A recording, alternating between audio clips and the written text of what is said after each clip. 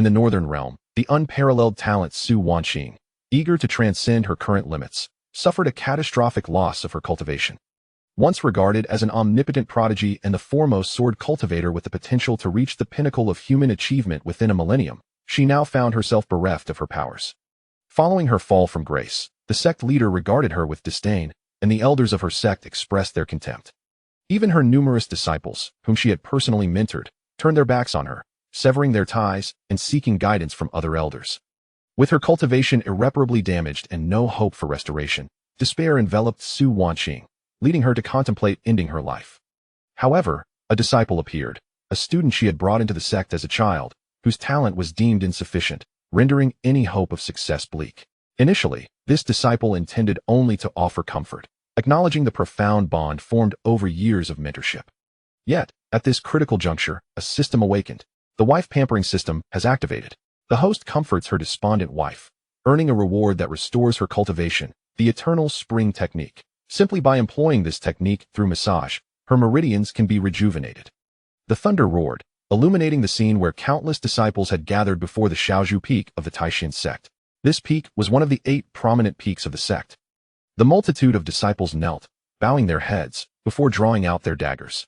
Their gaze was fixed upon a strikingly beautiful woman, drenched by the torrential rain, her complexion pale, Su Wanqing, the master of Shaozhu Peak. Master, this shall be the last time we address you as such. One voice rang out, resonant yet trembling, shaking Su Wanqing to her core. From this day forth, you are unfit to teach us. As she stared into the faces of her many disciples, a profound sense of loss and despair washed over her, mingled with a deep-seated unwillingness to accept her fate. A suffocating sensation enveloped her, rendering her breathless. Beside the kneeling disciples stood several elders of high cultivation, their hands clasped behind their backs, wearing expressions of indifference, untouched by the rain that seemed to part around them. Su Wanqing, you have lost your cultivation, the elder declared sternly. The sect granted you a month, yet there has been no progress in your path to recovery. The heavenly tribulation of the saints demands death upon failure. You were spared by divine mercy, but I have warned you, surviving is a miracle, yet you dare to aspire for restoration. The time limit has passed, and the disciples you once recruited are now unworthy of your teachings. With that, the foremost among the kneeling disciples, Su Wanqing's eldest disciple, rose with a bow. Master, the cultivation world respects strength above all. In our youth, we revered you as the most gifted sword practitioner of the Northern Realm, hence we entered the sect. Now, with your powers lost, you can no longer guide us. The sect leader, recognizing your past contributions, has graciously allowed you to retain your title as the master of Shaozhu Peak and pledged to care for you in your later years. However, we, still in our youth, are the sect's hopes for the future and must strive to ascend further. With the sect leader's directive, we must seek new mentors, and we apologize for this betrayal, echoed the sentiments of the other disciples. We regret this betrayal, Master, and hope you can forgive us. The elders smiled knowingly. Many talented disciples no longer require your guidance. Do not let your obsession tarnish our sect's future. Su Wanqing, if you agree today, we can part amicably, should you refuse. At that moment, the breathtaking woman trembled, her face ashen, void of color. Tears mingled with the rain as the reality of her disciples abandoning her sank in. Only one had shown concern for her plight, yet this was the harsh truth. As her disciples articulated, the cultivation world values strength above all.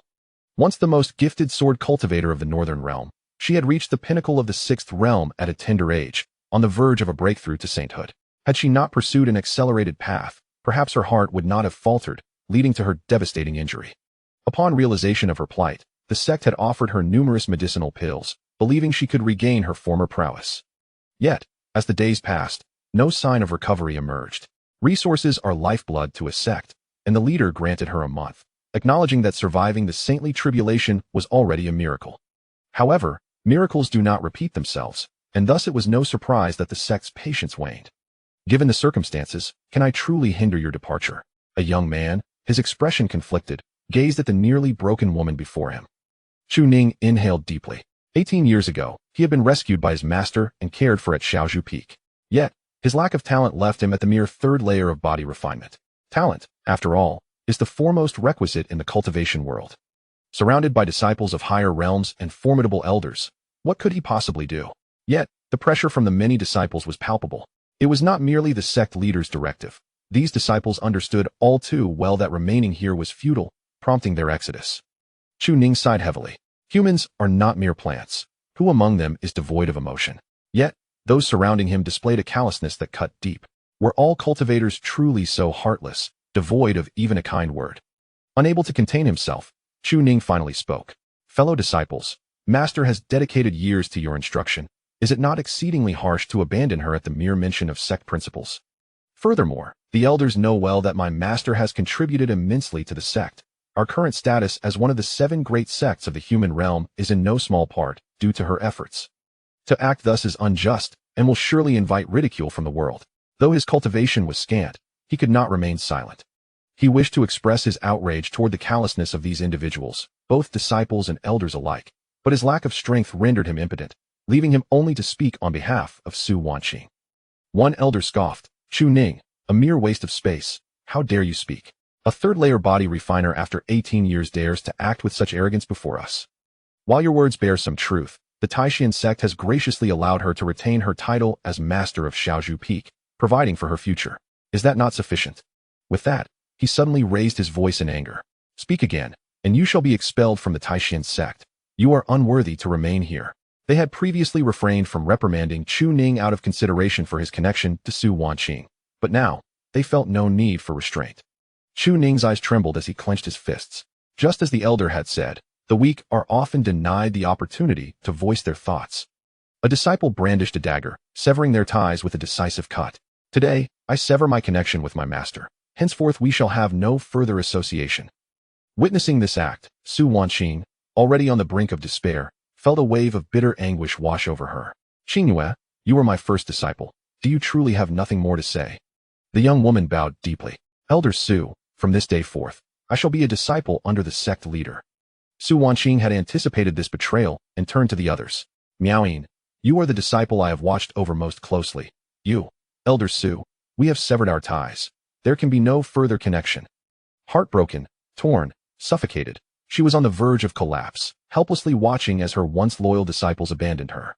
Meanwhile, the elders who received these disciples wore smiles of satisfaction. Thanks to Elder Su's teachings over the years, I have found a remarkable talent. Rest assured, being under my guidance will undoubtedly be far superior to remaining at Little Bamboo Peak. Gradually, the crowd dispersed, leaving only Chu Ning behind. Due to his inferior aptitude, he was overlooked by others, who did not wish to bear the burden of an additional liability like Su Wanqing. Meanwhile, Su Wanqing stood there, seemingly lost in thought. With her cultivation lost and her disciples gone, it felt as if everything had vanished. She had ruined everything. Yet, how could one witness the degeneration of their sect without experiencing such trials? At that moment, Chu Ning stepped forward and bowed respectfully. Master, please return to your quarters. It is likely harmful to your health at this time. Su Wanqing, devoid of any spirit, reflected on the futility of a mere reign. She gazed at her only remaining disciple, her emotions becoming increasingly intricate. If only Ninger possessed better aptitude, perhaps he would not have been left behind today. A bitter smile graced her lips as she produced a storage bag. Within are some spirit stones and my sword techniques. Ninger, seek your own path henceforth. She understood that without her cultivation, she could no longer qualify as a mentor to her disciples. Such was the nature of the cultivation world. Yet she was taken aback by the silence of her disciples, who once proclaimed their loyalty to the sect but never considered her feelings. Even a few words of comfort would have sufficed, but she recognized her own situation. Before her stood Chu Ning, whom she had discovered as a forsaken infant during her travels beyond the sect, and had since cared for. Over the years, though she had not been a parental figure, she had ensured he was well fed and sheltered, imparting her knowledge of cultivation. Every time she observed him, she felt a pang of frustration at his lackluster aptitude. Nevertheless, she was willing to offer Chu Ning an alternative path. As for herself, it seemed she had lost all value in living. Go, seek a better way forward. Even if the path of cultivation is bleak, with these resources, you can still live well. Chu Ning shook his head, taking a deep breath, and bowed deeply.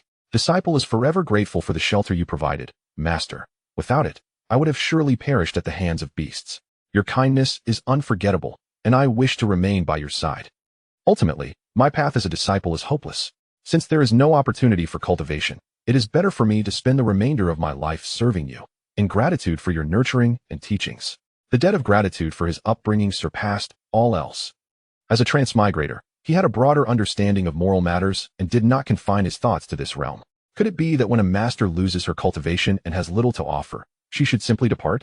Such is not the nature of the human heart, at least not for Chu Ning, who could not bear to see Su Wanqing alone. Upon hearing his words, a glimmer of warmth surged within Su Wanqing's heart, though her smile remained painfully bittersweet. Ninger, but in the future, I may not be able to protect Little Bamboo Peak. Continuing to follow me now would be of no benefit to your path. Without hesitation, Chu Ning replied, your immense kindness is unforgettable, master. I wish to remain by your side, regardless of wealth or poverty. At this, Su Wanqing could no longer contain herself and embraced her only disciple tightly. In her despair, other disciples had only feigned concern, questioning when she might regain her cultivation. Only this disciple had come to reassure her that recovery was possible, the sole one to encourage her. Now, the only one left was this least gifted disciple. How could this not touch the heart? Chu Ning paused momentarily but then spoke up. Master, as the saying goes, heaven does not close off all paths to man. Those who survive great tribulations will surely find blessings. In time, you will surely regain your cultivation and ascend to greatness again, while those fellow disciples may not have that fortune. Su Wanqing trembled at his words. Indeed, heaven does not close off all paths. Cultivators defy the heavens. Since she had not perished, other fortunes awaited her. She should not succumb to despair. Taking a deep breath, she realized that she had not wept until this moment, but her disciple's words reddened her eyes. Very well, Ninger, I understand. Rest assured, I will strive with all my might to reclaim my cultivation. I will not allow us to fall to the status of stray dogs. I will ensure these elders witness my resurgence. Chu Ning smiled, offering comfort. I believe in you, master. Time is cyclical. Do not underestimate the potential of a girl in her youth. Hearing this, Su Wanqing could not help but chuckle. What girl? Just as Chu Ning was about to say more, a sudden chime resonated in his mind. Host has comforted his despondent wife, alleviating her thoughts of self-harm. Reward, 1,000 contribution points. Pet wife system has been activated. Cherishing your wife will yield contribution points, which can be exchanged for various items. Please, host, indulge in your devotion to your wife, for this affection shall endure through millennia. At that moment, Chu Ning was taken aback. Another thunderous sound echoed. Was it an illusion? No, it was real, and before him appeared a system interface. Chapter 2. The system is the system. What on earth is this wife pampering system? For Chu Ning, the concept of a system was not difficult to comprehend. After all, he had been a reader in his previous life, exposed to numerous similar narratives. Initially, he thought that after being reborn due to a truck accident, he would be devoid of such a system. To his astonishment, it activated in his 18th year. The tomato deity does not deceive me. However, Chu Ning quickly came to a realization, his lips trembling in disbelief. What on earth is this? Pampering a wife? But this system? Chu Ning hesitated for a moment, almost losing his composure. What nonsense. Su Wanqing is his revered master, the one who nurtured him for 18 years. Although she possesses breathtaking beauty and an enchanting demeanor, every time he beheld her, it was only with respect. At this moment, his embrace was merely to alleviate her sorrow. You claim she is my wife. What comfort can be provided to a so-called wife? Is it not possible to comfort my master instead? Furthermore, upon activation of the system, why was it not a path to vengeance? For instance, why not grant him some unparalleled talent? Pampering a wife. This is utterly absurd. Yet, no matter how much Chu Ning was in turmoil, it could not alter the reality before him. After a brief contemplation, he sighed softly. In this moment, he held Su Wanqing in his arms, offering solace while his gaze was directed towards the system panel that others could not perceive. Wife pampering system. Bound object. Su Wanqing. Age. 112 years. Talent. Supreme celestial root. Cultivation. Peak of the 6th realm. Cultivation lost. Contribution points. 1,000 points. As he scrutinized the system's description, Chu Ning felt a twitch at the corner of his mouth. It seemed that upon activation, the system had bound them together the moment it sensed their embrace. My goodness. A wife pampering system. Chu Ning was filled with anguish, nearly on the verge of cursing. Su Wanqing had watched him grow up. He wished he could have recognized her as his mother. This system is truly unreasonable. Such an extraordinary existence should at least provide a glimpse into the actual circumstances. His master now had lost all cultivation and shattered her Tao heart. The only remaining disciple did not genuinely care for her, but rather coveted her. If she were to learn of this, she might very well fall into utter despair and take her own life. According to the system's prompts, she might indeed be contemplating self-destruction today, only prevented by Chu Ning's words. Host information. Chu Ning. Age.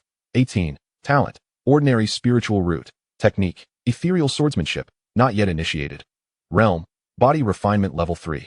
Binding the target object earns pampering contribution points, which can be used to purchase various items from the system mall across countless realms. Please endeavor to pamper your wife, host. Chu Ning remained silent for a long while. He had initially embraced Su Wanqing merely as a disciple offering comfort. However, due to the system's insinuation, his emotions became strangely complex. In every aspect, Su Wanqing was undeniably perfect, her figure exquisite, her temperament admirable. Moreover, in the pouring rain, devoid of cultivation, her garments were drenched. He could even feel the warmth and softness emanating from her. This figure nearly compelled him to slap himself. Goodness gracious! His thoughts had been perfectly normal, encapsulating the bond between a master and disciple, but once his mindset began to shift, it was akin to a runaway truck on a national highway. Impossible to rein in. At this moment, Su Wanqing, filled with confusion, released Chu Ning and inquired, "What just transpired?" Chu Ning turned his gaze towards Su Wanqing, yet his focus seemed to drift, inadvertently aiming directly at her chest. The system has deceived me, he thought, recalling the time when he had been a paragon of virtue. Taking a deep breath, he dared not utter a word regarding the system. Such matters were not to be disclosed. He could only let out a helpless sigh. "Master, given your current frail condition and the turmoil you have endured, it would be prudent to return to your chamber and avoid the rain that may further compromise your health."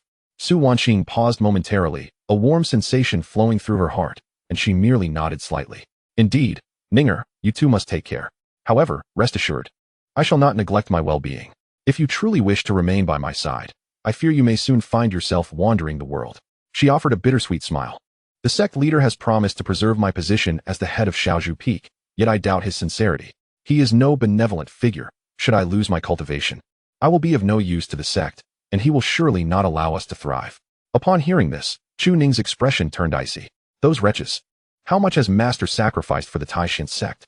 Not only do they seek to add insult to injury, but they will undoubtedly deny us any chance for survival in the future. "Fear not, Master. I will devote myself wholeheartedly to my cultivation and ensure that neither of us falls to such a dire fate. I shall also seek ways to restore your abilities." Su Wanqing, upon hearing his words, remained silent. If even Master cannot find a solution, how could I? Yet, she did not wish to undermine Chu Ning's goodwill, for he was her sole concern at present. Very well. She spoke little further and turned to return to her cave dwelling. Chu Ning, intending to follow suit, caught sight of her delicate form, drenched by the rain. Of course, his gaze was not fixated on his master's physique. He was not so base, though undeniably enticing. What he truly observed was the tremor of her body. As the elder had mentioned, after the saint's lightning tribulation, Master had lost her cultivation and could scarcely withstand the rain. At that moment, a chime resonated.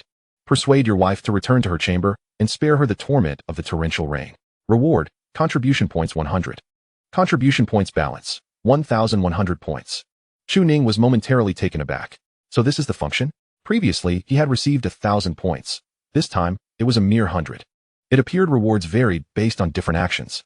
He decided to refrain from further complaints, acknowledging the system's impressive nature. Does this system grant contribution points for pampering one's wife, which can be exchanged for items? He pondered making a bowl of ginger soup. Yet, the peculiarities of this system baffled him. Is this truly the nature of a wife? Is this correct? He shrugged off his confusion and resolved to further investigate the system. A short while later, in the kitchen of Shaozhu Peak, Chu Ning gathered brown sugar and ginger chunks, simultaneously examining the system while preparing the ginger soup. The reward points can be exchanged for treasures from across myriad realms. Although skeptical, he opened the system's marketplace. Before him lay a dazzling array of cultivation techniques, those of the Emperor tier, the Immortal King tier, and the Supreme tier, all available. However, the prices seemed exorbitantly high. How many zeros are there? Let's count. 18 zeros. Is this even meant for a human to exchange? Moreover, is there a restriction on realms? Only allowing exchanges at the Great Emperor level? That seems rather exploitative. I cannot afford it. He possesses merely 1,000 contribution points. After perusing the extensive array of techniques, Chu Ning found it nearly impossible to locate one that suited him.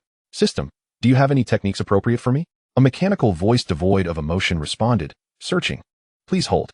Detection indicates the host's qualifications are exceedingly poor, and cultivation level is insufficient to practice the majority of techniques in the system's marketplace. Suitable technique identified. Devouring Heaven Demon Art. Devouring Heaven Demon Art, an unparalleled technique created by the ancient ferocious beast, Tao Tai, suitable for cultivators of any realm. This technique enhances one's abilities by consuming all things, while simultaneously refining one's innate qualities. Price, 1,000,000 contribution points. Detection reveals the host's novice status. As a first-time purchaser in the system's marketplace, you may select one item at a 99 discount. Price, 10,000 contribution points. Purchase unsuccessful, insufficient contribution points detected. Please engage in acts of adoration towards your wife to earn additional contribution points. Upon seeing this, Chu Ning hesitated. So the only technique suitable for me is this devouring heaven demon art, right? To consume all things and enhance my cultivation? It can even refine my innate qualities? What a terrifying technique. So I merely need to indulge, correct? I must acquire it. Enhancing my cultivation is the first step, absolutely non-negotiable. However, the acquisition of contribution points must come from his master, Su Wanqing. Adoring my wife. What nonsense. I regard my master as a maternal figure. Chu Ning sighed in resignation. The gap in contribution points is still too vast. Without them, I fear I cannot protect myself. Yet suddenly, Chu Ning had an epiphany. Is it possible that the system sells techniques from myriad realms that could aid in restoring my cultivation? Certainly not merely for the benefit of others. He wasn't foolish. But one must take advantage of the available resources. Although this analogy may not be entirely fitting, what if he purchased techniques from the system, utilized them on his master, thus earning contribution points, and continued this cycle? Enlightened by this strategy, Chu Ning immediately felt a surge of joy. System, please assist me in finding any techniques or elixirs that can restore cultivation. Ding. Searching. Item, Eternal Spring Elixir. Upon consumption, one can directly break through to the Celestial King realm and attain the Eternal Spring Body. Price, 10,000,000,000,000 contribution points. Chu Ning exclaimed. Do I look like someone capable of producing such contribution points? However, the system is exceedingly overpowered. It can provide Celestial King level elixirs. Chu Ning was utterly bewildered. I need something suitable, purchasable, and useful. The system took a moment to process and continued searching. Technique, Spring Eternal Hand. Spring Eternal Hand. A peculiar technique that bears no effect on oneself, but, when applied to others, may invigorate their limbs, accelerate the circulation of blood and energy, and potentially restore damaged spiritual veins. Creator's evaluation, a technique of no merit. Not even a dog would learn it. Price, 1 contribution point. Chu Ning was overjoyed. If even dogs wouldn't learn it, then I shall. This is precisely what I can utilize. Direct purchase, and the opportunity for self-selected discounts remains untapped. Otherwise, it would be a significant loss. Purchase skill, Changchun Hand. Assisting the host in cultivation, successful learning. In an instant, a plethora of knowledge surged into Chu Ning's mind. The intricacies of the human body's 7 channels and 8 meridians were seamlessly integrated. By pressing the appropriate acupoints, one could stimulate the essence of Changchun. What a treasure! Yet, how should she reasonably seek her master's assistance for a massage? After all, this technique seems to require hands-on guidance. Chu Ning found herself in a quandary once more. Venturing out at this hour might not be wise. What if her master were immersed in a bath? At this moment, the pot before her bubbled gently. The ginger soup had been prepared. Chapter 3. Cultivation breakthrough is acceptable, but master must first disrobe on Shaozhu Peak, within Su Wanqing's cave dwelling. At this moment, Su Wanqing was soaking in the warm waters of her bath. The previous water had been medicinal, used for body tempering. But now she could no longer endure the spiritual energy of those herbs, hence the switch to spiritual spring water. Su Wanqing's gaze was vacant, yet ignited by Chu Ning's words. 30 years east of the river, 30 years west of the river, a spark of determination rekindled within her heart. Throughout history, countless individuals have perished in the tribulations of saints. She once believed herself sufficiently gifted to overcome these trials, but her overconfidence proved her downfall. After a month of recovery and consuming various elixirs, she still could not condense spiritual energy. She was acutely aware of her dire circumstances. Her spiritual abode lay shattered, and the meridians that circulated her spiritual energy were also broken. This body was now a mere remnant, perhaps with little lifespan remaining. Not long ago, she had been a prodigious cultivator, potentially the fastest sword cultivator in the realm. Now, she found herself rendered useless, unable to even mobilize spiritual energy. Anger had been felt. Despair had been experienced. Leaning against the edge of the bath, she sensed the warmth of the spring water, consistently pondering the words of her only remaining disciple. Heaven does not entirely forsake mankind. It was because of this that despite Ninger's mediocre talent, she persevered in her daily training. She had never truly understood this feeling until now, and could genuinely appreciate the tenacity of Chu Ning's current state of mind. A disciple, indeed, possesses great potential, yet she felt powerless to elevate him further. Even this Shaozhu Peak, seemingly reserved for her by the sect, would undoubtedly require her return within a month or even half a year. With a deep sigh, there came a sudden knock at the cave door. Su Wanqing immediately became alert, donning her outer robe and grasping her sword. She was acutely aware of her striking beauty, Over the years, countless suitors had pursued her, including even the sect leader. However, her heart was solely devoted to the path of ascension and swordsmanship, harboring no desires for romantic entanglements. Now, having lost her cultivation, she feared someone might seize this opportunity to take advantage of her. The malevolence of human nature is truly appalling. She dared not relax, not for a moment. If anything were to transpire, she would rather perish than suffer indignity. At this moment, she even swallowed a pill, ready to end her life instantly should her opponent possess superior cultivation. The preservation of her innocence was far more precious than life itself. Master, have you rested? Your disciple has brewed a bowl of ginger soup for you. Outside the cave, Chu Ning stood with an umbrella before Su Wanqing's dwelling. To speak candidly, a nocturnal visit, especially at such a late hour, inevitably stirs suspicions in any individual. Although he harbored no ulterior motives, he felt compelled to contribute in some manner. Genuinely concerned for Su Wanqing's current state. Despite the system's somewhat troublesome nature, he still prided himself on being a gentleman. Before he could articulate much, the door to the cave abode slowly creaked open, revealing a dimly lit interior and a woman whose delicate form was scantily draped in an outer garment. She held a sword, her gaze vigilant. Chu Ning promptly averted his eyes, showcasing the bowl of ginger soup he had brought. It was only then that Su Wanqing breathed a sigh of relief. It's you, Ninger. Come in and speak. Chu Ning disowned her apprehension. Lacking any cultivation, she was merely a frail woman. He smiled, placing the umbrella at the entrance, and approached the table to set down the ginger soup, serving her a bowl. However, upon turning to face Su Wanqing with the bowl in hand, he found himself momentarily lost for focus. She wore a cerulean outer garment, the ties at her chest merely concealing the most crucial areas, her long, fair legs exquisitely exposed to the air, leaving Chu Ning parched with desire. Her damp hair cascaded down, still adorned with droplets of water, and her refined, three-dimensional features rendered her utterly captivating. It was only today that Chu Ning realized he might not be the gentleman he prided himself to be. Had he been born under more fortunate stars, he surely would have turned out to be a far less virtuous character. Nevertheless, he hastily redirected his gaze. Master, the ginger soup. Su Wanqing assessed it and felt reassured. If it's from my disciple, there is nothing to worry about. Discreetly expelling the elixir from her mouth. Encased in a medicinal garment that would dissolve only upon entering her stomach, there was indeed no cause for concern.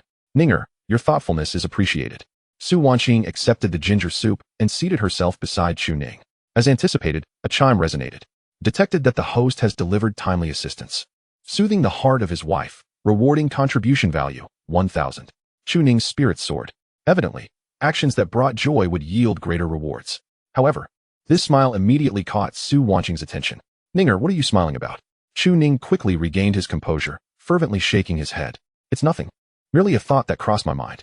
Su Wanqing sighed softly, continuing to sip her ginger soup. She did not believe her disciple would harm her. Hence she refrained from testing the concoction, having watched him grow. Why the sigh, master? Su Wanqing offered a bitter smile, her lovely eyes revealing a tinge of sorrow. In this day and age, is there not ample reason for lamentation? Chu Ning shook his head, addressing her earnestly. Master, though you may have lost your cultivation now, you have gained clarity regarding the true nature of your peers and the essence of those who pursue cultivation. From birth, you possessed unparalleled talent, illuminating both ancient and modern realms. At merely 7 years of age, you entered the Taishan sect, earning the title of prodigy. And your path of cultivation has been smooth, surrounded by the flattery of others. Forgive my impertinence, but a month ago, when you broke through to the pinnacle of the 6th realm, you were expected to stabilize your cultivation. Yet within the sect, regardless of the sect leader, elders, or disciples, all urged you to push for further breakthroughs. Your original intent, I believe, was to deepen your practice. But was it not their flattery that led to your distraction and subsequent failure? Now, witnessing these truths may not be without merit. The matter of cultivation may still allow for a return. Upon hearing this, Su Wanqing was momentarily taken aback, her gaze fixated intently upon Chu Ning's face. How is it that you possess such profound understanding, Ning? Chu Ning shook her head with a sigh. Though my talents may be limited, I have discerned much about human nature, envy in their smiles, derision behind their praises. Such is the nature of humanity. My experiences in the lower echelons of life have granted me this insight. Su Wanqing's expression grew increasingly complex. An 18-year-old disciple comprehends these truths. Yet why did she stubbornly persist in her former ways? As Chu Ning remarked, now that the veil has been lifted from her eyes, understanding the duality of human nature, perhaps a second chance would not be without merit. But can a teacher truly have a second chance? With unwavering resolve, Chu Ning replied, have you forgotten the essence of who you are, master? The person I know is not one who passively laments the heavens. Throughout history, how many sages have trodden a smooth path? You should reignite your spirit. If Taishian's sect cannot achieve this, I will accompany you on a journey across the realms. Even if it leads to my demise, at least I will have made an effort. If you abandon hope now, it will all be over. Su Wanqing felt a jolt in her heart. Yes, what was I like before? Even in the face of adversity and challenges, I never faltered. Yet now, the burden is too great for you to comprehend. However, Chu Ning's tone softened soon after, but I understand that my words can only serve as a fleeting motivation. They cannot solve the inherent problems. Having spent much time in the lower strata, even with your protection, I have faced disdain. I know all too well that those who wish to see you yield would revel in your despair, while they would disdain your resurgence in cultivation. Su Wanqing's spirit trembled. Indeed, her disciple understood this aspect far better than she did.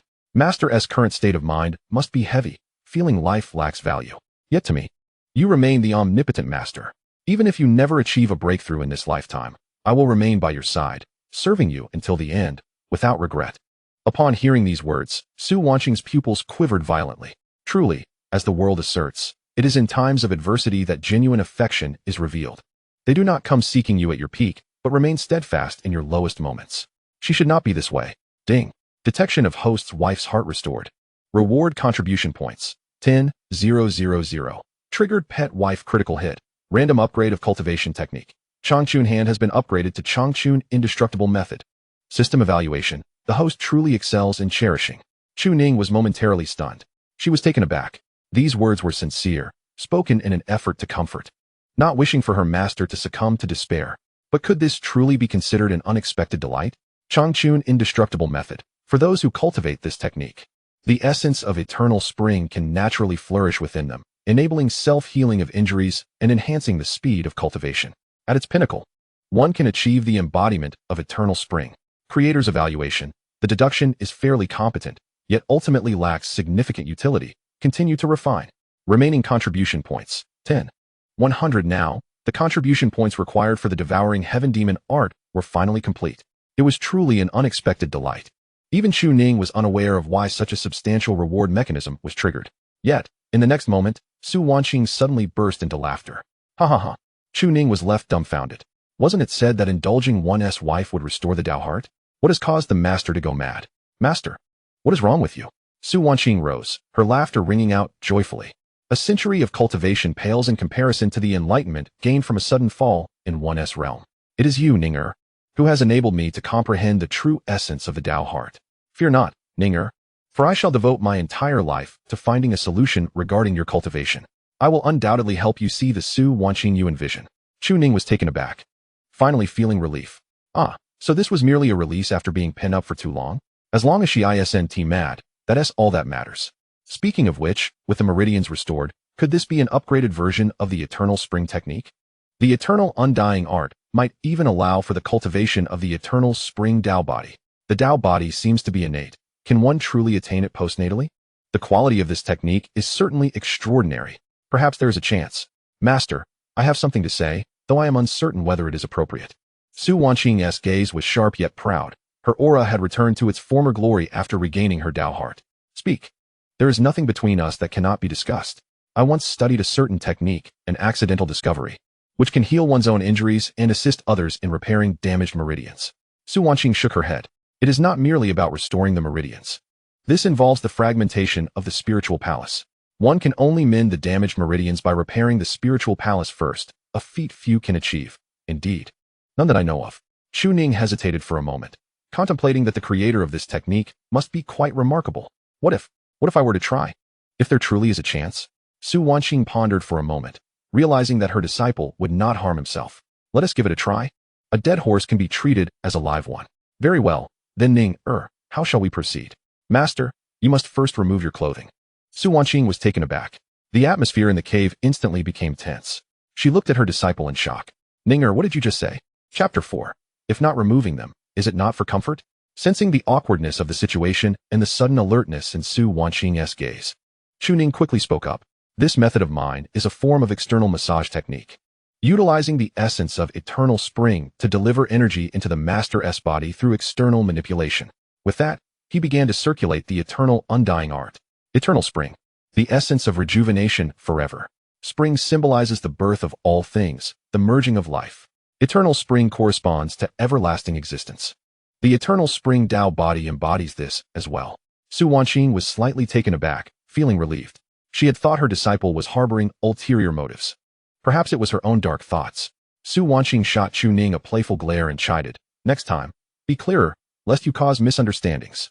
Chu Ning chuckled helplessly. After all, how could a master who has nurtured a disciple for so many years engage in such unscrupulous behavior? "Well, that is best. How should I proceed?" Chu Ning frankly replied, "Just leave it to me, master. There is no need for you to act personally." The more Su Wanqing listened, the more she felt something was amiss. How could her words incite such violent thoughts? After a brief hesitation, she finally consumed the last sip of ginger soup. She surveyed the essence of spring, which indeed flourished with signs of gentle revival. Prior to this moment, she had never encountered such a method of cultivation. "Ninger, how did you acquire this?" "I stumbled upon it by chance, but alas, it bears no efficacy in enhancing one's cultivation. It merely aids in healing injuries." Su Wanqing could not help but exclaim, "Even so, such capability is already formidable, though whether it holds true effectiveness remains uncertain." Chu Ning, sensing the urgency, quickly urged, "Master, please lie down. I shall attend to you at once." Su Wanqing's lips twitched. The more she listened, the more peculiar it felt, leaving her in a state of bewilderment. Yet, given her disciple's character and youthful age, it was likely driven by a fervent desire to assist her. Very well, but is it truly necessary to remove clothing? Yes. It would have no adverse effect. Su Wanqing was taken aback, furrowing her brow. "Then why insist on undressing me?" Chu Ning, puzzled, replied, "Isn't it customary to undress for a massage to ensure comfort? Isn't that the norm in such establishments?" Su Wanqing's lips began to twitch uncontrollably. My disciple truly ought to learn the art of conversation. Nevertheless, she harbored no reservations and laid herself upon the bed. After all, she had never witnessed such a technique before. Perhaps it might yield unexpected benefits. Chu Ning smiled and was about to approach when an unsettling thought struck her. Did I truly express myself correctly? My intentions were purely to assist, to try something new. Yet, she could not help but groan, realizing her words sounded exceedingly strange, especially under the current circumstances. Within the intricately decorated chamber, everything was exquisite, particularly the bed. The silk coverlet draped over a nearly flawless figure, with bare thighs exposed to the air, leaving one parched with desire. "I am genuinely here to assist, not to pursue anything untoward. Ninger, are you not yet ready?" "I am coming, master." Chu Ning immediately advanced. Su Wanqing, lying on the bed, felt quite odd. It was only because Chu Ning was still young and had grown up before her eyes that she understood the awkwardness of her words. Otherwise, she might have acted with more urgency. Now, standing beside Su Wanqing, Chu Ning's heart raced as she inhaled the intoxicating fragrance in the air, rendering her momentarily speechless. Observing the prolonged silence, Su Wanqing turned her head in confusion. She had trusted Chu Ning enough to allow her entry, for she felt indebted to her nurturing, believing she would not act inappropriately. Yet, at this moment, she perceived something amiss in Chu Ning's gaze. Indeed, even in a master-disciple relationship, the dynamics between men and women could feel rather strange. Su Wanqing took a deep breath and sighed. "Perhaps we should reconvene tomorrow. I am feeling somewhat fatigued." Chu Ning understood that if she did not act now, the opportunity would slip away. The mention of tomorrow was merely a cover for her reluctance. She too sensed the tension. No matter. At this moment, her mind was consumed by the image of the human meridian chart. The Changchun hand was a fundamental technique. While the Changchun immortal was an advanced cultivation method, healing still required the activation of the Changchun hand. With determination, she pressed her thumbs forcefully against Su Wanqing's back. With a soft hum, Su Wanqing could no longer contain herself, letting out a gentle sigh as her cheeks flushed. She turned to glare at Chu Ning, reminding him that they had agreed to continue tomorrow and that he should be gentler. Chu Ning said little, merely channeling the essence of everlasting spring, which soon manifested. He pressed down, guiding the energy through her meridians. The technique of the spring hand is meticulous. It begins with the opening of the meridians along the spine, applying pressure to key acupoints on either side, followed by a unified force from his palms, gradually transitioning from point to surface. This process opened the back meridians, allowing the essence of spring to flow into her body. Originally in pain, Su Wanqing unexpectedly felt a wave of soothing numbness spread throughout her being, rendering her almost powerless, as if she were destined to enjoy this sensation. While she felt no significant change within herself, it was evident that her disciple had indeed mastered something, as the massage techniques were commendably professional. Relishing this rare moment of relaxation, she merely turned her head to observe Chu Ning. "Ninger, if you are tired, you may rest." Your technique is commendable. Chu Ning remained silent, wholly focused on his practice. The back meridians had been successfully opened. At that moment, the essence of spring, which had enveloped Su Wanqing, suddenly stirred, as if it had found its guide, swiftly entering her body. This time, her cry was not one of pain, but rather a soft, pleasurable exhale. Su Wanqing lost control, her mind blank as the relief coursed through her back, her expression transforming into one of bliss. Even more astonishing was that a portion of her internal meridians began to fuse with the essence of spring, resulting in a form of condensation. While the spiritual abode remained unformed, the meridians had indeed coalesced, albeit in a minuscule segment, merely a meter in the span of 100 kilometers.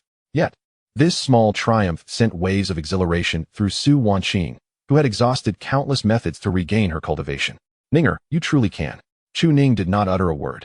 Focused entirely on his task, his cultivation was low, and pushing the spring hand and coalescing the essence of spring was already his limit. He could not afford to be distracted. In fact, he barely registered Su Wanqing's intermittent sighs of pleasure. The essence of spring was indeed continuously mending within her, albeit sporadically. But she was witnessing tangible results, nearly moved to tears by the joy of her achievement. She truly had a chance to rebuild her cultivation, and when the time came, she would ensure that those who looked down upon her would see her true potential. She was not a failure, nor was her disciple deserving of such a label. Suddenly, Chu Ning collapsed, his body draping over Su Wanqing. She froze, her expression shifting dramatically. Hadn't they agreed only to restore her cultivation? In the stillness of the night, within the confines of the cave, a lone man and woman were left together. Indeed, even as a disciple, she found herself at a loss for how to proceed. Did his actions imply a hidden desire? Yet his words had previously conveyed concern, and despite her desperate cries moments ago, he had shown no reaction. But now, she sensed something different. Was her disciple merely exhausted?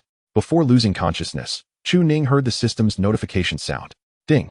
Assist your wife in restoring her cultivation. Progress 01.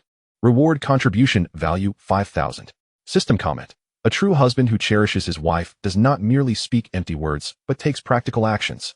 Triggered system critical reward, enhancing aptitude once, and has elevated spiritual root quality to medium grade. Chu Ning was utterly overwhelmed. In that moment, he lost control and fainted. Damn. This thing is indeed quite taxing on the body. At that moment, sensing that her disciple did not harbor ill intentions, but had instead fainted, Su Wanqing immediately rose to check on him. Cradling her disciple, she took his pulse and, upon ascertaining his condition, finally felt a wave of relief. He was safe. He was merely exhausted. Her gaze turned complex as she looked at the disciple in her arms. His methods were indeed effective, but he had pushed himself to the point of unconsciousness.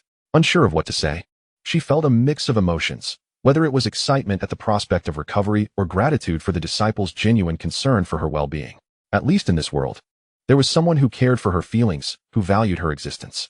Foolish child, Su Wanqing's eyes softened as she gently stroked Chu Ning's head, slowly embracing him. Next time, do not be so foolish. Your master is very happy. Let us rest here for today. Chapter 5. Just lying down can truly restore. Initially, Su Wanqing held little apprehension towards Chu Ning. However, she soon realized that with her current loss of cultivation, her foremost concern was safeguarding her own integrity. Within the sect, the elders were duplicitous, praising you at your peak and ridiculing you in your decline.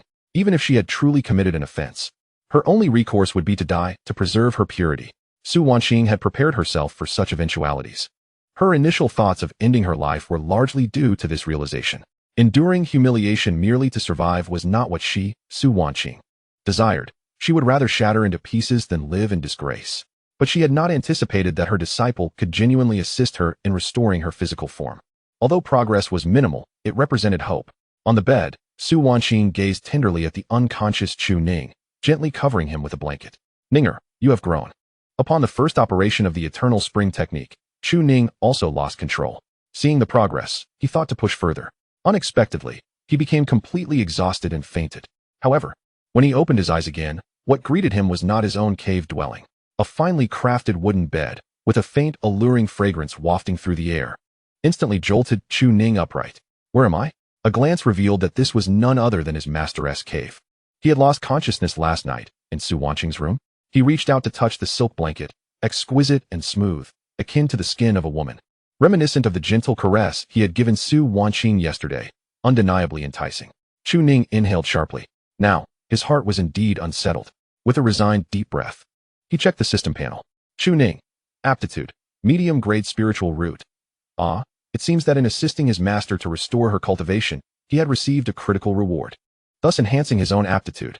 The system is indeed flawed. Cultivation level, 4th layer of body refinement. Upon seeing his cultivation level, Chu Ning was momentarily stunned. It must be the enhancement brought about by the operation of the everlasting spring technique, right? This technique is truly remarkable. With diligent practice, one can achieve mastery and attain the eternal spring Tao body. His master, Su Wanqing, possesses the heavenly Tao sword bone, categorized as an innate Tao body. And after a century of cultivation, she is set to ascend to the saint realm, an undeniable prodigy. I have never heard of anyone achieving a Tao body through acquired cultivation. The technique is indeed extraordinary. Remaining contribution points, 16,000. Chu Ning was taken aback at this revelation, but soon a smile blossomed on his face. Would you like to expend 10,000 contribution points to exchange for the devouring demon art? Without hesitation, Chu Ning agreed. Exchange successful. Devouring demon art, a technique derived from the ancient ferocious beast, Tao Tai, allowing practitioners to enhance their cultivation by consuming all things, even cleansing and enhancing their innate talents. To consume all spiritual energy, spirit stones, vital essence, living beings, even humans. Chu Ning's gaze sharpened, revealing a hint of ferocity. The cultivation world is indeed a predator's domain. It may not appear overtly sanguinary, yet it is far more ruthless than actual cannibalism. Even if he were to absorb the vital essence of humans in the future, what is there to fear? Countless words were being imprinted in his mind. The system's status bar underwent a transformation. Technique, everlasting spring technique, cultivation progress, 1st layer entry, devouring demon art, misty sword technique, not yet initiated. It seems that the devouring demon art does not have the conventional cultivation progress like other techniques. It does not conflict with the everlasting spring or the misty sword technique. His heart surged with excitement. Merely reading the introduction to this technique nearly made him leap with joy, and at this moment, he had already grasped it entirely. Let us give it a try. Activating the devouring demon art, Chu Ning's eyes were enveloped in a crimson hue. He took out the spirit stones. He possessed only a few hundred low-grade spirit stones. As his poor aptitude had slowed the refinement process, these had been accumulated over the years. In the next moment, Chu Ning devoured all the spirit stones, leaving not a trace behind. The might of the devouring demon art lies in its ability to directly refine and utilize the absorbed energy for cultivation. Chu Ning's cultivation soared. In an instant, his aura escalated step by step. 5th layer of body refinement, 6th layer, 7th layer, 8th layer, 9th layer. He felt the connection with the spiritual energy of heaven and earth manifest within his physical form. The 1st realm of the cultivation path, spiritual mobility. The 9th layer of body refinement, which ordinary cultivators would take decades to achieve, was now effortlessly surpassed. This technique is extraordinarily domineering. Just as Chu Ning was about to revel in his success, a wave of nausea surged within him, and he tasted blood rising in his throat. Spitting out a mouthful of fresh blood, he endured immense internal agony. The swift breakthrough in cultivation was too much for his organs to bear. Yet, it mattered not. Everlasting spring. Within the cave, the aura of spring was vibrant. Chu Ning closed his eyes in meditation, sitting cross-legged to recuperate. That was the restorative essence capable of mending damaged spiritual meridians. His ruptured organs were hardly a concern. When Chu Ning opened his eyes once more, he felt as though the world before him had transformed dramatically. Inside the cave, the spiritual energy was extraordinarily dense, far beyond what Chu Ning had previously discerned. Yet, Zai's Hufeng is one of the 8 peaks of the Taishan sect, renowned for its abundant spiritual energy. Thus, Master Su Wanqing expressed her belief that this place would inevitably be seized. However, that will not occur again. Chu Ning. Age, 18. Cultivation, 1st realm spiritual movement, progress, 15. Technique, everlasting spring technique, progress, 1st layer. Devouring heaven demon art, ethereal sword technique. Furthermore, it seems that due to practicing the demonic art, his physical strength is unlike that of ordinary individuals. The massage he would provide for his master this time would certainly not mirror the previous one. But where's master? Chu Ning casually wiped away the bloodstains, feeling refreshed at this moment, and was about to call for his master to give him a massage. Just then, the cave door slowly creaked open. A woman clad in azure robes, possessing an otherworldly beauty and a graceful demeanor, entered. Upon seeing Chu Ning, her gaze instantly softened, adorned with a smile. Ninger, you've awakened? Yet, she quickly noticed certain reactions from Chu Ning. Her face flushed slightly, and she discreetly averted her gaze. It is quite natural for a man in the morning. Chu Ning sensed this immediately and hastily covered himself with a blanket, offering an awkward smile. Master, I might have been too fatigued yesterday and accidentally fell asleep. Su Wanqing shook her head and presented a pill from her hand. Stepping forward to hand it to Chu Ning, I went to the pill peak and obtained a spirit concentration pill for you. Your spiritual essence has been severely depleted. Take it. Chu Ning was momentarily taken aback. Just one? Surely, Master must have exchanged her own resources for this. In the current Taishan sect, who would still consider Master's reputation? Chu Ning raised his head, slowly parting his lips, for the medicine was already at his mouth. Su Wanqing hesitated, her eyes narrowing slightly. The woman pursed her lips, but ultimately placed the pill into Chu Ning's mouth. Considering the extent of your exhaustion, you really cannot even lift a finger? Noticing the unusual expression in Su Wanqing's eyes, which hinted at a playful reproach, Chu Ning belatedly realized. No, I thought Master was going to feed me. After swallowing the pill, Chu Ning felt a mixture of indignation and grief. Yet, it was not appropriate to voice his feelings. It was a mutual understanding, and since Master had already fed him, how could he appear ungrateful? Nevertheless, the fact that Master truly fed him was astonishing. Soon, waves of spiritual energy surged within him, nourishing his physique and replenishing his spirit. It seemed that Master had exchanged a considerable amount of resources for this. His gaze fell upon Su Wanqing, who also sensed something was amiss, and hastily smiled to shift the topic. Ninger, that technique is indeed quite remarkable. I can genuinely feel the recovery. Chu Ning shook his head. Master, the current recovery rate is still insufficient. I have already reached the first realm. I can assist you in recovering more. However, I implore you to allocate some resources for me. The higher my cultivation, the more I can achieve. Su Wanqing bore no objections to this notion. She had watched Chu Ning grow since he was a child.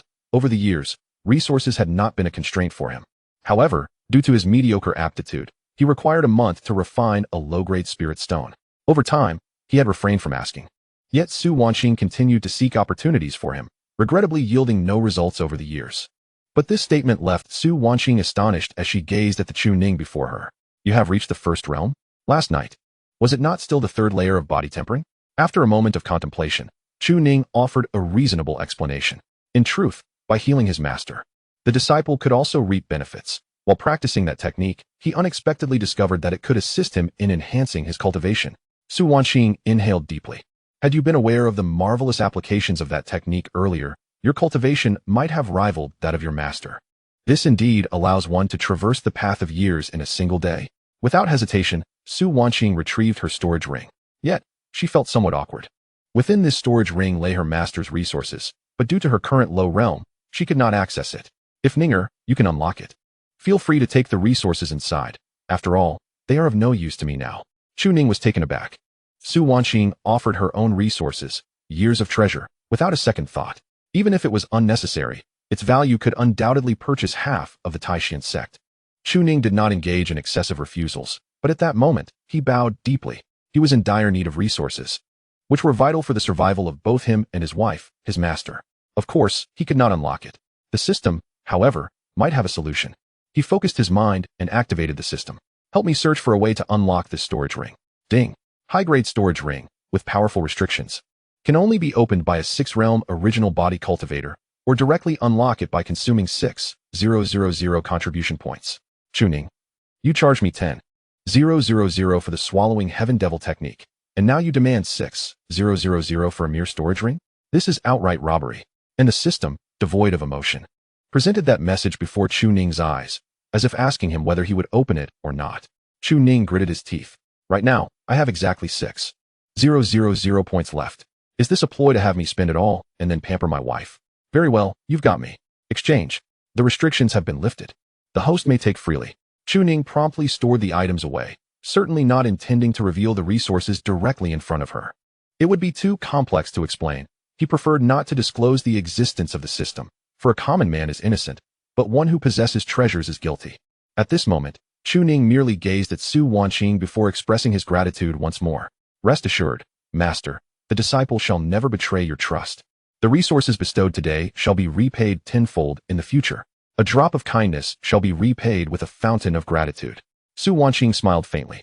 Although I cannot find a method to restore my meridians, you can accomplish it with ease. Even as an exchange, I am willing to give it to you. Moreover, since you require it now and can make use of it, what harm is there in providing it to you? Seeing that you now have hope in your cultivation brings me great comfort. Chu Ning nodded, saying little more. The disciple currently stands at the first realm. Yet I can continue to assist my master in restoring her cultivation. Master, please lie down. I am about to begin. Su Wanqing could no longer contain herself. Her face flushed as she tugged at Chu Ning's ear. Were you saying this intentionally, or was it a slip of the tongue? Do you think your master cannot discern the frivolity in your words? What do you mean by lie down and begin? Such words are hardly befitting a disciple addressing their master. But Chu Ning appeared utterly bewildered. If not lying down, then should I stand? Standing was not an impossibility. However, what the master had said was quite the contrary. Just as Su Wanqing was about to offer her explanation, she suddenly heard a commotion outside the door. Elder Su, I am your disciple, Wang Tianyi, come to pay my respects.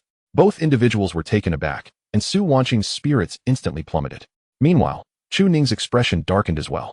Wang Tianyi, the youngest disciple of Su Wanqing, had only been initiated for a year, yet had swiftly entered the realm of mastery. Last night, he too had severed ties with those disciples. To Chu Ning, those who were ungrateful were deserving of death. Master, please hold on. I shall handle this matter.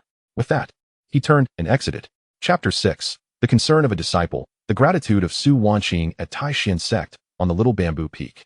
The area was adorned with lush green bamboo, with mountains stretching high and clouds vast. Its name derived from the scenic clusters of small bamboo.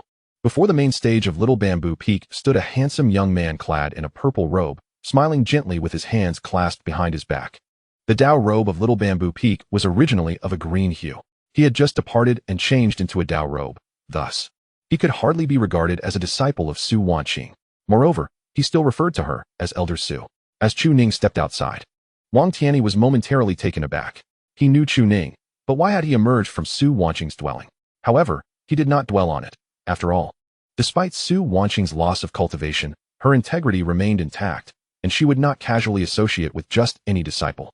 Although he was the youngest disciple of Su Wanqing and should call Chu Ning senior brother, he was already 20 years of age. He had harbored a long-standing resentment towards Chu Ning. Why should someone like Chu Ning, who possessed no aptitude for cultivation, gain entry into Little Bamboo Peak and become Su Wanqing's disciple, while many senior brothers and sisters dared not voice their discontent, only mocking him in secret? Chu Ning was an orphan rescued by Su Wanqing, and after years of nurturing, he had acquired such privilege. He had access to resources in abundance, yet, possessing self-awareness. He had not taken much, as he could not refine it himself. Envy and jealousy brewed within him, but at that moment, only disdain lingered. Su Wanqing was now a cripple. No one could protect Chu Ning any longer. As he beheld the approaching figure clad in green, Wang Tianyi smiled faintly. Chu Ning, is Elder Su not present? Chu Ning approached with a stoic expression, uttering not a single word. Observing this, Wang Tianyi grew weary of pretense. It seems she has become too timid to face anyone. Thus, I shall be direct. My master, Zhao Feng, is willing to offer 30,000 spirit stones annually to rent the land of Little Bamboo Peak for cultivation. Little Bamboo Peak was the most spiritually enriched area of Taishan Sect. Even though Su Wanqing was now incapacitated, no one dared to openly seize Little Bamboo Peak. Su Wanqing's contributions to the sect were well known throughout the realm. To betray her now would invite scorn from the world and disgrace from other sections. However, refraining from betrayal did not imply they could not employ other means, as long as they maintained their facade. At this moment, a smile graced Wang Tianyi's face. He is somewhat acquainted with Su Wanqing. He himself has stated that he is relatively easy to negotiate with, especially since Su Wanqing has lost all her cultivation and undoubtedly realizes that taking the spirit stones would be most beneficial for her. Chu Ning, did you hear that? Hurry and inform Elder Su, and do so swiftly. Suddenly, a fierce kick struck Wang Tian's face. A powerful blow infused with the demonic energy of the swallowing heaven devil technique. He spat out a mouthful of blood and fell to his knees. Chu Ning's expression darkened. Without hesitation, he curled his fingers into a claw and pressed Wang Tian's head down forcefully against the ground. In an instant, blood erupted from his head. Though they were both in the same realm, Wang Tian had barely completed the 9th layer of body refinement, while Chu Ning had already mastered the strength of the 9th layer, augmented by his foundational techniques. How could this man possibly contend with him? Fear and shock intertwined. A crippled individual had rendered him nearly immobile. Wang Tian cried out in terror, Chu Ning, what are you doing? Do you believe I won't summon my master to slay you? Chu Ning paused momentarily, then sneered, pressing his foot down on Wang Tian's head. Junior brother Wang, have you forgotten that even if you have changed teachers, you must still refer to me as senior brother? Calling me by my name directly is hardly respectful. What should you call me? As intense pain coursed through him, Wang Tian howled, yet he refused to plead for mercy. My master is at the peak of the 6th realm. Now that Su Wanqing has lost her power, she cannot protect you. If you dare to kill me, you will all perish." Upon hearing this, Chu Ning chuckled mockingly at Wang Tian. "Oh, let me ask you, why hasn't your master Zhao Feng come himself? Why has he sent you to usurp my territory at Shaozhu Peak? This territory now belongs to them. At the very least, they are a reputable sect. They would not dare to act so swiftly. Everyone has their eyes on Shaozhu Peak, coveting its spiritual energy. Yet they all maintain the facade of righteous individuals and do not dare to act." Wang Tian, however, was completely oblivious to this reasoning. He merely smiled coldly, even as he struggled in vain. "Fine. You, Chu Ning, have hidden yourself well. I did not expect you to be at the first realm. I underestimated you. But do not regret this." With that, he produced the elder's token and shouted for help. "Master, I am being bullied. Come save me." Yet, at that moment, there was no response, only silence and Chu Ning's derisive laughter. "Fool, the sect leader is watching, the elders are watching, and even outsiders are observing. The outside world is keen to see how Taishian's sect treats Su Wanqing, this worthless individual, and how they deal with someone who has lost their abilities after being once esteemed. If the handling is poor, it could serve as a justification for other sects to strike." The other elders were also watching, gauging Su Wanqing's intentions, but unexpectedly, it was Chu Ning who emerged. If Su Wanqing showed even the slightest inclination, they would undoubtedly rush to compete. Such is human nature, and the sect leader is surely observing as well, considering when and for what reason to collect and to whom to hand it over. Though they may be in dire straits now, their reputation still holds weight. Who would dare act brazenly? Chu Ning remained silent, his expression grim as he fixed his gaze upon Wang Tian, who lay there like a lifeless dog. "Where is your master? Come, let me see him." In an instant, sensing the murderous intent, Wang Tian could no longer maintain his composure. His master had not arrived. How could that be? Clearly, during the morning's discussion, it was indicated that he would intervene. Why had it come to this? Yet the pressure bearing down on his head intensified, nearly overwhelming him. "Senior brother Chu, I beseech you to spare me." Chu Ning let out a cold laugh, then delivered a forceful kick to Wang Tian's face, rendering him unconscious. A mere disciple of Su Wanqing, he was the first to instigate trouble. Did he truly believe that he and his mother could be bullied? As long as righteousness prevailed, they would not dare to act brazenly, even if they did. He was confident in his ability to take Su Wanqing away. At this moment, Chu Ning raised his head and called out into the emptiness. "My master has contributed immensely to the Taishian sect. Which elder dares to claim they have done more than my master?" The sect leader had already spoken. Willing to preserve his master's position as the head of the Shaozhu Peak, he urged the elders to keep their subordinates in check, warning that any who dared to provoke trouble would first have to face him. Chu Ning. Ding. Protecting a distressed wife rewards you with 5,000 contribution points. System evaluation. Your audacity is truly remarkable. Your devotion to your wife is unparalleled. Hearing the system's remarks, Chu Ning couldn't help but twitch his lips. It was not that he was particularly bold. Had he not uttered those words, the trouble would have only escalated. He had no choice but to be somewhat fearless. For even a righteous sect would not act so ruthlessly. The unconscious body of Wang Tian was dragged away by some unseen force. Chu Ning turned to see Su Wanqing, lost in thought, gazing intently at him from the entrance of her cave dwelling, and a smile spread across his face. "Master, the trouble has been resolved. Your disciple has taken care of it. You bore the burden for me before, now it is my turn." With that, he bowed respectfully. At this moment, he did not dare approach Su Wanqing's cave any closer, as he was certain someone was watching from the heights, and he feared that would tarnish his master's reputation. "I shall return later. I need to cultivate first. I will go ahead with my training. Master, please rest for now, and I will come back later." Su Wanqing was taken aback for a long while before a smile finally graced her face. In her time of distress, she found solace in Chu Ning. Warmth filled her heart, and joy sparkled in her eyes as she gazed at his retreating figure, whispering softly, "Thank you, Ninger." Chapter 7. After we have dined. May you continue to assist me in restoring my cultivation? Once renowned across the realm as the youngest pinnacle swordsman of the 6th stage, she was held in high esteem by all who beheld her. Yet now, time had passed, and her cultivation was lost, leaving her feeling as forsaken as a blade of grass in the wind. Su Wanqing's heart was in turmoil and despair, for she had tried and found no opportunity. Yet unexpectedly, she discovered hope in Chu Ning. His cultivation could be restored. Moreover, she was now protected by a disciple like Chu Ning. Her heart was filled with countless sentiments, genuine emotions flowing forth. If she could reclaim her cultivation, she would willingly fight to the death for her disciple. At this moment, within Chu Ning's cave, the contribution points refreshed once more. The balance of contribution points stands at 5,000. These points hold significant importance. However, a thought struck Chu Ning. Assist me in exchanging for 2 talismans that allow for immediate escape. They merely need to exempt me from the pursuit of saint-level cultivators. No need for anything extravagant. Ding. 2 void talisman have been exchanged for the host. Utilizing this talisman allows for teleportation up to 100,000 miles away, free from any control, obstruction, or harm during the process. Contribution points consumed, 2,000. Contribution points balance, 4,000, with 2,000 contribution points spent. He acquired a teleportation tool that bolsters his defense and serves as a safeguard. Presently, there are matters to attend to within the Taishan sect. This endeavor is not solely for Su Wanqing. It is equally for himself. He accepted the talismans, intending to later present one to Su Wanqing. At this moment, Chu Ning also retrieved the storage ring gifted to him by Su Wanqing. The ring now bore no restrictions of spiritual consciousness, allowing him to freely extract its treasures. As he delved within, he was taken aback. The quantity of spirit stones alone exceeded several million. An array of pills, herbs, armor, and magical artifacts dazzled his eyes. It nearly caused his jaw to drop. Su Wanqing truly bestowed such riches upon him. With these resources, Su Wanqing could indeed lead a prosperous life in the future. What he needed most at this moment was precisely this.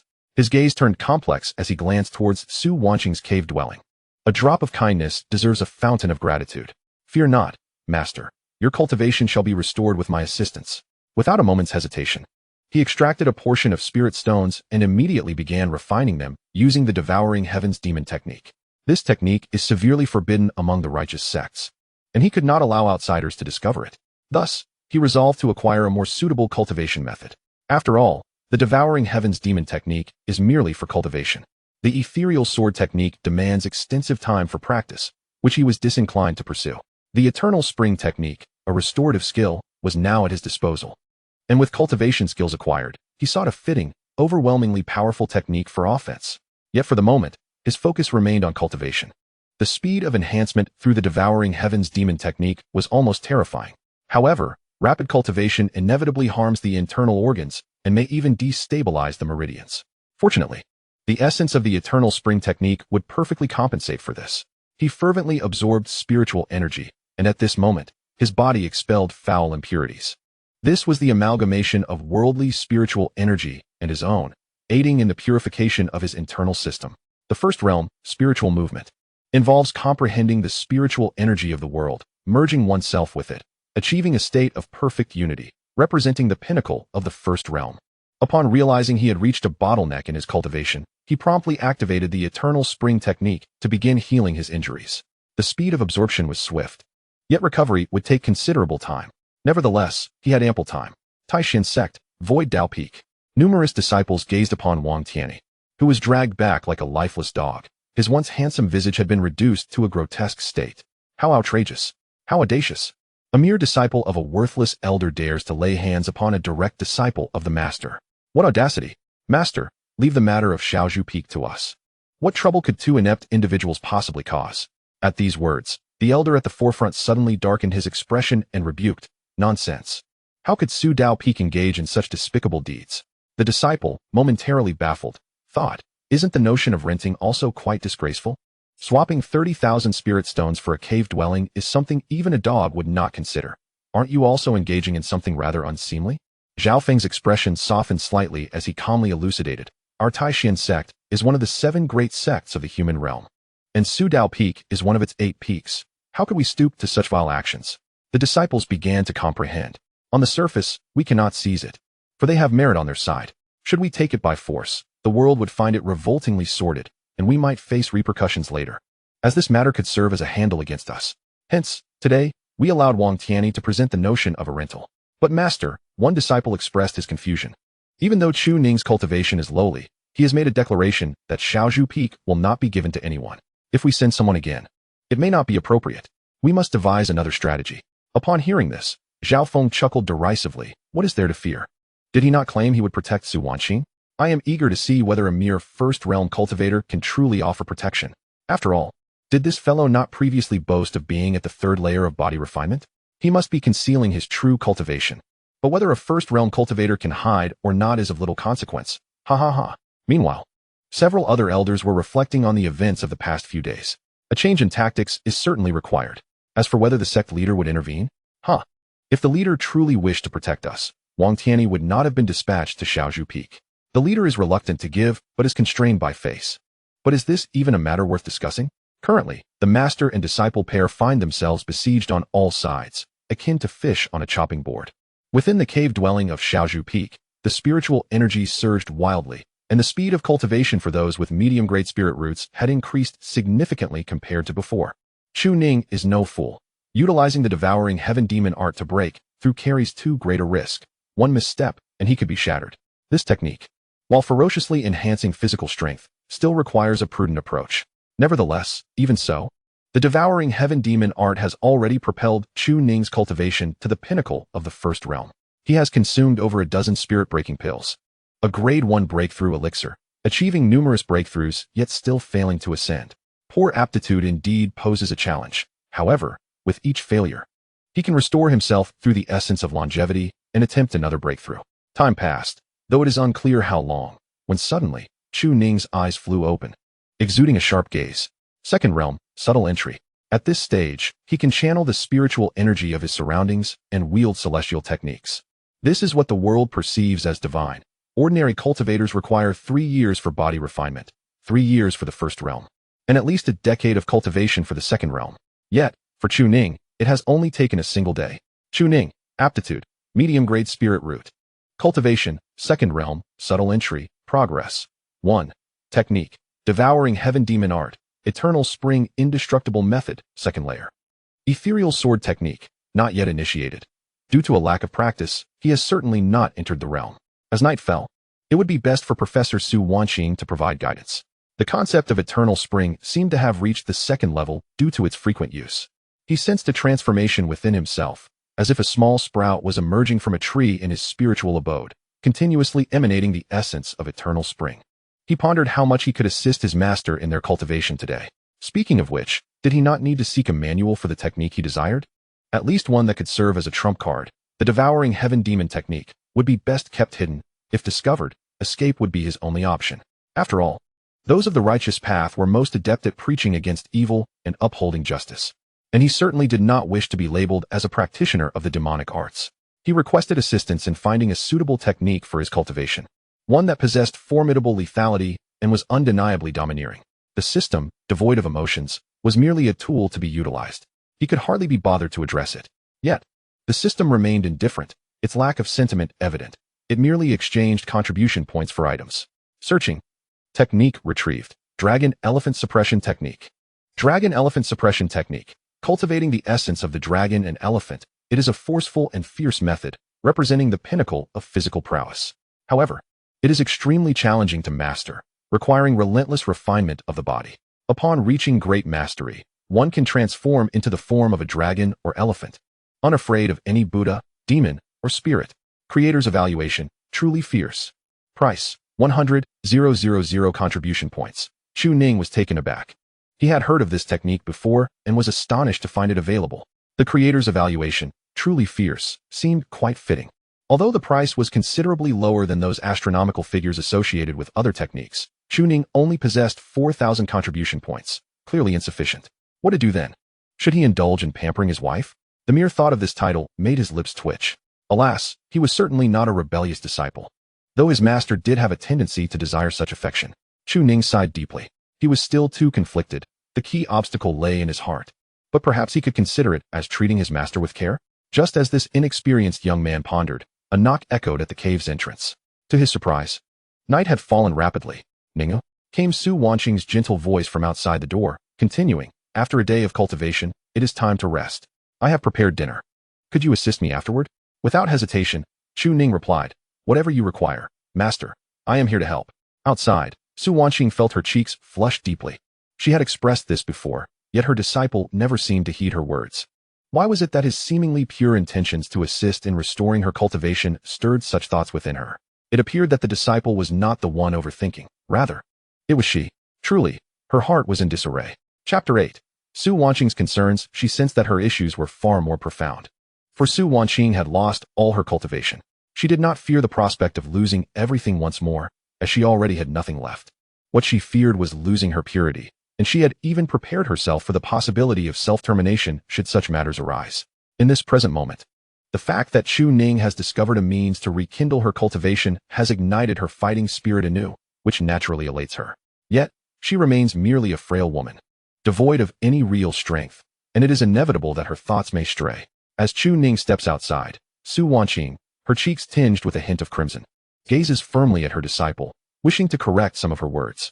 However, upon meeting the disciple's sincere eyes, brimming with respect, she finds herself taken aback. Master can even cook? Just when I was hungry. Thank you, Master. The disciple's expression is so genuine, so flawless, that Su Wanqing wonders if she has been overly suspicious. A sigh escapes her heart. The disciple harbors no ulterior motives, yet it is she who has overthought, truly a sign of her own inner turmoil. Suddenly, she perceives a shift in Chu Ning's aura, seemingly more formidable than before. Has her realm indeed elevated? Unable to restrain her curiosity, Su Wanqing inquires, Ninger, has your cultivation reached the second realm? Chu Ning, maintaining her composure, glances at Su Wanqing with a smile and softly replies, it would be unwise to alarm the snake. Su Wanqing is taken aback. Could it truly be so? The disciple, whose aptitude is not lacking, has unexpectedly advanced her realm in quick succession today. Chu Ning continues, smiling. Those from the Taishin sect will undoubtedly employ other means to annex Shaozhou Peak and even exert pressure on both of us. Therefore, my utmost priority is to enhance my cultivation, so it is best to keep this concealed. It is akin to playing the fool to catch the wise. After all, who cannot play such a role? They believe I am at the third level of body refinement, but I am merely at the first realm. They think I am at the first realm. What if I am actually at the third? The disparity in information will render their plans futile, allowing me to buy time, improve my cultivation, and protect Shaozhou Peak along with Su Wanqing. At this moment, his expression grows solemn as he gazes intently at the world before him. Beneath the night sky, the tranquil Shaozhou Peak, adorned with lush green bamboo, exudes an enchanting serenity. The rustling of bamboo leaves creates a soothing symphony, enveloping everything in profound silence, a balm for the spirit. Su Wanqing suddenly comprehends, choosing not to voice her understanding. Could it be that the shackles of her cultivation have finally been shattered after 18 long years, leading to this enlightenment? Such occurrences are not unheard of. Yet what thoughts occupy the disciple's mind at this moment? Su Wanqing gazes at Chu Ning before her, still reeling in shock, yet she remains silent. Suddenly, Chu Ning cannot help but express her feelings. I grew up on Shaozhou Peak, witnessing my master continuously breaking through realms, truly deserving the title of prodigy. Yet, I never imagined that my master would find herself in such a plight. Nor did I foresee that my long-resided Shaozhou Peak would now catch the attention of others, with the sect leader even tacitly approving. The transformation of circumstances has led to such a disheartening state. Su Wanqing freezes for a moment, a bittersweet smile gracing her lips. This is entirely due to a deficiency in the master-disciple bond, resulting in my lost cultivation. Had I entered seclusion to cultivate, such a situation would not have arisen. Chu Ning shakes her head. The world is ever-changing, and so are human hearts. This is but a trial from the heavens for my master, intended to forge a stronger resolve. Now that your cultivation can be restored, is this not a testament to that very truth? Upon hearing these words, a flicker of realization dawns on Su Wanqing's face. Indeed, the loss of cultivation has unveiled the true nature of humanity and the path to enlightenment. Now, there exists an opportunity for restoration. Chu Ning remarked, when the heavens bestow a great responsibility upon an individual, they must first temper their will, toil their sinews, starve their flesh, and strip them of comforts, thereby stirring their hearts and fortifying their spirits, enhancing their capabilities beyond what they believe possible.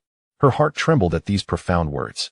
Throughout history, how many have attained sanctity, and who among them has had a journey as smooth as hers? Indeed, all that she currently faces is orchestrated by the celestial order, meant to augment her latent potential. This discourse from her disciple further solidified her aspiration to embark once more on the path of cultivation. In the next moment, she suddenly noticed the talisman that Chu Ning had extended towards her. Su Wanqing paused, her brow furrowed in confusion as she accepted it. This talisman did not appear to originate from her master's storage ring. It contained a latent spatial power. Should danger arise, or if anyone harbored ill intentions toward her master, this talisman could be activated to facilitate an immediate escape, unnoticed by others. There is no need to even draw it forth, as formidable cultivators seldom grant such opportunities. A drop of blood upon it, coupled with a single thought, would suffice for its activation. First, we shall dine. After our meal, I will assist you in mending your meridians. In the past, you protected me. Now it is my turn to safeguard you. Entrust it to me, she stated. Su Wanqing accepted the talisman, silently stowing it away with a slight nod. However, her expression betrayed a hint of melancholy. seemingly deepened by Chu Ning's remarks. She contemplated the abundance of opportunities that now presented themselves to her disciple. The pace of her cultivation had accelerated, and with this extraordinary artifact, the energy required to reconnect her severed meridians was substantial, leaving her uncertain of when she might achieve it. Yet, if Chu Ning's celestial endowments were devoted solely to her own cultivation rather than her well-being, it appeared she might ascend even higher. As a mentor, she felt her relevance had diminished, and in truth, she believed she was a burden to her disciple. This realization was why she had hesitated to seek Chu Ning's help with her meridians, only approaching after preparing dinner. At the dining table, Su Wanqing presented one of the few dishes she was adept at preparing. Chu Ning could no longer contain his anticipation. After a day of cultivation without sustenance, he was ravenous. "Master, if there are no issues, I shall begin." Upon receiving Su Wanqing's assent, Chu Ning wasted no time and eagerly dug into his meal. The flavors were exquisite. In this moment, he could momentarily set aside the weight of his responsibilities and the burdens of expectation, devoting himself entirely to the enjoyment of his meal. Delightful. The culinary skills of his master remained unparalleled. As the sensation of fullness enveloped him, it was evident that it was still insufficient. Chu Ning devoured his food with remarkable speed. Beside him, Su Wanqing gazed upon this scene with gentle eyes. Indeed, her disciple had matured. Today, standing before her to confront what appeared to be Wanqing, yet was in truth an elder of the Su Dao Peak. He displayed an almost ruthless demeanor in response to hostility. Such an attitude was fitting in the face of an adversary's malice. Yet, in her presence, he exhibited profound respect. As a mentor nearing 60 years of age, having cultivated for a century, she had never experienced the sensation of being shielded by another. And though there was a substantial sense of security, it was overshadowed by an unsettling anxiety. As the disciple's cultivation progressed rapidly, the time and effort required to assist her in mending her meridians would inevitably draw a significant portion of Chu Ning's focus.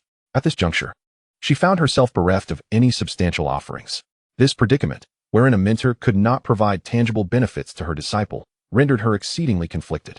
She felt a diminishing sense of worth, and even as a mentor, she was reluctant for her disciple to devote all energies solely to her. In this moment, Su Wanqing did not lower her head to eat. Instead, her expression wavered and her gaze appeared distant. It was only after Chu Ning had nearly finished his meal and let out a satisfied belch that she spoke. "Take your time, disciple. I am willing to entertain your inquiries." Chu Ning nodded, then inquired, "Master, you personally imparted the ethereal sword technique to me for quite some time. Yet my dullness has prevented me from grasping it. Is this due to my spiritual root or some other reason?" The path of swordsmanship, a romantic pursuit for men. Countless times, witnessing his peers soar through the skies on their swords, Chu Ning felt a pang of envy. To cleave the heavens, to command the rivers and seas with a single cry of sword, "Come forth." What exhilaration! With the prospect of acquiring a method of self-defense, his desire to learn the sword intensified. The key was its allure. However, his prior lack of aptitude had been a hindrance, but now, possessing a mid-grade spiritual root and the ability to refine his aptitude through the devouring heaven demon technique, his capabilities had elevated to above mid-grade. He had barely met the qualifications for entry into the Taishan sect. Thus, he sought clarity. Su Wanqing provided her answer without hesitation. The spiritual root and innate talent dictate one's path of cultivation. This is an undeniable truth. No other factors come into play, no matter how hard one strives. If the spiritual root is inadequate, cultivation remains elusive. The spiritual root is not solely about cultivation. It resembles the roots of a vast tree, significantly influencing one's cognitive abilities, the speed of absorbing spiritual energy, and its transformation. Those with exceptional spiritual roots, like myself, can wield the intent of the sword at a mere touch. For ordinary individuals, it may take years of toil to comprehend this, and therein lies the disparity. After pondering her words for a moment, Chu Ning asked, "If my spiritual root were somewhat superior, could I also master the sword?" Su Wanqing nodded, but narrowed her eyes slightly, smiling at him. "What? Do you wish to continue practicing the sword?" Chu Ning returned her smile. To ride the wind on a sword, to roam freely across the world, is the desire of all hearts, including mine. Suddenly, Su Wanqing recalled something. Although her cultivation was presently diminished, her vision and insights remained intact. Since her disciple wished to pursue swordsmanship, she was more than capable of imparting her knowledge. In that moment, Su Wanqing seemed to release a weight from her heart, her smile returning. "In your early years, your progress in the sword path was painfully slow, and I had no choice but to direct you towards other body-refining methods. Otherwise, you would have been unable to advance. However, if an opportunity truly presents itself, I shall teach you tomorrow. Remember, the essence of cultivation lies in diligence and perseverance. Even if the results are not as remarkable, do not lose heart. First, demonstrate the ethereal sword style for me, so I may assess your current progress in the sword path. Certainly, master. With these words, Su Wanqing felt a palpable lightness in her heart. She set aside her worries and began to craft a tailored path of sword cultivation for Chu Ning. Lacking in qualifications, one can still make amends. Although it may seem that the effect is minimal, there is always the possibility of guiding disciples, thus finding a semblance of purpose. After her fall from the zenith of power, the state of her heart was one aspect, but facing others, such as her disciples who showed her kindness, left her at a loss. However, now that she has something to offer, especially something her disciples require, her spirits have lifted considerably. Chu Ning nodded. After all, it is the way of the sword, which inherently holds strength. Difficulties are merely a part of the journey. What endeavor is devoid of challenge? At that moment, a notification chimed in Chu Ning's mind. Successfully comforted the disheartened wife. Reward, 1,000 contribution points. Chu Ning was momentarily taken aback. When did I offer comfort? I merely inquired about my own cultivation. He abruptly raised his gaze to Su Wanqing and noticed that the hesitation and turmoil on her face had vanished, replaced by a glimmer of joy and a hint of a smile. Even though she had lost all her cultivation, her grace could not be overshadowed. The moonlight illuminated her exquisite features, and that smile remained breathtakingly beautiful. Yet, Chu Ning scarcely paid attention to her beauty. He was utterly bewildered. Which words of mine offered her solace? Absurdity. Chapter 9. He smells bad, not pleasant absurd as it may be. Chu Ning accepted the situation with determination. The system's prompt regarding wife shifted the way he regarded Su Wanqing. That smile was undeniably alluring, even prompting him to recall the events of the previous night. Alas, he was indeed not the paragon of virtue he aspired to be. The system was far too mischievous. Despite his complaints, Su Wanqing was undeniably captivating. However, now that Su Wanqing was devoid of any cultivation, she had no one left to trust but him.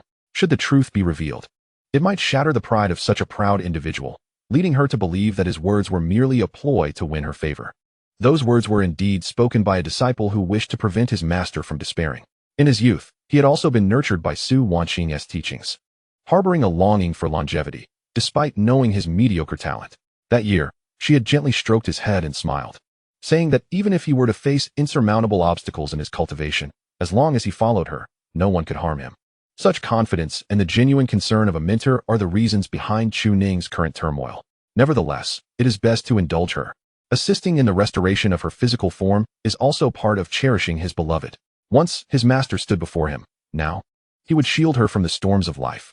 Chu Ning rose and accepted the flying sword that Su Wanqing had offered. Do you still remember the ethereal sword technique? Su Wanqing's expression gradually turned serious as her gaze fixed upon Chu Ning. In matters of the way of the sword, she was exceptionally stringent. Her demeanor now was not reminiscent of the past. Once the unparalleled prodigy of the sword, she could still evoke a sense of awe. To master the ethereal sword technique, revised for the Taishan sect's void sword technique, is to embrace the essence of swordsmanship. With a resilient heart and an ethereal technique, one may ascend to the heights of the azure skies. The swordsmanship encompasses 81 chapters. Ninger, demonstrate for me the fundamental techniques of your swordsmanship: thrusting, slashing, slicing, and cleaving. Swordsmanship, akin to the art of magic, relies heavily on the fluidity of basic strokes, horizontal, vertical, and diagonal lines, and the essential points of connection. However, these fundamentals must be mastered to perfection before one can truly perceive the essence of the sword and achieve coherence in their technique. Chu Ning promptly began to draw his sword, recalling the techniques he had previously practiced in his mind. With his current cultivation at the second level, his strikes were as fierce as a tiger, and he believed he could employ them as lethal skills. Yet, Su Wanqing observed, her expression filled with exasperation. His form was riddled with flaws. He wielded the sword as if it were a mere knife. The path of the sword emphasizes the principle of overcoming rigidity with flexibility. Even the most formidable sword strikes are characterized not by brute force, but by the sword's inherent strength. Oh, it seems that allowing my disciple to study other body tempering techniques was indeed wise. If he were to pursue this path, mastering body tempering would prove to be quite challenging. Su Wanqing had already discerned Chu Ning's talent for swordsmanship, as well as the depth of his understanding. Despite his elevated cultivation, his innate skill in swordsmanship could not be deemed high. Should he commence his training now, the time and effort required would be immense. Yet it would be preferable to the point where he could no longer grasp the essence of the sword in the future. Her demeanor was cool, and her gaze stern as she fixed her eyes upon Chu Ning. Did he truly wish to learn the sword? Chu Ning immediately clasped his hands in respect. I am willing to inherit the ethereal sword technique from my esteemed master. Furthermore, I aspire to achieve mastery in the art of the sword. Is this intention sincere? My dedication to you, master, is witnessed by heaven and earth. Su Wanqing's lips twitched slightly, and she replied with a hint of resignation. What I speak of pertains to the sword path, not to myself. You have already shown great respect towards me, and I can see that. Wasn't this about the sword path? Chu Ning, feeling a bit awkward, quickly added, my heart for the cultivation of swordsmanship is indeed more sincere. Su Wanqing nodded, her expression once again serious as she inquired, if that is the case, what is your purpose in pursuing the sword path? Without hesitation, Chu Ning replied with unwavering conviction, to wield this sword and address the injustices of the world. Su Wanqing's gaze sharpened. Had he always possessed such ambition?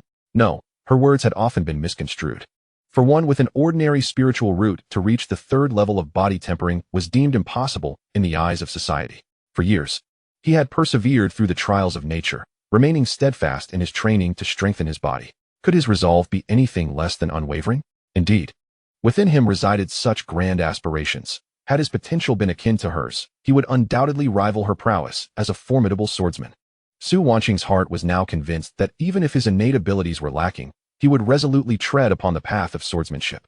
Tomorrow, I shall modify the sword techniques you demonstrated earlier. You must practice them at least 1,000 times each day. Chu Ning sheathed his sword and bowed. Thank you, master. There is no need for gratitude between us, for I too have my own desires regarding you. Chu Ning's expression subtly shifted as he glanced at Su Wanqing before surveying the cave dwelling. In that fleeting moment, he recalled the events of the previous night, feeling a dryness in his throat. Despite the considerable age difference, her appearance had undeniably aligned with his aesthetic sensibilities.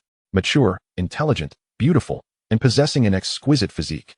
He took a deep breath to suppress the tumultuous thoughts stirring within him. At this moment, Su Wanqing had slowly risen to her feet. Come with me. There's no need for you to tidy up these things, she said. After a brief hesitation, Chu Ning decided to follow. Indeed, his resolve is steadfast. Essential for my master's recovery of cultivation. Once his master regained her strength, he could finally relax. A peak 6th realm sword cultivator. Even the sect leader would not dare to confront her. Sword cultivation is arduous, demanding vast resources, exceptional talent, and immense diligence. Let us first assist my master in restoring her cultivation. Soon, the two arrived at the cave dwelling. Su Wanqing felt an unusual sensation within her, her complexion slightly flushed. Yet she exhaled deeply. How could she think of her disciple in such a base manner, when he was there to help her recover her cultivation? Chu Ning also took a deep breath. The faint fragrance wafting from the cave was utterly enchanting.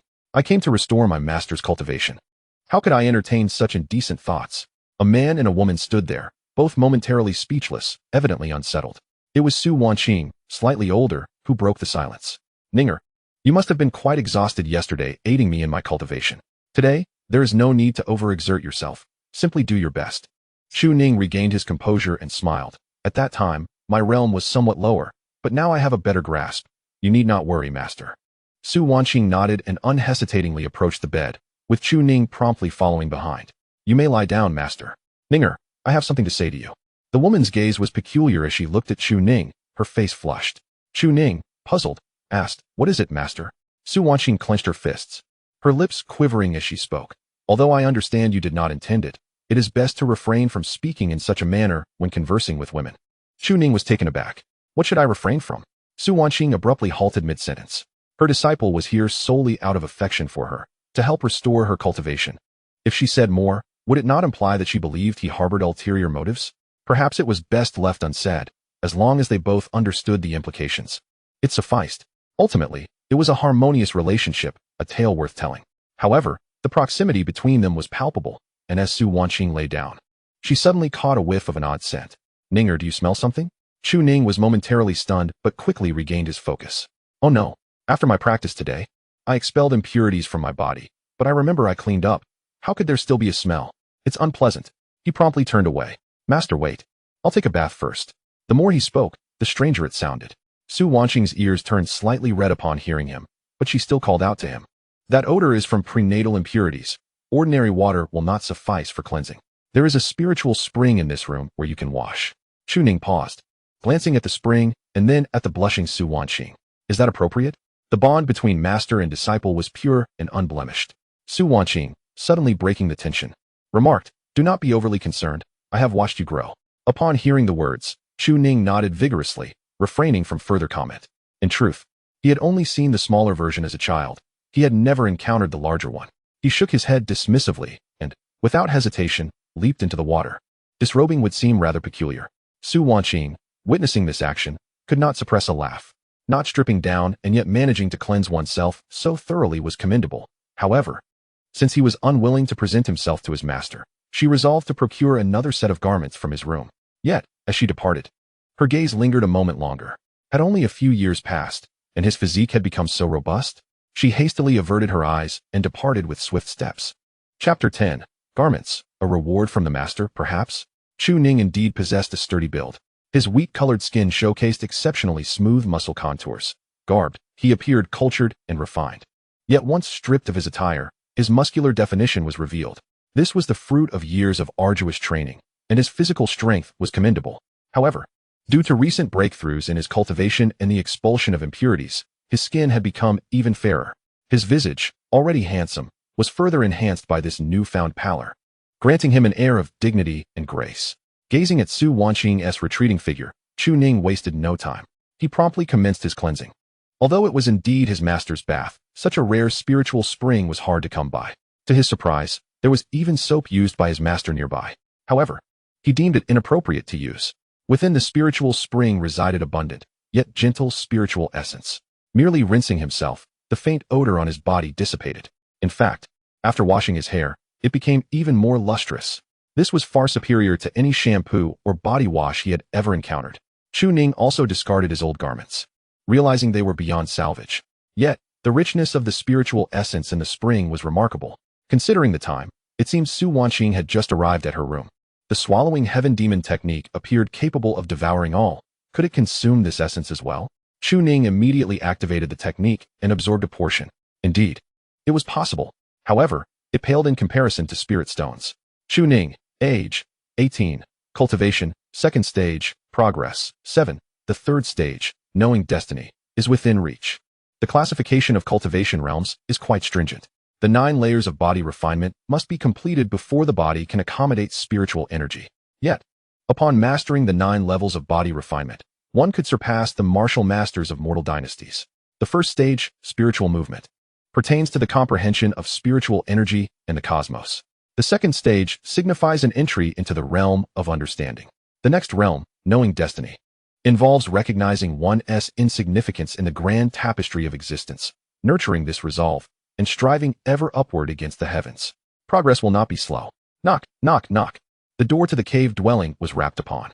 Perhaps concerned about witnessing something inappropriate, Su Wanqing gently knocked and inquired, Ning, your master is coming in. Chu Ning nodded, as his lower half was submerged in water. Only then did Su Wanqing step inside, carrying a set of garments, a disciple's robe from the little bamboo peak, which she had found in his room. However, as she glanced up, she was once again met with the exquisite contours of Chu Ning's muscular physique. This was indeed the first time she had observed a man from such proximity. Su Wanqing felt a surge of anxiety, taking a deep breath to calm her racing heart, yet she maintained her composure as she approached. Ninger, the clothes. Thank you, master. Chu Ning felt no particular sentiment. He merely thought it best to hasten into his garments. However, he ventured to ask, Master, could you perhaps turn around? It was not appropriate to emerge without warning. The system had declared her to be his wife, yet Chu Ning was acutely aware that this was not the case. Should we still proceed with the massage? Su Wanqing, slightly embarrassed, snapped back to reality. She had been lost in thought and promptly turned away, granting Chu Ning the necessary space. What followed was the sound of water and the rustle of clothing. Her heart raced. A living man stood mere inches behind her. Regardless of his status as a disciple, how could she remain calm? After washing, Chu Ning donned fresh attire, appearing invigorated. Truly, the spiritual spring here was exceptional. Master, we must not delay, let us commence at once. Su Wanqing acknowledged with a soft making her way to the bed. However, Chu Ning hesitated momentarily before speaking. Master, given the layers you wear, I fear my techniques may not be effectively applied. His words held truth. With garments in between, the essence of spring may not flow freely. The previous day, Su Wanqing had worn only a thin outer garment, thus the impact had been minimal. Yet today, she was clad in layers upon layers. And Chu Ning genuinely felt uncertain about his abilities. Su Wanqing paused at his words, saying nothing. Chu Ning quickly sensed her silence and continued, Master, if you could retain your garments as much as possible and cover yourself with a quilt, I assure you I shall not gaze excessively. Master, I still respect your dignity. In such moments, it was certainly not a time to take advantage. He was intent on safeguarding her honor. Without uttering a word, Su Wanqing began to remove her outer and inner garments before him, leaving only a cyan belly wrap that was merely secured by a few strings at her back. Her expression remained serene as she covered her chest and cast a glance at Chu Ning. Desperation knows no decorum. Ninger, come forth. The disciple complied, Master. Please bear with me. Originally striving to remain composed, Su Wanqing could not contain herself upon hearing his words. She flung her outer garment at him. Her face flushed as she shot him an indignant glare, choosing silence as she lay down. I ought to reprimand you. Chu Ning stood there, bewildered. Huh. He found himself holding Su Wanqing's discarded clothing, further confounded. Is this a reward? I never asked for it. He shrugged it off, accepting it nonetheless, and tucked it away before advancing. Yet, upon seeing her flawless back, he was momentarily taken aback. Goodness, what a shame it would be to miss cupping her back. Unbeknownst to Su Wanqing, she continued to lie there, waiting. In the next moment, two calloused hands, far from the smoothness of youth, landed upon her shoulders. Though rough, the touch did not bring discomfort. Rather, it heightened the experience, offering a delightful sensation. With a sudden surge of strength, he activated his technique, spring hand. Opening the back, he sought the meridians. Humph. The sudden exclamation sent a chill down Chu Ning's spine, causing beads of cold sweat to form. Master, why the ominous tone? Yet, at that moment, Su Wanqing turned back, puzzled. What is it, Ning? Chu Ning felt her cheeks warm. What do you mean, Master? It's nothing. I shall continue. She paid little heed to the matter, for she had already called out numerous times the previous night, and at that moment, Chu Ning had been too preoccupied to care. Although she had felt a tinge of shyness, the lack of response from her disciple allowed her to gradually accept the situation. Why, then, was she so flustered today? Chu Ning suddenly recalled, oh, you did call out quite a bit yesterday, didn't you? Was it that enjoyable? Never mind, let us continue. Without the slightest hesitation, she resumed the invocation of everlasting spring, and the essence of eternal youth surged forth immediately. Now, Chu Ning had attained the second realm, and her mastery of everlasting spring had also reached the second layer of proficiency. Naturally, she was capable of much more. In an instant, spiritual energy flowed into her body, and the boundless essence of everlasting spring blossomed within Su Wanqing. At that moment, the already exhausted Su Wanqing could only respond with soft, melodious tones, remarkably enchanting. The sound sent shivers down Chu Ning's spine. With her heightened cultivation, she was no longer as focused as the previous day. Her mind could wander. Meanwhile, Su Wanqing's meridians were recovering at an accelerated pace. In mere moments, her progress surpassed that of the previous night. The woman's alluring voice floated through the air, teasingly asking, Ning Ning, is there more? Yes, Master, there is more. I shall provide even more for you. Chu Ning's lips twitched in response. How was she to channel this energy? Fully concentrated, she exerted her utmost efforts to prevent any stray thoughts. In that moment, she summoned every ounce of her power. Of course, this referred to her energy, nothing else. Within the cave, intoxicating sounds echoed continuously. Should a blind person pass by, they would certainly inquire about the activities within. However, the cave was shielded, preventing even the most enlightened of practitioners from prying. Thus, from a distant mountaintop, several elders from various sects gazed curiously at the small bamboo peak. What on earth are those two doing? Chapter 11. The disciple conceals her garments. At this moment, the elders from various peaks had gathered. Beneath the moonlight, within a pavilion, several elders bore peculiar expressions. Why had Chu Ning entered Su Wanqing's cave? And why had Su Wanqing provided her clothes? Could it be that? Zhao Feng scoffed lightly and spoke coolly. That small bamboo peak is now left with only Chu Ning as the sole male. With Su Wanqing having lost her cultivation, is it not plausible that she seeks solace in him? The others shook their heads in denial of this notion. Elder Zhao, you might be viewing Su Wanqing in an overly sordid light. Although she has lost her cultivation, I still believe her heart is not inclined towards matters of love. Moreover, within the sect, who is unaware of the sect leader's infatuation with Su Wanqing, he wishes to pursue her. And even though her cultivation no longer qualifies her to be his wife, she certainly possesses the eligibility to be a concubine. Do you think Su Wanqing is unaware of this? She would rather choose a useless disciple than submit to the sect leader, thus ensuring a life free of worries. In truth, the elders are pressuring the Zayas for another reason. It is a hint from the sect leader, who intends to make an appearance at the opportune moment to win Su Wanqing's heart. However, the timing is not yet right. Yet today, the actions of Su Wanqing and Chu Ning have left them perplexed. Esteemed colleagues, Su Wanqing possesses exceptional prowess in the sword arts. Years ago, She unhesitatingly shared the ethereal techniques of the original sword path. Do you believe a cultivator would be so generous? Zhao Feng hesitated, saying, I doubt she would directly reveal the original sword techniques. There must be something greater. Indeed, and now that all her other disciples have departed, to whom would she pass on her legacy? Moreover, her cave dwelling is concealed even from the sect leader.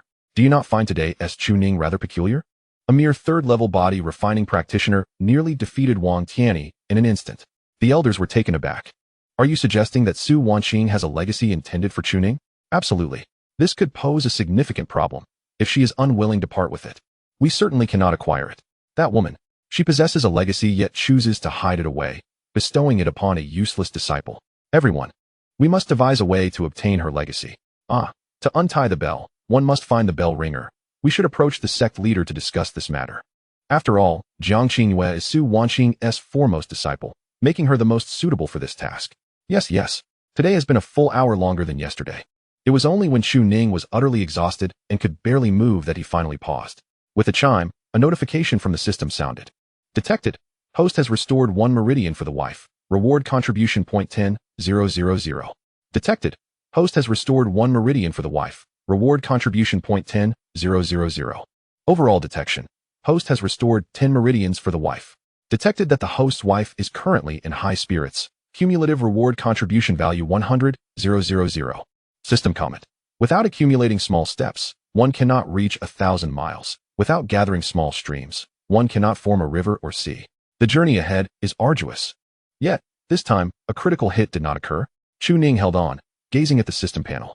Chu Ning, Cultivation, Second Realm, Subtle, Progress, 67. Chu Ning was taken aback. Wait, I haven't practiced. How has my cultivation still improved? The Eternal Spring Unyielding Technique. Eternal Spring Unyielding Technique, 3rd layer. As expected, utilizing the Eternal Spring Unyielding Technique was akin to cultivating through it. At this moment, the sprout in his dantian had grown taller, hinting at a robust vitality.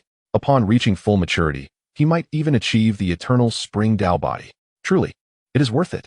Contribution value, 124,000. The exchange for the Dragon Elephant Suppression Technique should be sufficient.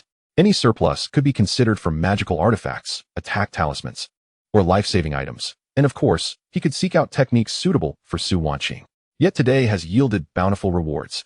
Though, the immense sense of physical and mental depletion requires considerable time to alleviate. A good rest is paramount. Changchun cannot be completely extinguished. Su Wanqing is truly remarkable. At this moment, Su Wanqing, reclining upon her bed, bore a flushed countenance, her eyes reflecting only the blissful afterglow of indulgence. Her meridians had indeed begun to mend. 1/10. The recovery was astonishingly swift. Clearly, her cultivation could indeed be restored, and all of this was attributable to her disciple.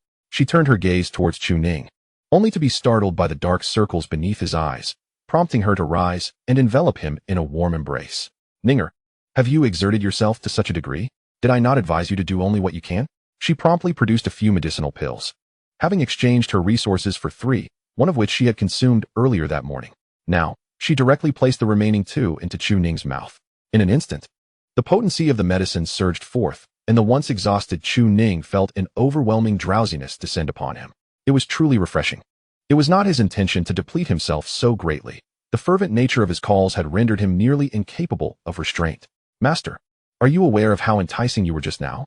Chu Ning sighed helplessly. It is only right for a disciple to exert himself for the restoration of his master. Thus, I have given my utmost. Moreover, the rewards I have gained are substantial, hence my current state. Su Wanqing gently caressed Chu Ning's head, signaling him to recline. Although he initially intended to refuse, fatigue rendered him incapable of movement, and he finally settled onto the bed. Su Wanqing quickly fetched her own pillow and blanket to cover him, her eyes reflecting a blend of helplessness, joy, and deep affection. If you were to gain nothing from me, I would indeed hesitate to allow you such liberties. However, I have noted your improvement in cultivation. It appears beneficial for you. With this realization, she felt a sense of relief. At this moment, her gaze lingered upon Chu Ning's face, nearly unable to part from it. During her most arduous times, when her heart felt the depths of despair, it was her disciple who accompanied her, revealing that her cultivation could indeed be revived. Now, she had witnessed tangible results.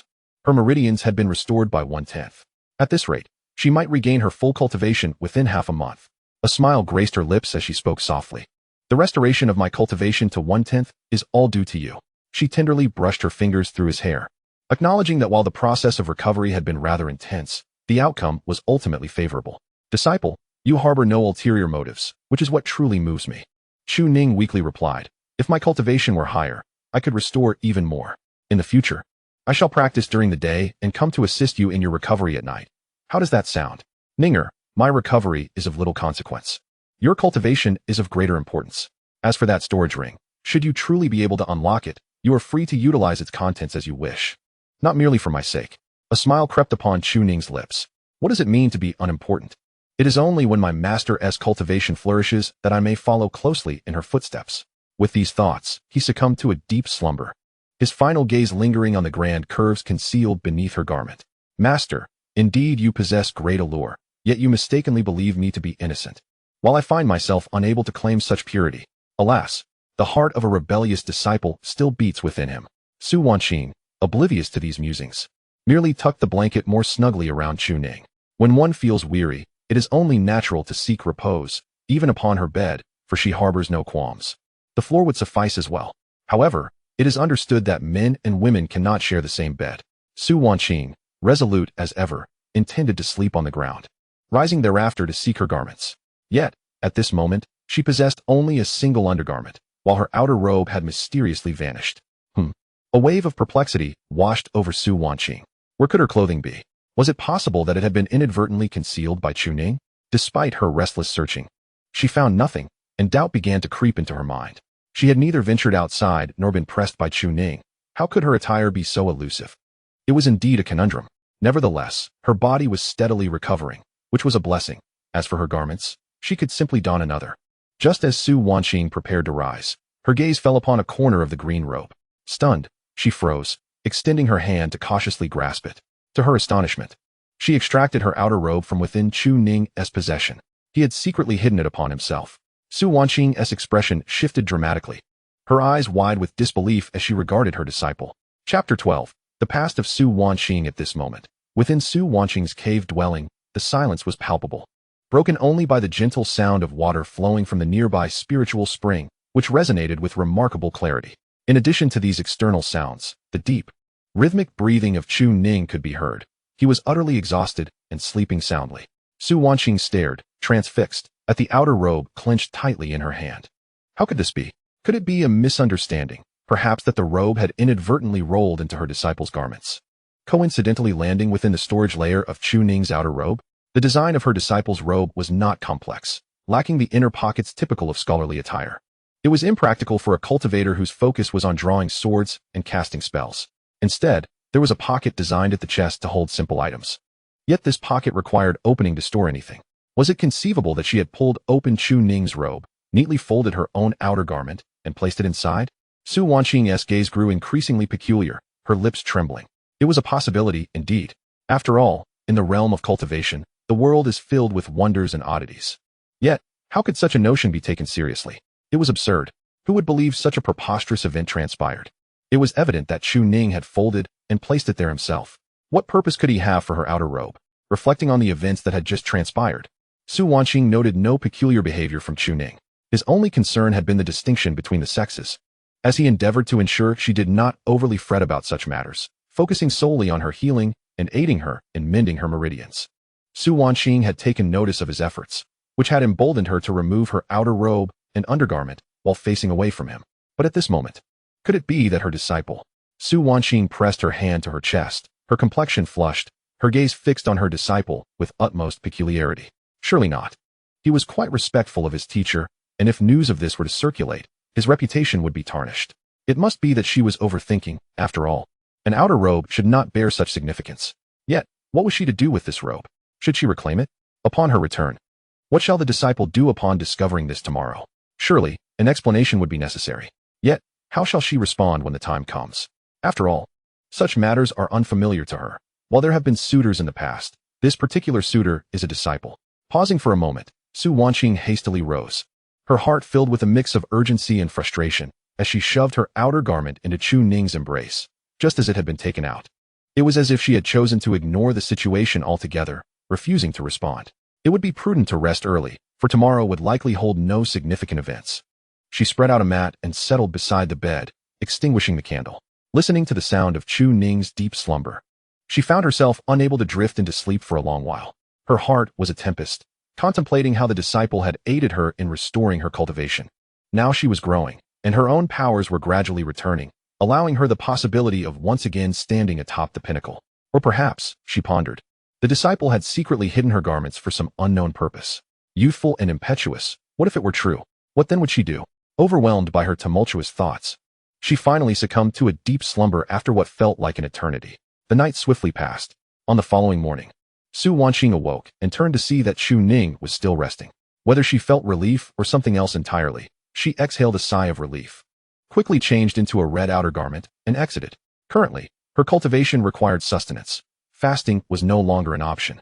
The disciple had also exhausted herself the previous night and needed to do more. The first rays of morning sunlight cascaded across the land, filtering through the verdant bamboo of the small bamboo peak, casting a kaleidoscope of colors onto the ground. Within the small bamboo peak, the woman in red busied herself, beads of sweat adorning her brow. The perspiration trickled down her cheeks, gliding along her smooth neck, utterly captivating. Had anyone been present, they would have found it impossible to look away. However, at this moment, neither the sect leader nor the elders were paying heed to such trivialities. They were preoccupied with devising plans to extract the final inheritance of Su Wanqing, their discussions and preparations in full swing. Oblivious to the fact that she was capable of cooking, she had always possessed this skill. After all, she did not hail from a prestigious family, but rather from humble beginnings. In her early years, her family consisted solely of her parents, impoverished residents of a rural area within the Great Qian dynasty. They toiled from dawn till dusk, her father diligently farming the land while her mother tended to their livestock and wove cloth daily. Yet, despite their hard work, they could barely sustain their small family, never having surplus grain by year's end. From a young age, she understood the weight of responsibility within her household and often took it upon herself to prepare meals, delivering them to her father in the fields. Her father would frequently sigh, lamenting that she was not a boy and thus could not share the burden of farming. Su Wanqing remained silent, focusing solely on improving the taste of the dishes she prepared. As she grew older, her father unceremoniously arranged a betrothal for her to a local scholar, a man in his 50s. Su Wanqing felt she had no standing to oppose this arrangement. Yet, she vividly remembered the day of her intended marriage, when she fled, pursued by someone for what felt like an eternity, until she encountered a woman whose mere gaze was enough to frighten off her pursuers, who then asked her if she wished to attain immortality and seek enlightenment. In that year, Su Wanqing thought that as long as she did not marry that old man, everything would be manageable.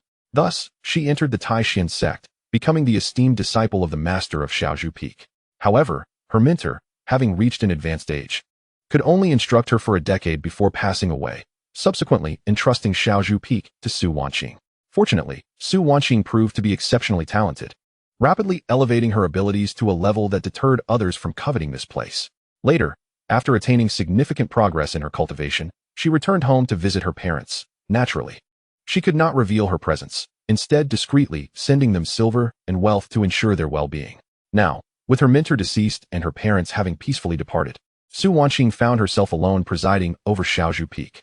Initially, her profound cultivation and promising path, accompanied by numerous disciples, made her life quite pleasant. Yet, she unexpectedly lost all her cultivation.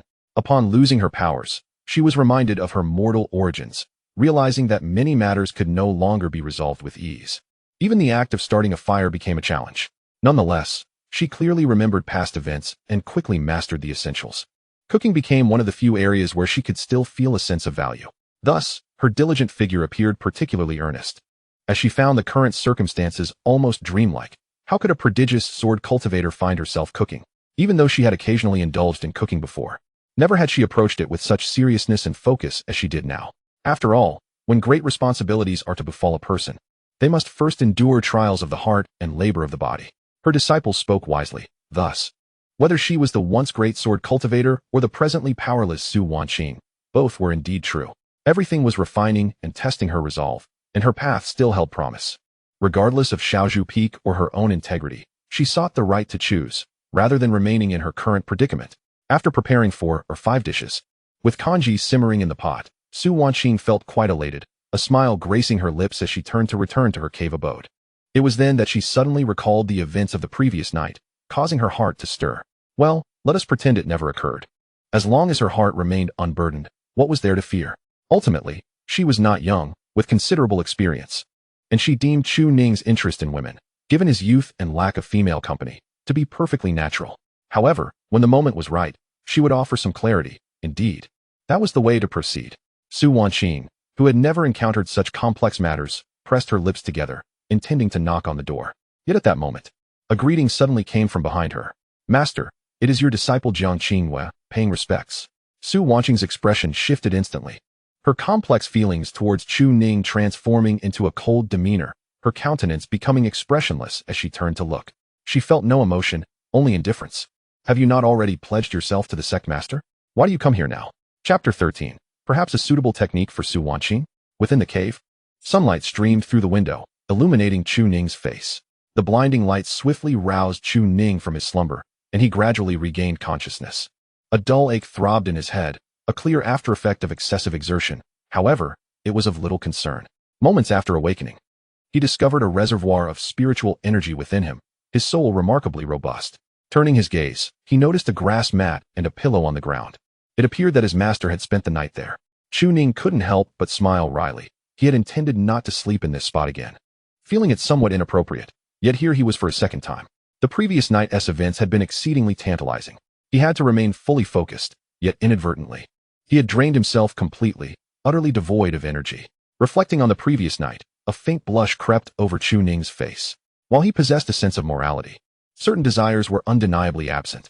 These desires did not heed the identity of his master or the gratitude owed for their guidance. They simply demanded to be acknowledged whenever energy was present. Alas, Chu Ning felt no remorse for the events of yesterday. After all, he had committed no wrongdoing, and his master had been a willing participant. Currently, his master's restoration of power was one matter, while his own advancement was another, until his master regained her strength. Chu Ning had to remain vigilantly protective of Su Wanqing, just as she had once safeguarded him.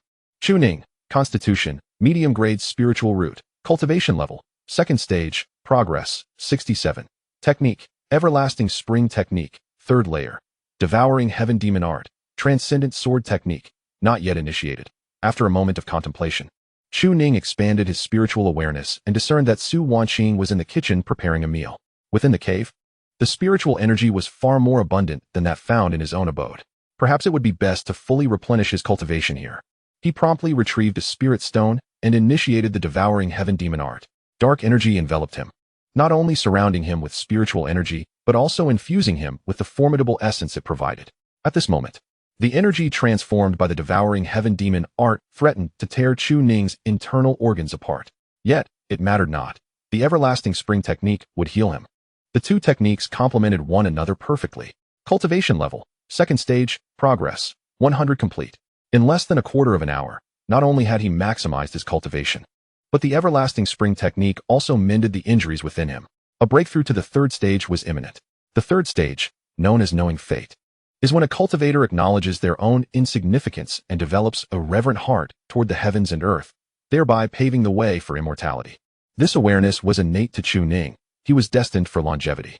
Upon reaching the third stage, his lifespan would extend significantly, potentially beyond a century. Immortality was within his grasp. However, he did not intend to leap into this breakthrough without first consulting Su Wanqing regarding any pertinent details and considerations. His master had guided many, and her own experience with breakthroughs would be invaluable to him. Contribution points, 124,000. A staggering 124,000 contribution points. Without a moment's hesitation, he immediately exchanged them for the Dragon Elephant Suppression Technique. His cultivation required a means of manifestation. The Dragon Elephant Suppression Technique was perfectly suited for this purpose. After all, the creator of this technique had provided high praise. Truly formidable. Now, he was eager to discover just how formidable it truly was. Having expended 100,000 contribution points, exchanged for the technique Dragon Elephant Suppression Technique. Dragon Elephant Suppression Technique. To embody the Buddhas as dragons and elephants, one must first serve the common folk as cattle and horses, in the humble corners of the world, to perceive the true essence of existence. A practitioner must possess extraordinary fortitude to defy fate and seize command. The practitioner's journey is fraught with hardship. The greater the suppression of their spirit, the stronger it becomes. Yet, within every practitioner lies an undeniable breath of true energy, yearning to resonate with the heavens. This embodies the essence of cattle and horses. simultaneously reflecting the spirit of dragons and elephants. Upon reading the introduction of the technique, Chu Ning was momentarily taken aback. This technique seemed tailor-made for him. For 18 years, his cultivation remained feeble, subjected to countless disdain. Even though words brimmed within him, he found himself unable to voice them. On that fateful day, when Su Wanqing was cornered by numerous elders and betrayed by disciples, he longed to unleash a torrent of curses. Yet he had to temper his words due to his lack of power, for fear of death. But who among us does not harbor a pin-up rage? To embody the Buddhas as dragons and elephants, one must first endure a lifetime as cattle and horses. After so many years of living like cattle, the weight of his grievances had reached a breaking point. In that instant, as the technique imprinted itself upon his mind, Chu Ning felt an overwhelming sense of relief and exuberance, unleashing a roar. That cry was imbued with resentment and fury. Had I possessed the strength, my master would not have fallen into such dire circumstances. Had the elders of Taishian's sect regarded disciples as individuals, they would not have met such a fate. This life's roar resonated like a dragon's chant. Technique: Dragon Elephant Suppression Technique. Progress: second level achieved. The cultivation ascended directly to the second level. This was indeed a bespoke technique. Moreover, within his mind resided the formidable essence of the Dragon Elephant Suppression Technique. A martial artist cultivates qi, a breath of true energy, embodying the spirit of dragons and elephants within the chest. With the strength of the physical body, one can open the heavens and forge cities. As long as the true energy remains intact, every punch shall be swifter and fiercer. In this moment, a faint breakthrough loomed on the horizon, yet Chu Ning restrained it. One must not seek haste. Steadiness is paramount. Progressing steadily is the true path of cultivation. The experiences of his master, Su Wanqing, remained vivid in his mind, and he could not follow in her footsteps. He lifted his gaze towards the window, a smile gracing his lips. He was destined to grow in strength. The enmity of that day shall not go unavenged. The disciple shall seize the opportunity to repay the debt of vengeance. And there are still 24,000 contribution points remaining. Let me see what can be offered to Su Wanqing. Search for pills or techniques that might aid in restoring her cultivation. Note: I only have 24,000 contribution points, so find something useful. Understanding that the system is devoid of emotion, there is no need for further pleasantries. The system is indifferent to such titles. Searching.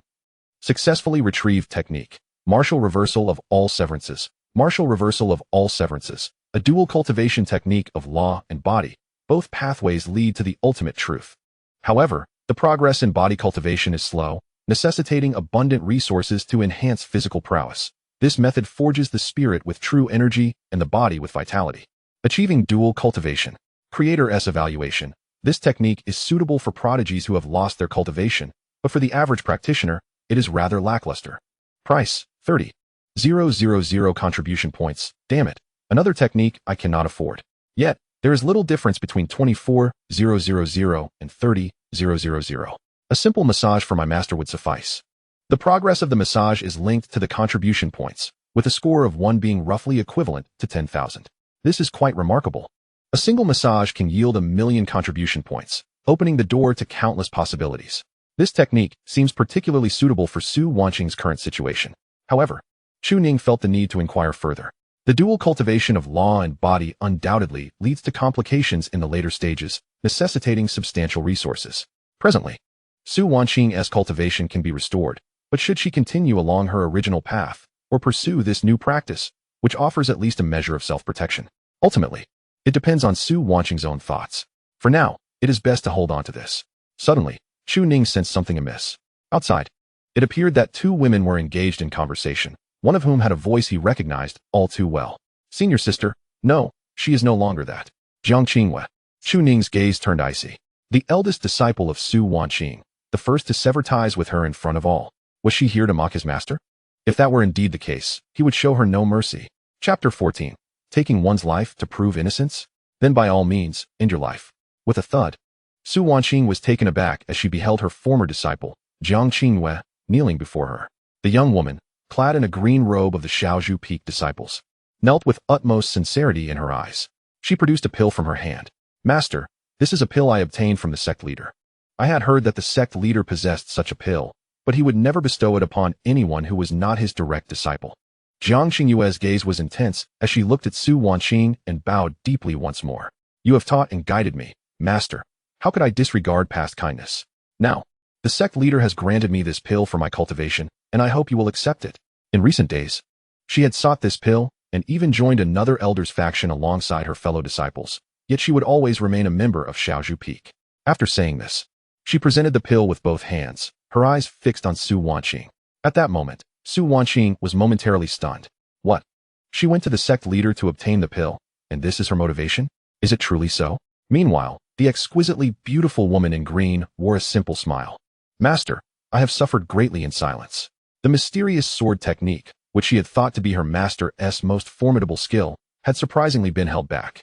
If not for her junior brother Wang Tianyi discovering that the seemingly useless Chu Ning had suddenly advanced in cultivation, and the elders noticing that Chu Ning visited her room each night, she would have remained in the dark. Having followed Su Wanqing for 30 years, she had reached the pinnacle of the third realm, and was one of the earliest disciples to learn Su Wanqing's original sword path, even teaching many other disciples in her stead. Yet, she never imagined that after 30 years, the depth of Su Wanqing's abilities, which had remained hidden, would not be passed on to her, but instead to a useless Chu Ning. Jiang Qingyue let out a cold laugh in her heart, though her face maintained a smile. It was merely a matter of justifying her betrayal of the sect, framing the issue as a quest for opportunity on behalf of her master. She has been raised by Su Wanqing, and after 30 years of teacher-student affection, would her master not take it into consideration? Now, with all matters laid bare, she has reluctantly joined the sect under the master solely for the sake of her master's cultivation. At such a moment, could Su Wanqing still harbor any doubts? As expected, Su Wanqing was utterly taken aback. She stared blankly at the elixir, sensing its profound essence. It was a 7th-grade pill, the Yin Yang Xinlong pill, a creation only possible by a sage. This elixir undoubtedly originated from another sect, left by the sect leader as a life-saving treasure for dire situations. Moreover, upon absorption, it would nurture the essence of the true dragon within, greatly enhancing one's cultivation. Could it be that Jiang Qingyue had joined the sect leader for her sake? Yet, something felt amiss. She gazed at her disciple, who resembled her former self, witnessing the expectation and sincerity on the disciple's face. However, an unsettling feeling lingered. Clearly, on that fateful day, her cold demeanor had nearly severed Su Wanqing, and without Chu Ning's consolation, Su Wanqing might have chosen to end her own life. Could it be a scheme? But she feared she had little of value left. The only storage ring she possessed was one that no one could open but her. Now, it seemed that Chu Ning had found a solution and had given it to him. A conspiracy, for what purpose? For the storage ring, or for the Zeishufing? Yet, this elixir seemed genuine. At this moment, Jiang Qingyue spoke with a smile. Master, in my quest for this elixir, I nearly wore my lips raw. The sect leader, seeing that I possess a divine spiritual root, reluctantly bestowed this elixir upon me. It is undoubtedly authentic. Master can find others to verify its legitimacy. Now that Master has entered a perilous state, this elixir can certainly aid you. I hope Master will accept it. My devotion to you remains unwavering.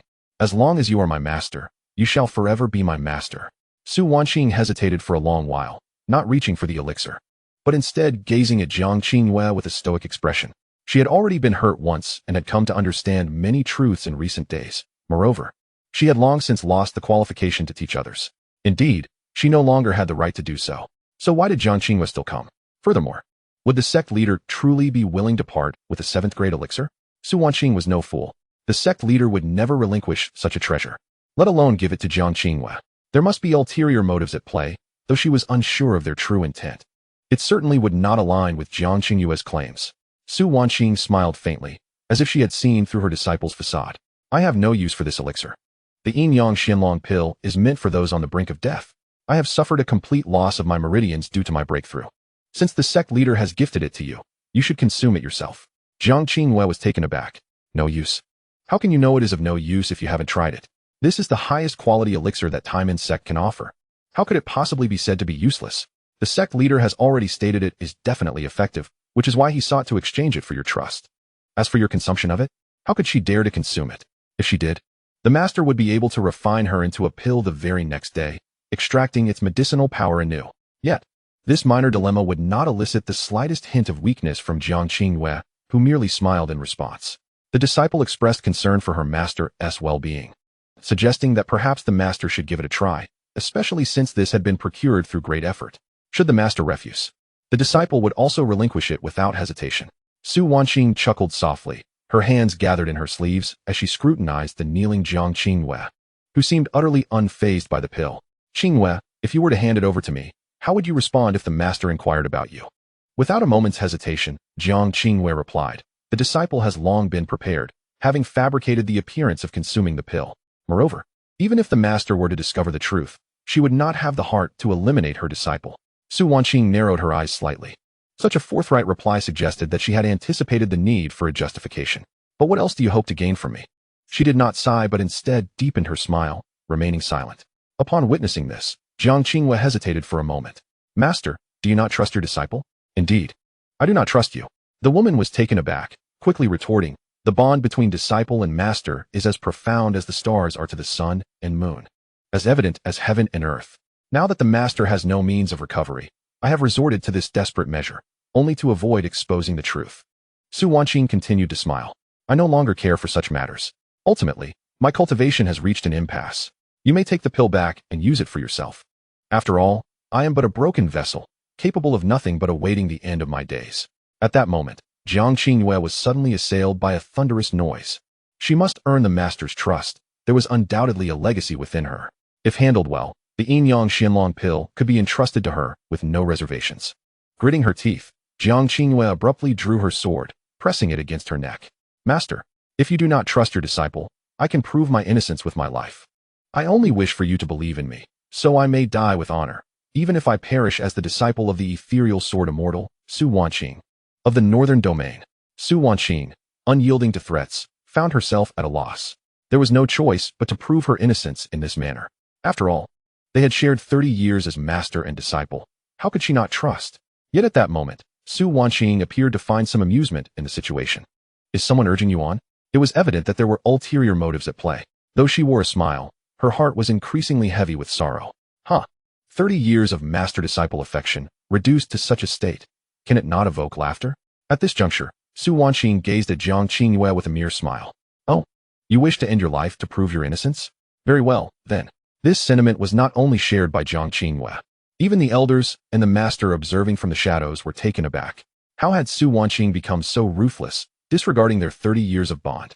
Jiang Qingwei was suddenly stunned, her eyes wide with disbelief as she regarded the seemingly heartless Su Wanqing. What do you mean, master? Surely you jest? Su Wanqing smiled gently and said, did you not declare your intention to end your life? If you were to perish, I would certainly seek out a sacred resting place for you, where I would inscribe that you were my most exceptional disciple. Her master. She felt a cold sweat breaking out, her lips trembling. Master, do you truly harbor such distrust towards your disciple? If you were to die, I would believe it. But master, why do you not take action? Chapter 15, The Battle of Beasts and Dragons. Upon uttering these words, not only Jiang Qingwei, but also the elders and the sect leader behind her were left speechless. Inside the grand hall of the sect, all eyes were fixated on this scene. Was it truly so heartless? Did they believe their own cultivation was hopeless, intending to take their disciples with them? Zhao Feng spoke solemnly, sect leader. This course of action is ill-advised. Do you truly wish for Jiang Qingwei to end her life? She possesses divine roots second only to Su Wanqing and is destined for greatness. The cost of such a loss would be exorbitant. The potential of a sage like her is crucial for the elevation of our Taishan sect. It cannot be allowed. Indeed, sect leader, this course of action seems misguided. Su Wanqing is far too vigilant. Before them, a middle-aged man with a dark expression suddenly shattered the table before him. You are nothing but a waste. Yet you continue to put on a show. Accursed wretch. Yet at this moment, he still conveyed his thoughts in a hushed tone. Very well, just return. Do not let her perceive any flaws. If one attempt fails, we shall try again. If that fails, we shall make a third attempt. Within the Shao Bamboo Peak, Jiang Qingwei gazed at Su Wanqing with a complex expression, gradually lowering her sword and kneeling once more. The disciple understood that her master had lost faith in everyone. However, her sincerity towards her master was as steadfast as the heavens. This time, she would not resort to self-destruction but instead swore an oath. Su Wanqing's heart was nearly shattered. Though she wore a smile, her spirit was steeped in despair. 30 years of nurturing a disciple, and now she conspired against her alongside the sect. What was the purpose of this? Jiang Qingwei spoke again. I shall not come only once. Next time, I will, senior sister. A voice rang out, causing Jiang Qingwei to turn in confusion. She beheld Chu Ning, clad in a blue Taoist robe, approaching with a smile. Upon seeing the red-clad Su Wanqing, Chu Ning was momentarily taken aback. The red-robed master seemed to exude a better disposition, yet her gaze appeared amiss. She had heard everything that had transpired. At this moment, her master's spirit was undoubtedly unsettled. Chu Ning promptly stepped forward, supporting Su Wanqing, and took a seat beside her, softly stating, "Master, leave it to me." Su Wanqing felt her composure nearly shatter. The smile had vanished from her face, replaced by a complex expression directed at Chu Ning. Ninger, she thought, needing her disciple to bear the weight of it all. Though her cultivation still held promise, each event wore down her spirit. This Shao Bamboo Peak was no longer a sanctuary. Yet, after a century of existence, it held her teacher's last wishes, urging her to safeguard it. Moreover, the sect would not easily permit Su Wanqing to depart, especially with the sect leader Qin Xiantian constantly on her mind. How could it be so? She fought to suppress the tears of despair that threatened to fall, gripping Chu Ning's hand tightly. In this moment, her only solace lay in her disciple. Chu Ning said little, merely rising to gaze at Jiang Qinghua. His eyes grew increasingly cold as he approached slowly. Hadn't the senior sister already gone to serve under the sect master? What could possibly bring her back now? Jiang Qinghua cast a disdainful glance at Chu Ning, dismissing him as a useless individual. However, as a member of Shaozhu Peak, she could not afford to reveal her true feelings. Junior brother, you are unaware that senior sister came to the sect master to resolve our master's troubles. You are still young and do not understand these matters. Jiang Qinghua forced a smile as Chu Ning drew nearer. Being at the pinnacle of the third realm, she was not afraid of any sudden attack from him. Indeed, Chu Ning did not strike. Instead, he wore a smile and bent down to retrieve Jiang Qinghua's long sword. The woman immediately tensed, refusing to relinquish her weapon. Chu Ning chuckled. Junior brother wishes to learn the sword technique, curious about the differences in senior sister's sword. Is that not permissible? Haha, certainly. Chu Ning finally grasped the flying sword, admiring the exquisitely crafted long sword, a pinnacle spiritual grade flying sword. He could not help but exclaim, a fine sword deserves a hero. Junior brother, do you recall that this flying sword was personally forged by our master for senior sister? Jiang Qinghua maintained a forced smile. Yet an unsettling feeling washed over her. There was something inscrutable about Chu Ning's demeanor. Moreover, she could not discern his cultivation level. Junior brother still remembers this flying sword. How thoughtful, she remarked. Of course. After all, our master seldom crafts flying swords for others. Initially, there were 2 swords, one for senior sister and one for junior brother. However, it seems that out of jealousy, senior sister inadvertently severed junior brother's sword during a sparring match. Chu Ning, holding the flying sword, gazed back with a grin. Jiang Qinghua's expression stiffened at his words as she hastily retorted, in a spar, there is no notion of intentionality. Besides, how could senior sister ever be jealous of junior brother? Chu Ning nodded earnestly. Indeed, that seems reasonable. However, I recently heard that senior sister's return is to prove to our master that she has not betrayed him, even considering self-immolation to demonstrate her innocence. That is indeed the case, but I believe that if one were to perish so easily, it would not aid our master, Jiang Qinghua replied. No, our master is beyond help at this point. All that is required is for senior sister to prove her innocence. Jiang Qinghua's expression suddenly froze. Her eyes turned icy as they bore into Chu Ning. Junior brother, do not jest, she exclaimed. Chu Ning smiled at Jiang Qinghua, his grin gradually chilling. I am not jesting. Is this not what senior sister intends to convey? With that, he unleashed the dragon elephant suppressing prison technique and lunged forward with the sword. If senior sister is unwilling, junior brother can assist in her self-destruction. With overwhelming force, slaying Jiang Qinghua with a pinnacle spiritual grade flying sword was not an issue. Yet, Jiang Qinghua was no fool and had long been prepared. She swiftly retreated. Chu Ning, you have the audacity.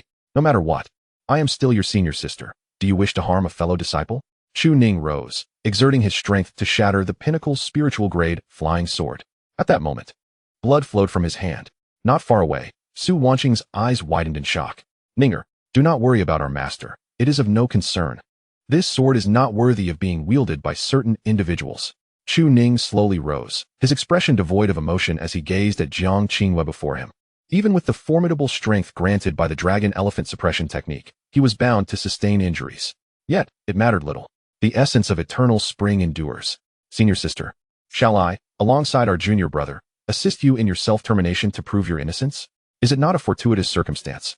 Why must you retreat, senior sister?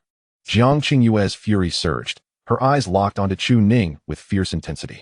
Chu Ning, are you truly prepared to disregard the bond of master and disciple? What purpose do I serve here today? Though our master is aware, her trust in me is lacking. What can be done about that? If you intend to act, you could have forewarned our master. Moreover, today, as you stand here, the flaws are glaring. Do you truly believe I am oblivious to them? Without a moment's hesitation, he activated the dragon elephant suppression technique. In an instant, a tremendous force surged around him. Jiang Qingyue, witnessing this, refrained from further words and immediately summoned another flying sword. Yet, the destruction of a pinnacle spiritual-grade sword caused her heart to bleed.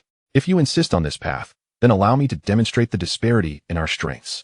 She was at the pinnacle of the third realm. Despite Chu Ning's inheritance, how could he possibly rival her now? In a heartbeat, the two figures clashed with ferocious intent. Su Wanqing's mind was thrown into disarray, and as she attempted to rise, darkness enveloped her, rendering her unconscious, devoid of any will to fight. There was no need for Chu Ning to act on her behalf. If he could not prevail, he would surely be slain, and no one could shield him. Even if he could contend, the sect leader would undoubtedly intervene. It was utterly unnecessary. As her vision faded, tears streamed from her eyes, an embodiment of despair and resentment towards her fellow disciples, mingled with gratitude for Chu Ning's bravery. How could a disciple accomplish such feats for her? In the blink of an eye, their confrontation concluded, and Chu Ning was sent flying. At the pinnacle of the third realm, on the verge of breaking into the fourth, how could he possibly compare to Jiang Qingyue, who had garnered the sect leader's favor and received 30 years of swordsmanship guidance from Su Wanqing? Nevertheless, the essence of the dragon elephant empowered Chu Ning to withstand the strike. His chest was now drenched in blood. Jiang Qingyue soared through the air, her countenance cold as ice. She had long harbored disdain for this waste. Why should he, an ineffectual disciple, receive the same treatment as her? Why should the sect leader's sword be shared with you, merely because you were picked up? The sect leader regards you as a child, seeing no reliance in you. Today, Su Wanqing cannot protect Chu Ning. The accumulated grievances need not be suppressed. With a cold smirk, Jiang Qingyue declared, disciple of Shaozhu Peak, Chu Ning seeks to take advantage of this young sect leader's unpreparedness to strike you down. Today, I announce to the sect that Chu Ning bears the weight of guilt, and this sect shall enact its regulations. Chu Ning's expression remained unchanged. In the realm of cultivation, such was the reality. Power and status grant one the authority of voice. Others are treated like mere cattle. Yet, the fury of an individual can spill blood over 5 paces. The ambitions of the humble need not be disregarded. In an instant, the dragon elephant suppression technique ascended to a higher tier, and his physique grew even more formidable. Today, he had broken through to the second realm, surging forth unexpectedly. The third realm of knowing one's fate. Chu Ning, realm, third realm of knowing fate. Progress, 1. Technique, eternal spring indestructible decision, third level. Flourishing business, dragon elephant suppression technique, third level. Vitality of beasts. Without the slightest hesitation, he charged forth, channeling all the animosity within his chest into a single, devastating punch. At that moment, Jiang Qingyue's eyes widened in shock. The breakthrough in her realm signified a third-tier transformation. As the punch hurtled towards her, she felt a surge of unease and instinctively raised her sword to block. Yet before her stood Chu Ning, a veritable harbinger of death. With a resounding crack, the punch shattered her flying sword, only to be followed by an even more forceful blow. He possessed no other techniques. Only the brutal might of the dragon elephant suppression technique. The essence of the dragon elephant lingered. In the future, every strike would be more potent than the last. The moment the sword was obliterated, Jiang Qingyue could only feel the chill of dread, unable to utter a cry as the punch struck her chest with tremendous force. Her vital energy surged, and the flow of spiritual essence became obstructed, swiftly followed by another punch. The essence of the dragon elephant. Indeed, even if you are akin to the Buddhas and the dragon elephants before me, you shall harbor no fear. The mountains split apart in an instant. A body crashed within. Jiang Qingyue's spiritual essence was scattered, and before she succumbed to unconsciousness, all that remained was disbelief and despair. A sudden breakthrough amidst chaos, the third tier of fate. An 18-year-old at the third tier, how could this be considered a waste? This is a prodigy. Within the sect, all the elders and the sect leader bore witness to this scene, their expressions filled with astonishment. After a brief hesitation, the sect leader turned to an elder. His face darkened, and spoke in a deep, furious tone, bring Jiang Qingyue back. As for matters concerning Shaozhu Peak, no one is permitted to intervene until Su Wanqing hands over the inheritance. This sect shall handle the situation personally. The third tier, an 18-year-old at the third tier. This must be a result of prior suppression of his realm. It is evident that Su Wanqing's secrets have been passed down to him. Su Wanqing undoubtedly possesses an inheritance, and it must be of considerable significance. Chun Xiantian fixated intently on the image of Chu Ning. How dare he lay hands on a disciple of this sect? You are undoubtedly doomed. When our sect uncovers your inheritance, we shall flay your bones, extract your tendons, and savor your blood. Now he must make his move. Chapter 16. a lifetime together, battling all oppression. Jiang Qingwei was still taken away. Compared to Wang Tianyi's visit the previous day, her condition was far worse. Her chest was caved in, and several teeth lay scattered on the ground. However, Chu Ning was not without his own suffering. The forced breakthrough, compounded by the injury to his chest, brought him excruciating pain. Yet the issue was not insurmountable. Eternal Spring, Indestructible Grass. Even the Eternal Spring, Indestructible Grass could not suffice. The wound was too severe. Without hesitation, he retrieved the sacred healing medicine from Su Wanqing's storage ring, promptly stabilizing his injuries. His internal organs were indeed ruptured, but the situation was manageable. All that was required was to harness the essence of Eternal Spring for recovery. Little did he expect to encounter such distressing circumstances so early in the morning. Chu Ning fixed his gaze on the elder who had come to escort Jiang Qingwei. The elder's expression was grim, yet his eyes harbored a profound desire as they fell upon Chu Ning. Without uttering a word, he took Jiang Qingwei away. They must not allow the newly appointed young sect master to perish here. Shaozhou Peak returned to its previous tranquility. Chu Ning glanced towards the kitchen not far away, where Su Wanqing had just prepared breakfast. Originally, Su Wanqing intended to summon him for a meal, but instead encountered this distressing situation, which was truly revolting. Chu Ning spat out a mouthful of blood and, without hesitation, cleaned up the traces of blood before carrying Su Wanqing back to their refuge. The delicate and fragile woman appeared pale, clearly unconscious, evidently having exhausted her vital energy. Following a failed breakthrough, she was gravely injured, and the current predicament was dire. Any delay in her recovery could lead to complications. Chu Ning promptly checked the system. Bound object, Su Wanqing. Cultivation level, peak of the 6th realm, rendered ineffective. Recovery progress, 10. Seeing that the recovery progress was stable, Chu Ning finally breathed a sigh of relief. He hurriedly sought out elixirs that could help stabilize Su Wanqing's mind. At present, he urgently cleaned the blood from himself and changed into a fresh set of clothes before standing vigil by Su Wanqing's side. He monitored her condition while simultaneously attending to his own injuries. In this moment, Chu Ning contemplated the situation. The Taishan sect seemed untenable. Jiang Qingwei had come today for a purpose. Was it for Su Wanqing's storage ring? However, such an item was typically inaccessible to ordinary individuals, and they would not make such a bold move to acquire it. Yet, he could not dismiss the possibility that they had already set their sights on it. Alternatively, it could be due to Su Wanqing herself. The sect master had always held her in high regard, and this display of force might be an attempt to negotiate and ease tensions between them. Naturally, Su Wanqing was displeased with the sect master, and Chu Ning would undoubtedly protect her from anything his master disapproved of. Cultivating here was excessively troublesome. Once his master awoke, he would inquire about the possibility of leaving the Taishan sect, as remaining here was untenable. However, departing would mean voluntarily relinquishing his status as the master of Shaozhou Peak and a disciple of the Taishan sect. The consequences could very well involve a relentless pursuit from other sects. The human realm was vast, with the 7 major sects each claiming their territories. Unless they could escape, where could they flee with their current levels of cultivation? Only teleportation talismans could provide a means of escape, but their reliability was highly questionable. The looming threats were indeed numerous. Chu Ning gazed tenderly at the unconscious Su Wanqing on the bed, taking a deep breath. At that moment, the system emitted a notification. Host maintains his wife, who is on the brink of despair. Reward contribution points. 10,000. System commentary. Though faced with countless adversities, I shall persevere. Triggered reward critical hit. New progression options for cultivation methods added to the system store. The host may expend contribution points to advance their practice techniques. Note: only techniques eligible for advancement may be upgraded. Upon hearing the feedback from the system, Chu Ning's gaze revealed no sorrow or joy. Though faced with countless adversities, he had merely become a disciple of Su Wanqing. The elders of the sect were all at the peak of the 6th realm. The sect master was even at the sage level. If these individuals decided to act without hesitation and sought to eliminate them entirely, it would render them utterly defenseless. How could one truly persevere in the face of countless adversities? He clearly could not protect her as Su Wanqing had once protected him.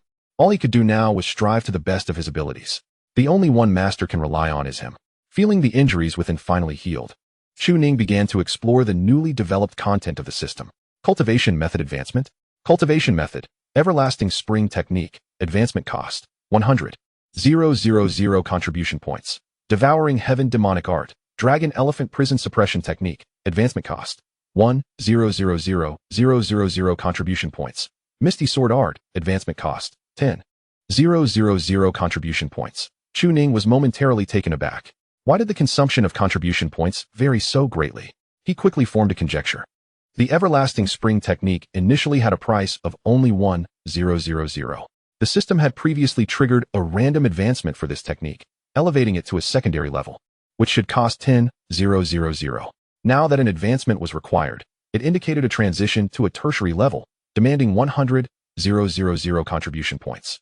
In contrast, the Dragon Elephant Prison Suppression technique was already a tertiary method, and advancing it would promote it to a quaternary level, necessitating 1,000,000 points. That was undoubtedly unnecessary. The current Dragon Elephant Prison Suppression technique was more than sufficient. At most, he could advance the Everlasting Spring technique, but it seemed rather redundant at present. However, the Misty Sword art could be directly learned upon purchasing from the system, requiring no comprehension. If advanced, would he not directly grasp a more profound level of the Misty Sword art? Yet, he was still contemplating the martial reversal technique suitable for Su Wanqing. A dual cultivation method deemed appropriate for her, and it wouldn't impede her recovery progress. Thus, there was no rush for the Misty Sword art. With only 34,000 contribution points at his disposal, the 30,000 point martial reversal techniques evidently suited their current circumstances far better. As he pondered how to survive, Su Wanqing, seated before him, suddenly trembled at her fingertips. Chu Ning immediately sensed it, grasping her hand and softly inquiring, "Master?" The unconscious Su Wanqing felt a surge of medicinal energy coursing through her. Unaware of its origin, she had just dreamt that Chu Ning had been slain. Jiang Qingyuan knelt before her, holding Chu Ning's severed head, murmuring that she must be innocent, urging Su Wanqing to believe her. The moment her consciousness returned, Su Wanqing jolted awake, and upon seeing Chu Ning before her, tears streamed down her face uncontrollably as she embraced him tightly. It was as if the suppression of her thoughts over the days, coupled with her despair, had found release in her disciple's presence. Her disciple, a pillar of support, evoked worry that Chu Ning might act to protect her dwindling dignity. In that moment, how could she suppress her emotions any longer? Ninger, startled by the unexpected embrace, Chu Ning hesitated, intending to break free, but upon witnessing Master's state, he sighed and reciprocated the embrace. "Master, your disciple is here." Su Wanqing said nothing, merely holding onto Chu Ning with all her strength. She could not bear the thought of losing one of the few remaining individuals who cared for her in this world. With her parents gone, her teacher deceased, what significance would her restored cultivation hold if her disciple were to perish as well? The current resolve of her heart had been rebuilt by Chu Ning. When she saw her former disciple, Jiang Qingyuan, scheming against them, despair engulfed her without a single tear escaping. Yet, upon seeing Chu Ning safe and sound, her emotions were beyond her control. "Ninger, as we depart from the Taishan sect, is there not a teleportation talisman at our disposal? It is my belief that remaining here at the small bamboo peak is no longer prudent. Leaving this place is our best course of action." She had promised her master on their deathbed to safeguard the small bamboo peak. Now, for the sake of her disciple's safety, this location can no longer be our refuge. Yet, uttering these words only deepened her despair. "Ninger, you must flee on your own, even with the teleportation talisman. It serves no purpose for me and is merely a burden to you. Do not perish here. They will not spare us. Absolutely not. Yet, we remain oblivious to their true intentions. In a few days, when those from the Taishan sect deem the time is right, no one will stand in their way." Upon hearing this, Chu Ning remained silent, her voice steady as she declared, "Wherever my master may be, there too shall I be. My loyalty is unwavering, and I shall not abandon my master to survive alone." Su Wanqing released Chu Ning, her eyes reddened as she gazed at her, softly murmuring, "Ninger, I understand your intentions. Yet you possess opportunities that may allow you to return here one day. When that time comes, all that is required is to pay homage at my grave. I have given you all that I can. Remaining by your side would only be a hindrance." Chu Ning shook her head. "Master, your cultivation will soon be restored.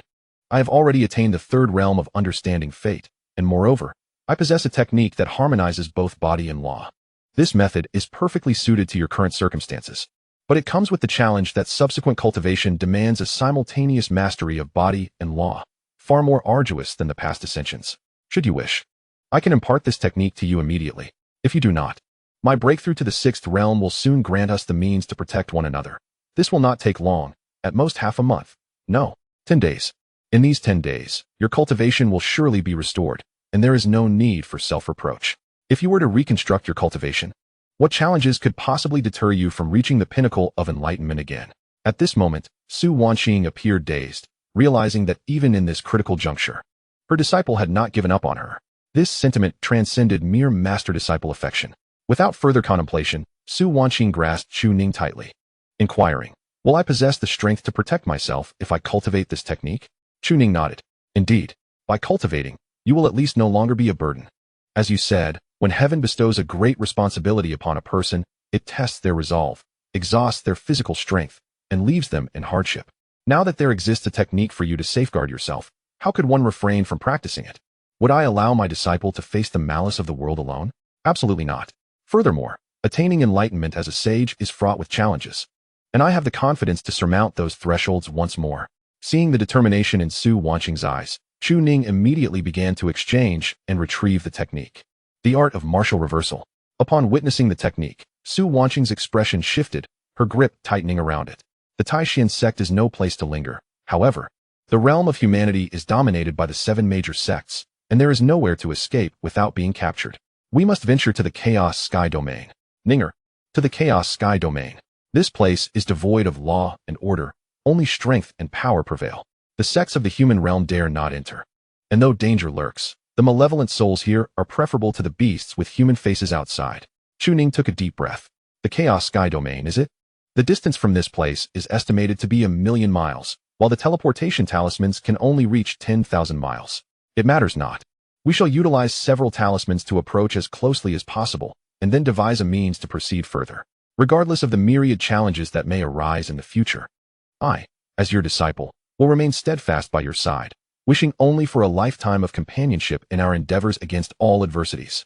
Upon hearing these words, Su Wanqing's eyes widened in astonishment, gazing at Chu Ning in disbelief.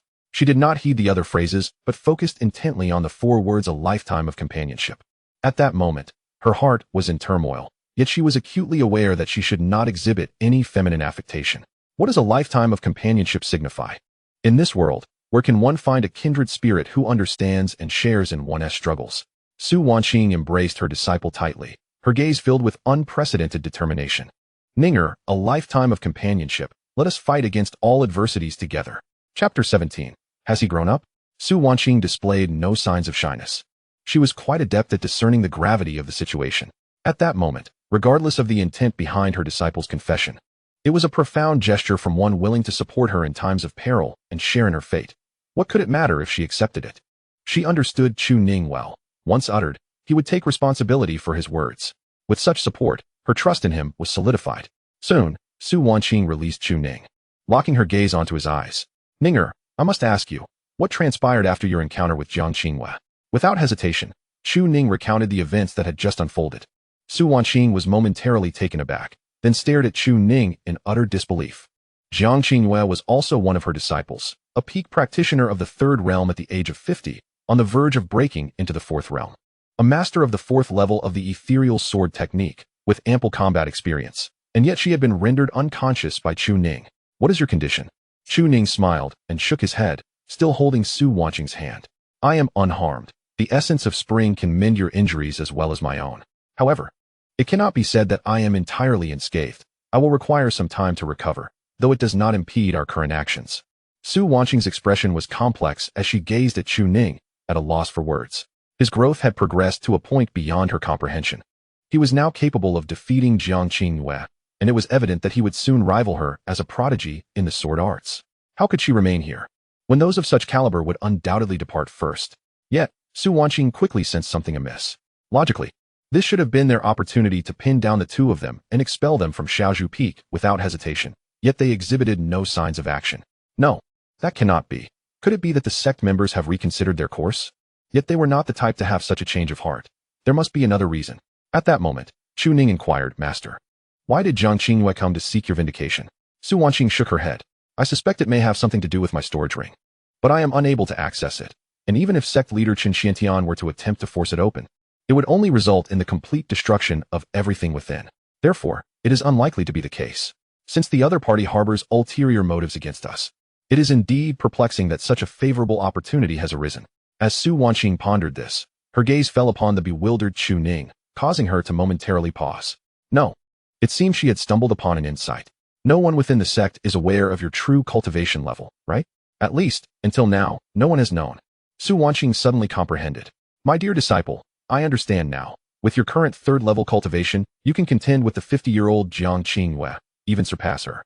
The sect must certainly suspect that you possess something extraordinary, or rather, they suspect that you have received something from me. This explains why Jiang Qingwei would come seeking me, as she aims to draw closer to obtain this item. Yet, they are entirely unaware that I possess none of it, and that only you, Ninger, holds such treasures. At this moment, Su Wanqing's expression darkened, her fists clenched as a cold laugh escaped her lips. Such a disciple truly brings sorrow to the heart. Yet, I am now devoid of anything and lack the qualifications to voice my grievances. Should my cultivation return, the first to perish shall be her. Assisting tyranny, colluding from within. They seek to deceive me regarding the inheritance. Even if I possessed it, I would never part with even the slightest fragment. Presently, the only individual I can trust is Chu Ning. Upon hearing these words, Chu Ning exclaimed in disbelief. No wonder that Jiang Qingwei would come. It turns out the sect believes Su Wanqing still has a trump card, and then they transferred this inheritance to Chu Ning. It makes sense. After all, just days ago, she was at the 3rd level of body refinement, and the very next day, she nearly defeated Wang Tianyi at the 1st level, followed by nearly vanquishing Jiang Qingwei, all while maintaining her 3rd level cultivation. Anyone would find this suspicious. They intend to extract the last vestige of value from Su Wanqing, thereby exposing her entirely. Ha ha ha. Chu Ning could not contain his laughter, tears nearly spilling from his eyes. Those of the same sect are indeed laughable, even in such dire straits. They seek to exploit my master. The Taishan sect is better off without them. Master, we can set off immediately. Once your strength is restored, we shall return to the Taishan sect to exact our vengeance. Su Wanqing wholeheartedly agreed with this notion. This is not a time for nostalgia. It is a moment of despair transformed into hope by her disciple, granting her the opportunity to ascend to her former peak. How could she possibly perish so easily? She must return. Yet, Ninger, consider this. The sect has yet to act, which means they have not obtained the inheritance. If so, why not use this to our advantage? After all, your talisman can assist us in departing immediately. Furthermore, before we leave, I must not remain idle. I need to at least cultivate the martial reversal techniques to ensure I possess the strength for self-defense, so as not to become a burden to you. Upon hearing the word burden, Chu Ning was about to speak, but his lips were silenced by Su Wanqing's finger. With a look of gentle encouragement, she gazed at Chu Ning and softly said, Do not say that I am not your burden, as I am now. If I can do nothing but rely on you for protection, then it would be no different from being dead. Chu Ning was taken aback, not merely by her words, but by her gesture. He thought to himself, what would happen if I were to kiss my master's finger? Alas, would I not receive a slap for such an audacity? With an inexplicable restlessness stirring within her, Chu Ning awkwardly smiled and shifted the topic. So, according to Master S' suggestion, the sect may extend goodwill towards us. Su Wanqing said, narrowing her eyes slightly. Indeed, after all, they have already surmised that you, Ninger, possess my legacy, and they undoubtedly wish to acquire it. Such is human nature. Even if we were mistaken, we could always utilize that talisman to depart. It would be wiser to ensnare them further, perhaps by demanding resources. You have a pressing need for such items. While my own resources are ample, one cannot overlook the wealth of outsiders. Take what you can. Upon hearing this, Chu Ning's gaze turned peculiar. She felt that such underhanded dealings were beneath a person of Master S caliber, yet here she was, actively proposing a scheme to deceive. Noticing the odd look in Chu Ning's eyes, Su Wanqing sighed and remarked, Do not regard me so, dear disciple. I have lived longer than you, and consumed more salt than you have rice. If I wish to engage in such schemes, they would certainly need to be cautious. Chu Ning pondered this and conceded, True, but are we really going to ensnare the Taishan sect? The thought alone was exhilarating. The two immediately began to strategize, covering every detail, even their dialogue, to perfection. The sect would undoubtedly send representatives, perhaps tomorrow, or even today. Yet, preparation must be made in advance. After absorbing everything Su Wanqing had conveyed, Chu Ning was left in awe. It turned out that Master was far more adept at such cunning than she had anticipated. In that case, we shall proceed as you say, she affirmed. Su Wanqing smiled slightly, revealing a hint of darkness in her gaze. If they had not considered all angles, she feared she might miss even the chance to reclaim some interest. But now, that would be their folly. Master, please eat something. Your constitution seems unable to endure this. Chu Ning urged. The plan was set. The Taishan sect could not be allowed to remain. Before they departed, they would seize a wave of resources. Furthermore, it was essential for Su Wanqing to attain a higher cultivation level. That would not be difficult. Rest for now, master. I shall fetch you some food, she offered. Su Wanqing shook her head, preparing to rise. No need. I am not so weak. However, before she could move, Chu Ning firmly pressed her back down, leaving Su Wanqing stunned and puzzled. What? With an impassive expression, Chu Ning replied, given your current state, if you sustain further injury. My ability to mend your meridians will be delayed. You should remain still. Moreover, what's the harm in feeding you? With that, she turned and exited. Su Wanqing stood momentarily dumbfounded. Faced with such resolute insistence from her disciple, she felt not anger but a warmth blossom within her heart. She said nothing more, merely smiling at the retreating figure. Ninger, you have grown. However, just as Chu Ning pushed the door open, she spotted a figure standing before the cave dwelling. Clad in white robes, the middle-aged man appeared to be in his 40s or 50s, exuding an aura that felt almost suffocating to Chu Ning. He was a 7th realm voidbreaker, a saintly figure, the sect leader, Chun Xiantian. Chu Ning froze, a chill running down her spine. He had arrived so swiftly, and it was the sect leader himself. At the pinnacle of her glory, Su Wanqing was far from a saint, while the man before her had attained the status of a transcendent sage after 2 millennia of cultivation. If this individual sought not the legacy spoken of by her master, but rather intended to exact vengeance for Jiang Qingwei, the stakes were dire. However, in the next moment, Chun Xiantian smiled gently, his countenance benevolent, resembling a caring elder concerned for the younger generation. Chu Ning, proceed, he urged. The latter was taken aback when he beheld the elixir Chun Xiantian had tossed his way, a 7th grade elixir, the Yinyang Xianlong pill. I have heard that this substance may prove beneficial to your master's cultivation. It is only today that I learned Qingyue harbored such intentions, the man lamented with a sigh. Such matters should have been communicated directly. Instead, they have caused discord among your peers, resulting in this predicament. I do not blame you for this. If blame is to be assigned, it rests with Qingyue for her limited understanding. Do not take it to heart. Accept this elixir for now. I must take my leave. Without uttering another word, Chun Xiantian departed with a sigh. Chu Ning stared at the elixir in his hand, lost in thought for a considerable time before finally managing a wry smile. Master, you have indeed guessed correctly. Your arrival was swift, and it is evident how significant Su Wanqing's legacy is in their eyes. Outside the cave, Chu Ning listened to the incessant notifications from the system. Ding. Caring for your frail wife. Reward contribution value 1,000. Ding. Comforting your frail wife. Reward contribution value 1,000. Ding. Accompanying your frail wife. Reward contribution value 1,000. Yet at this moment, he tightly grasped the elixir. The Yinyang Xianlong pill was what Jiang Qingwei had intended to use to deceive Su Wanqing into trusting her. Chun Xiantian had given it directly.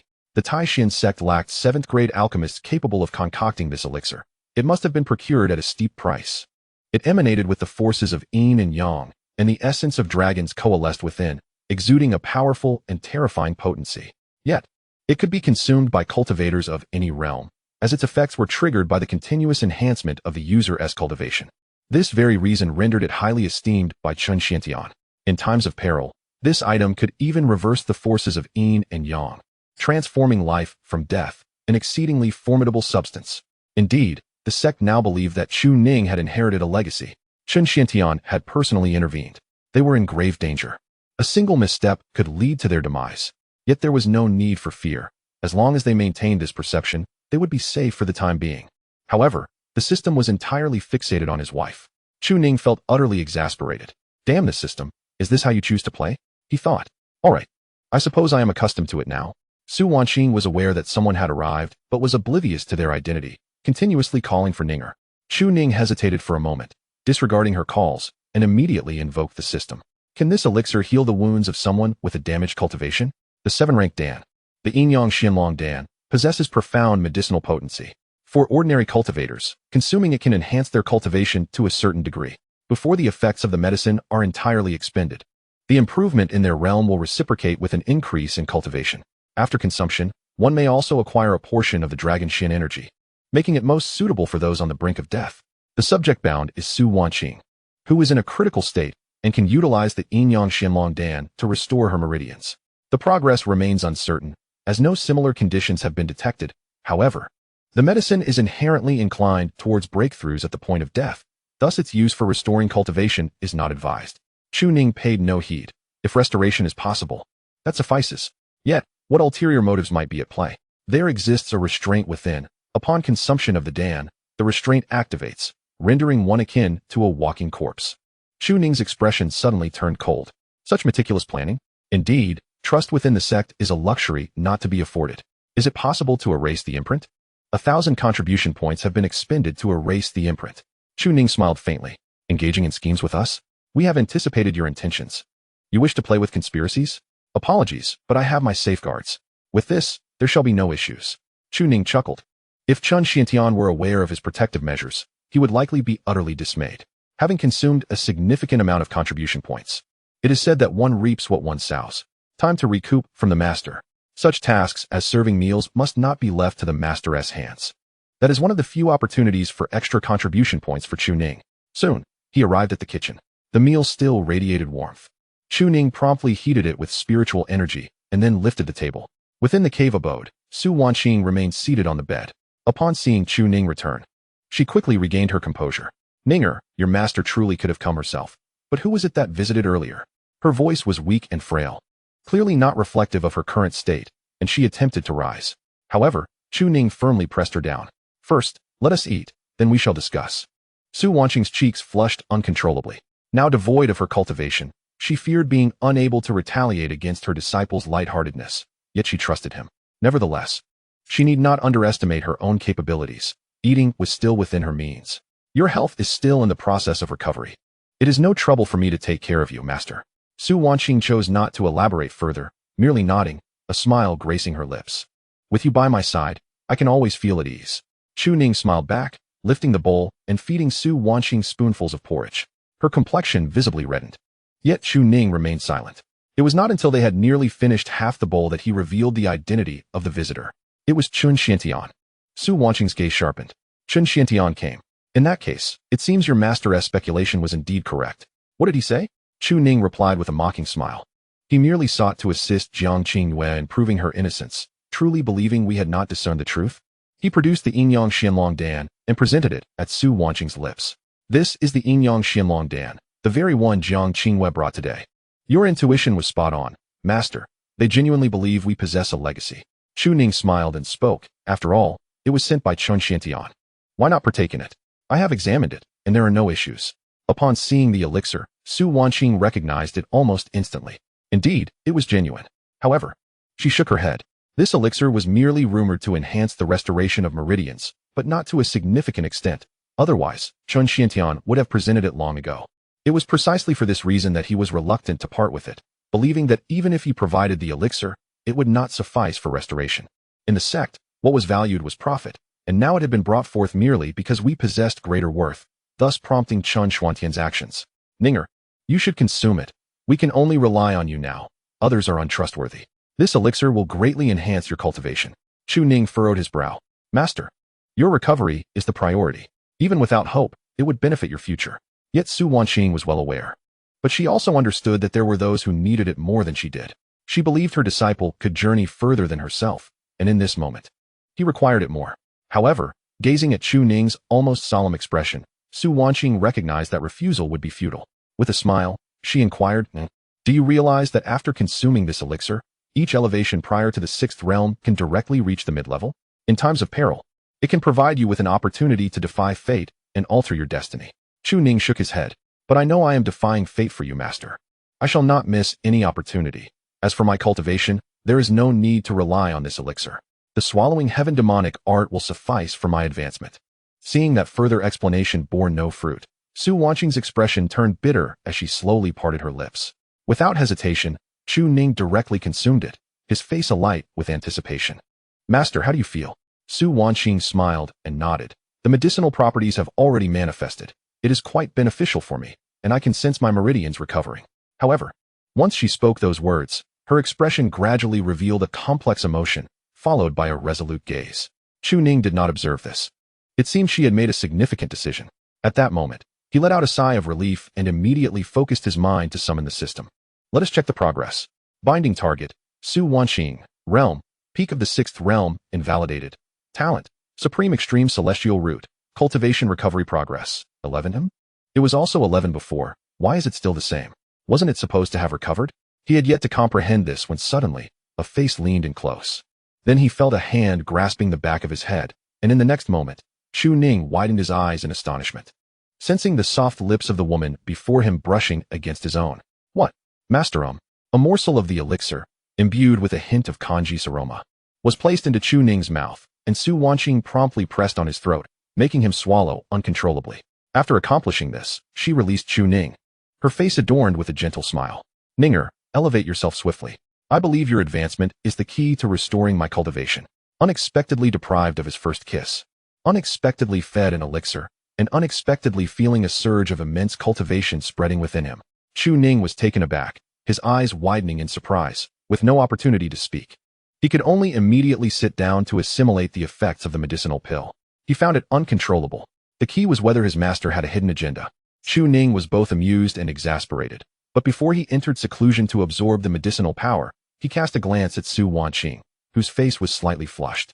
Despite her rosy complexion, her gaze radiated warmth and anticipation. Child, it is more befitting for you to consume this elixir than for your master. Chapter 19. The Master's First Kiss?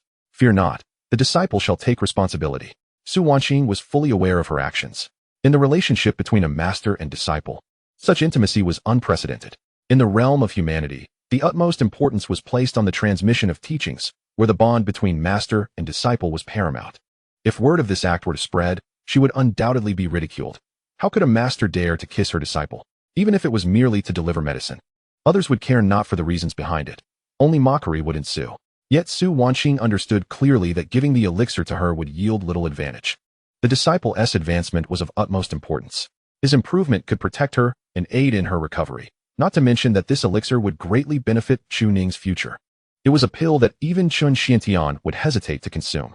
As she gazed at Chu Ning, who was seated in meditation, cultivating and emanating a formidable dragon aura, tears glistened in her eyes. I know, dear child, of your kindness towards me, but how could I bear to let you forfeit such an opportunity?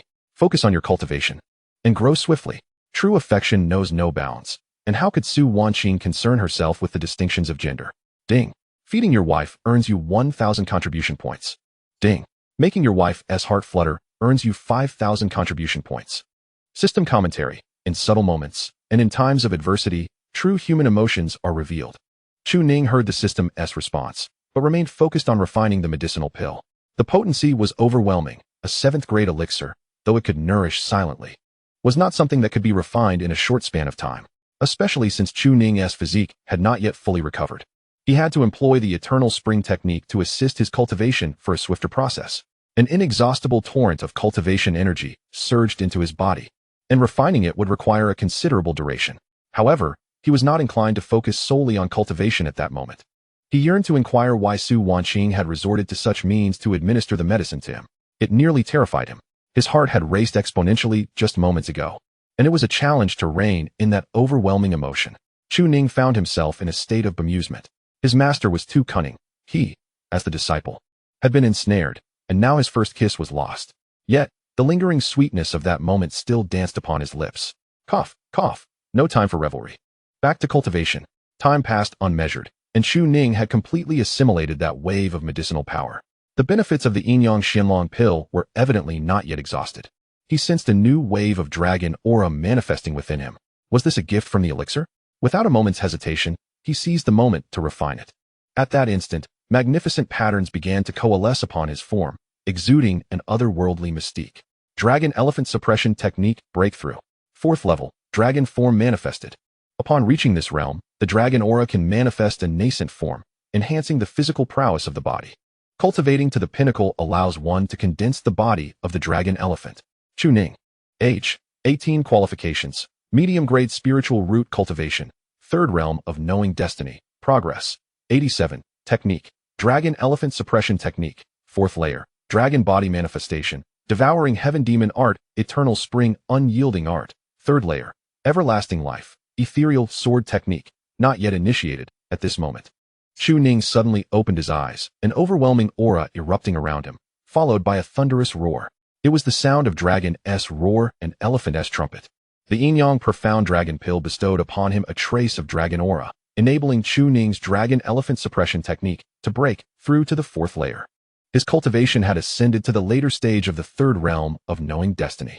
Overjoyed, Chu Ning immediately sought out Su Wanqing to share the good news, but found her absent within the cave dwelling. A sudden tightness gripped his heart.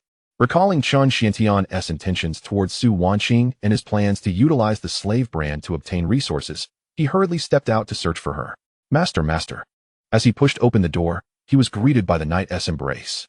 In his frantic state, he was about to rush out when laughter reached his ears from nearby. In the kitchen, Su Wanqing, with a gentle smile, had just finished preparing the meal. A sheen of sweat adorned her brow, indicating that this labor was indeed a burden for her. Did the aroma lead you here? You woke up quite conveniently. Come and eat. Upon turning to see Su Wanqing, Chu Ning dashed forward and embraced her tightly. Master, I thought something had happened to you. The sudden action left Su Wanqing startled, instinctively attempting to break free, but upon realizing he was her disciple, she refrained from doing so. Her cheeks flushed a rosy hue as she helplessly comforted him. Within the sect, they would not act recklessly without acquiring our legacy. What is there to fear, Ninger? Please loosen your grip. I can hardly breathe. At her words, Chu Ning immediately released her, and Su Wanqing, with a flushed complexion, gasped for breath. Her gaze laden with a hint of reproach. At your age, what is there to be so anxious about? Do not be so impulsive next time. A smile graced Chu Ning's face, though he couldn't help but scratch his head. Worrying about my master, of course. By the way, master, I am now at the later stage of the third realm of knowing destiny. The fourth realm is not far off. Su Wanqing was not surprised. It is to be expected. The effects of the Yin-Yang Profound Dragon Pill will be even more beneficial to you, Ning. Simply take your time to experience it. However, upon mentioning the Yin-Yang Profound Dragon Pill, the smile on Chu Ning's face turned awkward. His gaze fixated on Su Wanqing, who seemed to sense something amiss. Her cheeks reddening further as she attempted to turn away, only to have her hand grasped by Chu Ning. This action startled Su Wanqing, who was already flustered, and she quickly yanked her hand back. Ninger, what are you doing? Today's matters are urgent. If I do not act, you will not receive it. That pill does not have the same effect on me. Chu Ning disregarded her concerns and spoke candidly. That was my first kiss. What should my master say about it? At his words, the woman's eyes widened in astonishment. Is it appropriate to speak so openly? You must remember that you are my disciple, and there remains a distinction between master and apprentice. However, Chu Ning had no intention of foolishly pondering over trivial matters. A kiss is simply a kiss. The system has already declared you to be my wife, which implies a sense of responsibility, does it not? Upon noticing the intensity of Chu Ning's gaze, Su Wanqing understood that evasion was futile. With a bashful demeanor, she lowered her eyes and responded through gritted teeth. Are you not also a master? Chu Ning was momentarily taken aback, rendered speechless by her words. Indeed, it was true. His master had dedicated a century to her cultivation, remaining a solitary practitioner without a partner, despite numerous suitors being thwarted at every turn.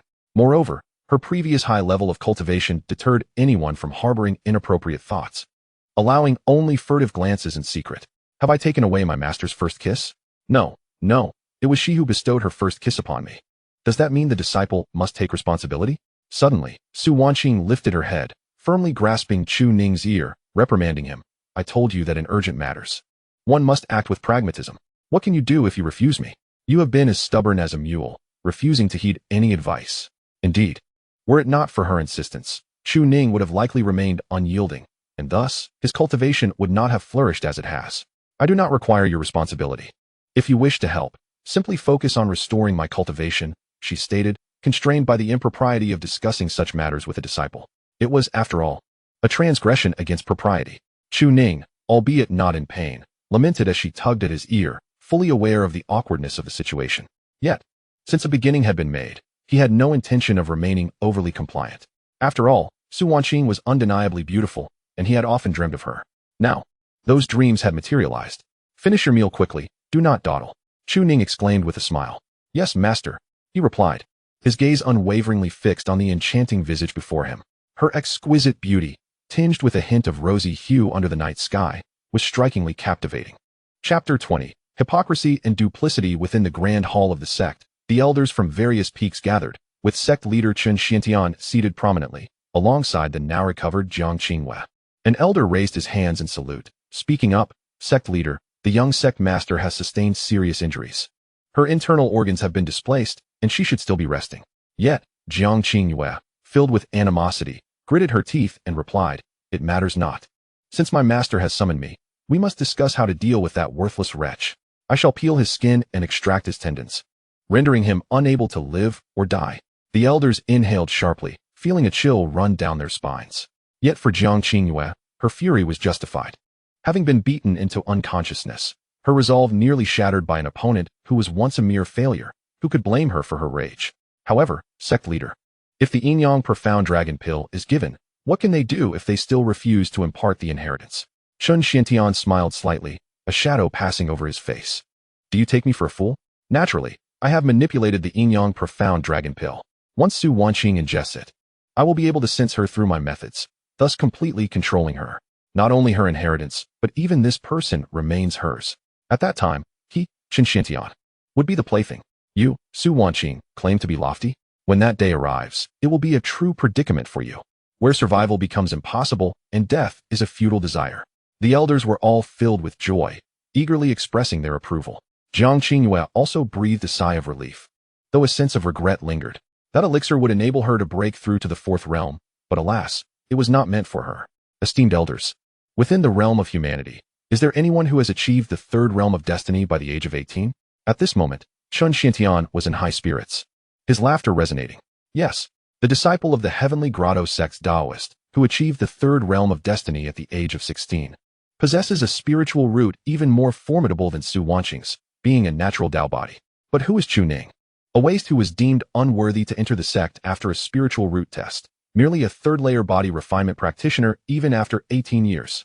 Even if he has been hiding and biding his time, and Su Wanqing has secretly nurtured him, it still speaks volumes of the lineage's greatness. This vile woman has concealed everything from everyone, withholding the lineage even from Qing Yue and the others, which illustrates the significance of this inheritance. However, this legacy must belong to my Taishan sect. Upon hearing this, Jiang Qingyue immediately concurred. Su Wanqing, that baseborn, has hidden her secrets so deeply that even her disciples are unaware, showcasing her profound cunning. But how shall we obtain this lineage? Chen Xiantian nodded in agreement with this assertion and then surveyed the crowd. Although our sect has already arranged for the elixir's manipulation, there remains a sense of instability. What do you all propose we do to acquire this legacy? Someone spoke up. Soul-searching and seizing it would undoubtedly be the best option. Yet Su Wanqing would not be oblivious. Her inheritance may not even reside with her. Someone affirmed this. Thus, even if we were to search Chu Ning's soul, it would likely be fruitless and could incite distrust between the two. An elder chuckled. I believe that Su Wanqing's mentor is also from the Little Bamboo Peak. Her reluctance to leave is likely due to her mentor's presence, desiring to coexist with Little Bamboo Peak. Regarding this matter, we should adhere to the sect leader's arrangements and refrain from interference. As for the inheritance, acquiring it will not be simple. First, we must lower the guards of those two from Little Bamboo Peak. Everyone turned their gaze, and Chen Xiantian found this somewhat intriguing. Oh, does the third elder agree? By leveraging interests, we can encourage them to let down their vigilance, then seize the resources they require for cultivation at critical junctures. If they desire resources, let them trade with us for techniques. The elder explained with hands clasped behind his back, smiling. In this manner, a fair exchange can be established. If we are concerned about their wariness, we can proceed gradually to ensure that the interests of my Taishan sect remain unscathed. As for afterwards, once we gain that inheritance, those two will become redundant. Everyone nodded in agreement, and Chen Xiantian could not help but feel a sense of admiration. This is indeed a clever strategy. Let us proceed as discussed, and tomorrow we shall send some resources over as a gesture of goodwill. At this moment, Chen Xiantian, at the forefront, wore a smile on his lips. Once they are devoid of value, and after this turmoil has passed, it will be their demise. My sect eagerly anticipates this. Meanwhile, within Little Bamboo Peak, the master and disciple had evidently already seen through the facade of the sect. They were both hypocritical and duplicitous. If a certain pill were truly swallowed by Su Wanqing, she would find herself devoid of any opportunity to escape death. Fortunately, Chu Ning possesses an advantageous connection. At present, their intent is undoubtedly to ensnare them in a grand scheme. The duo's objective is precisely this. Yet, due to the kiss shared earlier that day, Chu Ning no longer felt the need to conceal his feelings. During dinner, he fixated his gaze upon Su Wanqing, occasionally engaging her in conversation. Master, the moonlight is quite enchanting this evening, don't you think? How come I never noticed how beautiful our Little Bamboo Peak is before? And Master, your culinary skills are truly commendable. Su Wanqing, however, did not respond, merely burying herself deeper in her thoughts. Was he genuinely referring to the moonlight and the bamboo grove? How could a disciple who was so earnest during the day suddenly evoke a sense of wanting to expel him at night? He was indeed being forthright. Yet, as Su Wanqing recalled Chu Ning's previous intentions towards her, stealing her garments and confessing his feelings, it became apparent to her. His earlier inclinations had now culminated in that kiss. But how could she elucidate this matter in a way that he would believe it was an urgent situation? She found herself unable to articulate this, as she herself was skeptical of the notion of urgency. Why resort to such directness with a kiss? Is it not due to the changes in Chu Ning's demeanor lately, coupled with his abrupt confession today? Su Wanqing had acquiesced at that moment. However, The current predicament appeared rather challenging to navigate. She felt a profound awkwardness. Caught in a liminal space of neither advancing nor retreating. Hastily finishing her meal, she excused herself to her cave dwelling, claiming she needed to meditate. Yet, her mind was far from tranquil. She sought a refuge to evade the disciple, finding it difficult to confront him. Meanwhile, at the dining table, Chu Ning observed her hurried escape with a faint smile. His master looked rather captivating in such a flustered state. Did he truly respect his teacher? Undoubtedly. For he was well aware of the debts of gratitude owed to her for nurturing and educating him. He could discern the gravity of matters when it came to significant issues. Nevertheless, he could not deny his own desires. He found her alluring, possessing both beauty and grace. And her culinary skills were exceptional, a quintessential partner. Yet, Chu Ning would never overstep boundaries, as that would only invite Su Wanqing's disdain. However, he felt no need to keep his feelings hidden any longer. System, you have bound this connection splendidly. A commendation is in order. Chu Ning chuckled merrily, checking his contribution points balance. Initially, he had 124,000, then spent 100,000 on the dragon elephant suppression technique, gaining some in return. He also invested 30,000 on the martial reversal techniques, acquiring additional points. After minor expenditures, he currently had contribution points balance 16,000, with 16,000 points. Was it not worth contemplating an upgrade to the ethereal sword technique? The path of swordsmanship was something that Chu Ning deeply yearned for. Riding the winds on a sword, vanquishing demons across the realms. He had envied his fellow sword cultivators previously. However, due to his innate limitations, he believed he would never have the opportunity to practice swordplay in this lifetime. Yet now, it seemed entirely feasible. Once he advanced, he could assist his master in healing her wounds. Though, he sensed that his master might be inclined to flee, potentially denying him entry.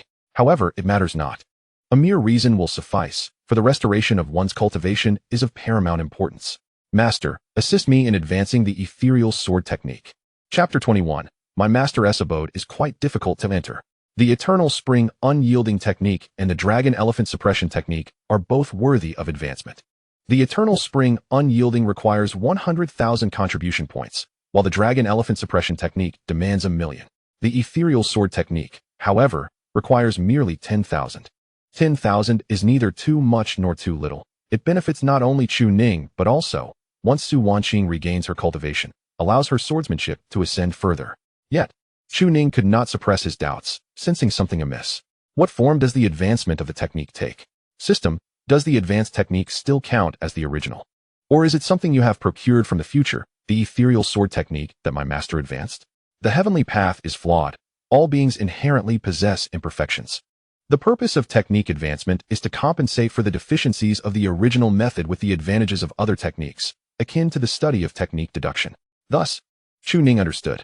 The Eternal Spring Hand, the Eternal Spring Unyielding Technique, was devised by an individual. Hence, the system directly procures and sells the technique. If it is not available, it serves merely as a supplement. Quite commendable. Ethereal Sword Technique, created by Su Wanqing. The prodigious sword cultivator of the Taishan sect in the northern domain, the technique is fluid, ethereal, and unparalleled. Creator's evaluation. My lifelong comprehension of swordsmanship is encapsulated herein. In its unparalleled form, it overawes contemporaries who dare not raise their heads. Splendid. It is evident that these words were spoken during my master's peak. As the technique advances, Chu Ning's curiosity peaked. Consume 10,000 contribution points. Advancing the ethereal sword technique to the vast ethereal sword chapter. Vast ethereal sword chapter compensates for the principles of the ethereal sword technique, further deducing from its advantages in ethereal intent, granting a glimpse of the vastness of the heavenly path. The chapter itself aims to elucidate the ethereal essence of the ethereal sword technique, aiding cultivators in deeper comprehension while integrating aspects of the vastness of the heavenly path. In achieving the pinnacle of swordsmanship, the practitioner and sword become one, embodying the ethereal nature. Chu Ning stared at these convoluted words for a while, utterly baffled. Clearly, he struggled to grasp the complexities. His intellect was not so expansive. To put it simply, what does advancement entail? Ding. Simplified for the host. A higher level of comprehension in swordsmanship, more in harmony with the cultivator, facilitating deeper insight. After attaining a higher realm, perfect etherealization is achievable. Thus, Chu Ning understood. Astonishing. Perfect etherealization. Although this technique advancement appears to merely aid in comprehension, the enhancement seems minimal. Yet, having glimpsed a fragment of the vast intent of the heavenly path, perfect etherealization upon reaching completion. When others unleash their full potential, he could effortlessly achieve perfect etherealization. How exquisite! Chu Ning was overjoyed. Currently assisting the host in comprehending the vast ethereal sword chapter, Chu Ning was already familiar with the ethereal sword technique. The modifications post-advancement were not substantial, as it was already quite superb. The shift lay in the fact that Chu Ning had yet to fully fathom the sword intent. However, thanks to the alterations brought about by the advancement, he had begun to grasp the essence of ethereality. The comprehension of sword intent had indeed improved, albeit slightly. Chu Ning. Age: 18. Qualification: medium-grade spiritual root cultivation level. 3rd stage of destiny. Progress: 87. Techniques: eternal spring unfading method. 3rd layer. Endless vitality. Dragon elephant suppression technique. 4th layer. Dragon elephant manifestation. Vast sword chapter. 4th layer.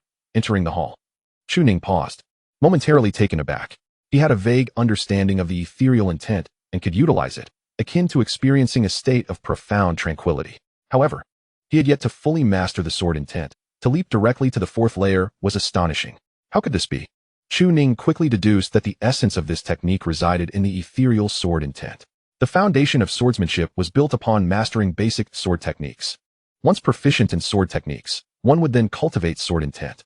As sword intent reached significant heights, one would seek to glimpse the elusive ethereal essence. Jiang Qinghua had spent 3 decades still at the 3rd layer, having achieved the pinnacle of sword intent and sword techniques, yet remained unable to perceive that elusive, intangible essence, let alone merge a portion of the heavenly path to glimpse the vastness of the Tao. This was a gradual ascent, but Chu Ning, aided by an external force, had surged directly to the final layer? How enviable! Chu Ning harbored a disdain for prodigies, as they were typically too formidable. Yet, were he to be one of them, what a delightful thought! Feeling elated, he gradually rose and made his way towards Su Wanqing's cave dwelling. The time was ripe, dusk had settled, and it was time to assist his master in restoring her cultivation. With a smile, Chu Ning approached and knocked on the door, refraining from mentioning matters of cultivation. After all, they had shared an intimate encounter earlier that day, and he feared that Su Wanqing, as a woman, might shy away from such topics. Should she decline his assistance, he would be at a significant disadvantage. Thus, he adopted a serious demeanor and spoke, "Master, did you not previously mention teaching me the way of the sword? I wish to inquire about certain details regarding swordsmanship." Inside the cave, a voice soon responded, "We shall speak of it tomorrow." Chu Ning was momentarily surprised. His suspicion proved correct. His master likely felt too embarrassed to face him. He chuckled wryly. Since swordsmanship would not be taught today, perhaps he could still assist in restoring her cultivation? Surely, she could not refuse that. "Tomorrow it is," he muttered, his lips twitching. It seemed today's events had indeed rendered Su Wanqing quite uncomfortable. If a solitary man and woman were to share a room, she might very well find it difficult to maintain her composure. With a resigned sigh, Chu Ning remarked, "Is it that my master avoids me out of concern that I might tarnish her purity? Yet, today's incident was solely on her part. You cannot hold me accountable. I did nothing. You were the one who personally delivered the elixir to me." As expected, Su Wanqing exploded from within. "You speak of tomorrow. Go sleep your sleep. Have you not exhausted yourself today to still possess such energy?" Within the confines of her chamber, Su Wanqing, her cheeks flushed, held the technique Chu Ning had gifted her, unable to concentrate on it after pondering the day's events. We are master and disciple, not bound by other relations. If it were otherwise, perhaps it would be simpler. Yet, Chu Ning has grown under my watch, from a child trailing behind me to a young man now. This transformation stirs an unease within my heart, leaving me uncertain of how to navigate these feelings. Growing up may seem fine, but what if one day, he feels compelled to crawl into her bed? Let us not dismiss the present, for if this continues unchecked, it is only a matter of time. Do men not occupy their minds with such thoughts? Moreover, the disciple has neither heeded her explanations, nor does he appear to care for them. For the disciple has not only matured, but may also harbor feelings for a certain maiden. It is she who stirs his heart, thus rendering him restless and hesitant to approach her at such a moment. At this time, Su Wanqing spoke in a voice as cold as ice. "Ninger, it is late tonight. You should retire early, and we can discuss this matter tomorrow." Outside the door, Chu Ning let out a soft sigh. Is this not a reflection of the master's lack of trust in her disciple? Do you believe in me? If I were to act upon my feelings, who would take responsibility for the consequences? Are you not of sufficient age to understand this? Su Wanqing scoffed, choosing to ignore the matter, as she needed to thoroughly comprehend this technique before addressing other issues. Yet, in the next moment, Chu Ning spoke with a hint of resignation. The disciple admits that he had harbored thoughts for his master earlier. After all, She is not only accomplished in her cultivation, but also possesses unparalleled beauty. However, having such feelings does not necessitate action. Merely liking someone does not compel one to act upon it. What transgressions has the disciple committed against his master in the past? The events of today cannot solely be attributed to her, yet they are inextricably linked to her. But should this delay his own path of cultivation? Is she truly still his master? Before the cave dwelling, Chu Ning waited patiently. However, after a prolonged silence with no response, he was left with no choice. Alas, it is a disaster. Not only has he lost sight of his master, but his source of contributions has also vanished. Sigh. They had just shared a kiss during the day.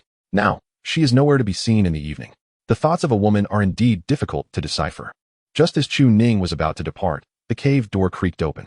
Su Wanqing appeared, draped only in a light garment, revealing a smooth neck with no undergarment, as if she were nothing but a simple bodice. At that moment, her expression remained calm as she glanced at Chu Ning, inviting him to enter and speak. Chapter 22. An open discussion within the confines of Su Wanqing's cave on Shaozhu Peak. One sat upon a chair, while the other reclined upon the bed. The man bore a troubled countenance, while the woman maintained an air of cool detachment. They did not meet each other's gaze, as Su Wanqing deliberately averted her eyes from Chu Ning. Allowing him to enter was an acknowledgement that his words held merit. Yet, the master had already declared it a misunderstanding. If you do not eat, how can you expect to consume it in this manner? Does that substance serve any purpose for me? Behold, you are already in the late stage of the third realm, and your cultivation is remarkably stable. Is that not a good thing? And now you wish to tease me about this matter? Huh. As if she would engage in such games while Chu Ning was yet to be born. Was it not said that we would discuss the sword path? Why the hesitation? At her words, Chu Ning snapped back to reality, offering an awkward smile. Unable to resist, he gazed intently at her, finding her exceedingly beautiful and quite captivating. Master, I wish to inquire about the mysterious sword technique, he said. Su Wanqing responded with a simple indicating he should proceed. Is the essence of the mysterious intent found within the mysterious sword technique? Indeed, there is no need for concern. Simply adhere to the previous methods of practice, focusing on swordsmanship without aspiring too high. Although this may not significantly enhance your current abilities, it will undoubtedly prove beneficial in the future. And what if the disciple comprehends such concepts? There is no need to use lofty ideals as a pretext. The understanding of the master is clear.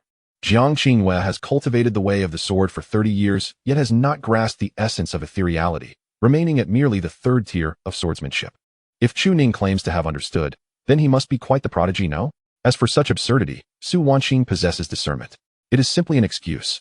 You merely wish to enter. It has been stated that the events of the day were merely an accident. Observing Su Wanqing's skepticism, Chu Ning did not rush to showcase his abilities. After all, he had not practiced swordsmanship in years. Revealing his skills now would undoubtedly seem exceedingly strange to Su Wanqing. Patience is key, he thought, suppressing a bitter smile as he regarded the wary expression of Su Wanqing with resignation. Master, why do we harbor such doubt towards one another? Shouldn't a mentor have some degree of trust in their disciple? The disciple has not been unworthy, has he? Su Wanqing chuckled lightly, crossing her legs, her fair, lotus-like limbs exposed to the air, strikingly alluring. However, upon realizing this, she promptly covered herself. Did you stare, just as it was revealed? You do not hide it well. Had you not uttered those words today, I would not have reacted thus. Would I have been permitted to enter had I remained silent? Naturally not. This indicates that the master is not truly wary of me, knowing well that the disciple would not act inappropriately. Su Wanqing slightly narrowed her eyes, acknowledging this. You possess the heart of a thief, but lack the courage. Otherwise, would you have dared to steal my outer garments? Allow me to inquire. Do you remain by my side because you regard me as your master? Or is there another reason? Chu Ning saw no need for deception. It would only appear disingenuous. He does indeed regard his master as such, and this is indisputable. The bond between master and disciple is something Chu Ning would never forget. That is paramount. Upon hearing this, Su Wanqing felt a measure of satisfaction. At least this rebellious disciple has not strayed too far. Is there anything else? Chu Ning replied candidly. I also view my master as a woman, and I do not wish to conceal this. Moreover, the benefits of healing my master are significant for me, and that is true. With this forthright declaration, Chu Ning remained composed, yet Su Wanqing found herself internally conflicted. Do you still recognize the nature of our relationship? And if so, are you aware that no other master-disciple pair shares such sentiments? To directly regard one as a woman with a clear conscience is quite audacious, is it not? However, since you have spoken plainly, Su Wanqing felt no need for further hesitation. You have encountered too few women to understand, which is normal. As you meet more in the future, you may not retain such thoughts. But what if this sentiment remains unwavering? Is it the bond of master and disciple that endures, or is it your unrelenting desire? Master. It seems inappropriate to use the term desire. Does liking someone truly warrant such harsh terminology? Su Wanqing scoffed. Is there truly any distinction? Chu Ning pondered for a moment. Desire is merely a base lust. The disciple's feelings transcend mere lust. Su Wanqing nearly spewed out a mouthful of blood. Her expression one of utter astonishment as she gazed at Chu Ning, who radiated nothing but sincerity in his eyes. How could he dare to speak such words? With a helpless shrug, Chu Ning replied, Since you have inquired, Master, I shall speak plainly. Do you truly believe that if I were to claim I do not harbor feelings, you would accept it? Why not be forthright? Su Wanqing clenched her fists. Her teeth gritted in frustration. Do you not understand that such actions defy moral principles? To utter it aloud would invite ridicule. She continued, While I merely harbor feelings. You have acted upon them. Are you not the one being more egregious? I have said it before, in urgent matters, one must act pragmatically. Chu Ning said with a slight smile. Regardless of this, if my cultivation were sufficient, who would dare utter a word against me? Su Wanqing was momentarily taken aback by his boldness. His audacity was undeniably captivating. His character was straightforward and direct, never one to beat around the bush. He expressed affection with passion and returned animosity in kind. However, his unvarnished honesty left Su Wanqing somewhat at a loss. Although she had more experience than Chu Ning, she was still naive regarding these matters. She thought of using sharp words to silence him, wishing he would refrain from discussing such topics. After all, we are teacher and disciple. This is rather inappropriate. The thought of what he might do while tending to her wounds frightened her. Yet, Chu Ning remained unyieldingly straightforward, leaving her in a quandary. What could she say or do? Tell him to leave and keep his distance? That was absurd. Setting aside the complexity of her feelings for him, she also felt an undeniable bond with him. To speak harshly, she felt incapable of repaying the debt of gratitude he owed for her recovery. Yet, if such emotions were laid bare, she could feign indifference. But she could not truly disregard them. He was someone she had watched grow. If he were to approach her in a romantic manner, she could not simply cast him aside. Instead, she would find herself fleeing from the situation, unwilling to push him away. With these thoughts swirling in her mind, Su Wanqing let out a sigh. Ninger, I do not wish to place you in a difficult position. Chu Ning responded with a smile. What difficulty is there, master? Is it merely the thought of becoming my Tao partner that troubles you? If my feelings were simply admiration without action, would that not alleviate your burden? He understood that the kiss had been nothing more than an accident. If they were to advance their relationship, it would not be something to ponder lightly. There was still time. Upon hearing this, Su Wanqing paused in surprise. Had she misinterpreted his intentions? Perhaps he was merely harboring thoughts without any desire to act upon them. Chu Ning maintained his smile. If you are unwilling, I shall not press you, for in my heart, you remain the omnipotent master I have always revered, and I long for that master to return. If I were to do anything untoward, you would surely strike me down, and I would suffer greatly. At his description, Su Wanqing could not help but laugh. You certainly know how to speak. If you truly intended to act, you would not have waited to restore my cultivation. You would have acted immediately. Chu Ning stood and nodded. Thus, I have no intention of imposing anything upon you. Only the desire to see you return to your former self.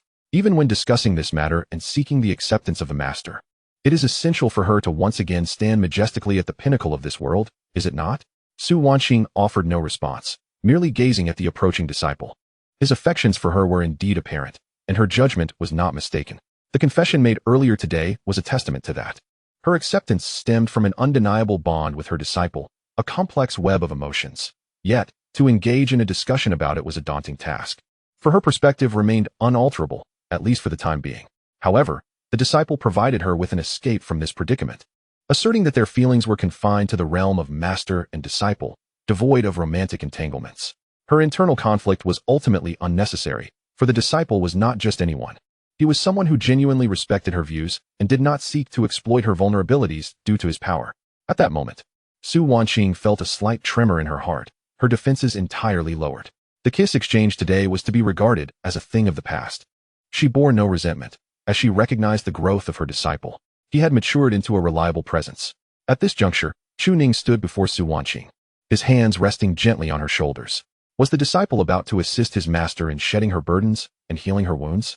Su Wanqing chuckled helplessly, aware that Chu Ning was taking the opportunity to gaze upon her. Yet she reasoned that since he was already tending to her, a few glances could hardly matter. She could manage on her own. Chapter 23. Healing again. The exhausted Chu Ning, her lack of apprehension stemmed from the understanding that her disciple harbored feelings beyond mere admiration. Yet he had refrained from acting upon them until now. She trusted him implicitly. If he truly intended to pursue something more, why had he not done so before? Instead, he chose to assist her in restoring her strength.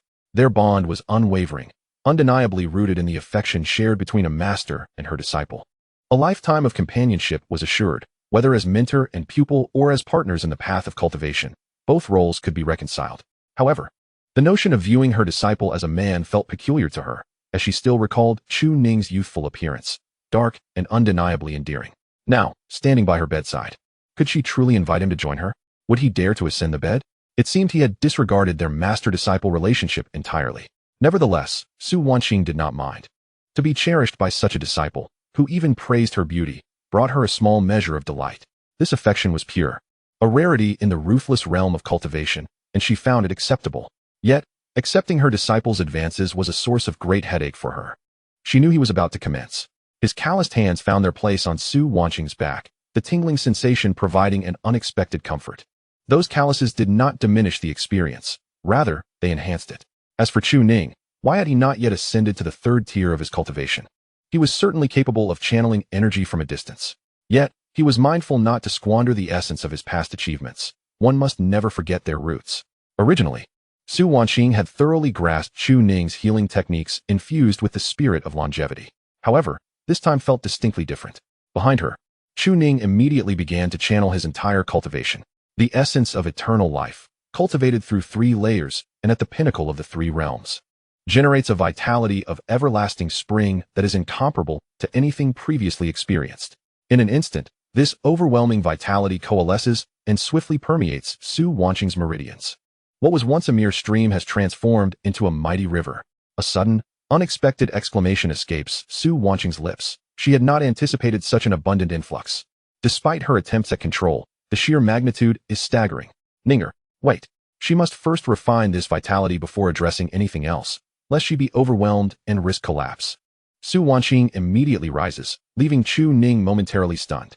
Isn't it possible to repair gradually? Clearly, it is not. The quantity is too great. This must be approached step by step. Without hesitation, Su Wanqing sits down, disregarding whether Chu Ning is observing. She directs the vitality within her to mend her damaged meridians. The progress this time is extraordinary. Detection indicates the host is restoring the wife's cultivation level to 5. Reward contribution value of 50,000. Chu Ning watches in astonishment. Goodness, I truly had not noticed before. The master possesses remarkable abilities, and this is while being protected. If those barriers were removed, wouldn't it be? At this moment, Su Wanqing opens her eyes in shock, a smile gracing her lips. Ninger, the progress is swift, perhaps even for the master. However, before she can finish, she notices Chu Ning equally astonished. Su Wanqing pauses abruptly, her lips twitching. Are you really not curious about anything else? Do you simply have to sneak a glance whenever there is an opportunity? Despite being lost in thought, Chu Ning's eyes are filled with a longing for indulgence. Chu Ning. Su Wanqing's sharp reprimand jolts him back to reality. Meeting her flushed, irritated gaze, he offers an awkward grin. Su Wanqing, uninterested in further banter, discreetly drapes her outer garment over herself. Is it all right to continue this way? If you dare suggest there's a problem, you're finished. Chu Ning refrains from speaking. It is all too evident. The master has noticed yet remains silent. As long as there is nourishment, that is sufficient. No issues apparent. It seems the master is recovering well. Su Wanqing simply hums an acknowledgement. The progress is rapid, exceeding the master's expectations. Chu Ning's spirits lift instantly. Then let us proceed. Once more, the magnificent essence of everlasting spring flows into Su Wanqing. This time, she deliberately bites her palm to stifle any peculiar sounds. Subsequently, she resumes her meditative posture. Continuing her recovery, the system chimes incessantly. Detection indicates the host is restoring the wife's cultivation level to 5. Reward contribution value of 50,000. Detection indicates the host is restoring the wife's cultivation level to 5. Reward contribution value of 50,000. Detection indicates the host is restoring the wife's cultivation level to 4. Reward contribution value of 40,000. Detection indicates the host is restoring the wife's cultivation level to 3. Reward contribution value of 30,000. Detection indicates the host is restoring the wife's cultivation level to 2. Reward contribution value of 20,000. Su Wanqing transitions from initial displeasure to a growing satisfaction. A disciple truly proves invaluable. It is reassuring to utilize one I have nurtured. In a brief span, the majority of her meridians have been mended. and she can once again sense the spiritual energy flowing within her. The next step is to mend the damaged spirit abode. She didn't even bother to cover herself, allowing the ox to exert its strength. At least give it a mouthful of grass, right? After all, it wasn't as if it hadn't been seen before. Yet, she sensed the essence of spring dwindling. Furthermore, her disciple's gaze grew increasingly lethargic. When Chu Ning first beheld it, he was nearly drooling. However, gradually, he became indifferent. Eventually, he even felt the need to rest, and the essence of spring continued to diminish. Su Wanqing felt a sense of unfulfilled desire, but with a sudden thud, Chu Ning collapsed to the ground. Detected that the host's wife has restored her cultivation, accumulating a contribution value of 200,000. Cultivation recovery progress. 31, 1/3 of the cultivation has been restored. Yet, Chu Ning had already exhausted himself. Goodness, the consumption was too great. Chu Ning felt his vision darkening, almost on the verge of fainting, when Su Wanqing abruptly sprang to her feet. Previously, he had fallen onto the bed. Why had he now collapsed to the floor? Wouldn't he just blame her if he fell onto her? Hurriedly, she rushed over to help Chu Ning up, her face filled with guilt. Ninger, perhaps I have asked too much of you. Chu Ning had no energy to exchange flirtatious banter. He was utterly drained. Exhausted. His mentor was akin to a man. In youth, he was vigorous, but as he aged, he found himself powerless, ultimately devoid of any aspirations. In less than an hour, he felt the transformation of a man from youth to old age. Despair washed over him. Only 20 had been restored. How long would it take to fully restore his mentor's cultivation if this continued? Su Wanqing lifted Chu Ning with immense effort, finally managing to place him on the bed. Ninger, most of my meridians have been restored. The next step is the spirit abode, which will likely take a few more days. Chu Ning shook his head. Although he lacked strength this time, at least he hadn't lost consciousness. This indicated that he had grown considerably stronger. Gazing at the woman beside him, her face aglow with joy, Chu Ning felt a sense of solace. It was rare to witness such a delightful smile on his mentor's face.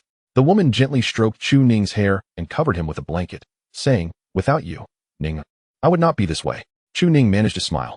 The disciple hopes that the mentor will be happy every day. Su Wanqing paused, a smile gracing her lips. With you here, wouldn't every day be joyful? Then why did you still guard against me, not allowing me to enter today? Su Wanqing playfully pinched Chu Ning's face, feigning anger. What, little disciple, now that you've accomplished something, you intend to speak lightly of your mentor? Such audacity. I would indeed wish to be playful, but alas, I find myself powerless. Su Wanqing snorted lightly, pressing her finger onto Chu Ning's forehead. You wicked heart, go to sleep. Chu Ning was truly too tired to keep his eyes open, yet he still inquired, Mentor, will you sleep on the floor? No, I am in excellent spirits. I shall continue my cultivation. Very well, Mentor, please take your time. By the way, I have unlocked the storage ring. If you need anything, feel free to use it. He trailed off, his hand resting on Su Wanqing's thigh. Within the cave abode, silence enveloped them once more. Su Wanqing's gaze held no other shadows, only warmth. Perhaps it was only when Chu Ning was asleep that she dared to gaze at him in such a manner. From the initial feelings of concern and apprehension to her current state of unguardedness, her heart had undoubtedly undergone a transformation. After all, how could a disciple see so much? Indeed, the disciple remained steadfastly attentive. Sleep now, sleep well. After a long day, rest is due. Chapter 24. What I wish you to see is my cultivation, not to fixate upon my figure. After healing, Su Wanqing had regained considerable strength, even possessing the vitality to resume her practice. She gazed at Chu Ning for a long time, so long that she lost track of it. The world had been almost cruel to her, her cultivation shattered. Her sect turned against her, and her disciple had rebelled and departed. Yet, at least there was someone by her side who cared for her. This person, seemingly harboring somewhat unconventional thoughts about her, left her uncertain about how to respond. However, she did not find it distasteful. Such sentiments were indeed pure, regardless of the circumstances. She had agreed to this bond. At this moment, she perhaps sensed that Chu Ning truly wished to walk beside her in the pursuit of the great Tao. Could one truly regard him as a man? The disciple's appearance was quite commendable, his physique admirable. He had indeed grown into a fine young man. What should she do with her troubled heart? The answer was simple: cultivation. Taking out the manual martial reversal of all strikes, Su Wanqing's eyes flickered with interest. This text was, at this moment, exceptionally suited for her needs. She did not wish to be treated as a mere ornament, nor did she want to be perpetually cared for. She had always been strong-willed. Now, with her heart of Tao being reshaped once more, it was only natural. Should her disciple protect her? It ought not to be so. He was still young and should not bear the world's malice. She should be the one to endure it alongside him. Even though she had lost her cultivation, Su Wanqing remained a rare talent within the human realm, a true prodigy. With an extraordinary innate spiritual root and a firmly established saintly realm, she undoubtedly had the potential to contend for supremacy in the future. Her understanding had not been lost. Her talent still persisted. With just a glance at the manual, she immediately grasped its intricacies. The dual cultivation of both law and body. The law cultivation focused on internal refinement of the spiritual abode and soul, achieving the methods of immortals. The body cultivation concerned external refinement of muscles, skin, and blood. This manual, martial reversal of all strikes, nearly separated the contents of law cultivation from body cultivation and thereafter distinctly outlined the path of dual cultivation. The details were almost perfect. She merely needed to study the methods of body cultivation. Before long, she comprehended its teachings. The martial reversal of all strikes was ideally suited for someone like her, who had lost her cultivation. Relying on her original understanding of cultivation, she could swiftly gather her vital energy to refine her physical form. Without hesitation, she recognized that time was tantamount to life itself. How the storage ring was opened. She was unsure. Even as her disciple, he had attained skills beyond her current understanding. Since it belonged to both of them, she felt no hesitation. After a thorough search, she found several types of first-grade herbs. Arriving at the bathing pool, she prepared the medicinal concoction and, after much deliberation, settled into the mixture. In an instant, the potency of the medicine threatened to sear her skin. Without the slightest hesitation, Su Wanqing immediately summoned her inner vitality, embarking on a transformative journey to cultivate her physical form through the techniques of martial arts. This reconstruction required the repositioning of her meridians and internal organs to facilitate a swifter circulation of vital energy. While she found the process manageable, the accompanying agony was nearly unbearable. Yet, could any corporeal suffering rival the excruciating pain of a hardened torment? How could she not endure? Time seemed to blur. And at last, the piercing anguish subsided, her silence throughout the ordeal almost deafening. Dark blood seeped from her body, a manifestation of stagnant energy. As she gradually rose, she sensed a profound shift within her essence. Her physique now possessed the capacity to harness both vital and spiritual energies, embodying the dual cultivation of martial and spiritual practices. Indeed, this technique was exceptional, surpassing even the formidable secrets of the Taishan sect in its intricacy. The origins of this method were of little concern to her. What mattered was its potential to aid her disciples. Continuing her seclusion for cultivation, her physical realm ascended with an almost uncanny swiftness to the copper skin realm. Yet, the vitality within her remained abundant, even capable of further enhancement. Having traversed the 9 layers of body refinement, coupled with the inherent strength of a 6th realm practitioner, advancing to the 1st realm posed no challenge whatsoever. In a flash, her vital energy surged forth, propelling her to the iron bone realm. Though her energy reserves were dwindling, she had reached the mid-stage of the 2nd realm. Her power had increased, albeit modestly, yet it was sufficient to accomplish various tasks. Time slipped away unnoticed before Su Wanqing slowly opened her eyes. Her body was marred with bruises, yet she felt invigorated, no longer the helpless figure she once was. This was enough. Today, Su Wanqing had successfully re-established her foundation, achieving the 2nd realm in a single day. Even as she anticipated the challenges that lay ahead, she remained undaunted. Su Wanqing was an undeniable prodigy of the northern domain, and even if she were to traverse the path of cultivation anew, her physical prowess would ensure an expeditious ascent, faster than anyone else. With such thoughts, she felt a sense of relief and a smile graced her lips. However, it would be best if her disciples were not to witness her current state. Resolutely, she rose to change into a fresh robe, covered in blood. She certainly was not presentable. Upon entering the spiritual pool, the bruises dissipated, revealing her delicate form once more. The physical cultivation had not endowed her with bulging muscles, but had rather enhanced her overall constitution. What remained was still a captivating allure. Akin to a solitary plum blossom blooming defiantly amidst a snow-capped mountain, now exposed to the elements, rendering her momentarily entranced. She had never noticed before. Was this not a considerable attraction for men? Perhaps that was why her disciples gazed so intently?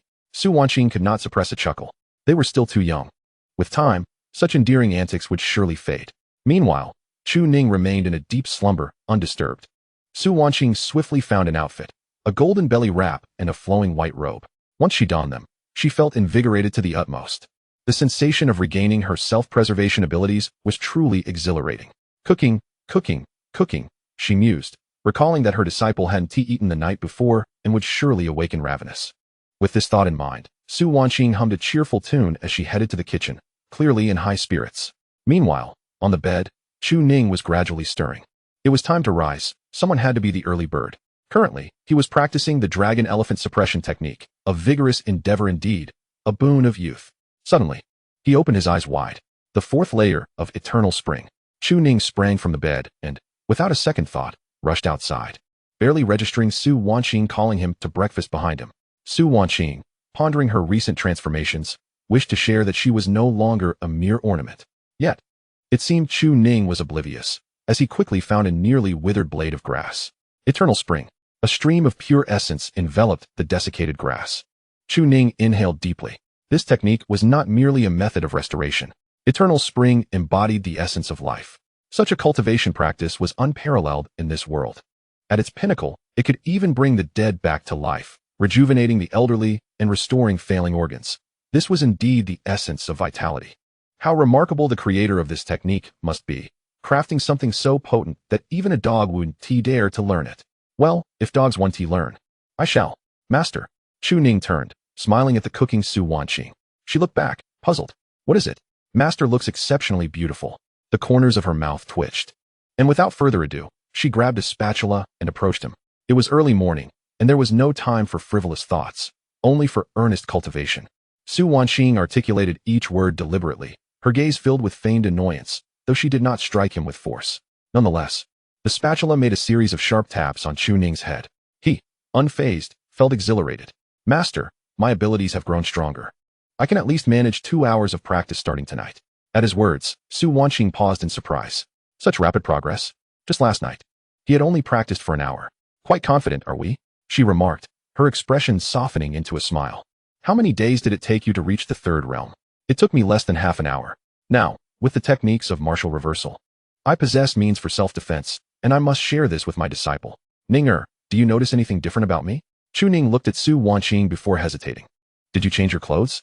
Su Wanqing smiled enigmatically and shook her head. Can you not discern my cultivation realm? Look again. Chu Ning was puzzled. Why ask such a question? Can't you just say it outright? Oh, I understand. Women enjoy having men discover their changes rather than stating them directly. It brings a sense of accomplishment, doesn't it? Is it my hairstyle?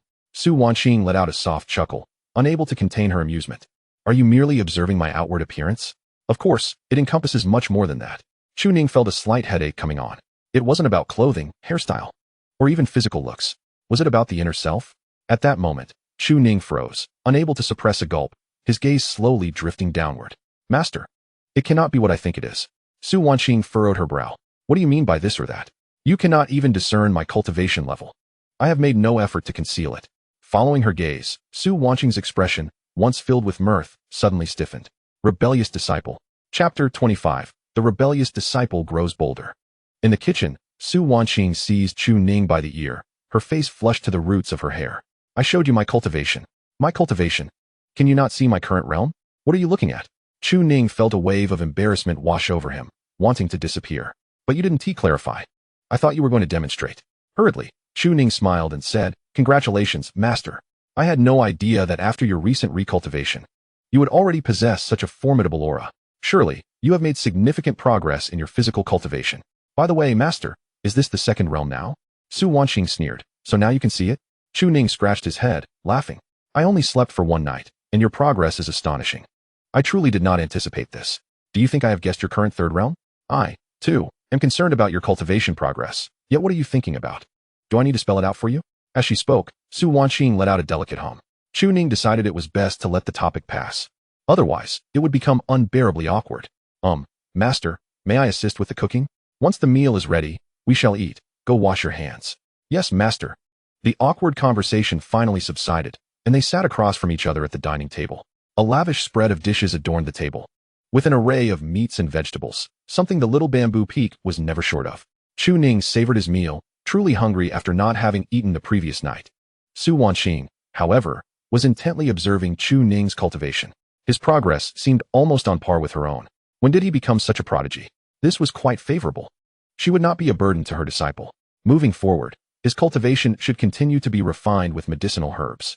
By the way, hasn't anyone from Taishin sect arrived yet? They should have been here by now. Ninger, I have now reached the second realm, and I have done my utmost to conceal my aura. You must also strive to keep your cultivation breakthrough discreet. The less your opponents know of your true capabilities, the greater your chances of success. Chu Ning suddenly recalled this critical matter. His rapid advancement in cultivation over the past few days had caused him to overlook it. He resolved to purchase a concealment item from the system later. Ninger, he inquired, what is the distinction between physical cultivation and magical cultivation? Having not practiced himself, Chu Ning was somewhat unclear. Su Wanqing took a moment to assess her own abilities and, drawing from her past experiences, provided her insight. Before reaching the third realm, physical cultivation can easily overpower peers of the same level. However, upon reaching the fourth realm, one is nearly dominated in combat. In the realm of cultivation, the third realm of the monk allows one to command the winds and wield the sword with unparalleled agility, far surpassing those who rely solely on physical strength. Such is the nature of it. Chu Ning understood. Thus, the dual cultivation of both law and body essentially amalgamates the merits of both disciplines, albeit with a relatively slower pace of advancement. Su Wanqing acknowledged with a soft hum. Indeed, prior to the sixth realm, with her master's innate talent, the progress should not differ significantly. However, beyond the sixth realm, it would likely pose considerable challenges. No matter, the disciple shall assist the master in their ascension. He chuckled. Just eat your fill. Can you even finish it all? Chu Ning nodded eagerly. No problem. It's simply too delicious to resist. Su Wanqing smiled gently, her charm captivating. She pondered. It seemed her disciple had not changed much. Aside from becoming more loquacious, he was still quite akin to his former self. This could be described as having the intentions of a thief without the courage to act, leading to mere verbal bravado. Su Wanqing found this rather amusing, deeming Chu Ning somewhat entertaining. As they continued their meal, an unexpected figure emerged. Elder Su, Chu Ning. The master and disciple exchanged glances, both preparing themselves. The newcomer, clad in a yellow Taoist robe, was Li Sheng, the master of the Pill Peak of Taishan sect, possessing peak cultivation at the sixth realm. The elder approached with a smile, observing their meal and couldn't he help but engage in conversation. The aroma of this food is quite delightful. May I partake as well?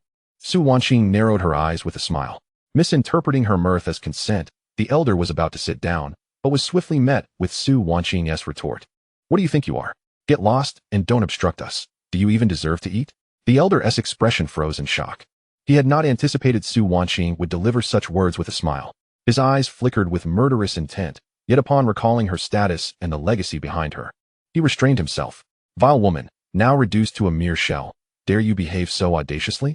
Once you consume that yin yang xin long dan, I shall witness how the sect master deals with you. He loathed individuals like Su Wanqing, who, with a century of cultivation, surpassed their nearly 1,000-year legacy, all while remaining exceedingly arrogant. Now that she had fallen from grace, he reveled in her misfortune. The heights can be cold. Can you endure this fall? Yet, at this moment, he maintained a facade of cordiality, producing a portion of pills. Elder Su, a few days ago, when you visited my pill peak to purchase elixirs, I might have overcharged you. I miscalculated the worth of those herbs. These are a supplementary gesture for you, Elder Su, and I hope you will not mind such trifles. Chu Ning cast a glance, disregarding it entirely. What a mere spirit-nurturing pill. Something they wouldn't deign to accept. Su Wanqing mirrored the sentiment, continuing to enjoy her meal, her mockery unceasing. What are you, thinking I am unaware? You merely wish to curry favor now that my disciple has gained strength. Allow me to inform you. Take these worthless things back. Who covets your offerings? Upon hearing this, Chu Ning felt a surge of exhilaration. Yes, precisely. This was the way to be. His master's spirit appeared to be exceptionally buoyant. The elder, under the command of sect master Chun Xiantian, understood that this gift must be delivered, otherwise, it would hinder future alliances. Yet this woman evidently harbors a grudge. Is it truly necessary for her to wield such venomous words over a mere handful of disciples? He hesitated for a moment, then turned to Chu Ning with a smile. I heard yesterday that you have reached the third realm. Indeed. You are a remarkable talent in your youth. I happen to possess a considerable stock of elixirs. Why not visit my alchemy peak today and see if there is anything suitable for you? Chu Ning glanced at Su Wanqing and replied with a smile. Third elder, my master holds a disdain for you, considering you have taken away his disciples. I am now his sole disciple, and I cannot possibly follow you. Even if I were to go, it would require my master's consent. Su Wanqing scoffed coldly. What nonsense. Do you not have enough resources from your master? Is my inheritance insufficient for your advancement? How can an old fool, who has spent a millennium without attaining the sacred realm, sway you so easily? If that is the case, why do you not simply accompany him? Chu Ning's expression shifted dramatically as he hurriedly shook his head. Master, you misunderstand. You have bestowed your greatest inheritance upon your disciple. How could I not serve you faithfully? My loyalty remains unwavering. Su Wanqing's countenance was frosty as she replied. It is best that you remain true. Do not let me discover any connections with others, otherwise, She momentarily faltered, seemingly at a loss for how to proceed. Witnessing this scene, Elder Li Sheng from the Alchemy Peak felt a surge of delight. Otherwise what? You, a mere relic, what can you do if he truly departs? Indeed, there is a legacy here. Moreover, it appears that Su Wanqing and Chu Ning are at odds. This presents a potential opportunity. After all, Chu Ning is a prodigy, and such reprimands are bound to leave him discontented. This can be exploited. The elder's heart swelled with joy, yet he continued to address Su Wanqing. Elder Su, I fear you may find your storage rings inaccessible, and no one can unlock them, rendering those resources of little use. However, my alchemy hall possesses numerous resources well suited for Chu Ning's cultivation. Even if you are stern with your disciple, you cannot delay his development. Consider it my compensation for taking away Elder Su's disciple. Upon hearing this, Chu Ning's face lit up with eagerness, and he nodded vigorously. Yes, master. This is beneficial for me. We should go. Su Wanqing's expression grew complex in an instant, her fists clenched tightly. Alas, he speaks the truth. Yet, you must understand. This old fool is only offering you elixirs as compensation for me. Then let us visit later, she conceded. Li Sheng was overjoyed, though he secretly scoffed. What do you think you are, Su Wanqing? He merely seeks to benefit from your legacy. With a chuckle, he added, I shall await your esteemed presence, Chu Ning. I have high hopes for you. With that, the elder departed, his final words laden with significance. It seemed that beneath the surface of their master-disciple relationship, there lay a fissure, an opening for exploitation. Should he succeed, it would be a tremendous achievement. However, one detail Li Sheng overlooked was that if Su Wanqing truly held no affection for Chu Ning, she would not have prepared such an elaborate feast. After their scheming, the master and disciple exchanged knowing smiles. Today, let me lead you to a great deception, Chu Ning remarked, his lips curling into a smile at the sight of Su Wanqing's expression. The master, appearing rather cunning, suddenly struck Su Wanqing as somewhat endearing. Her face flushed, and she genuinely tightened her grip on the chopsticks. Is it appropriate for a disciple to declare their master adorable? She thought. This rebellious student was growing increasingly audacious. Chapter 26. The journey of master and disciple at the Dan Peak at Taishan sect, on Taishan Peak, where the sect leader Chen Xiantian resided. A figure hastily approached. It was Li Sheng, who had just departed from the small bamboo peak. Upon seeing Chen Xiantian, Li Sheng immediately clasped his hands in greeting. Greetings, sect leader. Did you achieve any insights during your visit to the small bamboo peak today? Li Sheng nodded in affirmation.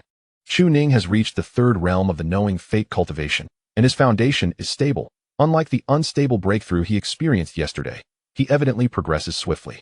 Moreover, I gleaned from their conversation that Chu Ning possesses a legacy left by Su Wanqing, and he seems to harbor some trepidation towards her. It appears there is some discord between them. Hearing this, Chen Xiantian slightly narrowed his eyes. Discord? Su Wanqing, now that your cultivation is diminished, do you feel that everyone in the world bears resentment towards you? You have nothing left to retain those around you except for your power and prowess. A person devoid of virtue. No wonder the sage's thunder tribulation ended in failure, subjecting him to mockery. And then, Li Sheng inquired, a smile gracing his lips.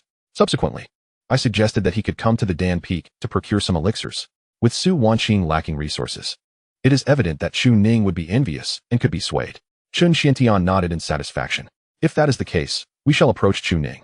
Inform the other elders that should he require anything, they are to provide it, thereby gaining his trust. Subsequently, at critical junctures, we will restrict the resources he desires. Should he wish to obtain them, he must present his legacy. This method seems quite prudent. Truly the sect leader. I understand. At Taishan sect, within the Dan Peak, one of the 8 peaks, though its spiritual energy density was not as profound as that of the small bamboo peak, the number of disciples here far surpassed that of its counterpart. After all, small bamboo peak only accepted prodigies, such as Jiang Qingwen and others, all of whom were indeed extraordinary. Here, the disciple count easily exceeded 1,000. As the two made their way, Chu Ning muttered along the journey. Now that I have reached the third realm, does this mean I can wield a sword? Su Wanqing paused, realizing the implication. Indeed, when we return, I shall teach you. Wonderful, master. I adore you, master. Su Wanqing gritted her teeth. If you continue with such ambiguous remarks, I shall ensure you remember this lesson. Do not think that just because you have attained the third realm, you can show off before me. Chu Ning remained unfazed by the threat. What is the matter? Can you, at the second realm, surpass me at the third? Shall we have a spar? Su Wanqing raised an eyebrow, playfully scolding. Indeed, you have grown quite bold. In that case, we shall test it upon our return. Finally, they arrived at the Dan Peak, a place of grand scale, markedly less tranquil than the small bamboo peak, with opulent structures adorning every corner. The disciples of Dan Peak donned yellow robes, and the moment the two appeared, they captured the attention of countless onlookers. Who is that woman? She is exceptionally beautiful. Could she be here to learn at our Dan Peak? Are you blind? That woman is Su Wanqing, the Peak Master of Small Bamboo, the foremost prodigy of the northern region, the Sword Saint. Are you referring to the famed Sword Saint Su Wanqing? I have only joined the sect for a year, yet I recall that this person's cultivation has been utterly wasted. Indeed, she is now a mere shell of her former self, yet one should not provoke her. This woman is not to be trifled with. Suddenly, a figure emerged, a sardonic expression gracing her face upon seeing the two. Oh, who do we have here? Junior brother Chu Ning? A woman in a yellow robe approached gracefully, blocking their path. Yi Miaoyin, once a disciple of Su Wanqing, she is now the cherished disciple of Wanqing, the master of Dan Peak. She had heard of yesterday's events, but how could the esteemed senior sister be defeated by Chu Ning? Absurd. Upon the arrival of this individual, Su Wanqing maintained her composure, having seen through the facade long ago. Chu Ning, however, merely smiled. Haha, senior sister Yi? Yi Miaoyin scoffed coldly. You a waste. Dare to call me senior sister? If not for Su Wanqing's pity in taking you in years ago, you would never have entered the Taishan sect in your lifetime. What brings you to Dan Peak today? To flaunt your power? Chu Ning continued to smile. Though senior sister Yi has found a higher path, at least acknowledge that our master is your elder. You don't even call her elder anymore? Su Wanqing shook her head, unwilling to waste time on this. Ning, go find the Peak Master. Do not mind these trivialities. Seeing this, Chu Ning paid no further heed, yet Yi Miaoyin coldly obstructed them again. Have you been granted permission to leave? I demand to know why you have come to Dan Peak. She now held a position of authority as a young master of Dan Peak. I have the right to decide whether you may stay in Dan Peak. If you refuse to speak, then get lost. Countless disciples turned to observe. Others dared not provoke Su Wanqing and Chu Ning, for even a withered camel is larger than a horse. Yet this person had the audacity. With a lofty status, outstanding talent, and cultivation at the third realm, she was truly formidable. Su Wanqing's expression gradually hardened. Why did it seem as though she was incapable of teaching her disciples? Those she trained appeared to lack moral integrity, not to mention the likes of Yi Miaoyin before her, but also Jiang Qingwei and others. However, Chu Ning discerned the situation instantly, his gaze growing colder. Senior sister Yi, one should exhibit restraint when posturing before your master. Do not overstep the boundaries. She was not here to cause trouble. Her intention was simply to delineate her stance. It was a message to the people of Dan Peak that she was no longer a member of Shao Bamboo Peak. She wished to convey to her new teacher her absolute loyalty to Dan Peak, loyalty to Taishan sect, and not to Su Wanqing. Yi Miaoyin's lips curled into a cold smile, showing no signs of retreat. Oh, junior brother Chu Ning, why do I not comprehend your words? Allow me to be more explicit. Little brat, get lost. Upon uttering these words, Yi Miaoyin was suddenly engulfed in rage, drawing her sword in a flash. Yet, Chu Ning mobilized his aura, striking her wrist with a punch, and in an instant, a crisp sound of bones fracturing echoed. In mere moments, Chu Ning's expression darkened as he hooked his fingers, seizing Yi Miaoyin's head. With a sudden crash, blood spurted forth, just as she let out a pained wail. Another sound of bones cracking resonated. Her wrists were shattered. Use a sword? Have you forgotten who taught you how to wield it? Countless individuals were momentarily taken aback, their eyes widening in astonishment. In the realm of the Dan Hall, an audacious act was committed against Yi Miaoyin. Such audacity. For the Zayas Hufeng of today is no longer the Zayas Hufeng of yore. In the distance, a figure suddenly charged forth with lethal intent. The master brother of Danfeng. How dare this wretch insult my junior sister? Upon recognizing the newcomer, Chu Ning discerned that he was merely at the initial stage of the fourth realm. Yet his aura radiated the unmasked legacy of Su Wanqing. The dragon elephant suppression technique. Enormous dragon patterns instantly manifested around him. And as the man before him hurled a magical artifact, Chu Ning effortlessly shattered it with a single punch. He then seized the neck of the approaching man, forcefully slamming him to the ground.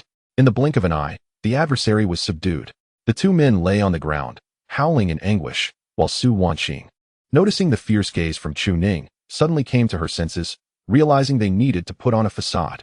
Forgetting this, she immediately broke into a triumphant smile. Haha, my disciple is indeed formidable. Ninger, henceforth, your master's reputation shall be upheld by your prowess. Do not disappoint me. As she uttered these words, Su Wanqing felt an urge to slap herself. It seemed her wits had momentarily fled, and indeed, eyes were upon them. A figure approached with authority, none other than the esteemed Wanqing, the leader of Danfeng. Upon seeing Wanqing, the fallen Yi Miaoyin wailed in despair. Master, master, avenge us. They have bullied my disciple. The subdued man, equally enraged, shouted, "Teacher, kill this person. He has harmed a fellow disciple." Yet, Wanqing did not side with them. Instead, he coldly reprimanded, "You two are the ones I summoned. How dare you act so brazenly? You disgraceful fools, begone at once." He then turned to the two with a mocking smile. "Ha ha, Elder Su, Chu Ning. How amusing, how amusing.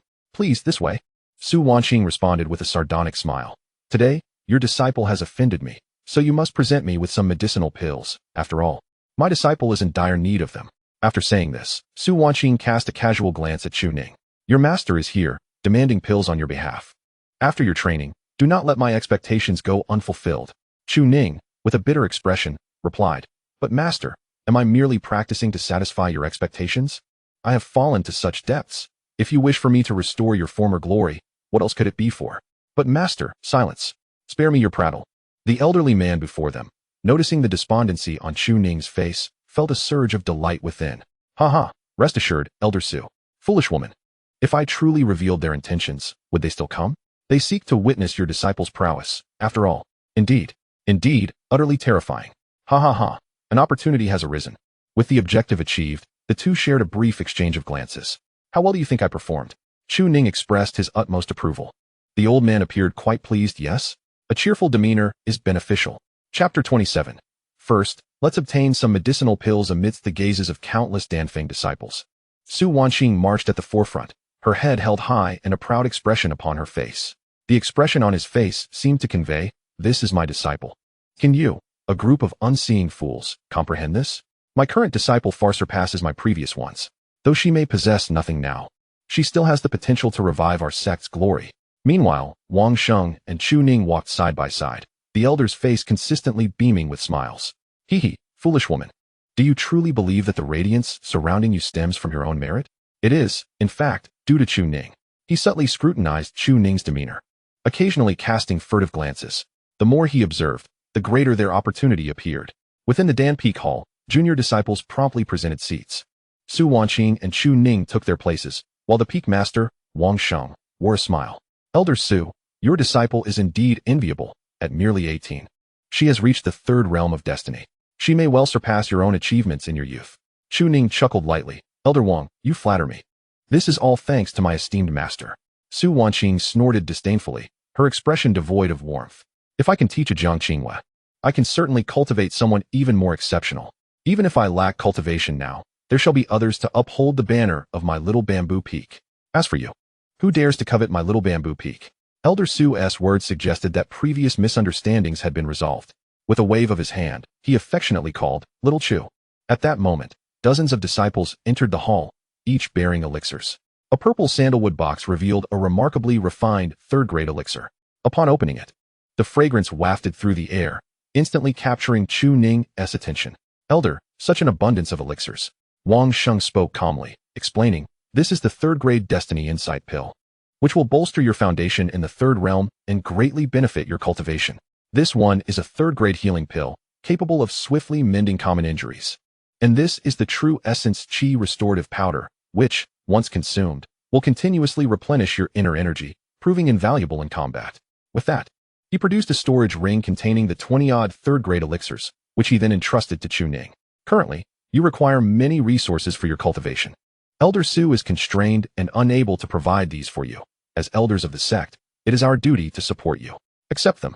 Chu Ning, filled with joy and excitement, exclaimed, "Elder Wang, I did not expect such generosity from you. Today, I have unwittingly offended your disciple. I am truly grateful." After receiving the elixirs, she gazed enviously at Su Wanqing. "Ha, master, we now possess elixirs." She appeared as though she had never encountered such wealth in her life. Su Wanqing snorted again, her expression one of disdain. "Had it been the former me, I could have provided you with even better resources. But since this old fellow has generously offered, take them back to cultivate. Do not let them go to waste." "Understood, esteemed master. Many thanks to Elder Wang." At that moment, Wanqing sighed deeply. "In principle, I should not intervene in this matter, for the resources of the disciples are traditionally bestowed directly by their masters. It is not the custom of the Taishan sect to do otherwise. However, I cannot bear to witness such a prodigious talent as Chu Ning being squandered. It is an unbearable pity that compels me to act. Elder Su, it is quite unreasonable that the resources for disciples must come from others." Suddenly, the smile on Su Wanqing's face stiffened, and she clenched her fists tightly. If I could simply open my storage ring, would I even need you? What do you mean by this? I certainly harbor no ulterior motives. I merely feel that Elder Su has become somewhat pitiable in her current state. Chu Ning's expression shifted to one of complexity as he hastily replied, Elder Wang, if my master had not suffered a setback in her cultivation, she would not be in this situation.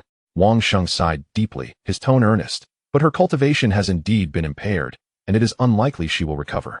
I do not wish to speak of anything else. I simply lament your loss. No, Elder, how could I have achieved my current accomplishments without my master? I do not feel it to be a loss. He chuckled lightly, then turned his gaze towards Su Wanqing. As for you, Elder Su, do not take offense. It is not a matter of great significance.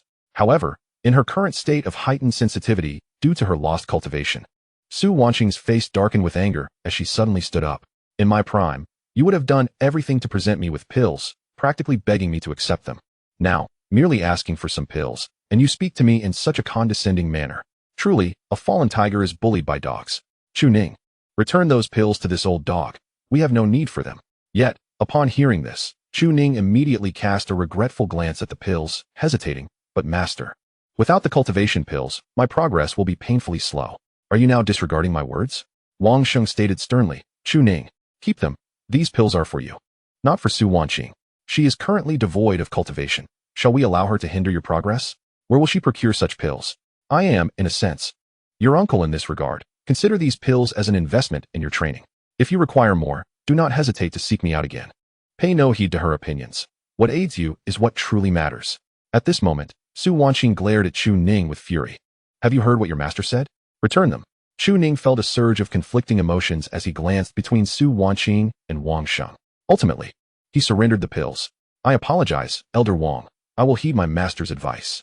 His voice was faint and weak, and seeing Su Wanqing's reaction seemed to alleviate her frustration. Very well, Chu Ning, well done. Rest assured, I shall certainly assist you in acquiring these pills. With that, she stood up impatiently, calling for Chu Ning to leave with her. However, Wanqing merely smiled with his eyes narrowed. Seizing the opportunity while Su Wanqing was not paying attention, he discreetly flicked his fingers, sending the storage ring into Chu Ning's hands. Then, he transmitted a message, Little Chu. Take this, and do not let your master discover it. She is overly concerned with her pride, which will only cause you distress. I have high hopes for you. If you need anything, do not hesitate to seek me out in secret. Ensure she does not find out. Upon receiving the storage ring, Chu Ning's eyes sparkled with delight as he nodded eagerly. Wanqing gazed at the retreating figures of the two, a smile gracing his lips. The first step has already been taken. He chuckled, deeming the trifling third-grade elixirs inconsequential. Perhaps you think little of them now, but what of the future? The treasures he can provide are plentiful. Meanwhile, outside, Su Wanqing and Chu Ning walked side by side. Though they appeared silent, they were engaged in hushed, cautious dialogue. It seemed this old fellow believed I could be won over. He might even bestow more elixirs in the future. Upon hearing Chu Ning's remark, Su Wanqing maintained her irate demeanor, yet her words soon followed. They are all watching us. Let us stage a performance later. Perhaps portraying a scene where the master discovers your secret cultivation with these elixirs and becomes infuriated, prompting those observers to intervene. Chu Ning struggled to suppress a laugh, his mind racing through all possible sorrowful thoughts, yet he could hardly contain himself. Master, you truly excel at acting, portraying the already crumbling phoenix woman to perfection. What is a phoenix woman? Ah, simply a wretched creature. Su Wanqing. A swift kick. Chu Ning chuckled, dodging the jest. It was merely a joke, master. Your performance is feigned. But their intentions are genuine. Su Wanqing let out a soft huff, finally allowing a smile to grace her lips. These elixirs are hardly sufficient. We require more. Not just elixirs, but also magical artifacts. We should visit the artifact forging peak next, to select a couple of suitable magical tools. In truth, even if I do not go, they would send them over regardless. Just as Chu Ning was about to agree, a middle-aged man approached, radiating excitement. Ah, Elder Su. Chu Ning, I've been searching for you for quite some time. The newcomer was Su Hu, the peak master of the artifact forging peak. At the pinnacle of the 6th realm, a genuine smile adorned his face. Little Chu has reached the 3rd realm. You are in need of a fitting magical artifact. Why not come and browse at my artifact forging peak? The two exchanged glances. Was this opportunity truly presenting itself? According to the narrative, the currently irate Su Wanqing would surely explode with anger. You, Wanqing, and now this man, are all here to witness my humiliation. Chu Ning, we do not covet their charity. Let us leave. With that, the two departed, casting out a bait. Su Hu was momentarily taken aback, and not far off. Wanqing soon arrived, recounting the events that had just transpired. Suddenly, enlightenment dawned upon him. So that is how it is, ha ha ha ha. Su Wanqing is still clinging to her pride, and Chu Ning, despite his newfound legacy, possesses little grace. How fortuitous. I shall select a fine item to present to Chu Ning at the opportune moment, thereby achieving something significant. Wanqing laughed heartily. Haha, this merit shall undoubtedly be ours. Chapter 28. The Great Intentions and Familial Bonds. The master and disciple returned to Little Bamboo Peak, their spirits high. Chu Ning took stock of the elixirs, over 23rd grade elixirs, for nourishing the spirit, enhancing cultivation, healing wounds, and replenishing true essence. Though they lacked substantial utility, having them was better than not. Su Wanqing's storage ring brimmed with such treasures, an undeniable heiress. Yet, outsiders might assume that a wealthy heiress could not withdraw funds. However, Chu Ning had already cracked the code. The master merely exerted a slight effort, rendering them utterly confounded, much to the admiration of the disciple. Chu Ning immediately began to extol his virtues, primarily aiming to provide emotional validation. Such flattery was typically disregarded by Su Wanqing, who found little joy in it. Yet today, as she listened to Chu Ning's praises, a smile graced her lips. What does this signify? Together, we shall orchestrate a grand scheme against them. This is merely the beginning. Within the confines of the Taishan sect, there exists a celestial sword, one that has yet to recognize its master. My master is confident in procuring that artifact. Chu Ning nodded vigorously and leaned in closer. Upon noticing this, Su Wanqing's cheeks flushed, prompting her to retreat hastily. What are you doing? Seeing her heightened vigilance, Chu Ning chuckled. What is there to fear, master? I have no intentions of doing anything untoward. The young woman clenched her fists, gritting her teeth. What do you mean by fear? Your intentions are painfully obvious. And to behave so audaciously in broad daylight is quite bold. Just moments ago, the master had mentioned teaching the disciple the art of sword control and engaging in a spar. The disciple was eager to ascertain the current prowess of his master. I am at the late stage of the third realm. Despite Su Wanqing's rapid advancement, she had yet to reach the second realm in body cultivation. Could she possibly contend with him? Chu Ning found this notion utterly unacceptable and felt compelled to test it. Family standing was at stake. How could he remain indifferent? Su Wanqing tugged at the corner of her mouth and shot a cold glance at Chu Ning. Next time, do not approach so suddenly. Just speak your mind. Is the master worried about what the disciple might do? Su Wanqing narrowed her eyes slightly, a smirk playing on her lips. Oh, what do you wish to do? Perhaps you desire a kiss? His candor was disarming. The moment those words left his lips, Su Wanqing was rendered speechless. After a moment of stunned silence, she suddenly burst into laughter. Truly, not a single good disciple have I produced. While the other disciples departed upon witnessing her loss of cultivation, Ning remained. Pondering other matters, Su Wanqing was filled with indignation, yet her expression remained unchanged, only a smile illuminating her gaze as she regarded Chu Ning. If you have the courage, then come forth. Chu Ning was taken aback, exclaiming, Oh, really? Should we return to the cave dwelling instead?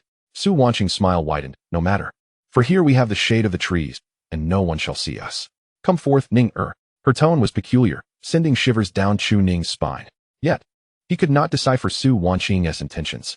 However, since the master had assented, could it be that, whoosh, a sudden sound of air being sliced through was heard, as a powerful kick hurtled toward Chu Ning's face. Yet, he had anticipated such a turn of events. He knew there would be no easy fortune. His arms instinctively raised to block, yet he was still sent flying backward. The formidable strength of a second-realm body cultivator was not something to be trifled with. Even in the third realm, Chu Ning could feel the pressure. Master.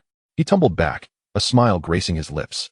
I know there are no such fortuitous circumstances in this world. My master has indeed seen through the ruse and acted without hesitation.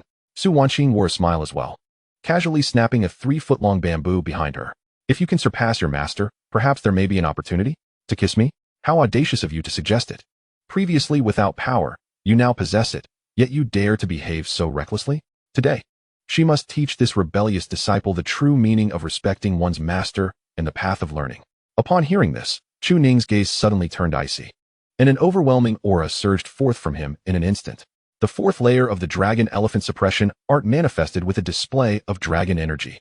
Since the master has spoken thus, there shall be no regrets. Su Wanqing's smile also faded, her demeanor growing serious as she held the bamboo like a sword, exuding the essence of the sword saint in his azure robes. In a heartbeat, Chu Ning lunged forward, launching an attack. However, the bamboo, sharp as a blade, aimed directly at his face, compelling Chu Ning to defend himself. The moment he did, Su Wanqing detected an opening, and with a sudden surge of force, she struck him on the backside with a resounding smack. Chu Ning's face turned pale. What? You really hit me. Although it didn't injure him, it certainly stung. Su Wanqing let out a light snort, saying nothing, as it was now her turn to take the offensive. Despite lacking spiritual energy cultivation, her understanding of the sword remained intact. The bamboo in her grasp was as formidable as a sword, creating a vibrant green shadow that was not only splendid, but also fiercely imposing. Chu Ning was left utterly dumbfounded. What? Have you truly not lost your cultivation? Before he could process this, another smack resounded on his left backside, then the right. The pain forced Chu Ning to retreat, rubbing his sore spots vigorously. Su Wanqing, don't go too far. What is the meaning of hitting my backside? Su Wanqing suddenly glared, exclaiming, Oh, you call me by my name? It seems I haven't been harsh enough. She continued her onslaught, forcing Chu Ning to flee in a panic. With such skill, how dare you show off before your master? What real combat experience do you possess? Just because you've overwhelmed a few sheltered disciples, you've become arrogant? And calling me by my name, how bold! Smack, smack, smack. Chu Ning was thoroughly exasperated. Master, I'm truly going to fight you. Though he uttered these words, Chu Ning found himself with no opportunity to engage. He was riddled with openings. Once exposed, he would be directly targeted, and to avoid severe pain, he had to defend himself, yet every defense resulted in a stinging backside. It was fortunate that Su Wanqing wielded a bamboo stick. Had it been a sword, he would have been left dazed. He even attempted to conjure a spell, but before he could strike, he was interrupted. How is this even possible? Has Master truly lost her cultivation? How can she still employ such techniques? No wonder she dared to accept such a challenge. Su Wanqing merely lowered her guard towards Chu Ning, but did not agree to be his companion. Nevertheless, since Su Wanqing had consented, how could Chu Ning retreat? Wasn't he at all about the sword path? At this moment, a smirk graced Su Wanqing's lips, her expression filled with disdain as she regarded Chu Ning. Young man, you still have much practice ahead of you. Since I have the time, it would be beneficial to teach you some practical techniques. Wouldn't you learn properly? Chu Ning remained silent, yet within his mind, the vast principles of the sword flowed through him. He discerned the subtle flaws in Su Wanqing's ethereal sword technique. Standing on the shoulders of giants, he perceived that Su Wanqing's swordsmanship was akin to showing off in front of a master craftsman. There lies an opening. Chu Ning suddenly launched a punch, yet Su Wanqing, unfazed, wielded her bamboo whip downward. However, he deftly evaded it. After dodging, there lay the flaw. With all his might, he unleashed the dragon elephant suppression art. Su Wanqing's expression changed abruptly. Has he truly seen through her weakness? How could this be? A powerful fist descended upon Su Wanqing's face with the force of a mountain being cleaved in two. It halted mere inches from her visage, the ensuing gust lifting the tips of her hair, leaving her wide-eyed in astonishment as she gazed at Chu Ning. How did you perceive it? She questioned. Should that fist land, even with your formidable physical strength, it would undoubtedly render you unconscious. Today, a single blow was sufficient to topple those of the four realms. Showcasing immense prowess, Chu Ning chose silence, retracting his fist as he calmly inquired, Master, do your previous words still hold true? The corners of the woman's mouth quivered before she suddenly burst into laughter. As a master of the sword, I possess but 4 flaws, and I never anticipated that you would uncover one in our duel today. With a grin, Chu Ning replied, It was merely coincidence, nothing more. After all, we have elevated your ethereal sword technique. Thus, it is hardly my fault, is it? Otherwise, I would have remained oblivious to that flaw. If not, I would have been relentlessly punished, and who could bear that? At that moment, Su Wanqing wore a dazed expression, unable to suppress her gaze as she lowered her head. As a master, I am indeed no longer capable. Taken aback, Chu Ning questioned, What? Why has Master become disheartened again? He hurriedly sought to console her. I merely have a deeper understanding of your swordsmanship. You are far from incapable. With a heavy sigh, Su Wanqing replied, Ninger, you need not say more. I must return to my studies of the sword, and you should also strive to improve. You have truly become quite formidable. Her tone was somber, evidently lacking in cheer. As if truly disheartened. In that instant, Chu Ning felt a pang in his heart. He was clearly unwilling to witness his master in such a state. He had thought she would simply depart, sighing as she left. With pursed lips, he reflected, had he known it would be thus. Suddenly, a realization struck him. What had been said before their duel? If I win, perhaps there might be a chance? No, had he not yet kissed her? However, given Master S' current mood, perhaps it would be best to refrain. Yet, in the next moment, Su Wanqing, halfway through her exit, ceased to feign indifference. She dashed into her cave, slamming the door shut with a resounding thud. Chu Ning stood dumbfounded, perplexed. What? He rushed forward, banging on the door. Have I been deceived? Su Wanqing, how could you mislead me? Inside, Su Wanqing merely chuckled triumphantly. Ninger, you should practice for a few more years. I shall continue my training, and later, I will teach you the art of sword mastery. Outside, Chu Ning's face contorted with indignation. He had clearly had an opportunity to seize the moment and kiss her. She had evaded him. Is that how it is? Just wait until tonight. You cannot escape then. Su Wanqing, 30 years on the East Bank, 30 years on the West. Do not underestimate the youth. Outside, Su Wanqing's cheeks flushed as she heard his words, responding with a playful huff. Rebellious disciple, does he truly dare? Had she known how it would unfold, she might not have agreed. She had not anticipated her flaw would be revealed. How audacious. My disciple has truly become a genius. It seemed that escape would be impossible come evening. Leaning against the door, she pressed her forehead, feeling the weight of her thoughts. Alas, all rebellious disciples. But he is the most defiant of them all. Chapter 29. When one harbors intentions, one is no longer merely a disciple. Chu Ning felt a surge of frustration. He had been deceived, yet he was not overly disheartened. After all, Su Wanqing could flee, but the temple would remain. You promised me, should I win, there would be an opportunity. Just tell me, did I win or not? However, the pain in my rear is quite excruciating, an absurdity indeed. No matter. The eternal Changchun remains steadfast. The external injuries are not severe, and Chu Ning swiftly returned to his secluded abode. This dwelling possesses the ability to conceal against prying eyes. Thus there is no need to worry about any potential leaks. System, check the balance of contribution points. Contribution points balance, 213,000, a staggering 213,000. Merely for the restoration of my cultivation, I could receive 1,000,000 contribution points from my master, not to mention the other benefits. Such a wealth of contribution points must surely hold value.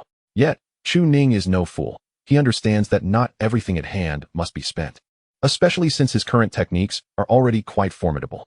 With the 4th level of Eternal Changchun, the 4th level of Dragon Elephant Prisoner's Might, and the 4th level of Vast Sword Manual, he comprehends the wisdom of moderation.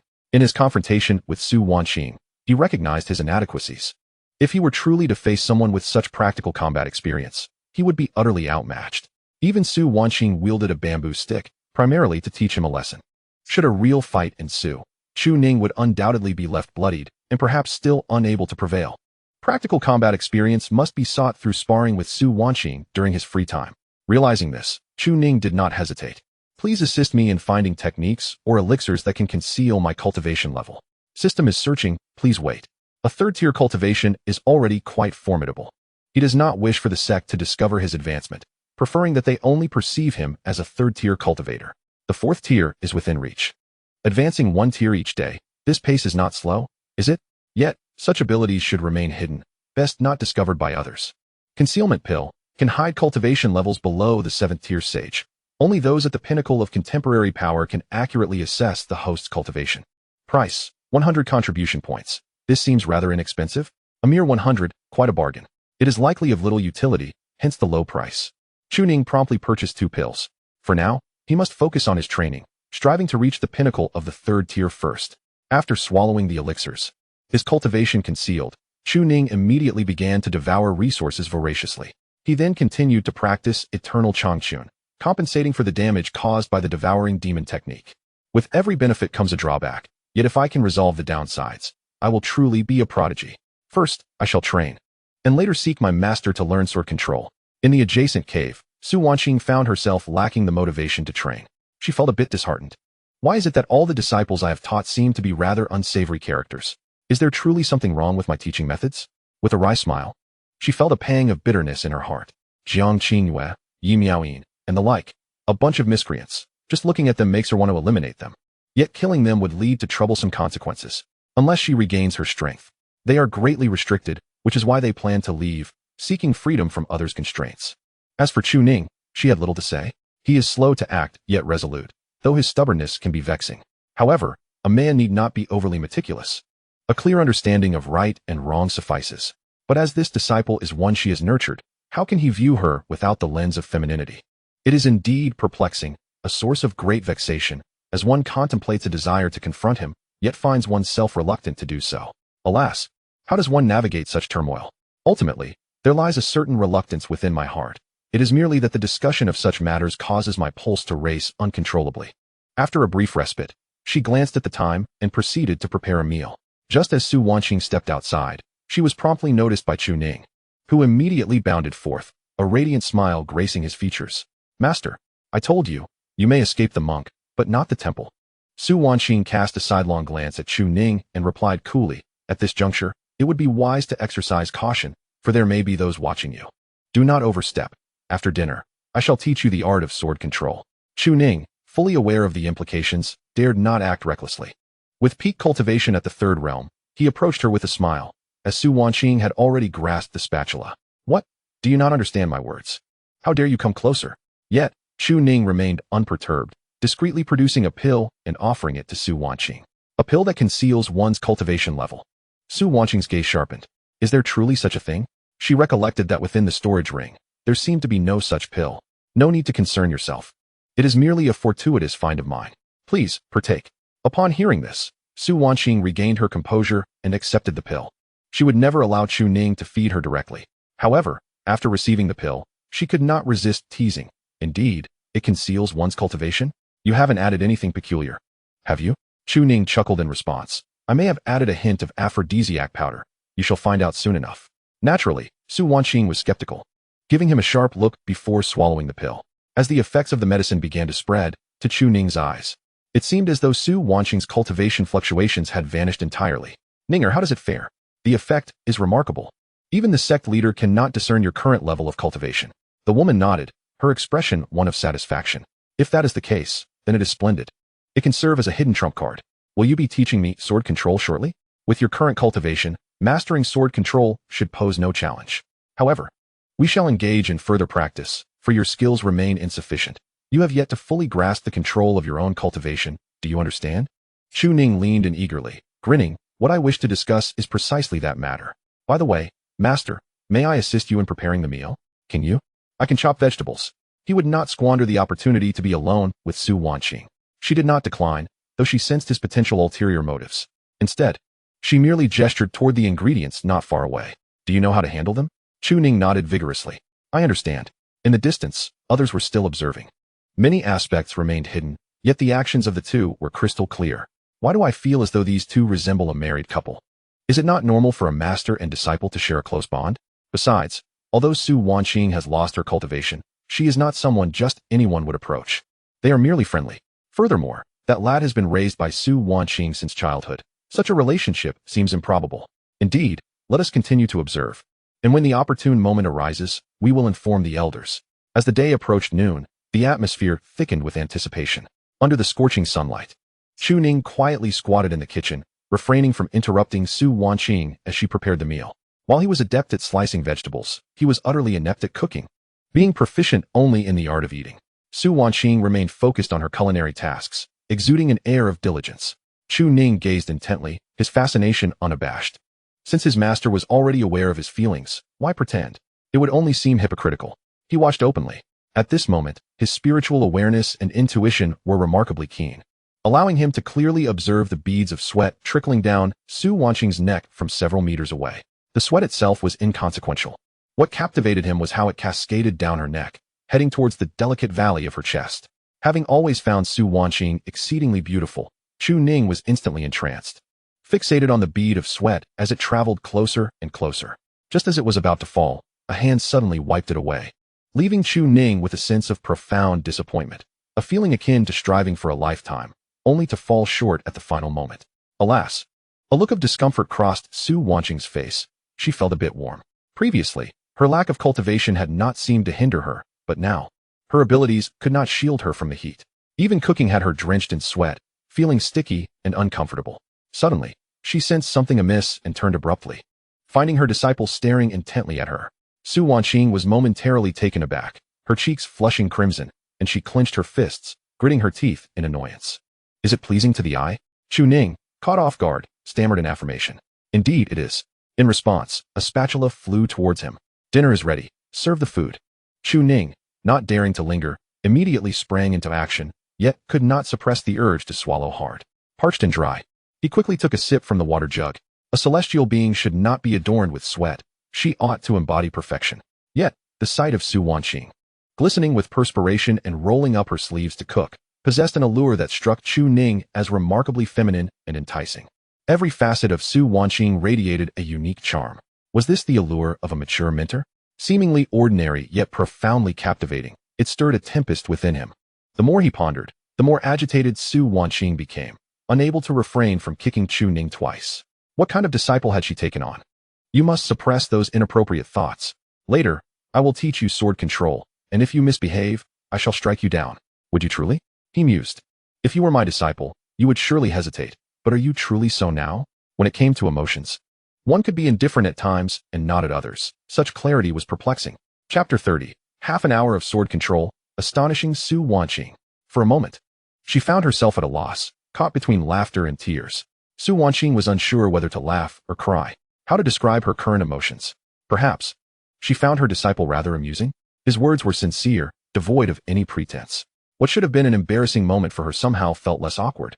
Had this matter not been mentioned, she might have consciously avoided it, even reducing the frequency of her encounters with Chu Ning. Yet now that it had been laid bare, Su Wanqing felt a sense of ease and an escape route. After all, she was considerably older than Chu Ning. To truly engage with Chu Ning is to wield him as one might a dog. At the dining table, Chu Ning became remarkably subdued. Preoccupied with the meal and speaking little, for words could accomplish little amidst the feast.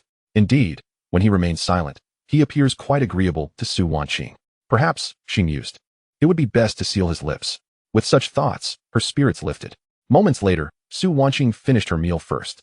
She then turned to Xiao Zhu Peak to procure a flying sword of decent quality. Chu Ning, holding a large bowl of rice, looked on in confusion. Master, what is this for? He inquired. It is for sword control, she replied. But do we not possess better options? He asked. Su Wanqing answered softly. It is merely for show. Let us refrain from revealing the best from the storage ring. Understanding her intent, Chu Ning nodded vigorously.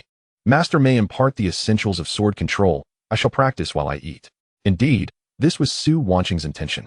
Now at the third realm of understanding fate, Chu Ning's ability to manipulate spirit and objects was no trivial matter. Sword control, being a form of object manipulation, required the wielder to bear the weight of the sword, demanding greater energy and spiritual power. Logically, the spiritual energy expended in controlling a sword over a distance of 100 miles was far beyond what an ordinary practitioner of the third realm could sustain. Yet, the sword possesses a spirit, embodying the essence of swordsmanship and the concept of sword intent. As Su Wanqing sat nearby, she drew the long sword and began to demonstrate. In your youth, I taught you the ethereal sword technique. How much do you recall? Chu Ning promptly replied. I remember all that you have taught, master. With a hint of exasperation, Su Wanqing stated, this is no time for jest. Should you have forgotten, I shall teach you once more. It consists of 9 volumes and 181 swords. Can one truly forget such teachings? Chu Ning's earlier aspirations had been to become a sword immortal. After all, witnessing Su Wanqing, the sword saint in her azure robe, traverse the world with grace, how could he not feel envy? Yet, he was aware of his lack of innate talent in swordsmanship, which is primarily reliant on natural ability. Even relentless practice would not suffice. One could train for a century without grasping the essence of sword intent and still remain an outsider. Meanwhile, Su Wanqing, upon grasping the sword, could immediately perceive its intent. How could he compare to her? Thus, after several years of cultivation, Chu Ning found himself unable to reach the body refinement stage and, in desperation, resorted to practicing martial arts for physical enhancement. Nevertheless, he still remembered the swordsmanship that Su Wanqing had taught him, despite the current complexities in their relationship. The master-disciple bond remained paramount, at least most of the time. The young woman's beautiful eyes shimmered, and a smile graced her lips. It seems you still remember. You have not forgotten your roots. I had begun to think you had strayed from them. Do you recall my words? A swordsman must first master the sword techniques, then comprehend the sword intent, and ultimately grasp the true essence of the original intent. It is a gradual ascent. Mastering the foundational sword techniques and understanding the sword forms precedes the discovery of sword intent, culminating in the ethereal essence. But what is Su Wanqing? She is one who, having comprehended the ethereal essence, was entrusted by her sect to pass on the sword path, deriving the ethereal sword technique through her insights. This is the mark of a prodigy who navigates the path without unnecessary detours. Unbeknownst to Su Wanqing, Chu Ning had already transcended the ethereal sword technique, having evolved it into the vast sword canon, reaching a level of understanding of the ethereal essence itself. It is simply that I have yet to find the opportune moment to convey this. Master, what relevance does this have to the art of sword control? Su Wanqing smiled and interjected. The essence of sword intent is inherently linked to the mastery of sword control. Ninger, consider this. If you solely expend spiritual energy to lift a person weighing nearly 200 pounds, would it not deplete your energy rapidly? I do not weigh 200 pounds. I am less than 150. Enough of such trivialities. Please continue, Master, Su Wanqing huffed lightly, continuing. Once a sword cultivator comprehends the sword intent, its true meaning enables the sword itself to bear greater strength, thus making sword control effortless. Currently, you may learn the fundamentals of sword control, but thereafter, you must continue to practice and grasp the sword intent. Eventually, you could traverse thousands of miles with the sword, expending no more spiritual energy than a single spirit stone. Do you understand? Chu Ning nodded, taking a deep breath. Indeed, after comprehending the true essence, there is so much more one can achieve. Some wield a sword that cannot even split bamboo, while others can cleave mountains and raise cities. This is not only related to one's cultivation, but also to the depth of their swordsmanship. Why are sword cultivators formidable? A mere ordinary sword can sever your head in an instant while you are still preparing to cast a spell. However, cultivation is equally challenging.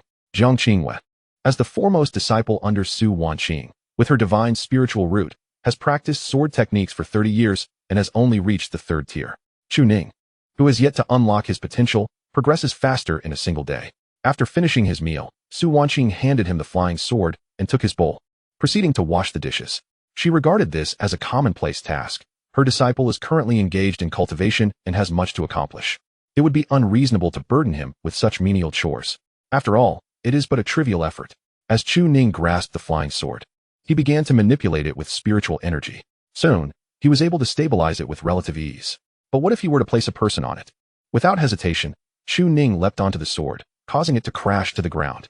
Clearly, his spiritual energy was insufficient.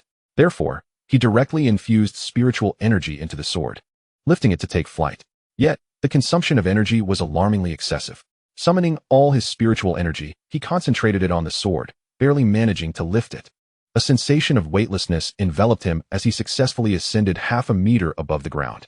Haha, I did it. I have succeeded. However, with a sudden imbalance, he tumbled down with a thud. Nearby, Su Wanqing found this amusing and could not resist teasing him. Do not be hasty. First master your balance, and take your time. Otherwise, who will save you when you fall from the sky? Then I shall simply ride the wind. He retorted, acknowledging the logic in her words. Having just experienced the thrill of elevation, although he felt it was perilous, Chu Ning was now filled with excitement. The novelty that cultivation brings is immensely joyful. After numerous attempts and falls, he finally managed to stabilize himself in flight, discovering the key to maintaining his balance. However, attempting to move forward doubled the energy expenditure. Chu Ning found his spiritual energy depleted and reluctantly retrieved a pill to replenish his essence. Not far off, Su Wanqing observed with amusement, her legs crossed, finding entertainment in his endeavors. Thus, the general principle holds true. To minimize consumption, one must comprehend the sword intent. Ninger, the path ahead is long and arduous. Practice your sword diligently. Chu Ning smiled and nodded. It is indeed a delightful sensation to have a teacher by one's side. However, he mentioned that he had already begun to comprehend the essence of the sword, albeit to a limited extent. Yet, he had fully grasped the ethereal intent. According to Su Wanqing, possessing such understanding alleviated the burden greatly, and wielding the sword consumed little energy. With this in mind, Chu Ning directed a glance, commanding the flying sword to hover before him, while spiritual energy surged around him. The vast sword chapter was activated, and waves of celestial Tao surged forth. At that moment, he seized the flying sword, executing a fluid and graceful sword technique. He effortlessly performed the 181 forms of the swordplay. But Su Wanqing's expression suddenly shifted as she rose. It was the ethereal intent. She was most familiar with the grand principle she had deduced. Yet why did it feel even more profound? As the swordplay concluded, Chu Ning was evidently reaching the stage of unity between man and sword. The flying sword hovered weightlessly, and he moved with a light and graceful step. This time, lifting the sword was almost effortless. Indeed, he felt one with the sword, able to control it at will with merely a thought. In the midst of Su Wanqing's astonished gaze, Chu Ning, having only studied sword mastery for less than half an hour, suddenly soared towards the heavens. Ninger, be cautious. Yet, Chu Ning had no need for caution. At this moment, he was simply magnificent.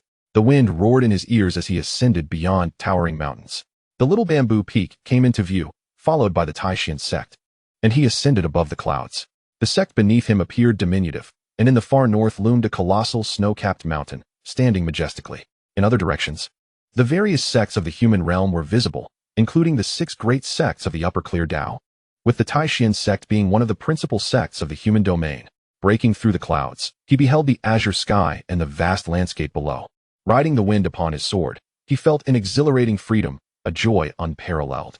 However, Chu Ning suddenly thought of Su Wanqing and swiftly descended. At this moment, Su Wanqing could no longer see his figure. Her face was marked by astonishment and shock. She had not anticipated that her disciple would master the sword technique in less than half an hour, seemingly employing the ethereal intent. Yet his progress was astonishingly swift. One day, he would surely surpass her pace. In that instant, Su Wanqing found herself unable to discern whether to feel joy or sorrow, her eyes gradually dimming. It seemed she too must continue her cultivation. However, for a sword cultivator, the inability to perform even the simplest sword mastery was indeed disheartening. Nevertheless, it would not be long before she could catch up. A figure suddenly appeared with astonishing speed, swiftly stabilizing before Su Wanqing.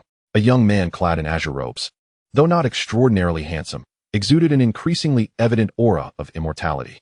With the sword suspended before him, how could he not captivate Su Wanqing's attention?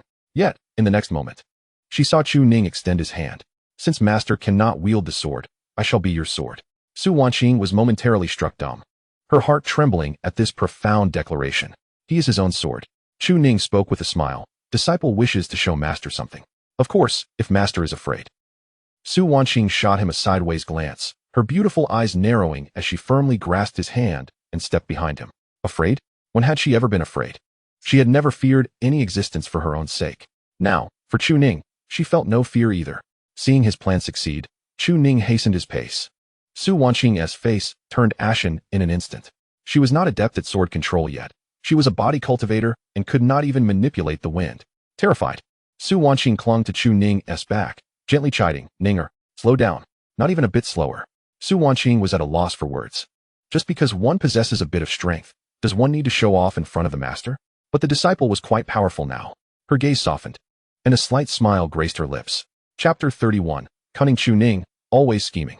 Meanwhile, within the grand hall of the sect, several sect stewards, tasked with monitoring the two, hurried to report. Sect Master, today we witnessed Chu Ning, leaning on Su Wanqing to learn the swordsmanship, mastering the art of sword control in half an hour. Half an hour. To completely master sword control, this is true, we saw it with our own eyes. The sect master may observe the mountains and rivers. This individual is truly a prodigy against the heavens. It is terrifying. This person's progress in cultivation is almost alarming. We implore the sect master to take decisive action regarding this matter. As these words echoed in the hall, silence fell. Sect master Chen Xiantian furrowed his brow, while the young sect master Jiang Qingwei looked on in astonishment. Half an hour to control a sword? It took her until the age of 30 to reach such a level. Wasn't he Chu Ning a waste back then? Was it his aptitude? No, absolutely not. The sect had previously conducted spiritual root tests, and this person possessed merely the most inferior mortal spiritual root. Jiang Qingwei clenched her fists, harboring even more hatred for Chu Ning, yet she understood that this was not the right moment to act. The sect master personally took charge of this matter. Chen Xuantian's gaze suddenly filled with murderous intent. As he beheld the image of Su Wanqing embracing Chu Ning from behind, his eyes brimmed with jealousy and hatred. Though he knew Su Wanqing could not wield a sword now, and was merely reacquainting herself with the essence of sword control, he had long regarded her as his possession. How could he endure seeing her exhibit such intimacy with another? When Su Wanqing had lost her cultivation, Chen Xiantian had visited her, assuring her that he could provide for her every need, as long as she was willing to belong to him. Yet her response had been that after years of service to the sect, did she have to barter for a place to belong? This left Chen Xiantian, the sect master of one of the 7 great sects of the human realm, speechless. In terms of emotion and reason, he dared not act too excessively, lest he draw the ire of other sects, for the facade of righteousness must be maintained. Yet even knowing that Su Wanqing and Chu Ning shared a master-disciple relationship, jealousy ignited hatred within him. This was not about love. It was simply the displeasure of having one's possessions snatched away. It would not be long now. Not long at all. He had already devised numerous plans. One aspect involved the arrangements for the Yin-Yang Xianlong Dan, although Su Wanqing had yet to consume it. On one hand, there is the arrangement concerning Chu Ning. This individual can be swayed. Once the inheritance is secured, Wang Sheng, what transpired today at Danfeng? Wang Sheng immediately responded with a smile, revealing that this person is not a paragon of righteousness. Despite possessing a sense of justice, he remains powerless against the allure of resources for cultivation. He then recounted in detail everything that occurred today when Chu Ning and Su Wanqing visited Danfeng. A smile finally graced Chen Xuantian's somber countenance. Ha ha ha. In that case, we shall continue to observe. Any elixir may be offered, but prior to that, he must present a portion of his own possessions, especially at critical junctures, to obstruct the elixirs necessary for his breakthrough. As for other items, they may be freely given without concern. The priority is to earn his trust. Wanqing, should this matter be successfully executed, our sect shall take you to Tianxian's sect to comprehend the will of the sage. Upon hearing this, the assembly was filled with envy, and Su Hu, the peak master of the forging peak, hastily added, not just elixirs. They also require magical artifacts. My forging peak possesses an abundance of them, which can be leveraged. I, too, from the Void Path Peak, can offer resources. In response, Chen Xiantian did not make any specific arrangements. The individual who contributes the most shall be granted the opportunity to grasp the sage's intent. It is up to all of you. The eyes of those present gleamed with fervor. The will of the sage, a chance to transcend. Thus, they were eager to accrue more merits. However, Sect Master, I have a question. If they take the items and become aware of our actions, fleeing would be the worst outcome. But they cannot escape. The sect's great formation covers a vast expanse, and they remain trapped within. I see, then we can rest easy. After all, what is given can be reclaimed. In the skies above, a woman tightly embraced the man before her, her countenance initially one of comfort and tenderness. Yet at this moment, it transformed, gradually becoming one of shame. She did not feel embarrassed merely for embracing a disciple. It was not for that reason. It was due to Chu Ning's incessant display of skill, suddenly ascending and then diving sharply. This sensation of weightlessness was unbearable for Su Wanqing, who could not wield her sword. She had to cling tightly while ascending and press against her disciple during the descent. If it happened once or twice, it might have been understandable. However, their trajectory was a continuous cycle of rising and diving. She did not suspect. There was no need for suspicion. Chu Ning had not restrained himself at all. Gritting her teeth, Su Wanqing said tersely, Ninger, I have had enough of your swordplay. It is time for me to return to my cultivation. Let me down. Chu Ning, steady upon his sword, replied earnestly, Master, seeing my rapid growth, the person I wish to share my feelings with the most is you. Let us soar together a while longer to truly experience the magnificence of this world. This is my heartfelt desire. Would you deny me even this opportunity? Turn around and gaze into my eyes as you say this. You speak grandly, yet your actions are utterly absurd. Look into my eyes and repeat that, so I may discern your true intentions. Chu Ning felt a pang of guilt and dared not turn, merely offering an explanation. Master, it is difficult to turn around while riding the sword. You are afraid. There is nothing I fear. Su Wanqing chuckled in exasperation, her fingers pinching the tender flesh at Chu Ning's waist with a sudden firmness. Indeed, there is nothing you dare not do, especially such audacious acts that defy the heavens. Upon hearing this, Chu Ning realized the pretense could no longer be maintained. The softness was genuine. He suppressed the smile tugging at his lips and cleared his throat. Is it wrong for a disciple to seek a bit of interest for what my master owes me? Su Wanqing, not lacking in wit, immediately grasped the implication behind Chu Ning's words. With a cold smirk, she retorted, You claim I owe you? Were not the resources for your training provided by me? Did I not prepare your meals? Is it not my sword you wield? Shall I recount each trivial matter from the past 18 years of your life? Chu Ning found himself at a loss for words, unable to counter her arguments. How could one even begin to debate such a matter? Realizing that Chu Ning was still possessed of some semblance of conscience and had fallen silent, Su Wanqing promptly declared, Let us return to Shaozhu Peak, and at once. With a sigh of lament, Chu Ning protested, Such a rare opportunity, Master. Please, do not pinch me. I might end up bruised. Is it not said that one harbors intentions of longevity?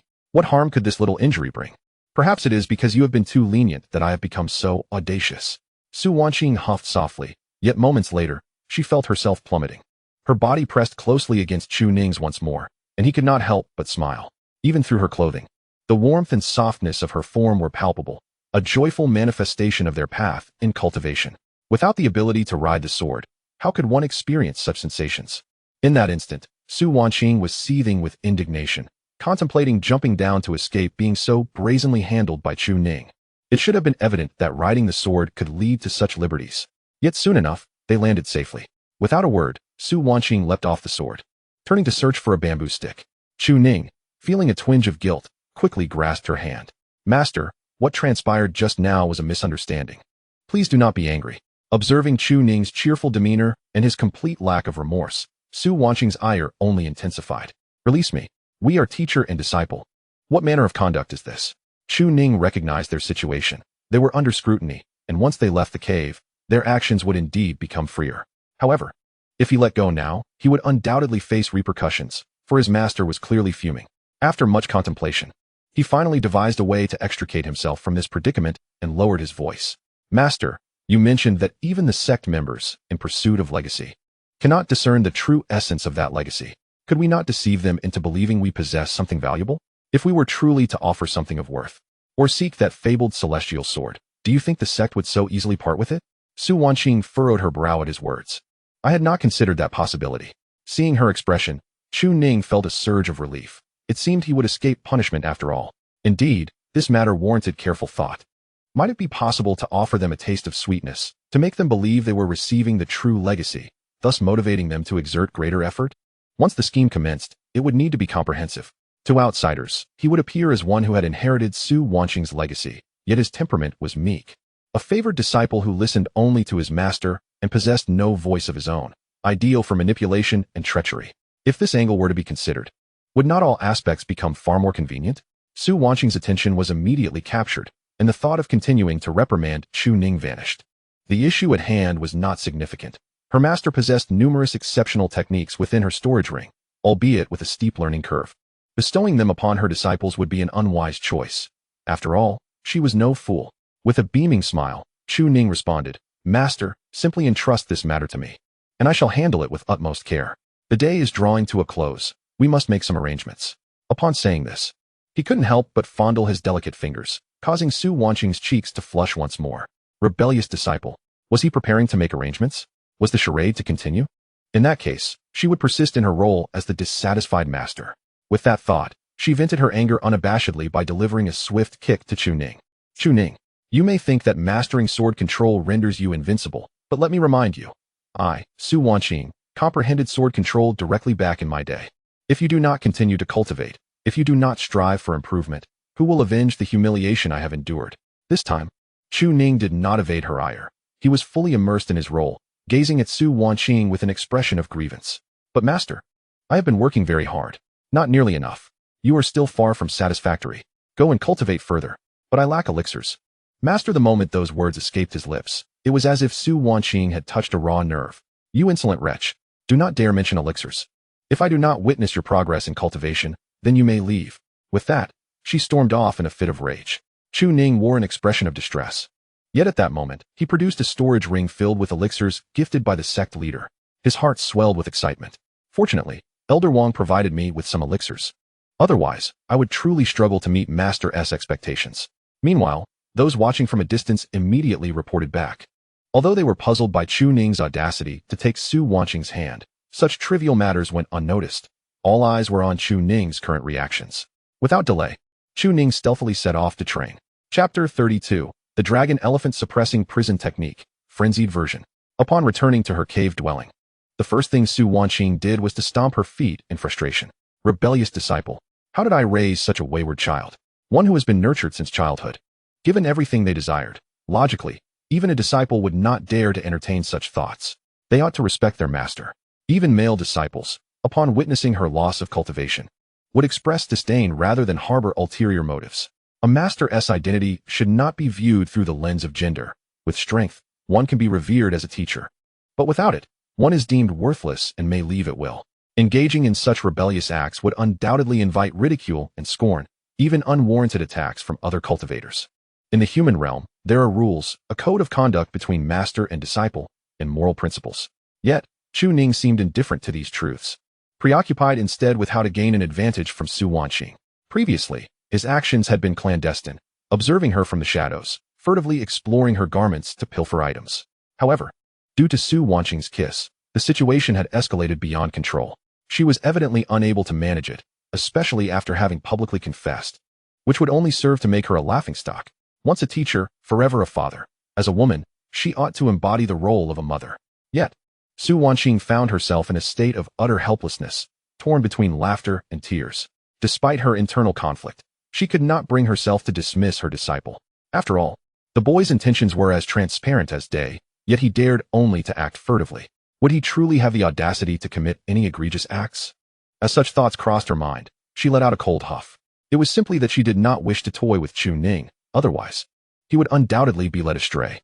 Yet, this state of affairs could not persist. It was imperative that she seize the initiative next time and instill a sense of fear in Chu Ning. Otherwise, he would surely find his way to her bed tonight. After a brief contemplation to clear her thoughts, she took a deep breath and promptly retrieved her cultivation techniques, continuing to refine her own physical form. During the day, it was not appropriate for him to restore his cultivation, for she needed to maintain appearances. She had to play her part for the outside world and strive for her own interests.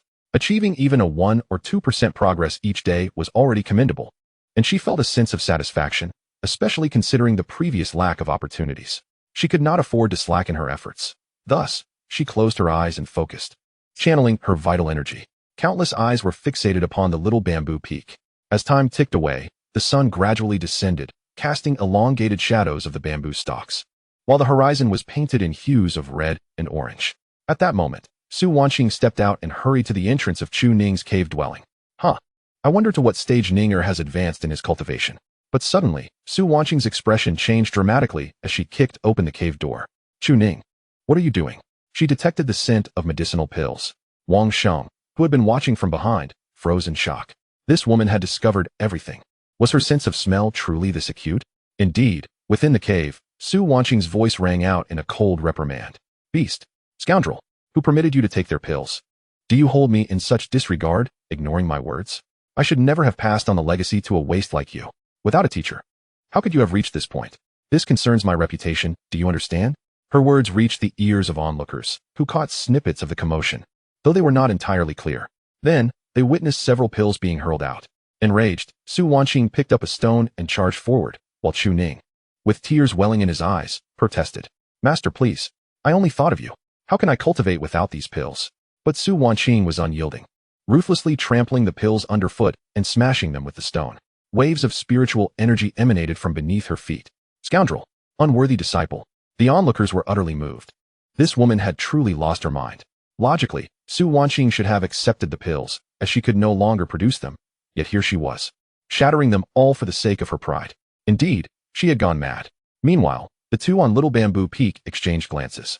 Chu Ning, tell me, are you still my only disciple? Chu Ning bowed his head and murmured, if I am not, then who will be? But master, then do not accept their goodwill, unless you intend to deceive me for my legacy. Your thoughts are solely focused on your own advancement, neglecting the considerations of others. In such a manner, what purpose does my importation serve? You must heed the words of your master. Chu Ning's complexion paled, and he dared not speak further. The disciple understood. It was only then that Su Wanqing, filled with indignation, departed. Your elixirs, my master will handle them, rest assured. Countless onlookers observed this scene in silence, before erupting into laughter. Ha ha ha, Su Wanqing is indeed a farce. Thus, does this not further alienate Chu Ning? This moment presents the perfect opportunity. Elders, why not join in? It is indeed a splendid chance. Ha ha. After much discussion, they confirmed that this was indeed the finest opportunity. Meanwhile, Chu Ning, under their scrutinizing gazes, returned to his cave dwelling, his head bowed, an expression of dejection upon his face. Clearly, he was in dire need of a compassionate elder to inform him that Su Wanqing was a failure, and to offer him something to warm his heart. Upon returning to his abode, however, Chu Ning's demeanor shifted entirely. He wiped the tears from the corners of his eyes and cheerfully inquired about the progress of the system. Dear system, how goes the disassembly of the dragon elephant suppressing prison technique? It must be divided into several segments, each capable of individual cultivation, yet, when combined, it must lead one to the brink of madness. Does the host wish to spend 10,000 contribution points to purchase the frenzied version of the dragon elephant suppressing prison technique? Is this what I seek? The system affirmed. Chu Ning grinned widely. Let them have the entirety of it. However, they must be the ones to initiate it, though the elders surely would not act out of benevolence. Purchase. Instantly, the frenzied version of the dragon elephant suppressing prison technique materialized in his mind. Chu Ning felt this was hardly worth 10,000 contribution points. Suspecting the system was deceiving him. Nevertheless, it mattered little. 10,000 was not an exorbitant sum. He was affluent now. He would only grow wealthier in the future. The technique was divided into 8 segments, each indeed capable of individual cultivation. Chu Ning even attempted it himself. He followed the frenzied version for a while. Initially, it proceeded smoothly, but soon he nearly spat out a mouthful of blood. Continuing to cultivate would undoubtedly lead to a reverse flow of spiritual energy. Experiencing a setback would be a minor issue. Well, let us consider the spitting of blood a normal response. given Su Wanqing's grand legacy. Is it not reasonable to expel some blood? How else could one cultivate against the heavens? After an afternoon of consolidation, Chu Ning had thoroughly traversed the path of the three realms of knowing fate. At this moment, he concealed his cultivation, unafraid of a breakthrough. Thus, let us commence the ascent to the fourth realm. Ascending the tower to observe the sea, gazing at the river to become an immortal, the first realm of immortality. The Tower of Eternal Life. Chapter 33. Elder, Chu Ning is truly a fine child, agile, subtle, and knowing fate. He is known as the three realms of humanity within the realm of cultivation. Cultivators possess inherent methods, yet they remain confined within the human sphere. The longevity granted by the three realms of knowing fate is merely a few decades. The number of three-realm cultivators falling to their demise at a century is not insignificant. However, once the Tower of Eternal Life is established, the path to immortality is unveiled. A four-realm cultivator possesses a lifespan of at least 300 years. A five-realm cultivator begins at 600 years, and upon reaching the sixth realm, living for 2,000 years is quite feasible. The elders of the sect, most of whom have reached the pinnacle of the sixth realm, have ages exceeding 1900 years. The pursuit of cultivation is intrinsically linked to the quest for longevity, an existence that transcends the mundane and ascends to the divine. At long last, he has arrived at this pivotal moment. At this instant, within the Dantian's spiritual abode, a sapling of considerable size has taken root, a manifestation brought forth by the eternal spring technique, undeterred by its presence. As Chu Ning harnessed the spiritual energy to catalyze his breakthrough, the entire spiritual abode trembled violently. An intense pain surged through him in that very moment.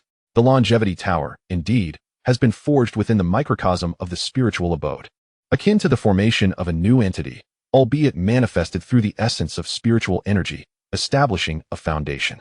Gritting his teeth to endure, the pain intensified, leaving him no choice but to invoke the essence of eternal spring to alleviate the suffering as much as possible. Beads of cold sweat formed upon his brow. Yet with the influence of eternal spring, the discomfort gradually subsided. The cornerstone of a tower has been established within the spiritual abode, as boundless spiritual energy surged forth. Reluctantly, Chu Ning employed the devouring sky demon art to absorb the energy, a feat that demanded immense resources, exceeding multiple times the consumption required to progress from the first to the third realm. Fortunately, Su Wanqing possessed ample resources. Alleviating his immediate concern regarding the lack of spiritual stones, future matters could be addressed later. The devouring sky demon art continued its absorption, while the essence of eternal spring mended his damaged internal organs, a process of reconstruction following destruction. After a considerable duration, the tower was finally completed. It resonated with his heart and spirit, as spiritual energy and dragon energy seemed to find their rightful place upon the tower's base, allowing the sapling to flourish further. Suddenly, he opened his eyes, evidently having achieved another breakthrough. Chu Ning, qualification, superior spiritual root. Could this elevation in qualification stem from the devouring sky demon art? Indeed, it is no wonder his gaze appeared markedly clearer moments ago. This technique is truly remarkable. Cultivation level, fourth realm ascended, progress. 1. Technique, eternal spring technique, progress, fourth layer. Dragon elephant suppression technique, progress, fourth layer. Boundless sword chapter, progress, fourth layer. Devouring sky demon art. Chu Ning rose slowly, acutely aware of the transformations wrought by his cultivation. His senses sharpened, his physical strength enhanced, and the spiritual energy he could manipulate increased significantly. The establishment of the longevity tower imbued him with a sense of vitality more vigorous than ever before. Even without the essence of eternal spring, as long as he was not utterly defeated, his recovery would far exceed that of a third-realm cultivator. Even if he ceased cultivation at this moment, he would possess a lifespan of 300 years. For him, this was a remarkable stroke of fortune. Every small step taken was a gift from destiny. Previously unattainable longevity now granted him the essence of an ancient being of 3 centuries. As he looked up, the night had deepened into shadows. Chu Ning realized it was time for EMO and the others to come and offer him comfort. He chuckled. They must have been observing him. For the methods of cultivators are formidable, and their perception is keen. Communication with Su Wanqing had mostly been in hushed tones, yet in the future, they could convey messages telepathically. However, his master would not be able to do so.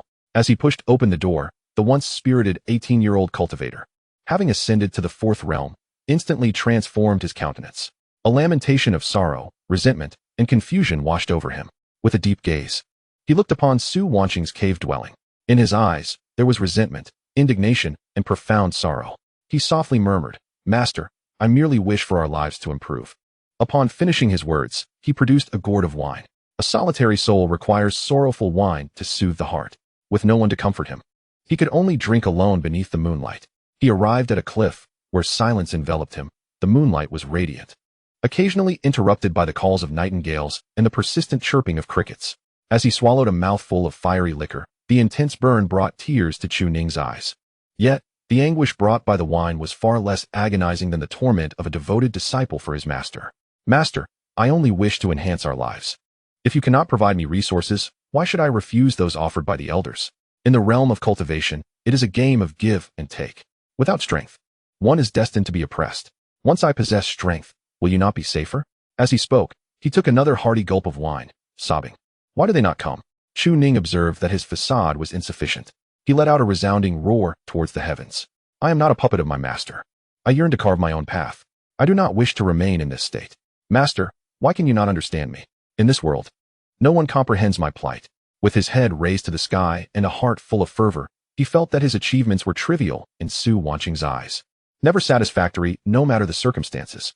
He was engulfed in despair and indignation, yearning for compassionate elders to provide solace.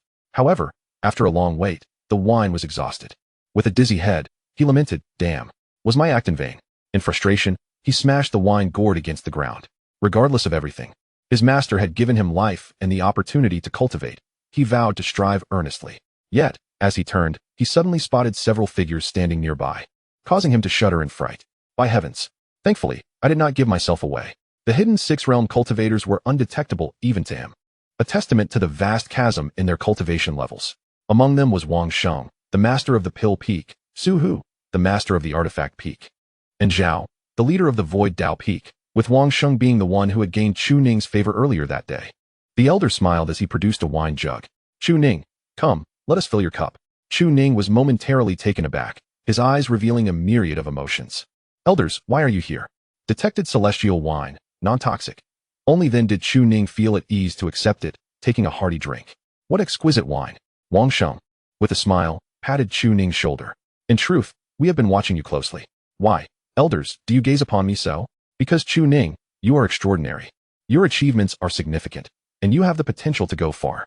The Shaozhu Peak of today is no longer what it once was." An elder explained with a smile. "Why have all of Su Wanqing's disciples departed?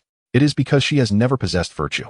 We are aware of today's events. You took Elder Wang's resources to protect her. Yet Su Wanqing showed no gratitude, even chastising you for damaging the elixirs. Who in this world does not know that resources are paramount? Without elixirs and spirit stones, how can one assimilate the spiritual energy of heaven and earth? When will one attain the Tao?" Upon hearing this, Chu Ning immediately shook his head. "No, my master treats me the best. Without her, I could not achieve any of this." "Foolish child, what does it matter with your master? She merely seeks to exploit you. For her days are numbered. She wishes to see you avenge her. Indeed, why has Su Wanqing fallen to such depths? Because she deserves it. For years, she has been arrogant and oppressive towards us. This is the will of heaven. To hell with the will of heaven. It is not as you all praise my master, claiming she is the greatest sage of all time after entering the sacred realm. If Chu Ning were capable, the heads of everyone present would be laid upon the altar. Yet, Chu Ning displayed no signs of doubt, only a face of incredulity. Is this truly the case? Many elders nodded in agreement. Your current achievements are unrelated to others. They solely pertain to yourself. You currently lack resources, and we can provide them, but you must understand, do not allow others to use you. With that, Wanqing generously produced over 100 pills, ranging from the 3rd to the 6th realm, and handed them to Chu Ning. "These pills will suffice for your protection." Su Hu, the peak master of the Artifact Peak, presented a flying sword, a peak spiritual grade sword, even superior to the one Chu Ning had shattered. As a sword cultivator, how could one not possess a fine flying sword? Other peak masters promptly brought forth resources as well. "This is a talisman from my peak. Take it for your protection." "Little Chu, I have high hopes for you. Do not be lax. This is a treasure that can aid in your cultivation. This is a technique. Rest assured, while Su Wanqing may not value you, we do. Work hard in your cultivation. Whenever you need resources, come to your Uncle Zhang." The abundance of resources left Chu Ning, a cultivator who had been impoverished for half his life, utterly astonished, and his eyes brimmed with tears of gratitude. "Thank you, esteemed elders. I truly need these." Upon hearing this, the expressions of the crowd were filled with utmost relief. Chu Ning was overwhelmed with excitement. Realizing that the peak masters were not as his master had described, but rather even better. However, he hesitated to accept such an abundance of resources. Just take them. Yet, there is something we must inform you. With that, the atmosphere turned serious. Chu Ning nodded promptly. Elders, please proceed. Su Wanqing is unworthy. Yet our sect has just entered the ranks of the 7 great sects and is precariously positioned. We need many cultivators like you. We recognize your talent. Though it may not be high, you have still achieved this level. If you could think of us and our sect, please, dear Chu, assist us. We implore you, dear Chu, to help stabilize our Taishan sect. Upon hearing this, Chu Ning was taken aback. Are you all implying that you wish for my master to bestow upon me her inheritance? The crowd expressed delight, though they restrained their outward joy. The sect possesses resources, but lacks disciples. We desire to cultivate more exceptional talents to ascend to greater realms. Dear Chu, this is for the sake of our sect. Do you not intend to do so? Chu Ning immediately shook his head. I am also a member of the sect. Of course, I will consider the sect's interests. Although the master forbids disciples from casually sharing their teachings, the disciple is willing to offer them for the sake of the sect and the esteemed elders. With that, he withdrew the resources and presented the techniques. The master had only imparted a small portion to me. Wanqing smiled as he accepted the scroll, glancing at its contents and chuckling softly. Excellent, truly excellent. The Taishan sect shall not forget your kindness. Should there be further opportunities, let us assist one another. We work for the sect, and you work for your own advancement. In this manner, Su Wanqing will also rejoice for you. Chu Ning nodded vigorously, excitement bubbling within. For the sect. For the sect. However, an elder expressed confusion. Can merely a fraction of the techniques enable you to cultivate to this extent? Chu Ning decisively affirmed, indeed. Just a portion has led me this far. I will seek further teachings from the master, rest assured, esteemed elders. Well done. A good child indeed. Yes, I am a good child, and I shall not disappoint your expectations. With that, I shall seek the master. Wait, do not disclose today's events, or Su Wanqing will surely be displeased. Understood. I shall take my leave. Go forth. The elders watched Chu Ning's retreating figure, their hearts brimming with excitement. The naive Chu Ning had casually acquired a portion of the techniques. As for the authenticity of these techniques, only through practice would they discover the truth. Chapter 34. Reflecting on their relationship, his heart became serene. The elders soon arrived at the Master's cave dwelling to report on the day's events. Upon receiving the news, Chun Xiantian smiled faintly. It seems the words of our sect hold true. Chu Ning's outward loyalty to Su Wanqing masks an inner discontent. An elder spoke with a chuckle. I believe this matter has little to do with that disciple. The issues lie predominantly with Su Wanqing herself. She instructs her disciples without regard for their inner feelings, merely providing resources and teaching techniques. Her methods are almost excessively rigorous, leaving the disciples in distress. They were once the pride of their respective regions, yet now, at Shaozhu Peak, they find themselves in such dire straits. How could she ever earn their trust? Enough said. Master, this is Chu Ning's technique. Upon hearing this, Chun Xiantian narrowed his eyes slightly. As he opened the technique scroll, its remarkable quality became immediately apparent. This single volume could rival that of ordinary second-tier techniques. Indeed, it was exceptional. Yet, would there be any issues with it? Which elder would dare to cultivate it first? No one hesitated. They eagerly began their practice. This was pivotal for their potential inclusion in the sect's journey to the Tianxian sect and their encounter with the sages. None were willing to be left behind. Chun Xiantian felt a surge of joy. Having such a group of elders is truly gratifying. If that is the case, shall we all attempt to cultivate together?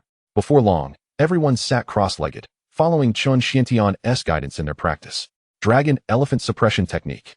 A splendid technique, it sounds extraordinary. Yet, they were evidently unaware that while this technique could stand alone as a second-tier cultivation method, when combined, it could not possibly reveal its secrets just yet. Suddenly, one elder exclaimed joyfully, Master, please observe. I have made progress.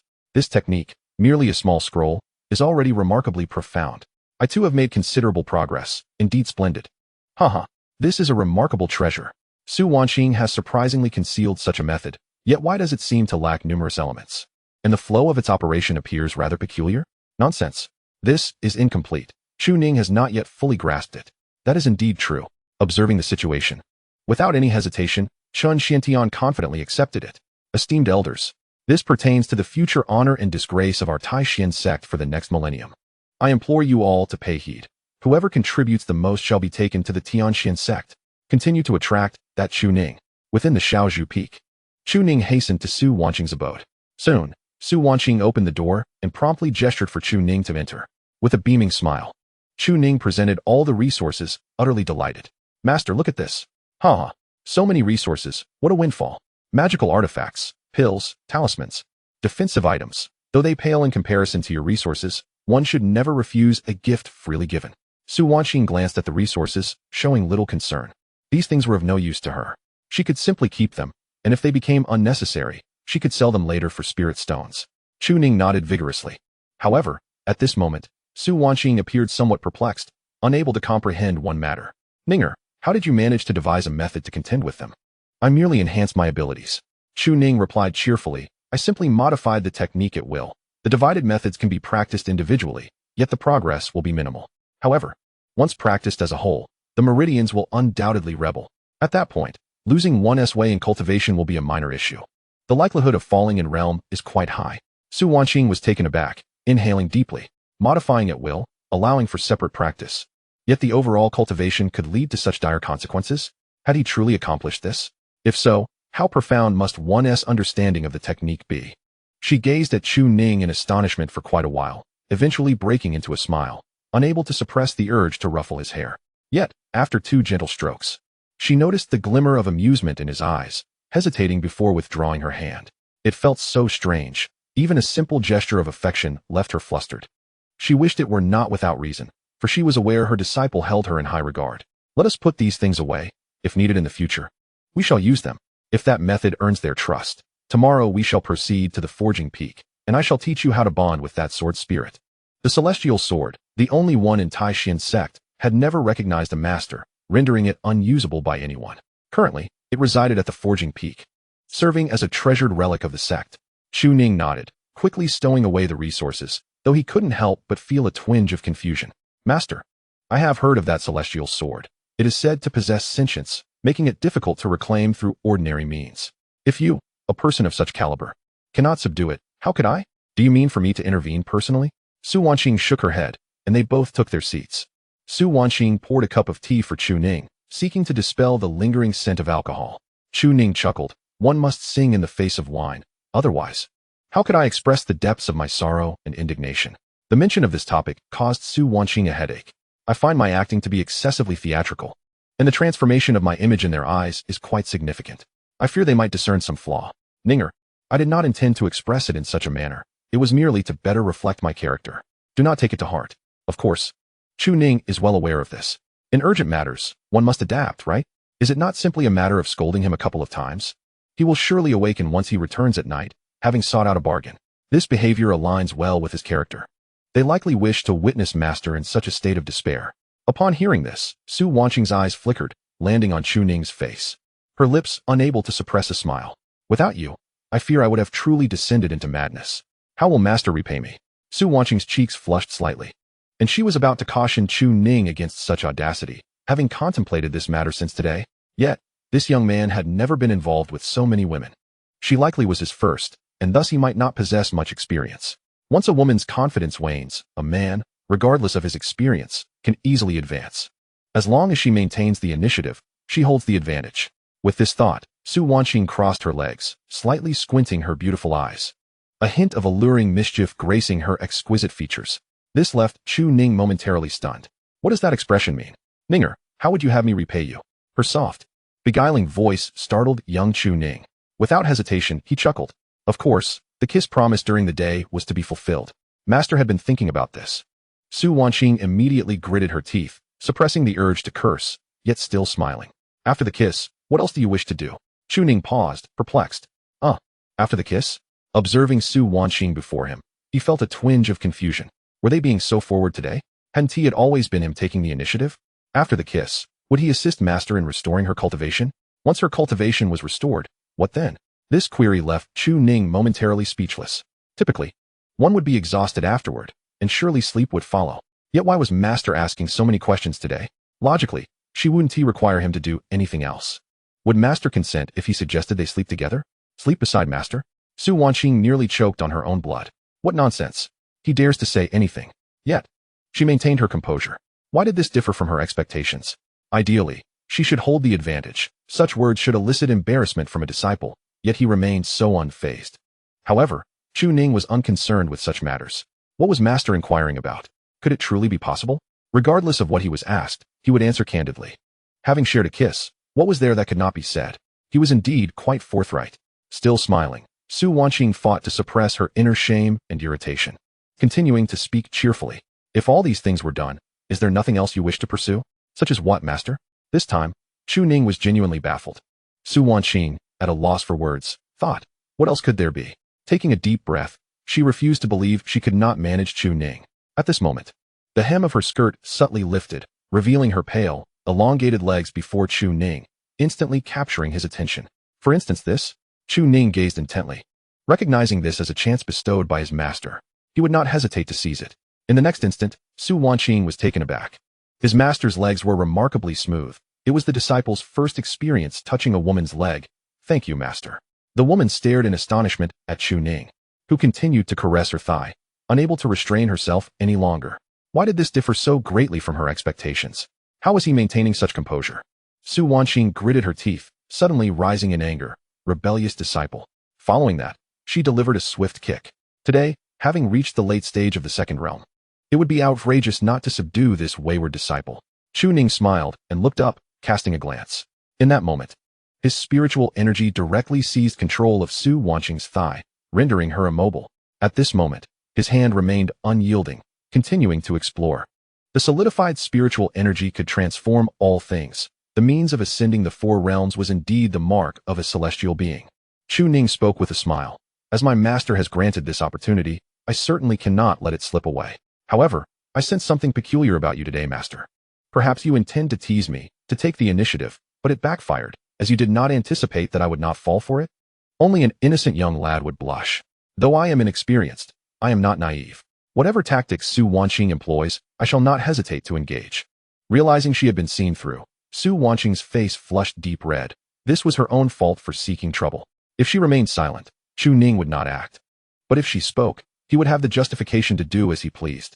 Release your master, she protested, struggling fiercely, yet discovering she could not break free from the bindings of spiritual energy.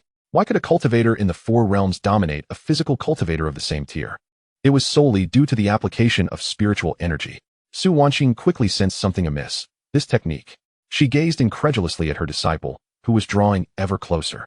Her mind blank. Ninger, you have reached the four realms.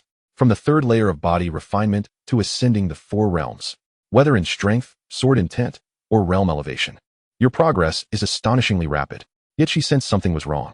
Why was he closing in so? But Chu Ning offered no response, merely advancing closer. Su Wanqing felt a sense of impending disaster. This was spiraling out of control. Ninger, please don't do this, master. Chu Ning paid no heed, pressing his lips against Su Wanqing's with a soft sound. The promise of his master was fulfilled, and he considered it a reward for triumphing over her today. Initially, he had contemplated waiting until his injuries had healed to act. However, since his master provided him with this opportunity, he saw no need for further complications. At that moment, Su Wanqing felt as though her mind was about to short-circuit, registering the lingering breath near her lips, the mark left by Chu Ning's kiss. She wanted to be angry but found her indignation to be unfounded. Why be upset when he had kissed you? If only she had not spoken so confidently during the day, would this situation have arisen? The disciple, knowing the extent of his capabilities, would never overstep unless prompted by Su Wanqing. Yet, she had indeed spoken. The disciple had grown formidable, surpassing even Su Wanqing's comprehension. And now he had ascended to the fourth realm. Could the disciple of the heavenly Xin sect rival his speed? As for the recent events, Su Wanqing merely felt an urge to chastise herself. Had she not acted recklessly, she would not have fallen prey to Chu Ning's schemes. But why did she not simply refuse? Was it not the fervent sincerity that stirred her? Turning back? Regardless of status, at this point, there was no turning back.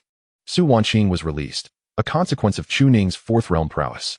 Yet, she did not exhibit anger or any extreme reaction. Instead, a blush lingered on her cheeks, uncontrollable. Surprisingly calm, she softened her demeanor. She resolved to discuss the matter of the sword spirit first. However, she could not suppress a sigh. Chu Ning, with a cheeky grin, seemed to revel in his advantage. Would the master refrain from reprimanding the disciple this time, perhaps allowing it to continue next time? Su Wanqing ignored him entirely. If the master remained silent, she would interpret it as tacit approval. Could she steal another kiss? She had been too cautious earlier, fearing the master's displeasure. Su Wanqing firmly grasped Chu Ning's approaching face, exasperated yet amused. You worry about my anger? I thought you had long ceased to acknowledge me as your master. Chu Ning immediately shook his head. The disciple reiterates, When his mind wanders, the master is still the master. When his thoughts align, the master becomes Wanqing. Su Wanqing found herself in a mix of laughter and tears, chuckling for quite some time. Wanqing, this boy certainly had the audacity to speak so freely. How had it come to this? Logically, he should not have become a wayward disciple. The woman sighed, her tone somewhat frosty. Are you still willing to discuss the matter of the sword spirit? Yes. Chapter 35, Chu Ning, Beyond Remedy. When addressing serious matters, Chu Ning adopted a distinctly earnest demeanor. Given the implications for their future plans, caution was essential. The immortal sword, should it be entrusted to the Taishan sect? No, that simply would not do. Observing her disciple suddenly grow serious, she found herself at a loss for words. When he was earnest, he appeared quite commendable, yet he often lacked that gravity. How had their relationship evolved to this point, seemingly without either's notice? If there were any lingering awkwardness, it seemed minimal. Let it unfold naturally. She had come to accept many aspects of life, cultivation, human nature, and emotions with a newfound clarity. The purity of his sincerity was disarming rather than vexing. However, when her disciple regarded her not as a master but as a woman, she felt an inexplicable unease. Logically, her temperament should have embraced detachment. Perhaps, having lost her cultivation, she subconsciously began to rely on her disciple? No, it seemed things had shifted since the day he chose to stand by her side. She chose not to dwell on it, for such contemplation bore little fruit. Su Wanqing had relinquished control. She could no longer govern the actions of her wayward disciple. Yet, since this was a serious matter, she knew Chu Ning would not take it lightly. The immortal sword was acquired by my master through the collaboration of many formidable beings within the three profound sects of heaven, earth, and humanity, dating back to your childhood. Upon hearing this, Chu Ning's lips twitched, realizing that Su Wanqing's reference to his youth was entirely justified. After all, he was raised by Su Wanqing. Oh, this action of mine might seem a tad contrary to moral conventions. Yet, it is of no concern. With age comes an inclination to care for others. The realm of humanity was in turmoil, besieged by the combined forces of the demon domain, monster domain, and chaos domain.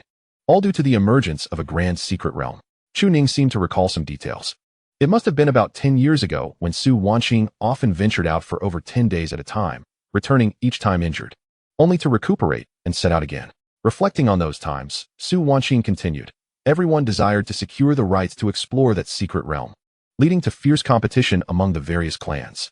However, the methods employed by the factions were nearly equal, making it difficult to determine a clear victor. The Taoist leader of the realm of humanity, Tian Xuanzi, proposed a joint exploration among the domains, selecting suitable cultivators to enter, allowing each to claim whatever they could based on their own abilities. Chu Ning, intrigued, asked, "So, did Master enter at that time?" Logically, with the 6 major sects of heaven, earth, and humanity, and countless saint-level cultivators, it should not have been Master's turn, right? Su Wanqing chuckled wryly. Indeed, it was not Master's turn initially. Tian Xuanzi's original suggestion was to select 10 individuals each, as the leading sect of the human realm, Tianxian sect, with Tian Xuanzi being the world's sole celestial phenomenon realm expert and other elders at the peak of the 8 realms. Others deemed it unfair. Consequently, the Taoist leader of the chaos domain objected, stating that 10 individuals could enter, but 5 must be self-nominated and the remaining 5 selected randomly from 50 nominated by other factions, with the stipulation that the leaders of each clan could not participate. Master was nominated by someone from the chaos domain because, at that time, among the combatants, Master had the lowest cultivation, being in the late stage of the 6th realm. Chu Ning could not suppress a smile. So Master did enter? No, it was a random selection, yet Tian Xuanzi, aware of my background, manipulated the situation to ensure that, even with such rules, he would select those among his faction who were particularly formidable. Su Wanqing's 6th realm prowess was comparable to that of a saint. The foremost swordsman of the northern domain, coveted by countless factions, had once achieved a feat of slaying a saint. Master entered for the greater good proposed by Tian Xuanzi. And ultimately, 5 peak saint-level practitioners from Tianxian sect, 2 from the Earth Xian sect at the 7th realm, and 2 from the Humanity Xian sect at the 7th realm entered together. As various factions entered the secret realm, fearing internal strife, they proceeded separately according to their powers, amassing countless treasures along the way. Among them, the immortal sword was also found within that realm. Due to insufficient cultivation, Master did not select any other treasures, choosing solely that immortal sword, which was later brought back to Taishan sect. Chu Ning began to understand. An extraordinary origin? Su Wanqing squinted and smiled. When I say it is the greatest legacy of the secret realm, do you believe me? Chu Ning, of course, did not. An immortal sword cannot be considered the greatest legacy, can it? Chun Xiantian also seems to possess an immortal weapon. What if I were to say that it is merely the tip of a sword, representing the pinnacle of immortal weaponry, and possesses sentience? How would that change your perspective? Chu Ning could not maintain his composure. No wonder Master had been contemplating that object incessantly. A fragment of a sword's tip signifies the pinnacle of celestial weaponry. Su Wanqing's own sword merely reaches the peak of spiritual quality. Previously, she had crafted one for both herself and Jiang Qingyue. However, Jiang Qingyue's was shattered by Chu Ning, and her own was similarly broken. Yet, the peak of spiritual quality is formidable enough. As a sword cultivator wielding a spiritual sword can enhance their lethality by at least 50%. Such treasures would certainly not be relinquished easily by the three sects of heaven, earth, and humanity. However, since my master has claimed the sword, they cannot harness its power. Can they? Chu Ning inhaled deeply. Has it truly been claimed? Wasn't it said to be a masterless artifact? Su Wanqing replied with a smile. The pinnacle of celestial swords does not exist in the realm of humanity, yet my master has brought one back. Although the major factions within the human domain appear united, internal strife abounds. Should I wield the celestial sword, they would undoubtedly seek opportunities to attack Taishan sect. Therefore, I will present this sword as unclaimed. Anyone recognized can wield it, kept within the sword forging peak, to ensure that the three sects do not regard me with suspicion. They may tolerate an exceptional sword cultivator from outside their ranks, and even accept this cultivator attaining sainthood, as we are all of the human race. However, they cannot abide a prodigious sword cultivator capable of reaching sainthood while wielding such a sword of high caliber. A saint wielding a celestial sword can cleave through the limitless. Chu Ning nodded vigorously. So, the sword has indeed been claimed by my master, yet it has remained in use due to concerns for itself and the sect. Why then does my master suggest I retrieve it? Su Wanqing rolled her eyes. At my current level of cultivation, would it recognize me? Do you believe it would follow me? Chu Ning fell silent. That seems unlikely. My master has become quite weak, unable to even match her disciple. Su Wanqing teasingly chided. Oh, how oblivious you are, Ninger. You dare speak such words, yet there is truth in your jest. The disciple holds no contempt for her, nor conceals anything before her. The loss of power is simply a reality, but is it irretrievable? What does my master intend? My master initially planned to instill a semblance of ethereal essence within it, so it would perceive you as my original self. However, lacking spiritual energy makes this exceedingly difficult. Yet, since you can now comprehend ethereal essence, simply approach it. It will follow you. Upon hearing this, Su Wanqing's expression shifted peculiarly. In fact, it could be said that what Chu Ning has comprehended transcends the ethereal essence. How has this lad cultivated? Chu Ning suddenly understood and nodded. Tomorrow presents a suitable opportunity. I can claim the unsuitability of the weapon as an excuse to visit the sword forging peak and seek out that sword. Su Wanqing slightly nodded. The members of the sect are predominantly arrogant, believing that if I cannot obtain that sword, neither can anyone else. Yet, these foolish individuals remain oblivious to what this sword truly represents. It signifies that as long as Su Wanqing does not wield it, the three sects of heaven, earth, and humanity will not regard Taishan's sect with trepidation. Even so, they will continue to revel in their ignorance. There is no remedy for such folly. In those days, Taishan's sect was unworthy of being called a sect. It was merely Taishan Gate. The ascension of Taishan's sect to the ranks of the 7 great sects of the human domain was due to Chun Xiantian's attainment of sainthood. And the saint that Su Wanqing defeated back then was the great adversary of Chun Xiantian's path. She should never have come to Taishan's sect. Changing to the celestial sect as a support may suffice, yet it was her teacher who saved her back then, thus the lifelong allegiance to the celestial sect. However, the present circumstances dictate otherwise. It is time to flee, for her sake and for the sake of her disciples. The disciples comprehend. Proud individuals are easily managed and can be entrusted to them. Upon concluding her thoughts, Chu Ning blinked and said, Master, the hour grows late. Should we not retire for the night? Su Wanqing shot a piercing glance, her expression frosty. Do you dare claim ignorance of what those words imply? Do you truly believe I cannot discern their meaning? Then let us indeed retire to the bed, retorted Su Wanqing, a hint of a smirk playing on her lips as she approached the bed. In the presence of others, uttering such words would result in a fate worse than death. Subjected to a torturous ordeal before being allowed to perish. Chu Ning, with a cheerful demeanor, followed suit. Master would not wish to see her disciple suffer, would she? Indeed, I would, she declared, tossing a garment imbued with a subtle fragrance atop Chu Ning's head. The implication was unmistakable. She was accusing him of stealing her outerwear. Yet, Chu Ning remained blissfully unaware, instead removing the garment and performing an ostentatious display before Su Wanqing. Upon witnessing this, Su Wanqing felt a surge of exasperation. nearly wishing for her demise. You are beyond redemption. Chapter 36. No agreement, yet no refusal. Chu Ning remained silent, pondering, could one not catch a whiff of this? He recognized that he was no paragon of propriety. Who among the respectable would harbor such thoughts about their own teacher? Yet, Su Wanqing was not oblivious to his intentions. What was there to fear? With deftness, he hung her garments properly and promptly assisted Su Wanqing in shedding her inner white robe. The warmth he had felt earlier was palpable, and as he lay atop the bed, he felt utterly overwhelmed. Such a waste of resources. Su Wanqing did not even glance at Chu Ning, her cheeks devoid of color. Now that you have reached the fourth realm, can you not manifest even more? Do not disappoint your master, understood? Does the master refer to the essence of eternal spring, or something else? Chu Ning inquired with a smile. Now seemingly able to summon the essence of eternal spring at will. In an instant, he conjured a magnificent aura, which enveloped him entirely. Su Wanqing furrowed her brow in restraint, enduring for a considerable time before finally maintaining her composure. Now that her spiritual abode had been restored, there was no need to rise as frequently as the previous night. As for Chu Ning's words, laden with ulterior motives, Su Wanqing scoffed. What? Do you dare produce anything else? Is your master's sword now lacking an edge? Chu Ning, of course, would not dare. Their banter remained but that, banter. However, Su Wanqing's willingness to engage took him by surprise. Master, I have come to realize something, he began. He prompted. The martial arts of dual cultivation necessitate your master to restore her practice after regaining her spiritual abode, correct? Su Wanqing nodded, casting a sidelong glance at Chu Ning. That is indeed the case. Physical cultivation with a sword pales in comparison to the efficacy of spell cultivation. Is there an issue? Yet consider this. Master, it has only been 4 or 5 days since I aided you in your recovery. In that brief span, you are already compelled to restore your corporeal form. Does that not seem somewhat unjust? Such was the reasoning. Su Wanqing would inevitably engage in dual cultivation, and her future progress along the path of enlightenment would undoubtedly be hindered. As they ascended, it became clear that their circumstances were utterly overwhelming, leaving no room for doubt. Upon hearing this, Su Wanqing smiled slightly. But Ninger, what you may not realize is that had I not possessed your unparalleled martial prowess, my resolve would not be so steadfast today. If fate governs all, then this is my destined path.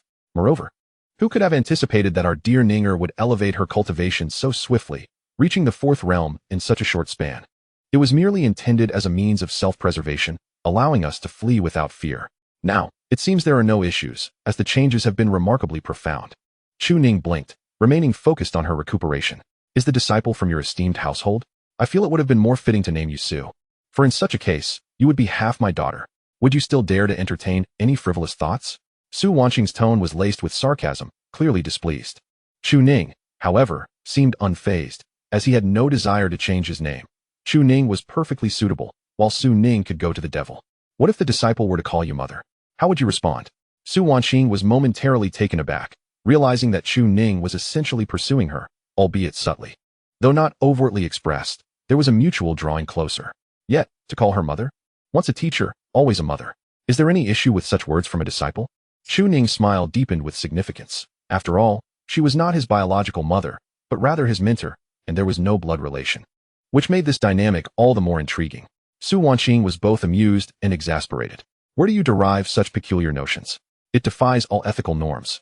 By all rights, you should not harbor such sentiments towards me, let alone utter such words. Were you perhaps a reincarnated demon cultivator in your previous life? The disciple is indeed the reincarnation of your esteemed self.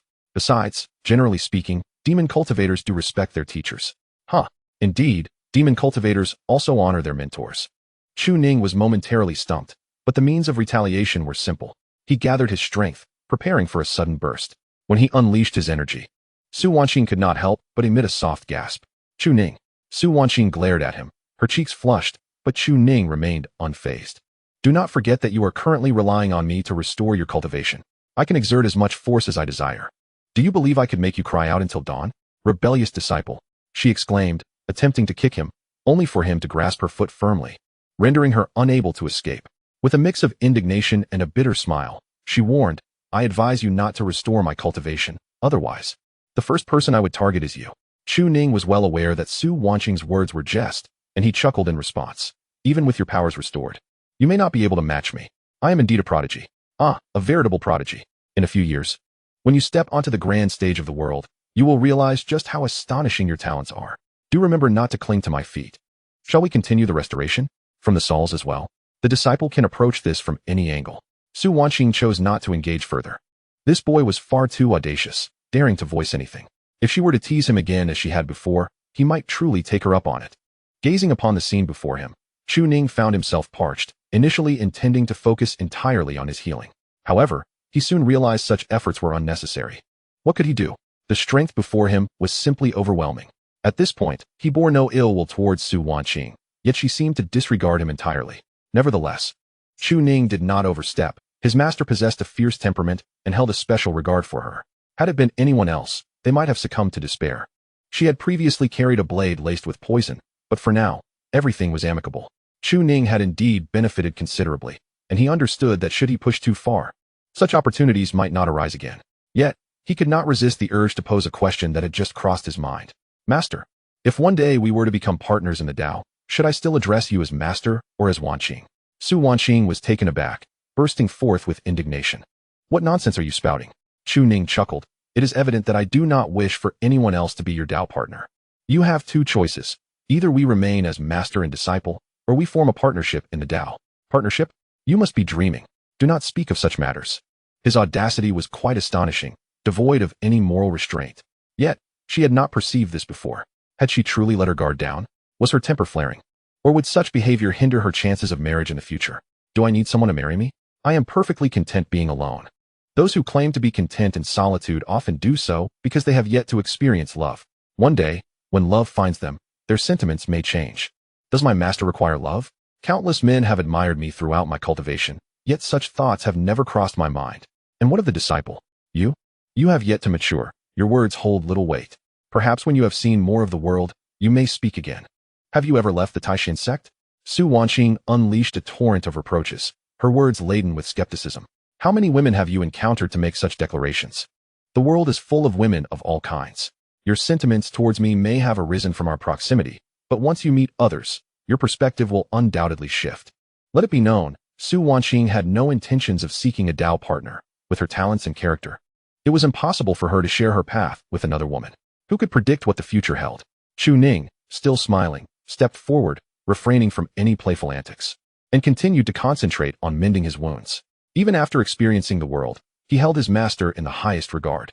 In response, Su Wanqing scoffed. To speak such grandiose claims now is nothing short of shameless. If you can remember my name in the future, that would be a true achievement. With another dismissive huff, Su Wanqing could no longer contain herself. She rose abruptly to tug at Chu Ning's ear. You little rascal, stop using these tricks to tease me. Do you think I am just a plaything for you to manipulate? Her words implied that while she did not believe he thought so, a little retaliation seemed justified. Su Wanqing narrowed her eyes, clearly puzzled. Retaliation? Because of my words? That was not aimed at you, but rather a fact. You truly have never ventured beyond the Taishan sect.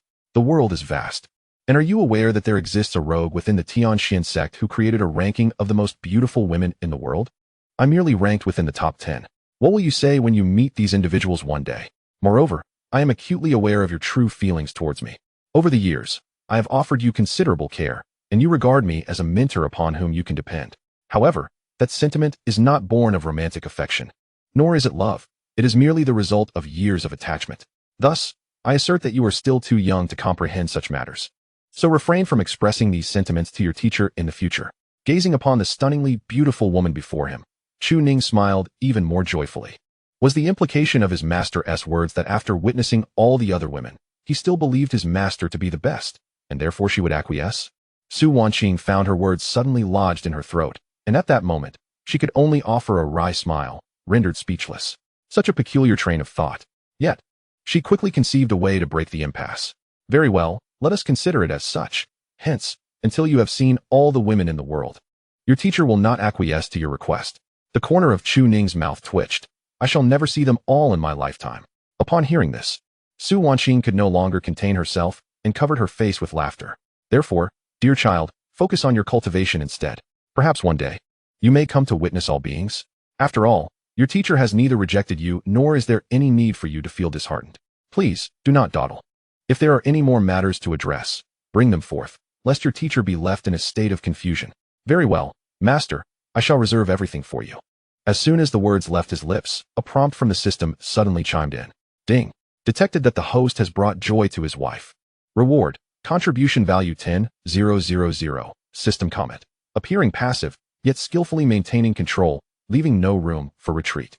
Triggered system critical hit. Spiritual roots can utilize contribution value for enhancement. Chu Ning could not help but scrutinize Su Wanqing. Oh, so it turns out that Master is so pleased? This is the first time he directly garnered 1,000 contribution points. However, the notion that spiritual roots could be enhanced with contribution value. Astonishing.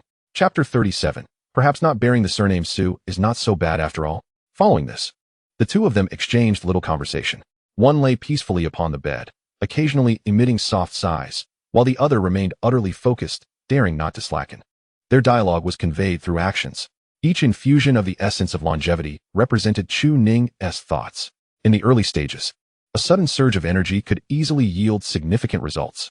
Detected that the host has restored his wife's cultivation by 10. Reward. Contribution value 100. 000. Detected that the host has restored his wife's cultivation by 8. Reward. Contribution value 80. 000. Su Wanqing's reactions were equally uncontrollable, as she sensed Chu Ning's growing restlessness. The waste of the master, a blade of lethality.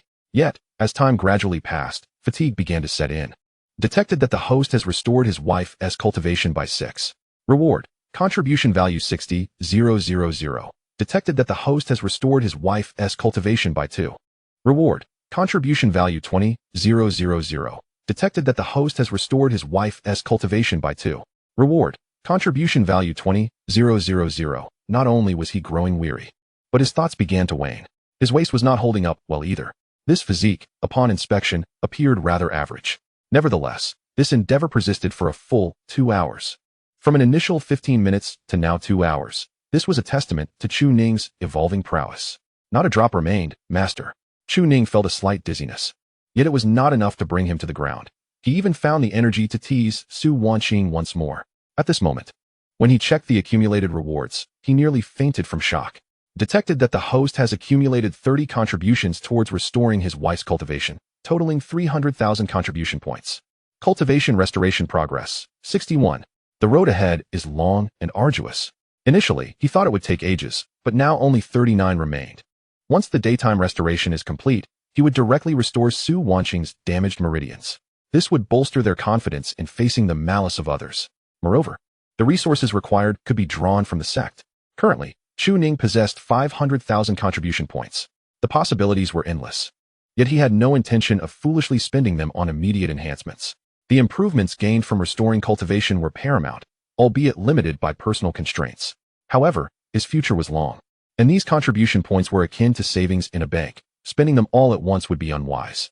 As long as his cultivation was sufficient and his means formidable, everything would be manageable. Perhaps he should save a few drops for future use? Su Wanqing, on the other hand, paid little mind to Chu Ning's teasing. In comparison to their previous exchanges, this was child's play. The young woman was flushed, her expression languid. The pallor that once marked her features had vanished, replaced by a captivating allure reminiscent of spring's resurgent vitality. Slowly rising, she stretched, reveling in comfort. Her disciple was a source of ease, free from the worry of what he might do.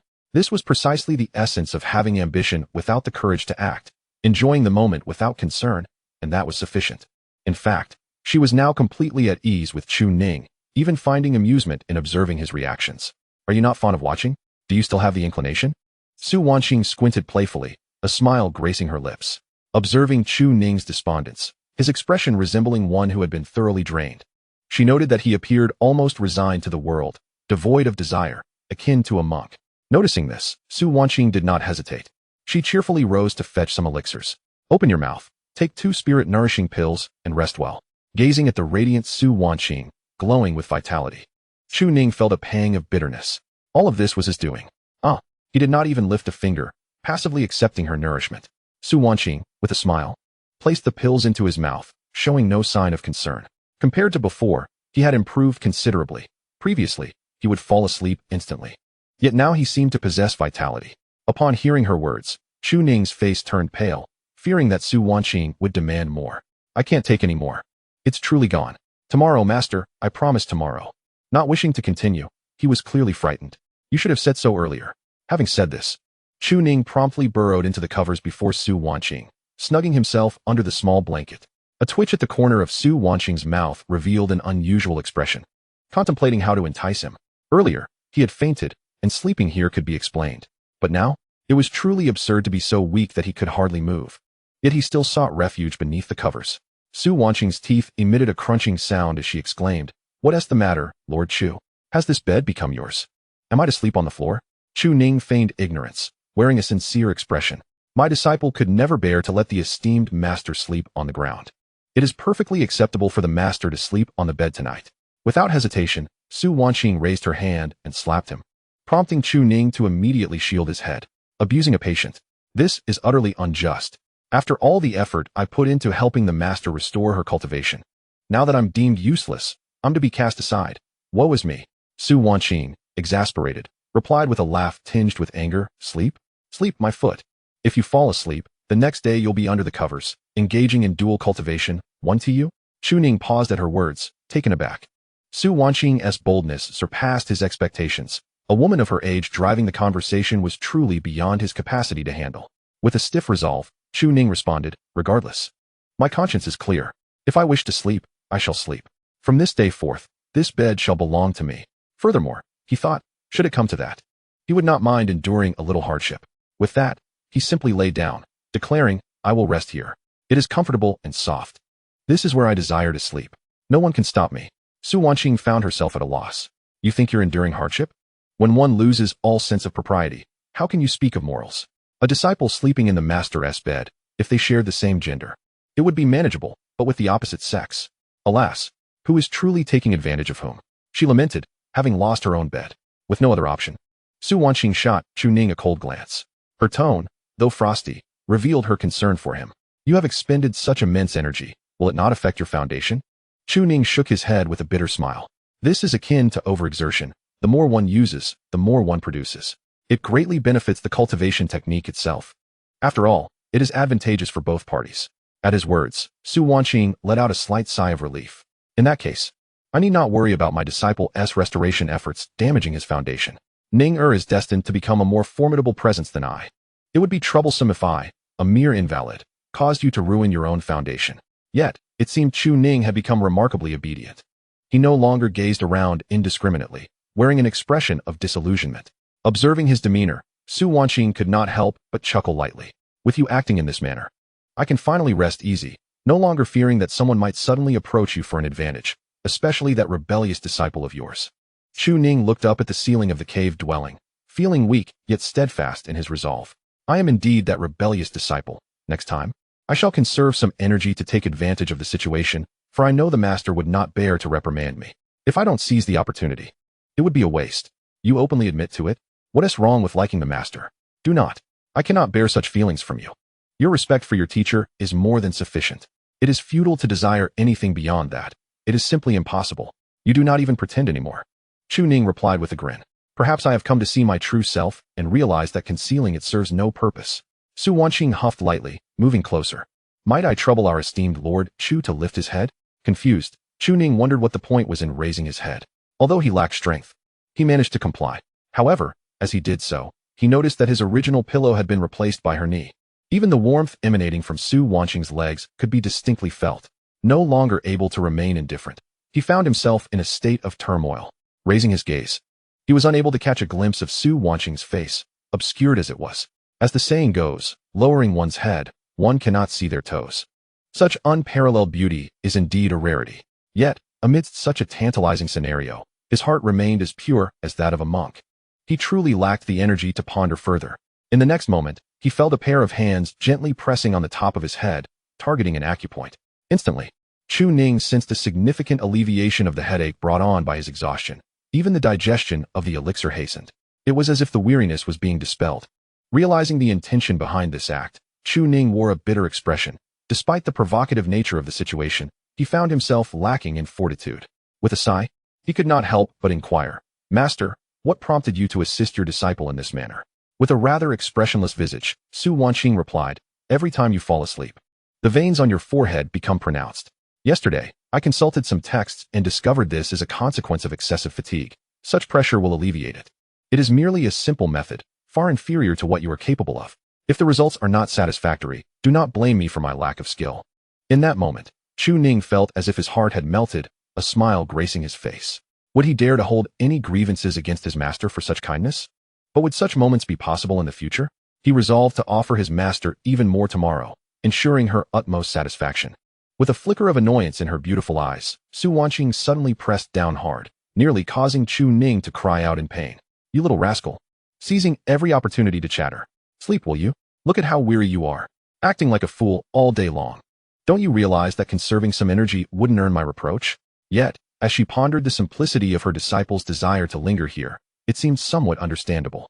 However, she was well aware that Chu Ning was not the type to harbor such intentions. She could see through any schemes he might harbor.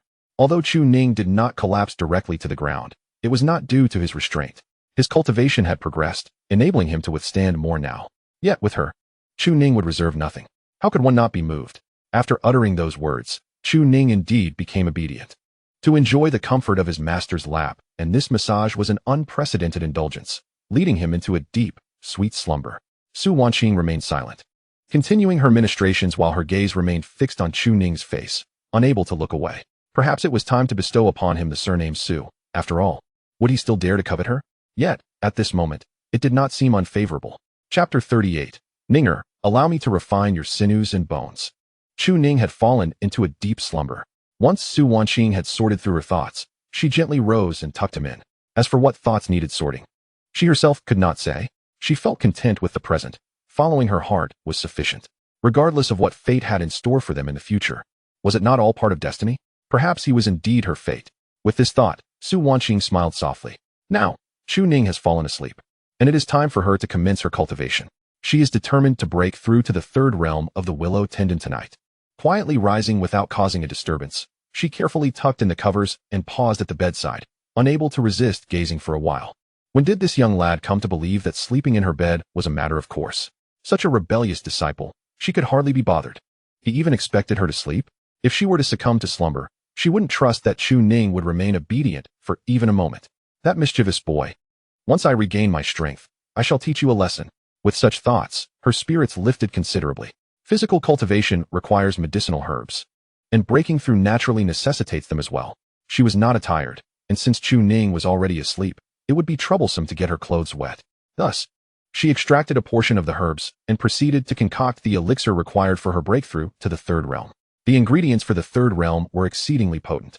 Any ordinary person consuming them would certainly meet their demise. It was not something that common individuals could withstand, and the concoction would only amplify its ferocity. It was akin to the very essence of magma, yet she had no concerns, for her physique was now remarkably robust. With her undergarments set aside, she presented an alluring form, as if sculpted by divine hands. However, at present, Chu Ning was sleeping soundly, oblivious to her presence. Su Wanqing hesitated not, allowing her exquisite body to gradually immerse into the elixir. In an instant, the pain pierced through her, the comfort she had derived from her restored powers dissipating entirely. The path of physical cultivation is thus. Comfort is reserved for the dead. Without enduring excruciating pain, how could one glimpse the path to transcendence? The elixir began to boil, and even her remarkable endurance faltered, eliciting involuntary groans. In that moment, her gaze fell upon her disciple, who lay not far away, nearly grinding her teeth in frustration. Was it fate that led her down this path? If so, it must be her destiny. To succumb would mean death. To endure is to grasp the beginning of the celestial road. If her disciple could withstand such pressure, what was there for her to fear? Her bones were being tempered, and astonishing changes were occurring within her body. In the third realm of physical cultivation, the copper skin iron bones of the willow tendon. This was not merely a matter of gathering spiritual energy, as in the realm of magical cultivation. It required prolonged immersion in the elixir.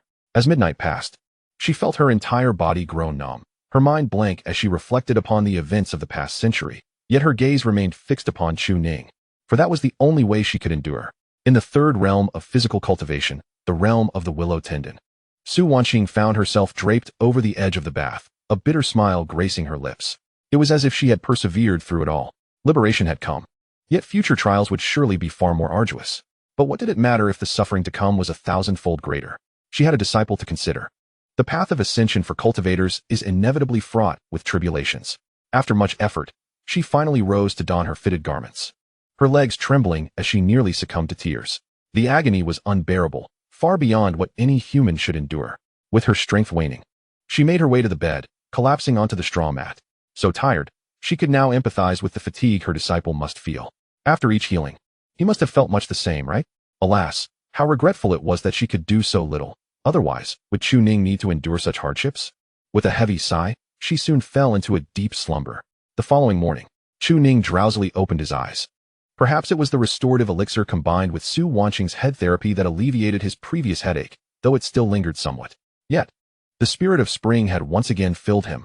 Chu Ning felt rejuvenated, the exhaustion dissipating as he caught a whiff of a potent medicinal aroma. Turning his head, he noticed the bath filled with the herbal infusion. Beside him, Su Wanqing lay in a deep slumber, evidently having practiced while he slept. So, you secretly cultivated while I was asleep, refusing to let me watch, huh? Well, now I shall take a discreet look. Chu Ning quickly focused his attention on Su Wanqing. She lay on a simple straw mat with a pillow and a thin quilt, clearly far less comfortable than a proper bed. However, the bed was his now. Sigh. His master was being quite sentimental. Why not just share the bed? As long as their hearts were at ease, what was the problem? Chu Ning chuckled, rolling over to lie beside Su Wanqing, sharing half the pillow, and then burrowing under the quilt. Master, share half the quilt with me. I can't cover myself with it. And the pillow too, just squeeze over a bit. In her deep slumber, Su Wanqing instinctively shifted, allowing some of the pillow space to Chu Ning and loosening her grip on the quilt as he tugged it closer. The two were now in close proximity, with Chu Ning lying on his side, covered by the small quilt, studying his master. A delicate blush graced her exquisite features, and her brows were slightly furrowed, indicating she had not dreamt well, possibly due to the discomfort from yesterday's training. Nevertheless, her breathing remained steady. At this distance, he could sense the fragrant aroma emanating from Su Wanqing. He could not quite identify it. Perhaps it was from her cosmetics, but it was undeniably delightful. Chu Ning refrained from any inappropriate actions, even without wrapping his arms around her. Instead, he cautiously peeked beneath the quilt. She wasn't wearing her undergarments. Just a simple bodice?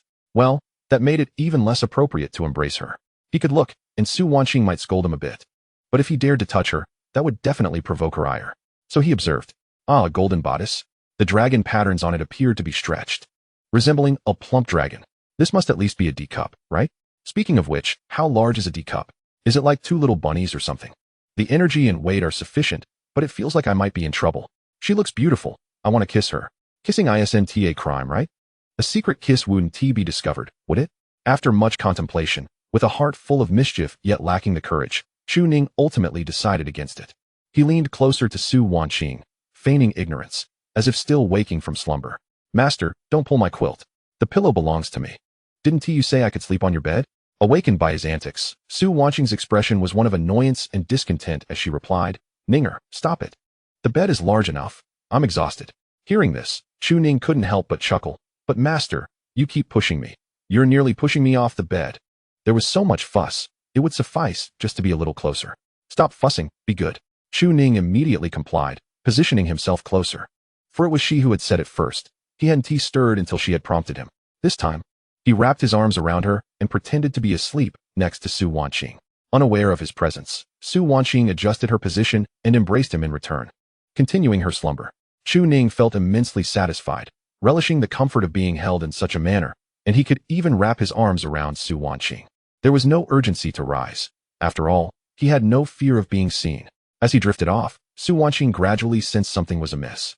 There was a warmth beside her, and it felt quite intense.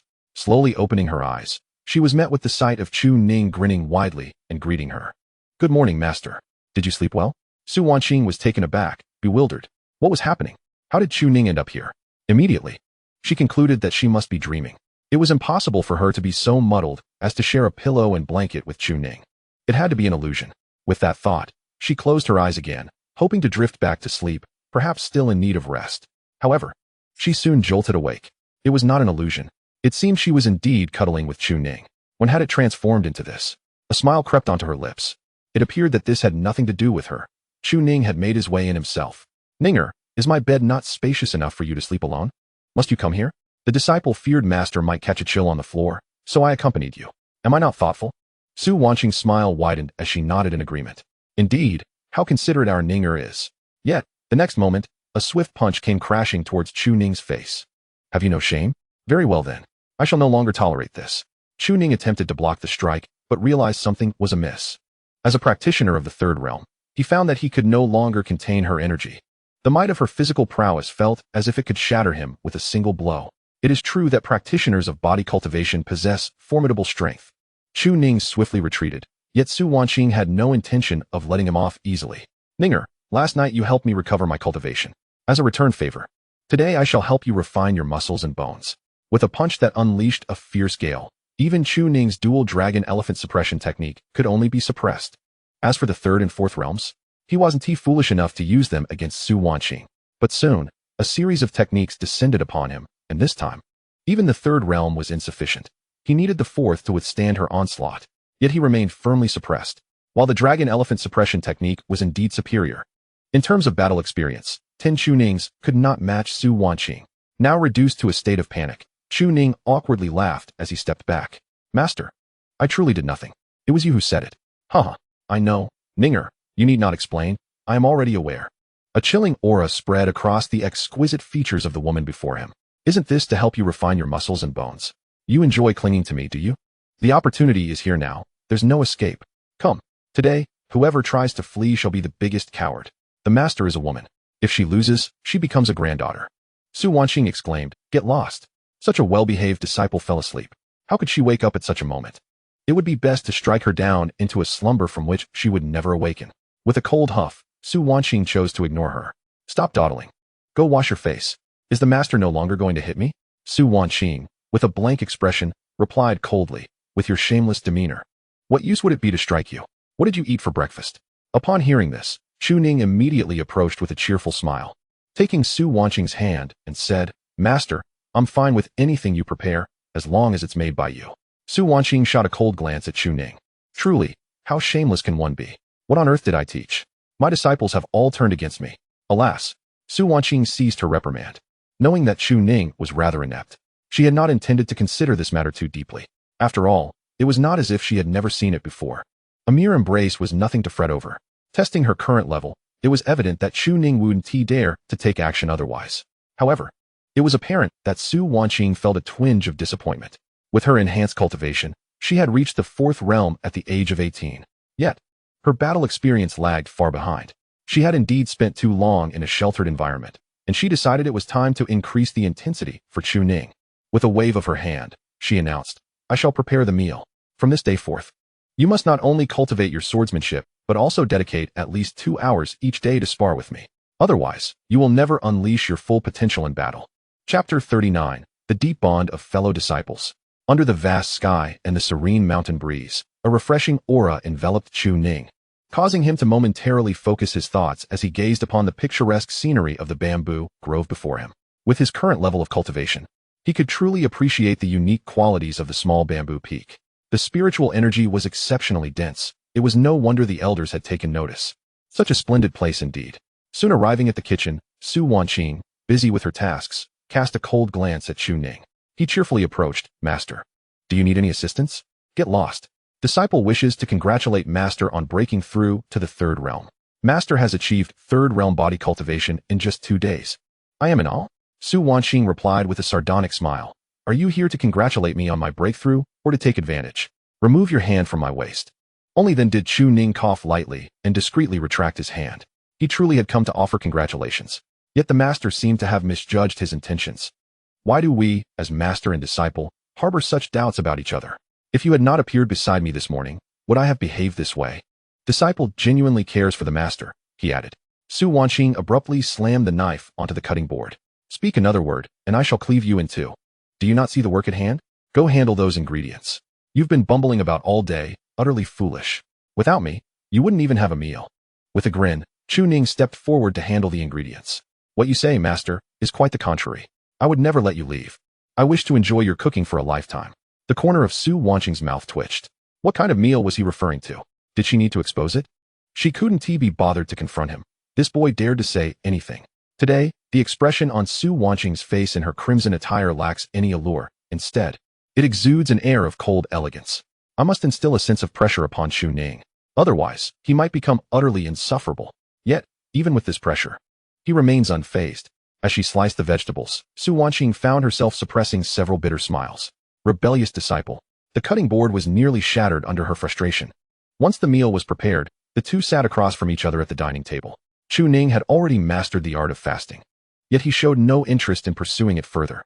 With his master cooking for him, who would choose to fast and consume spiritual energy? That would be sheer folly. Throughout the meal, Chu Ning's gaze remained fixed on Su Wanqing. At this moment, she was no longer just his master, she was Wanqing. However, Su Wanqing paid him no mind, maintaining a stern countenance, refusing to show even a hint of kindness.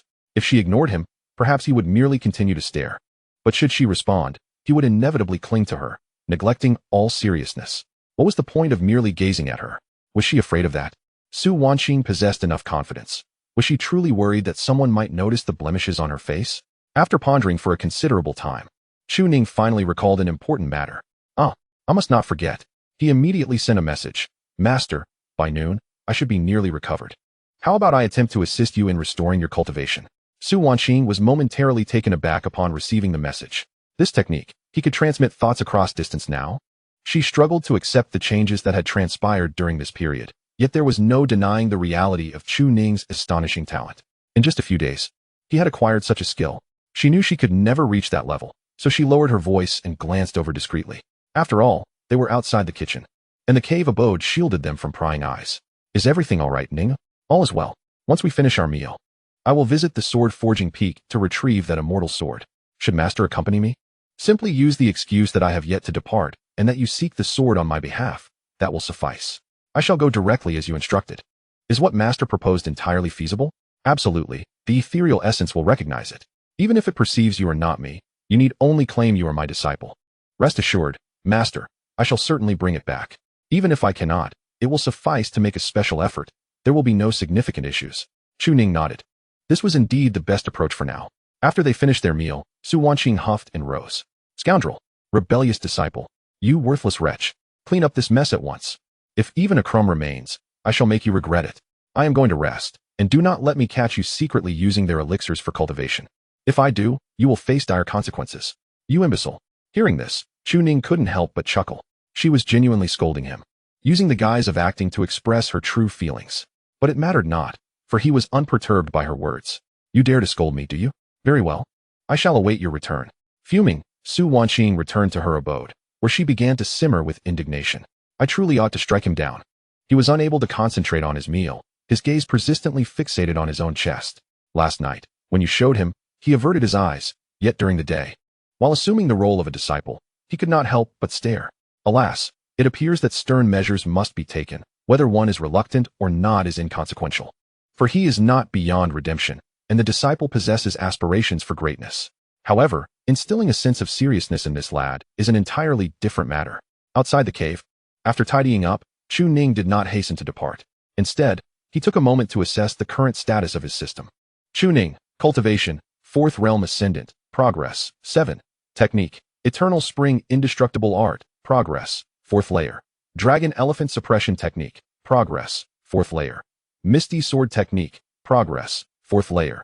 Devouring Heaven's Demon Art, Talent, Superior Spiritual Root, Upgradable. Chu Ning's gaze sharpened momentarily before he resumed a solemn demeanor. In matters of cultivation, there is no room for any semblance of laxity. A spiritual root can indeed be upgraded. Cultivators place immense importance on their innate talents. And a superior spiritual root, within a vast sect like the Taishan sect, merely serves as a standard for entry-level disciples. All of Su Wanqing's disciples, with the sole exception of Chu Ning, possess at least an immortal grade spiritual root or higher. The quality of one's spiritual root reflects the rate of absorption and comprehension of spiritual energy. A common spiritual root absorbs less than 10 of a spirit stone's energy, whereas a divine-grade spiritual root can achieve an absorption rate of 100. The higher the tier of the spiritual root, such as Su Wanqing's ultimate divine-grade root, the speed of cultivation surpasses even the absorption of spirit stones, rendering the need to worry about a scarcity of spiritual energy utterly irrelevant. Contribution points balance, 523,000. With over 500,000 points, there exists ample opportunity for action. As for upgrading techniques, Chu Ning currently has no such plans. He is already equipped with third-tier techniques, which suffice for his needs, and the cost of further advancement would yield minimal enhancement in the present circumstances. System. Enhance my spiritual root. The host may expend 10,000 contribution points to upgrade a superior spiritual root to an immortal grade spiritual root. Chu Ning was taken aback. 10,000 contribution points for an immortal grade. Without a moment's hesitation, He declared, "Upgrade." The instant the contribution points were deducted, Chu Ning felt as though the world before him had transformed entirely. During his time with a common spiritual root, he found the spiritual energy to be ferocious and violent. Absorbing it felt akin to inhaling poison, with the devouring heavens demon art leaving his body feeling torn apart. Yet, after ascending to the immortal grade, he perceived the current spiritual energy as remarkably gentle.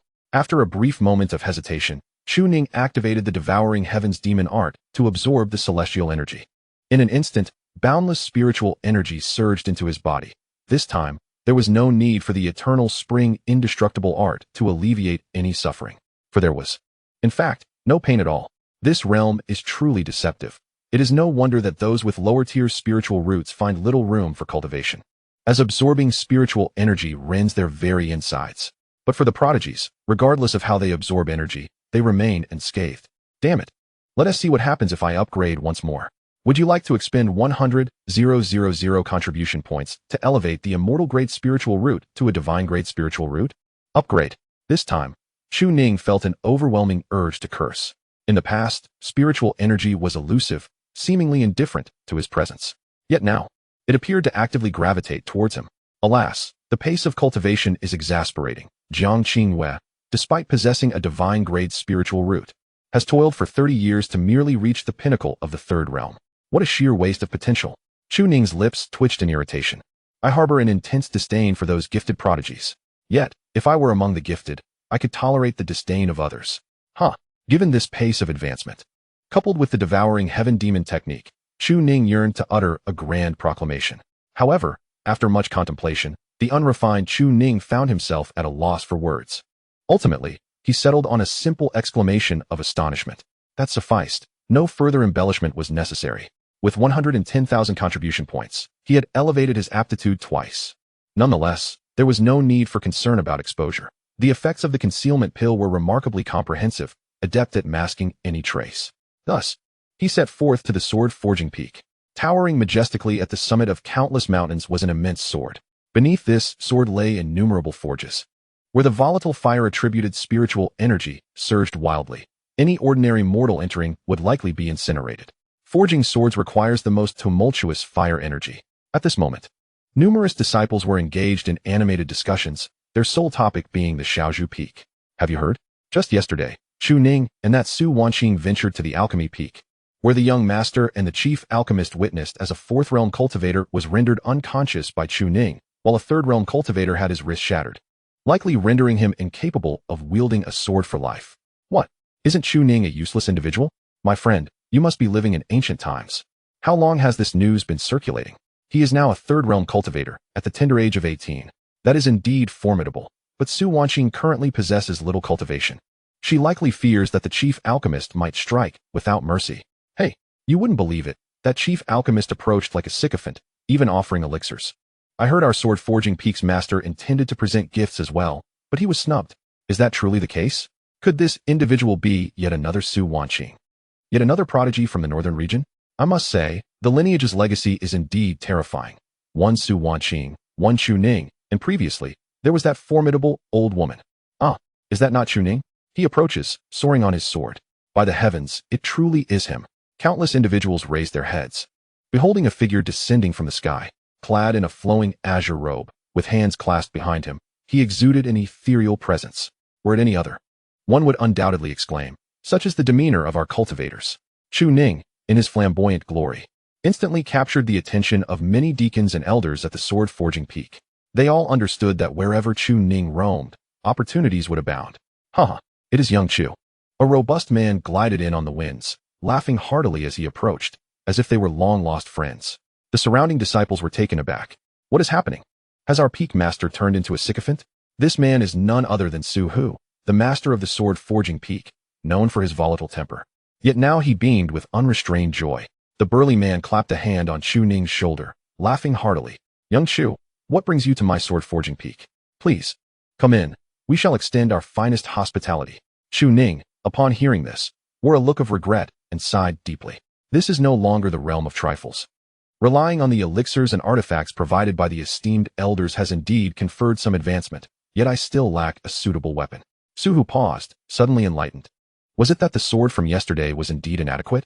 Fear not, for at the forging peak, we are lacking in nothing but a fitting artifact. Come, let me take you to choose. Select anything that catches your fancy. In an instant, the disciples were filled with envy. How is this fair? The weapons they painstakingly forged require a payment of spirit stones, yet Chu Ning receives them freely, without cost. This peak master must have lost his senses. Countless disciples cursed inwardly, yet Suhu paid them no mind, instead beaming with delight. This was indeed a fortuitous opportunity. He had made some progress with the cultivation technique from yesterday, and the more he could obtain, the greater the rewards from the sect leader. Pray tell, young Chu, what rank of weapon do you seek?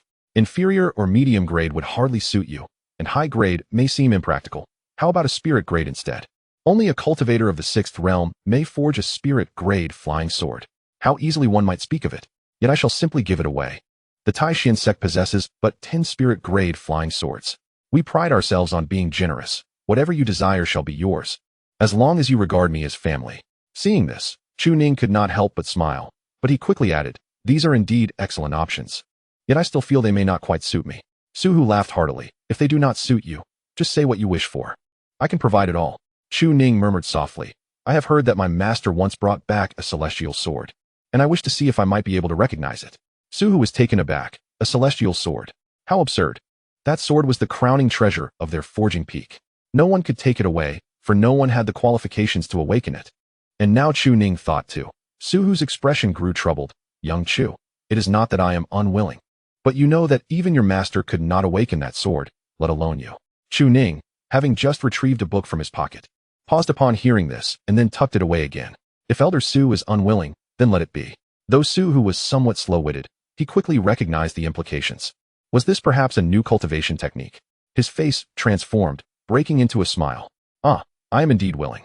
Just come to have a look. He was not concerned about this, for the sect leader forbade others from observing it, fearing it might be taken away. Even Su Wanqing had never come, let alone anyone else. But why should he fear making an exception for Chu Ning? Was he truly worried he might take it away? Elder Su, I hope this does not cause you any trouble. Suhu responded, not at all. How could it? That is something your master brought back. Your desire to see it is perfectly understandable. Chu Ning immediately beamed. As long as it does not cause you any trouble, shall we go then, elder? Let us proceed, my dear nephew. Chapter 40. The Celestial Sword Has Spirit. Tianxian. The two were as close as long-lost brothers. Others who beheld Su, who were momentarily stunned. How could this iron-forging giant, known for his fiery temper, now wear a broad smile while leading Chu Ning to behold the Celestial Sword, which had been deemed off-limits to outsiders? Unbelievable. Along the journey, the crowd was taken aback, rendered speechless, though none dared voice their thoughts. For surely there were reasons behind it all. Engaging in casual conversation about mundane matters, the two were oblivious to the content of their chatter. Nevertheless, Suhu's gaze never wavered from Chu Ning's chest. The martial arts technique was undoubtedly alluring. Had he known earlier, he would have readily acquiesced. Alas, having glimpsed the sword, recognition would likely elude him, and at worst, he could exchange a few spiritual swords to obtain it. This technique was formidable and highly beneficial for his cultivation. It suited his vigorous nature perfectly. Should he acquire the complete text, wouldn't that be splendid? As for Chu Ning, she responded with smiles, carefully sidestepping any mention of the technique she possessed, leaving him in eager anticipation. His thoughts remained fixated on the celestial sword brought back by his master. The celestial sword Tianxian. Why such a name? When Su Wanqing first obtained the sword's tip, she discerned the imprint of the innate 7-star array upon it. The position of the sword tip represented Tianxian itself. A mere sword tip constituted the pinnacle of celestial swords, a rare treasure of unparalleled quality, greatly feared by the 3 sects of heaven, earth, and humanity. However, due to Su Wanqing's significant contributions, it was not seized. In this moment, Chu Ning's heart surged with excitement, momentarily overwhelmed. Yet, more than anything, he felt anxiety, fearing he might not be able to claim what rightfully belonged to his master. Yet, if his master had deemed it simple, then surely it must be so? Suddenly, a chilling sword energy surged forth, permeating the cavern that suppressed Tianxian. Merely approaching it was enough to impose immense pressure upon Chu Ning. He realized he could not possibly wield this celestial sword. The sword energy could easily extinguish him, and it seemed to possess a spirit of its own. Observing Chu Ning's evident distress, Suhu chuckled. When Elder Su first brought this sword back, none within the sect could wield it. The intention had been to let future generations pay their respects and see if anyone could earn its recognition. Unfortunately, the sword's intent harmed indiscriminately, prompting the sect to seal it away. As time passed without any prodigies emerging, outsiders were barred from paying homage. Little Chu, Suhu remarked, you are an exception. I hold great expectations for you. But if you fail to gain its recognition, do not be disheartened. My sword forging peak possesses many treasures. If the pressure becomes overwhelming, feel free to select another sword. The unlocking of this restriction could prove troublesome and might even cause you harm. Chu Ning shook his head, responding with a smile. With newfound strength, the first thing I desire is this flying sword. If I cannot earn its recognition, then there is no sword worthy of my possession in this world, and I would rather forego it. Suhu's eyes narrowed in amusement at such audacity. You, who could not even gain its recognition like Su Wanqing, think you can? Yet. Suhu said nothing more, merely smiling. The number of disciples dwindled as the malevolent sword intent intensified. Chu Ning found himself struggling to move forward. Meanwhile, Suhu, still fixated on the technique, intended to present Chu Ning with the flying sword directly. The ground's restrictions slowly began to unfurl, revealing an intricate array. This barrier seemed peculiar. Logically, the Tianxian sword, taught by Su Wanqing, should remain here, yet it was sealed away. Perhaps there was fear of this sword departing?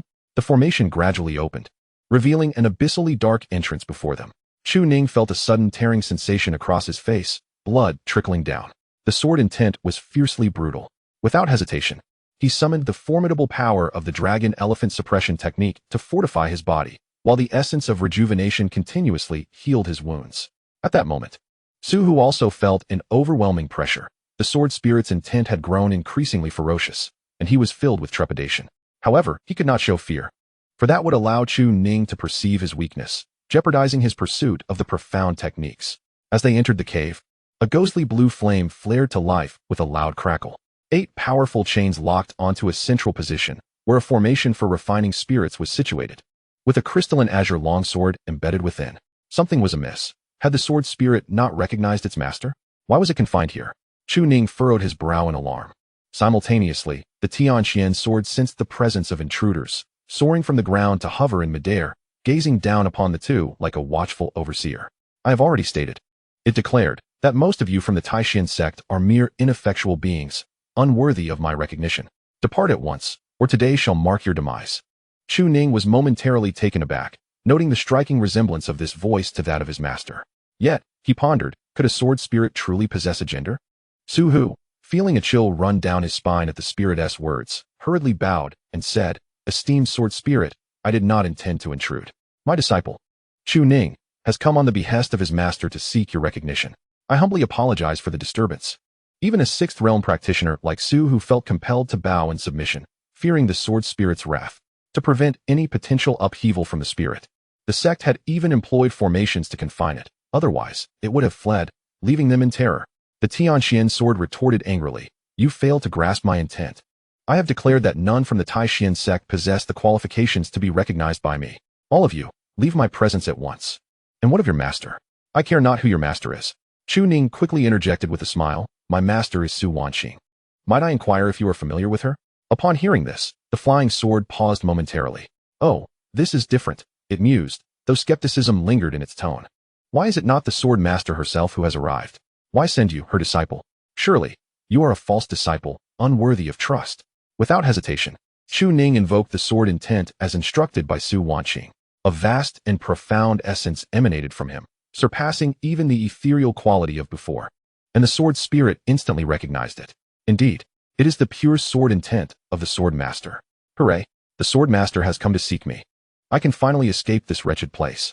Yet, a nagging question arose. Why was the sword master not personally present? The Tianxian sword, sensing the incongruity, questioned. I have recognized your sword intent. Yet why is it not she who has come? It added hastily, fearing suspicion, your sword intent is lacking. The Taishan sect possesses only Su Wanqing's sword intent of merit. Let her come to see me. It would only acknowledge Su Wanqing, dismissing all others. Chu Ning was momentarily taken aback. The transformation was indeed swifter than turning a page. Although he had not glimpsed the face of the sword spirit, Suhu wore an expression of profound regret and remarked, Senior, that Su Wanqing has long lost her cultivation. It is likely she sent you, Chu Ning, in hopes that you would earn the senior's recognition. If that is the case, it seems no one could possibly gain your acknowledgement. Then, let us depart, young Chu, so as not to disturb the senior's rest. However, Chu Ning had no intention of leaving. After all, this was quite the spectacle. He recalled his master's words. When the sword emerges from the northern region, It sweeps across the 8 desolations. I wonder if the senior has heard of this? Tianxian suddenly froze. At the mention of lost cultivation, he had been incredulous, unable to believe that such a prodigy could fall into misfortune. He had assumed it was mere deception, but upon hearing the following words, he was struck with realization. This was a prearranged statement between him and Su Wanqing. In that moment, he truly understood that something grave had befallen Su Wanqing. How could it be? The sword master would never lose her cultivation. No, he had to investigate. With that, he transformed into human form, a young maiden, bound by 8 iron chains that appeared burdensome yet were effortlessly severed by her. The formation, seemingly impenetrable, was rendered ineffective as she stepped forth before Su Hu and Chu Ning. Both men stood in utter bewilderment. What just happened? She walked out as if the formation were non-existent. Young ones, take me to see Su Wanqing at once. I must uncover what transpired.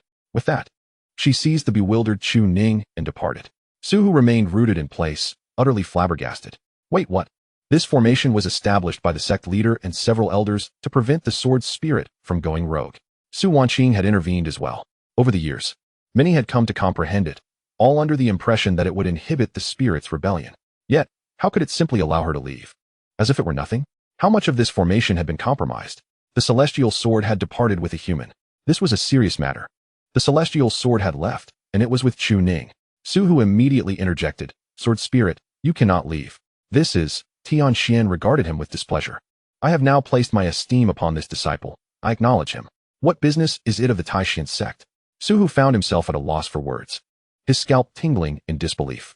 If Su Wanqing had not secured the sword spirit's allegiance, yet Chu Ning had succeeded, he cast a bitter glance towards Chu Ning. Chu Shitzi, you cannot take the celestial sword with you. As Chu Ning revealed half of a cultivation technique from within his embrace, Su Hu was momentarily startled before quickly changing his tone. No problem, no problem. Take it with you. Chu Ning returned the technique with a smile and nodded. Then I am grateful. He was promptly whisked away. Su Hu was left in shock. Wait, you're not giving the technique. You truly are not giving it? Hurry and report this to the sect leader. In an instant, chaos erupted at the sword forging peak. The celestial sword had been taken. The technique remained unacquired. Chapter 41. The Disruptor, Tianxian. Upon leaving the sword forging peak, Chu Ning found himself being whisked away in a daze. Wasn't he the senior supposed to be imprisoned? How could she leave so freely? He had thought the senior was compelled. Tianxian, the sword spirit, let out a cold laugh. Imprisoned? Would the sword master ever dare to confine me? Since you are her successor, it matters not that I share this with you. In those bygone days, I had already recognized her as my master, and this formation had been tampered with by her. However, for these past years, I have merely been nurturing my sword intent. How could such a thing possibly restrain me? Chu Ning fell silent, understanding that, after all, it was her own master's flying sword, and naturally, she would be reluctant to confine it. Yet, Tianxian soon voiced her inquiries. What is the true nature of the sword master? Although she may have refrained from coming personally out of concern for certain individuals, why did that old wretch claim that the sword master's cultivation was entirely lost? To cut a long story short, my master encountered an unforeseen incident, but it is not a grave matter. She will recover in due time. You are my master's flying sword, and it is best that this matter remains undisclosed. So, you've wasted time saying nothing of substance. Enough. I shall seek out the sword master directly. Senior, please, listen to me. My master instructed us to play our parts. I am determined to find the sword master. I care not for anything else. The two of them moved with astonishing speed, arriving at the Shaozhu Peak in the blink of an eye. This velocity nearly caused Chu Ning, who had only recently learned to ride the sword, to vomit. So this is the level of celestial swords? Sword master. Sword master. I've heard there has been an incident. Is it true? Inside the cave dwelling, Su Wanqing opened the door in confusion. Upon seeing Chu Ning and Tianxian, she was momentarily taken aback, the corner of her mouth twitching. This was not how I had arranged it. This could expose everything. Chu Ning transmitted a message. His expression bitter. Tianxian wouldn't listen at all. Before he could say anything, she had directly pulled him over, and he was equally troubled. The key was that when they stepped out of the formation, Chu Ning had not anticipated this at all. He had thought some effort was required. But it turned out that the Taishan sect had not managed to confine Tianxian at all. Yet Tianxian was unconcerned. Her youthful face filled with urgency. I've heard the sword master has lost her cultivation, but I can clearly sense the fluctuations of her cultivation from her. Enough of your chatter. Come inside and speak. Sword master, you silence. Get in here and speak. Su Wanqing glared fiercely, and the sword spirit was taken aback, not daring to utter another word, and entered with a pitiful demeanor. Am I not merely concerned for the sword master? Chu Ning had no choice but to follow, finding the situation quite different from his expectations. Who could have predicted how today would unfold? It seems that not only he would be scolded today, anyone could face Su Wanqing's wrath, including the sword spirit. Outside, they would be under scrutiny, but there was little issue inside. However, it was likely that Su Hu and the others would arrive soon. Within the cave dwelling, Chu Ning sat quietly to the side, while Su Wanqing, clad in red, wore an expression of resignation, feeling that this sword spirit was astonishingly foolish. By calling me the sword master repeatedly, wouldn't it reveal to others that you are my flying sword? I had warned you to keep a low profile. The three sects of heaven, earth, and man are aware of your sealing. They have refrained from causing trouble because I have not acted. However, the three sects of Qingshan are certainly displeased about this matter, especially now that I have lost my cultivation. This could lead to significant trouble. What is her current situation? She has lost her cultivation. Years ago, the flying sword was sealed, and no one came to investigate. Now it remains sealed, and thus, the saints of the three sects of heaven, earth, and man have chosen to ignore it. This is because even if there were any, they would have to wait until Su Wanqing is nearly dead, as she has merits to her name. Within the sect, it was simply perceived that this sword spirit was rather haughty. Since no one could test it, they might as well regard it as the sect's treasured artifact, avoiding any foolish display that might provoke outsiders. However, today, once the news spreads, everyone will inevitably assume that Su Wanqing is the master of Tianqian. The three sects of heaven, earth, and man would likely remain subdued, but the three sects of Qingdao would undoubtedly take action. Moreover, with Su Wanqing's cultivation lost, it would not be long before Tianqian is seized by other saints with ulterior motives. Would Taishien's sect be destroyed? It seems unlikely. They would readily relinquish the sword spirit, and even Su Wanqing herself. This matter holds too high a level of allure for cultivators and poses significant trouble for both the current Su Wanqing and Chu Ning. Yet, Tianqian was in a state of urgency, visibly agitated over Su Wanqing's loss of cultivation. In this moment of helplessness, the master and disciple gradually explained their situation. From the moment Su Wanqing lost her saintly cultivation to her gradual recovery, they found themselves in an unknown state. As for allowing Chu Ning to retrieve the sword, it was their plan to escape, not wishing to leave Tianqian behind. Initially intending to stage a performance that would gain Chu Ning the sword spirit's approval, Tianqian abruptly intervened before Chu Ning could finish speaking. After all, as a third-tier sword cultivator, and in this world where everyone is utilized, no one would heed you. Even if one were to seize the sword, it would only be after Su Wanqing's demise. Tianqian remained silent, pondering for a considerable time.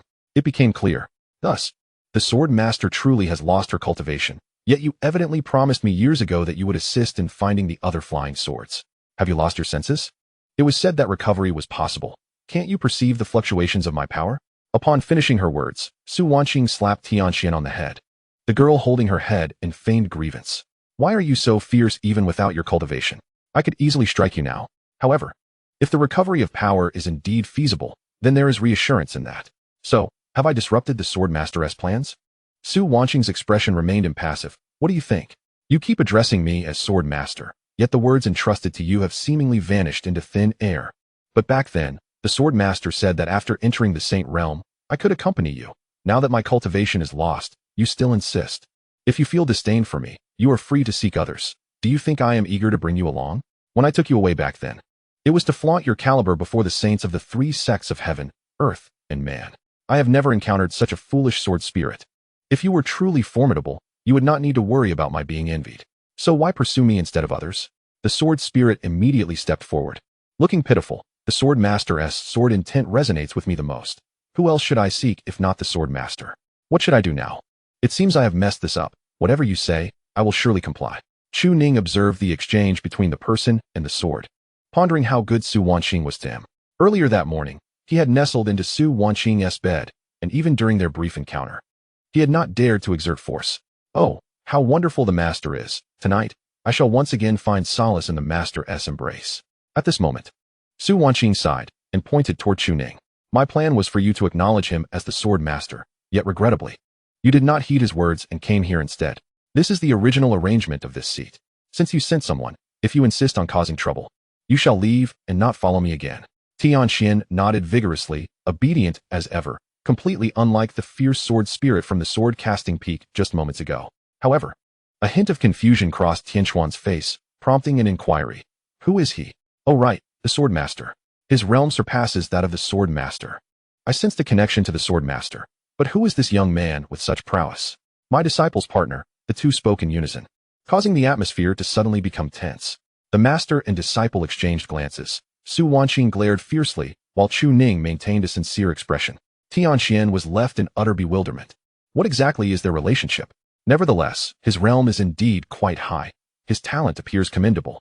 Should I just refer to him as the swordmaster in public? Su Wanqing twitched her lips in acknowledgement, yet continued to glare at the thick-skinned Chu Ning. Rebellious disciple. It's one thing if it's no one else. As your intentions are quite evident, and I have no means to resist. But to say such things in front of outsiders, do you truly believe he understands nothing? Are you not afraid of being ridiculed? After much contemplation, Su Wanqing refrained from directly exposing him and coldly stated, regardless, this is the situation. Although I have currently lost my cultivation, I shall soon recover. If you are still willing to follow me, temporarily acknowledge him as the sword master and do not expose this. If you no longer wish to accompany me, the vastness of the world is yours to traverse. Whether you stay at Taishian's sect or seek a new sword master, that is your choice. Tianxian hesitated not for a moment. The sword master once mentioned seeking other sword bodies freely, and I trust him. It is merely cultivation. Once I recover, I will certainly follow. Moreover, his sword intent is also quite profound. If the sword master were to vanish one day, I would follow him. Su Wanqing's lips twitched again. But there was some truth in his words. The disciple's sword intent indeed surpasses her own. How did he comprehend it so well? He is even more talented than she is. There are many unavoidable matters, yet perhaps things are slowly improving. Currently, even taking away her sword has become a troublesome affair, requiring intricate maneuvers to manage it. Without strength, many things remain unattainable. While they conversed within the cave, several figures had already arrived at the small bamboo peak.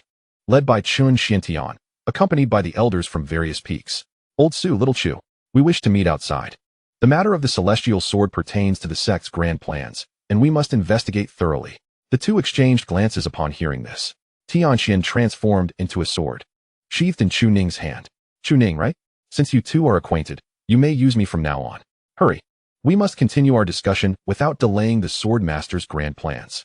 Chu Ning's lips twitched as well. What kind of statement is that? Who exactly is eager to use you? Moreover, it was you who came and made things difficult to control. Nevertheless, he resolved to face whatever comes. For when the soldiers arrive, the generals shall defend. When the water comes, the earth shall cover. Outside the cave, Chun Xuantian's expression darkened. The celestial sword has recognized its master. The chosen one is even Chu Ning. The shock he brings to them grows ever more profound. However, this celestial sword absolutely cannot be given away. If he cannot possess it, no one shall take it. Chapter 42. The plan remains intact. More secure than ever at this moment, Su Hu felt a prickling sensation on his scalp, daring not to cast a glance at Chun Xiantian. Nevertheless, Chun Xiantian was seething with rage. 10 years had passed, and he had yet to obtain the immortal sword. How could it be that Chu Ning had acquired it, and even recognized it as his master? If it were not for Su Hu's insistence on bringing Chu Ning along, such a scenario would not have unfolded. The sect had made it clear, why bring Chu Ning along? Now, everything could be offered to Chu Ning, but the immortal sword? Absolutely not. Su Hu hastily lowered his head, attempting to explain. I had no such intentions originally, but upon seeing the cultivation technique Chu Ning possessed, I brought him along for that inheritance. I never imagined he would achieve what even Su Wanqing could not. I am unaware of how this transpired, but now, enough. Chun Xuantian's expression darkened ominously. That immortal sword must be reclaimed, yet the inheritance is equally essential. Do you comprehend? Even if no one else can obtain the immortal sword, it cannot fall into the hands of anyone other than him. It is absolutely inconceivable. At this, an elder behind him chuckled and interjected. Is the sect leader overly concerned? Even if Chu Ning has been recognized by the immortal sword, what significance does that hold? Chun Xiantian paused, furrowing his brow. Elder Wang, what do you mean by that? Today, should we question Chu Ning about taking the sect's immortal sword, he would undoubtedly perceive us as exceedingly petty. The arrangements made yesterday were already quite favorable.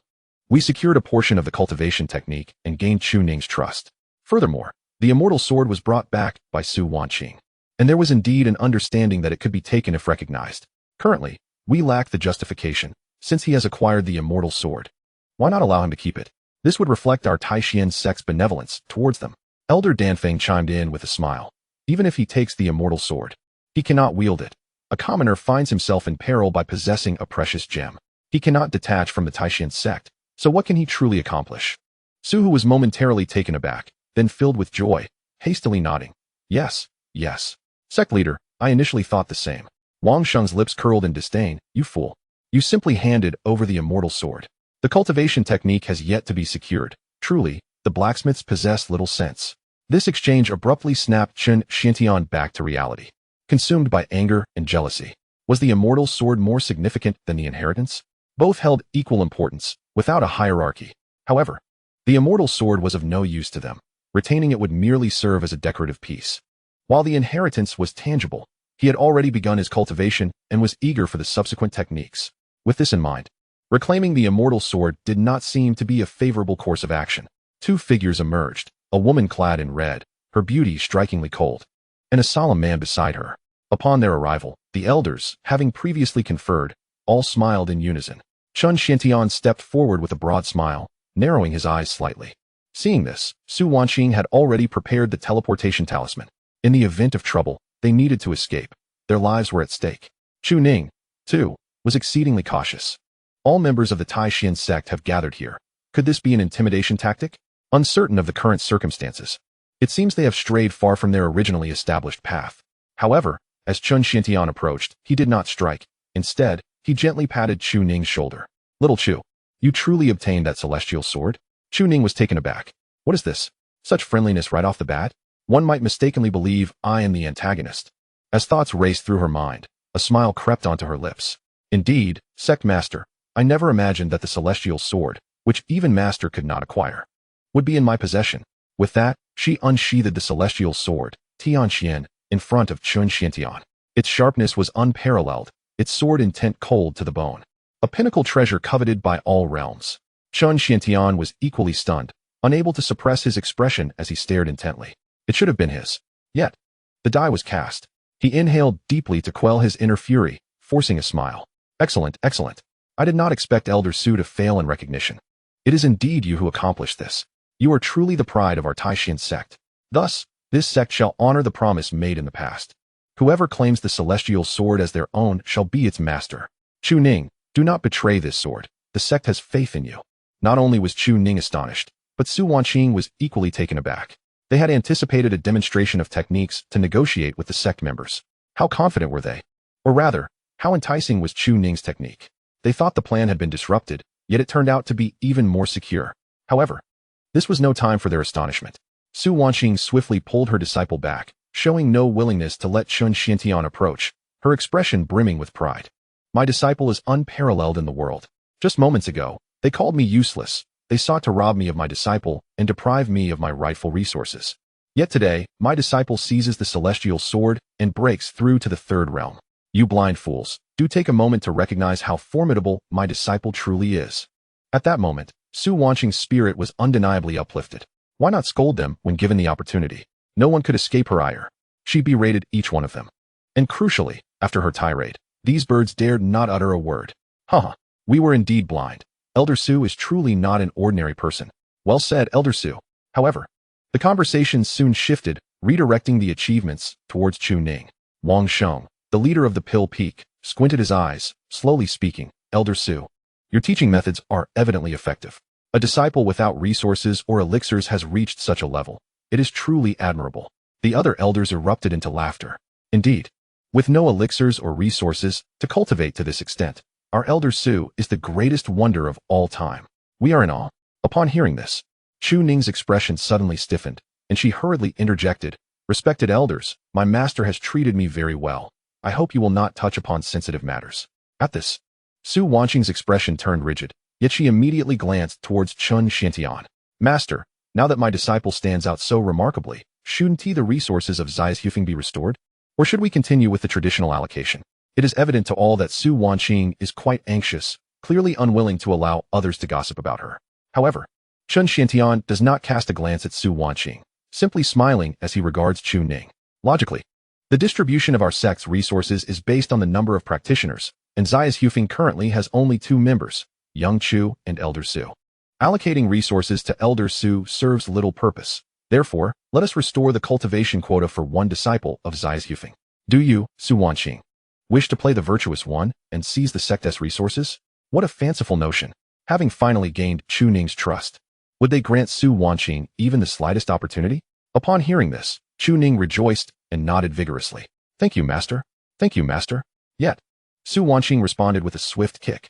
You spineless wretch. Is a mere portion of resources enough to buy your loyalty? If it were me back in the day, I could have offered far greater resources, you ungrateful disciple. Her rebuke was genuine. Seizing the chance to scold, she would not let it pass. Simultaneously, this only served to deepen the impression of Su Wanqing's helplessness in the eyes of the onlookers. The elders all chuckled, while Su Wanqing wore an expression of despair and fury, gazing at the fallen and aggrieved Chu Ning, feeling as if she had failed him, yet seemingly powerless to act. Chun Xiantian sighed helplessly. Su Wanqing, what has befallen you? You are increasingly unlike yourself, resembling a madwoman. Our sect operates according to its established rules. Can we truly make exceptions for you? Moreover, young Chu requires cultivation as well. Having said this, he personally helped Chu Ning to his feet, which left Chu Ning astonished at the master's attention. With the celestial sword in hand, the trust of the sect's members only deepened. What a tremendous legacy must this be for a sage to act in such a manner? Su Wanqing could not suppress her inner murmurs, pondering what kind of inheritance her disciple had received. Supported to his feet, Chu Ning looked up at the master with gratitude. Thank you, master. Your kindness is something I shall never forget. Chun Xiantian smiled gently, gazing at Chu Ning. No need for concern. Just remember to repay the sect in the future. Chu Ning instantly grasped the master's intent and nodded eagerly. Rest assured, master, I shall repay the sect. Chun Xiantian narrowed his eyes. In that case, the resources will be delivered later. You will return the favor to the sect with your skills, while I will obtain resources to enhance my cultivation.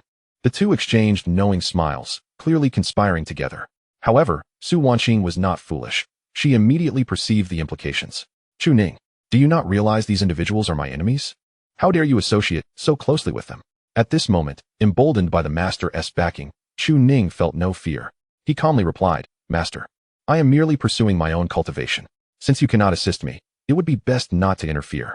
The master has already stated my promising future. Now that I possess the celestial sword, I can soar even higher and further than you. Is there any issue with my self-interest? Su Wanqing's complexion turned pale as she staggered back, incredulous, pointing at Chu Ning. You wretched creature, I have bequeathed the legacy to you. Yet I did not anticipate this outcome. Fear not, master. Your disciple shall ensure your safety, so there is no need for concern. Foolishness. With that, he turned in sorrow and indignation back to his cave. Meanwhile, the elders found great amusement in the spectacle. Su Wanqing, if you do not act upon your own volition, how shall we seize the opportunity? Chun Xuantian's smile deepened, yet his gaze remained fixated upon the flying sword. That sword cannot possibly belong to another. Its final utility to you shall be thus. Little Chu, do not disappoint our sect. Rest assured, master, your disciple shall not falter. Chapter 43. To chop or not to chop. In the first exchange, he gained the trust of the sect leader. In the second, he flawlessly acquired the celestial sword, temporarily obtaining the right to wield it without concern for the leader's vigilance. Now, he had fully earned the trust of the assembly and had transformed into a tool for their use. It was time to commence the necessary actions. Resources, elixirs, spiritual herbs, talismans. When departing, he refrained from presenting his techniques, as Su Wanqing was still present. They were all practitioners of the righteous path and would not indulge in impropriety before one another. Following the original timeline, gaining trust and obtaining what he desired would have taken about half a month. Yet now, it seemed feasible to proceed immediately. As he bid farewell to the assembly, Chu Ning wore a smile upon his face. I shall begin to reap the rewards from you all. At that moment, however, the Tianxian sword spirit stirred. Chu Ning, on which side do you truly stand? Given the recent confrontation with the sword master, are you not a nefarious being? Hearing the celestial sword's accusation, Chu Ning could only respond with exasperation. Do you truly believe I am such a being? Although there had been prior exchanges, you seem rather unworthy of trust. Tianxian retorted. Had it not overheard Chu Ning's conversation with Su Wanqing, it would have acted decisively. Yet Chu Ning chose to ignore it, turning instead to comfort his master in her cave. Upon entering the cave, Tianxian soon realized its assumptions were misguided, as it overheard Su Wanqing's uncontrollable laughter. Ha. Ninger, I did not expect them to inquire about the celestial sword at all. It appears they are exceedingly concerned about your legacy. She could hardly contain herself, especially upon witnessing Chun Xuantian's envious gaze, coupled with his feigned composure and generosity, which only heightened her amusement. At that moment, she laughed so heartily that her chest rose and fell, captivating Chu Ning's attention. Nevertheless, he remarked, regardless of the circumstances, progress has accelerated beyond expectation. We can commence our endeavors forthwith. Yet they will inevitably uncover the issues. Our techniques will reach a limit, and it is prudent for us to depart before that occurs. Su Wanqing unfurled a map she had meticulously prepared, revealing the Tianxian continent. The human domain, their current location, lay to the east. The chaotic sky domain, situated to the north, adjoined a portion of the human domain. It was their intended destination. Other regions, including the demon domain, beast domain, and central divine domain, were delineated. Yet they held little significance for them at present. Su Wanqing, now suppressing her mirth, spoke earnestly. In the chaotic realm, turmoil reigns supreme, drawing countless beings, each bearing their own sins, to seek refuge within its borders. This domain, devoid of order and regulations, stands in stark contrast to other regions, each of which adheres to its own principles. Indeed, the chaotic realm is the most fitting of all. Regarding the talisman, as you, Ninger, have stated, it possesses the ability to transport one across a distance of 100,000 miles. However, we find ourselves 1,000,000 miles from the chaotic realm. Even with the assistance of Tianxian, it would take at least half a month to traverse such a distance. Thus we must seize the time at hand. Tianxian listened intently, realizing that this rather handsome man was not truly malevolent, which alleviated her concerns. She decided not to take action. Chu Ning nodded, stating, "Once we have gathered sufficient resources, I will retreat into seclusion under the pretext of breaking through to the fourth realm. This also provides a reasonable explanation for my master. Furthermore, as my master previously mentioned, the allure of the celestial sword is immense. I will spread rumors to divert attention away from Taishan sect and buy us some time." Su Wanqing nodded in agreement, acknowledging the validity of this plan. The Taishan sect must not be allowed to endure, and indeed, the entire human domain cannot remain intact. Only the chaotic realm suits our purposes. To establish ourselves here, one must at least possess the cultivation of a saint. In due time, we shall reclaim everything that is rightfully ours. Upon finishing her statement, a mixture of reluctance and resentment flickered in Su Wanqing's eyes. Though they appeared safe, the reality was far from it. The matter of inheritance could not be concealed for long. The sooner, the better. Departing would at least spare them from being slaughtered like fish on a chopping block. Their malicious intentions were glaringly obvious, and how could they dare to linger any longer? Unless Su Wanqing returned to the sixth realm, this issue would remain unresolved, and besides, she harbored no intention of staying in such a place. The 7 great powers of the human domain would inevitably conspire together, and soon they would all mobilize to hunt them down. The longer they could delay, the better. At this moment, Tianxian appeared to grasp the situation. So, they intended to deceive others for resources and then flee, correct? Why not simply eliminate them instead? With a serious expression, Tianxian inquired, only to receive incredulous looks from the duo, akin to gazing at a fool. Who would kill them? Me? A cultivator of the 6th realm could slay a saint. Who is of the 6th realm? Tianxian was taken aback, realizing that this question was indeed rather foolish. One was in the process of regaining lost cultivation, while the other was merely at the 4th realm. They could not prevail. Very well then. Let us flee and perhaps search for the sword body along the way. With the significant matters concluded, Su Wanqing put away the map. Yet Chu Ning's gaze radiated with mirth. "Master, may I inquire whether the words you spoke in front of Chun Xiantian were a matter of urgency or a deliberate choice?" Su Wanqing smiled slightly at this and did not attempt to conceal the truth. "Of course, it was intentional. What of it? Was my reprimand inappropriate? Tell me, where did I err in my words? There was no mistake. A rebellious disciple deserves to be chastised." Chu Ning, grinning, leaned closer, the amusement evident on her face. "But, Master, have you considered one thing? For instance, I might retrieve some benefits from you in return." Tianxian was momentarily taken aback. "Huh, Master? So, you are the disciple of the Sword Master? Why do you appear so lecherous?" Tianxian, puzzled, chose to remain silent, merely observing the exchange. It observed that Su Wanqing bore no signs of panic on her face. Instead, her smile was equally profound. "Ah, is she planning to demand some interest from her master? I wonder where Ning intends to collect this interest from. From her master, where else could it be? Or perhaps the legs. Aren't you rather fond of touching them?" Tianxian, huh? Did I mishear? That seems a bit off. Chu Ning shook her head with a smile. "Never mind then. As for me, I actually prefer to share tender moments with my master." Tianxian, wait, are you speaking coherently? Who are you being affectionate with? Yet Su Wanqing remained unfazed throughout, continuing to smile. "Kissing is rather trivial. Don't you aspire to something greater, Ning? How about after the legs, we share a kiss? That wouldn't be impossible." Chu Ning grinned and reached out to touch, and as expected, she was met with a forceful kick. However, Chu Ning had long been prepared and knew that Su Wanqing was about to retaliate. Clearly, she was not flustered. The two engaged in this banter, unperturbed. Today, she must reclaim the interest. Tianxian stared in disbelief, expecting to witness a scene devoid of morality. To her surprise, a fight ensued. It nearly frightened her to death, truly believing that a teacher and disciple could share such a bond. Yet in the next moment, she saw that Chu Ning had indeed managed to touch her. Then she heard Chu Ning cheerfully say, "Master, I am not unfamiliar with your techniques. It's merely that I lack the time to refine my body." Chu Ning withdrew her hand, wearing a look of nostalgia. Those legs could provide amusement for decades. But Su Wanqing had already transitioned from calm to flushed, then to a state of embarrassment and indignation. She had thought she could easily dominate, but forgot that the technique of martial reversal was bestowed by Chu Ning. She had employed Chu Ning's own moves. The flaw had been exposed. In that moment, Su Wanqing, who had been observing intently, completely lost her composure. Today, she must eradicate this rebellious disciple, eliminating a menace for the world. Tianxian was still in shock. No way. She really touched her. Aren't they teacher and disciple? What exactly is their relationship? Su Wanqing spoke coldly. Enough of this nonsense. Go and slay him. Tianxian nodded immediately. Right. Slay him. A heartless, rebellious scoundrel.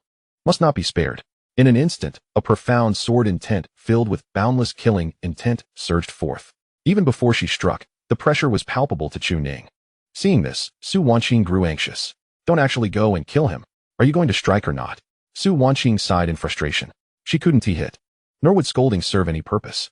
It was infuriating to deal with this day in and day out. Alas, what a predicament. Chapter 44. If the sword master is threatened. Blink once. Presently, Su Wanqing found herself in a quandary, neither advancing nor retreating. Overall, the current complex situation stemmed from one critical point. Chu Ning's cultivation was still too weak. The immortal sword Tianxian can wield 6 realms of killing power without the sword master. A 6th realm sword cultivator wielding the immortal sword Tianxian can transcend the divide between immortals and slay saints. However, Chu Ning lacked that strength, being merely at the 4th realm. Because of this, Su Wanqing feared that Tianxian might harm Chu Ning should she attempt to strike. If only her cultivation were higher. She could easily handle this. Yet she too desires to vent her frustration, albeit forgetting that the martial art Wunizuva was bestowed upon her by this lad, resulting in her leg being touched for no reason. Su Wanqing initially believed that her current prowess was formidable enough that Chu Ning could never achieve such feats. However, given the current uproar, even Tianxian has begun to question their identities. It is no wonder that Tianxian harbors doubts. Anyone would be taken aback. The sword spirit is not foolish. It comprehends the distinction between master and disciple. Are these two truly a legitimate teacher-student pair? A master allowing their disciple to touch their leg seems rather improbable. While Tianxian stood by, dumbfounded and pondering the nature of their relationship, she witnessed Chu Ning approach Su Wanqing with a grin and grasp her hand. "Oh dear master, please do not be angry." This left her momentarily stunned. Indeed, human emotions are exceedingly intricate, and their relationships appear rather chaotic. On Chu Ning's side, he was well aware of his master's ire and knew he must placate her, otherwise. The next time, not only would he be barred from touching her leg, but even entering would become an arduous task. "Please, master, do not be upset, I assure you. I shall not behave thus again." Su Wanqing maintained a stern expression, her eyes still brimming with indignation. Observing Chu Ning's unwavering smile, devoid of any intention to admit fault, further fueled her anger, prompting her to coldly taunt him. "Oh, Lord Chu, please refrain from calling me master. I certainly cannot train a disciple like you." Unexpectedly, Chu Ning seized the opportunity and replied, "So, master has already given this thought consideration? A partner in the path of cultivation is not out of the question, though it is rather sudden. However, since master has suggested it, consider your nonsense elsewhere, and do not speak of such matters again." Chu Ning hastily pulled Su Wanqing down to sit, quickly pouring water and serving tea. When the tea was placed before her, she ignored it, only accepting it after Chu Ning's mischievous grin transformed into sincerity. If there were no outsiders present, perhaps touching a leg could be overlooked, but Tianxian was watching. Did he truly not fear the gossip that would ensue? This could become a source of mockery. Do you see? That sword spirit is still foolishly pondering our relationship. Yet, despite her anger, Su Wanqing felt helpless, as this predicament was largely of her own making. Would she truly sever ties with Chu Ning? No. She would have to be willing to part with him. After sipping her tea, she slammed the cup down onto the table, not even sparing Chu Ning a glance. "Aren't you supposed to be scheming for their resources? What are you still doing here? If not now, then when?" Her words left no room for misinterpretation. They conveyed a clear message for Chu Ning to hastily depart, as his presence was bothersome, especially since he still held onto her hand. Chu Ning shook his head, responding, There is no urgency regarding the resources. According to our plan, I intend to restore your cultivation first, and only after my own recovery will I proceed. The moment Su Wanqing heard this, she was infuriated. Clearly, her current status had escalated to that of this master. This was indicative of her level of agitation. Chu Ning, with a cheerful demeanor, began to analyze the pros and cons of the present situation. Master, if we are indeed to continue our deception, we must consider that time is limited. Moreover, Chun Xiantian and the others have only just departed. If I go now, it would appear overly eager and could expose us. With Chun Xiantian having already arranged for someone to connect with his disciples later, wouldn't it be even better after the connection is completed? Nowadays, the disciples have nearly recovered, so it should be fine. Grasping Su Wanqing's icy little hand, Chu Ning paid no heed to the peculiar gaze from Tianqian. What was there to fear? If one were to avoid others, that would suffice. But the sword spirit of the master? Should it truly come to believe that they are master and disciple, its reaction would be even more pronounced. A sharp blow to Tianqian first would save them from excessive explanations later. Indeed, Tianqian received quite the shock. The sword spirit's mind had seemingly crashed. This. Su Wanqing cast a sidelong glance at Chu Ning, neither affirming nor denying his assertion, but immediately sought to withdraw her hand. Yet, Chu Ning showed no intention of releasing his grip. This action elicited a cold laugh from Su Wanqing. What is your intention, Lord Chu? Are you planning to use this as an excuse to take advantage of me before the night even falls? Upon uttering these words, the previously arrogant Chu Ning immediately recoiled, utterly at a loss for how to respond. To say he didn't desire it would imply underestimating the allure of his master. Yet to admit he did would surely lead his master to think him opportunistic. Oh, how unworthy. To even utter such words of opportunism, it almost sounded human. And you're not being opportunistic? This morning, when you crept into my bed while I was so deeply asleep, you dare tell me it wasn't opportunism?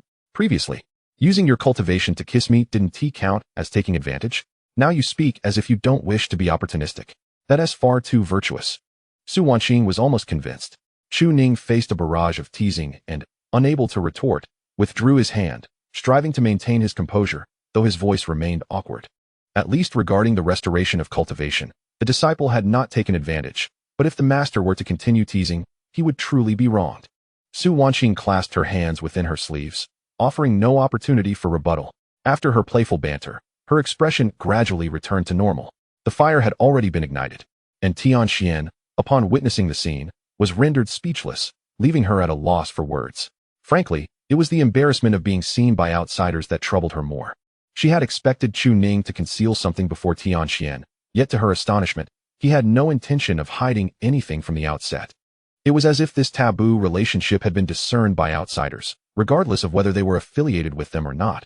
It had been observed. This was her disciple. Tianqian might have even seen what Chu Ning looked like as a child, yet surely she could not recall now. If Tianqian were to bring it up, she would truly be driven to despair. At this moment, Su Wanqing suddenly laughed, a laugh tinged with bitterness and helplessness, as well as a certain clarity that transcended worldly concerns. In the future, when out and about, she would undoubtedly be spoken of as a master whose own disciple had taken liberties. As for Chu Ning, he would be the target of everyone's ire. One could say that the chaotic realms were indeed most suited for them. Moral constraints were comparatively lax, and with strength, one could act as they pleased, thus avoiding the risk of being scorned wherever they went. However, the relationship between the two has become increasingly difficult to articulate. She finds it hard to comprehend how things have gradually evolved to this point. Perhaps it all began with that fateful kiss. Or perhaps it was the arrival of Chu Ning in her moment of despair. Yet, all of that seems inconsequential now. Su Wanqing, discovered in her entanglement, can only mask her inner turmoil with a bitter smile, concealing the inexplicable reasons that compel her to continue deepening this forbidden connection with Chu Ning. It appears that this absolute taboo gradually takes on a semblance of rationality before her. How did she arrive at such thoughts? Her upbringing clearly dictated otherwise. If the world were to follow this path, would it not descend into chaos? Must she, Su Wanqing, be the pioneer of such moral rebellion? After much contemplation, Su Wanqing glared at Chu Ning, her teeth clenched in frustration.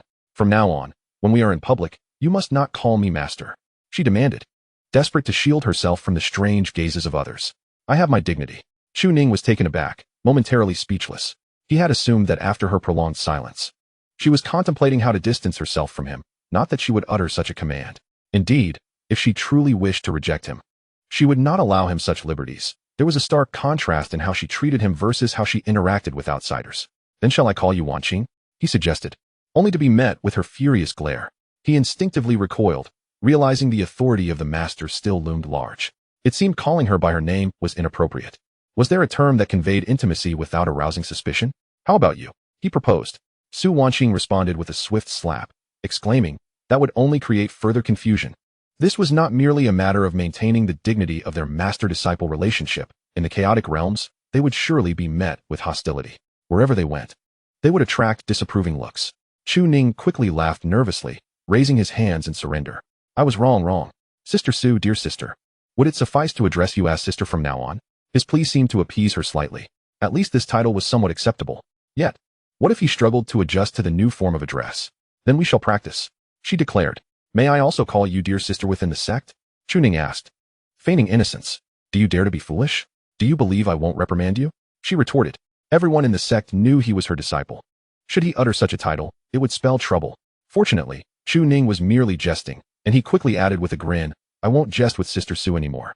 Let us focus on the important matters. Naturally, they were to continue restoring their cultivation. But you just finished recovering last night. Why the rush? It's not as if a day or two makes a difference. The truth was, Chu Ning only acted frivolously when there were no pressing matters. When it came to restoring their cultivation, especially in close proximity, his demeanor was notably serious. He refrained from any inappropriate actions, hence Su Wanqing felt at ease. However, she was perplexed as to why he was so eager today. It is only natural to assist my master in regaining her strength as swiftly as possible. There is no need to wait until evening. This is my utmost priority. Su Wanqing hesitated for a moment, gazing intently at Chu Ning for quite a while, before finally nodding slightly. With Tianxian present, there was no need for us to be concerned about other matters. Therefore, Tianxian, please step outside and ensure that we are not disturbed. At this moment, Tianxian, who had been observing the two like an invisible presence, was finally assigned a role, acting as a guard. The transition from the two of them bantering to reconciling and then restoring their cultivation was so vast that it left Tianxian utterly bewildered, as if struck by a sudden blow. Now, it was completely dumbfounded, rendered as clueless as a mere mortal. Tianxian was called by Su Wanqing several times before regaining its senses. You want me to step outside, then? Very well. I shall keep watch while the sword master continues to recover her cultivation. However, just as it was about to leave, it caught sight of Chu Ning assisting Su Wanqing in removing her outer garments. At that moment, Tianxian could no longer bear it and decided against leaving. What on earth is happening? Is there a disparity in our thinking? Are you both intending to cultivate together? What are you truly doing? If this remains unclear today, I might just take matters into my own hands and eliminate you both. To put it bluntly, this is a violation of moral principles. To say it more graciously, it is simply unacceptable. At this juncture, tears welled in Tianxuan's eyes as it looked beseechingly at Su Wanqing. Sword Master, are you being threatened by Chu Ning? If you are indeed in danger, just blink, and I will not hesitate to eliminate him. After all, in Tianxuan's eyes, this fellow is certainly not a good person. The two individuals who were on the verge of beginning something now exchanged glances. While they could temporarily disregard the sword spirit, they could not truly treat Tianxian as mere air. It was not right to treat it as if it were the husband asleep in a Japanese drama. It was essential to clarify this. Chapter 45. The most absurd in the world. Su Wanqing had evidently come to terms with the situation. What was there to fear about her own sword spirit? Could the current state of their relationship be overlooked for the sake of societal labels? She was not the kind of person to do so. To disregard it would be to betray her own heart's path. After all, she could hardly claim to be a good mentor anymore. Chu Ning initially intended to explain from his perspective, believing that the misunderstanding might grow larger if the master failed to articulate her thoughts clearly. Were they still considered master and disciple? Certainly, but it was not so simple. There were undoubtedly elements of mutual attraction involved, for human emotions are inherently complex. What if the sword spirit were to sneakily poke him? Who could ascertain the true intellect of that little girl? It seemed rather low at this moment. Otherwise, she would have understood by now. Yet, it was likely that no one could truly grasp the situation, hence the need for explanation. However, Su Wanqing halted Chu Ning, her expression devoid of any other sentiment. Only a serene detachment that spoke of her transcendence above worldly concerns. As for me, Chu Ning hesitated for a moment. It was not insurmountable. When it came to the matter of their relationship, he would elaborate later, for it might be challenging to explain their current circumstances. Meanwhile, Tianxian fixed its gaze intently upon the two. As Su Wanqing gazed at Tianxian, she could see the eyes of the sword master filled with sorrow and indignation. Surely, the sword master had fallen prey to the treachery of the disciple, Chu Ning. She felt compelled to rescue the sword master from peril. Observing Chu Ning, Disdain was unmistakably etched upon his face. How contemptible! How could a master, who is supposed to impart wisdom, act so ruthlessly? Thus, she listened intently as Su Wanqing recounted the events that transpired after her confinement at the sword-forging peak. With a long sigh, Su Wanqing began her narrative, revealing her sword spirit, who naturally deserved to be informed of her plight. It was due to the apprehension of the 3 sects that she was sent to the sword-forging peak, with the intention of reclaiming her once she attained the Saint Realm, an endeavor that none could thwart. However, fate proved capricious. She had reached the pinnacle of the 6th realm, grasping the essence of the saints while through her own sword path, on the cusp of breaking into the Saint Realm. Once she transcended, she would become a 100-year saint, a prodigy with unparalleled speed of progression throughout history, and a sword cultivator of immense lethality. Sword cultivators at the 6th realm's peak could contend with saints. Once they entered the Saint Realm, they would be invincible within their realm and formidable beyond it. Yet, the disciples of the sect showered her with accolades, causing Su Wanqing's heart to waver and her resolve to falter. That fateful night, as she approached the threshold of the Saint Realm, she was beset by the wrath of the heavens, struck down by a heavenly tribulation, nearly resulting in her demise. Subsequently, a series of events unfolded. Tianqian, who had been filled with discontent and confusion, listened with growing gravity as Su Wanqing spoke, her eyes beginning to glisten with unshed tears, her small hands clenched into fists. The confusion enveloped her. Why had the sword master not sought her out at the sword-forging peak after losing his cultivation? With her presence, the sect would not have dared to treat the sword master with such disdain, and his disciples would not have abandoned him. It felt as though everything had been lost. How could Tianqian not be distressed? She had been brought back by Su Wanqing and was the only one who recognized her sword path, and thus she would protect Su Wanqing fiercely. Chu Ning remained silent, merely a bystander to this unfolding tale, having experienced it almost as an eyewitness. Su Wanqing smiled gently, shaking her head as she regarded the eager Tianqian, softly saying, "When I took you away, I vowed to help you gather your sword bodies, but after losing my cultivation, I find myself unworthy of such a promise. In those times, no one could aid me, not even you. After my failure to break through, my meridians were completely destroyed, rendering me incapable of gathering spiritual energy. Without it, a cultivator inevitably faces the 5 declines of human life, and I fear that within half a year, I may perish. If that is to be, I should have remained silent, sparing you the burden, for once I am gone, you will surely seek another enlightened master." In that instant, Tianqian fell silent, understanding that even if the Su Wanqing of that time had called for her, she would have been powerless to assist. From the very beginning, Su Wanqing had withheld the reason from her, fearing it would delay her. For a moment, Tianqian found herself at a loss for words. Though a sword spirit, she possessed an understanding of human emotions. Observing the atmosphere grow tense, Su Wanqing, with a light-hearted chuckle, shifted the topic. While human endeavors may lay the groundwork, the outcome lies with the heavens. A failure in breaking through to the Saint Realm may not be without its benefits, and after all, cultivation can be restored. More importantly, it is essential for me to understand the gains and losses of the heart, which will serve as a profound trial of my resolve. Upon hearing this, Tianqian immediately remarked, "Is it truly appropriate for the sword master to exchange his integrity for the restoration of his cultivation?" Tianqian was well aware that the sword master sought to regain his strength, yet being treated so dismissively by Chu Ning was disconcerting. Chu Ning retorted, "What nonsense. We're perfectly legitimate." Su Wanqing sighed, "That is not at all what I meant. Indeed, Ninger is my disciple, but I have already pledged to accompany him for a lifetime. There is no convoluted reasoning or any notion of trading virtue for power. Do not presume him to be of that ilk." Chu Ning was momentarily taken aback, as he intended to speak further, but his master had candidly revealed the truth. You have promised to be together for a lifetime? When did this happen?" His mind suddenly recalled events from a few days prior, which indeed suggested such an understanding. Yet, these details seemed inconsequential. What truly mattered was that his master acknowledged their bond, and she did so in front of Tianqian. This was the source of Chu Ning's joy, his gaze towards Su Wanqing radiating delight. Tianqian furrowed her brow upon hearing this, yet remained perplexed. If the sword master has declared this a master-disciple relationship, does not the notion of lifelong companionship contradict that? Su Wanqing, unfazed, replied, "If I have made this choice, why would I concern myself with the opinions of others?" Yet, it was clear that the sword master harbored some discontent regarding him. Was she insinuating something about her relationship with Chu Ning? Su Wanqing, half amused and half exasperated, said, "Tianqian, you fail to grasp the complexities of human emotions. It is not necessarily discontent." Chu Ning interjected, "She is merely shy." Su Wanqing shot him a glare, but did not deny it. After all, it was indeed true. Tianxian was taken aback, glancing between Chu Ning and Su Wanqing, struggling to comprehend why this individual could provoke such a candid admission from her. Chu Ning's grin widened. At this juncture, Tianxian began to grasp the nature of Su Wanqing and Chu Ning's relationship. It was undeniably that of a master and disciple. Yet it appeared to have evolved into something more profound. Thus, could she not harm Chu Ning, as he was the partner of her master? This was all quite confusing, and the small sword spirit couldn't fathom all the intricacies. Abruptly, it stood up. So, the sword master willingly subjects herself to such behavior, does she? Su Wanqing's face flushed, her lips quivering in displeasure as she retorted, what nonsense about willingly? I have spoken for ages, yet you seem to have absorbed none of it. Regardless, the sword master is indeed a willing participant, correct? With a sidelong glance at Chu Ning, Su Wanqing dismissed Tianxian's inquiries, saying, now that you are aware, step outside and ensure no one else enters. We shall discuss this further later.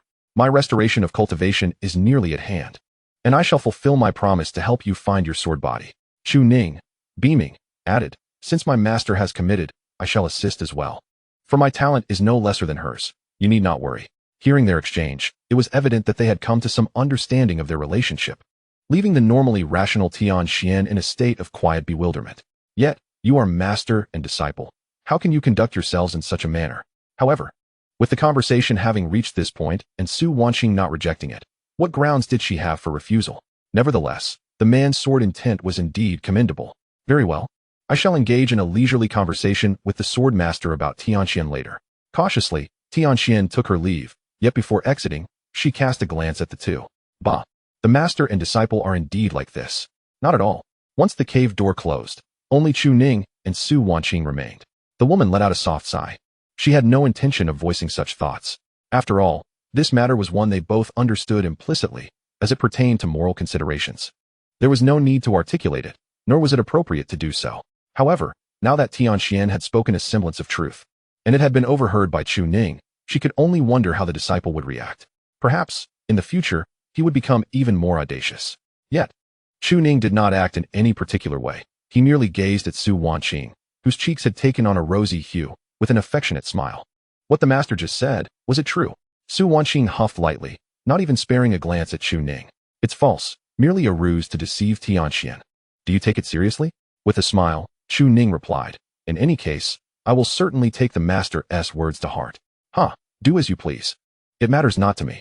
Before she could finish her sentence, she suddenly found Chu Ning stepping forward, without hesitation, and embracing her. This unexpected action caused Su Wanqing to lose her composure, and she chided him lightly, rebellious disciple. The moment Tianxian leaves, you become unruly. Is this how you intend to aid your master in restoring her cultivation? You are merely taking advantage of the situation to be brazen. Do you dare to call Tianxian back in? However, Chu Ning simply held her gently, and replied with a smile, I have no intention of being unruly. I merely wish to embrace the master sincerely. After all, in front of Tianxian, the master has never denied the bond between us, and I am truly delighted. A hint of bitterness surfaced in Su Wanqing's eyes, and she ceased to resist, her smile becoming rather complicated. Yet you call me master while engaging in such audacious acts. Do you truly feel no guilt? She had her own burdens of guilt. Yet the rebellious disciple seemed utterly devoid of such feelings. This was utterly unacceptable, yet the disciple felt fortunate. Upon uttering these words, Su Wanqing was momentarily taken aback, feeling the absence of any improper actions from Chu Ning before she couldn't help but chuckle. So now you are the master's disciple? Hearing this, Chu Ning laughed and released her, immediately stepping forward to assist in loosening her garments. Then I shall take care of such matters from now on, master. Leave it to me. He approached eagerly to unfasten her attire. Su Wanqing suppressed her inner shame, choosing to see through his intentions without voicing them. What do you mean by leaving it to you? He merely wished to remove his own clothing, to be undressed by his disciple. She was indeed among the rare few to engage in such absurdity. It was becoming increasingly ridiculous. Chapter 46. Progress of Cultivation Restoration 100. Outside the cave, Tianxian had gone to guard the entrance as per Su Wanqing's instructions. She was vigilant, ensuring that no one would disturb their cultivation restoration. However, the young girl's mind was still clouded with unanswered questions. Why had the sword master lost her cultivation? Yet now it was indeed lost. She could perceive it from Su Wanqing's aura. The complete loss of cultivation must have been due to the shattering of her Dao veins after the thunder tribulation, which should be irreparable. Yet now, it seemed possible to restore it. Tianxian laments that she was not present when Su Wanqing encountered her troubles. Yet the sword master now has the opportunity to restore her cultivation. Joyful, she rejoices for the sword master. However, there is a matter that perplexes her. How could a master and disciple engage in such behavior? Even with an explanation, it still seems rather unreasonable, leaving her with a lingering sense of confusion. Perhaps it is due to being close to the entrance of the cave, or perhaps Tianxuan's innate sensitivity. She hears a soft, lingering moan emanating from within the cave. In an instant, Tianxian springs up, pressing herself tightly against the door. Indeed, there is something happening. The sound is intermittent, filled with both restraint and pleasure, delicate like the mewling of a cat, seemingly inconsequential. Yet Tianxian is no fool. She understands precisely what is transpiring inside. Dual cultivation. No wonder she was tasked with guarding the entrance. The sword master has been sullied. Oh, how she wishes to rush in, but the two are willing participants. How infuriating. Is there truly nothing she can do? I am merely a sword spirit. Oh, how I lament. Clearly, the two have not engaged in such acts. Even if Chu Ning were to pursue Su Wanqing, it would be impossible for her to acquiesce. Hand-holding and hugging pose no issue. But kissing requires careful consideration of the circumstances. Dual cultivation, a thought too daring to entertain. Who knows when it might occur? Why has Su Wanqing made such noises? It is due to Chu Ning's current prowess, which brings forth a formidable essence of vitality. Although it is similar to last night. Last night's recovery was a significant leap of 30. Master, please be quieter, otherwise I cannot concentrate. Su Wanqing, reclining upon the bed, displays a bewitching yet displeased gaze, turning her head in annoyance and letting out a soft huff of complaint. How can one control such things? This display leaves Xiao Chunan and Chu Ning wide-eyed, rendered speechless. Master, how has our conversation taken such a turn? It is all due to your rebellious disciple, Humph. Chu Ning gulps, aware that his reluctance to act emboldens him to speak so freely. Indeed, he truly dares not act. At this moment, he cannot even utter a word.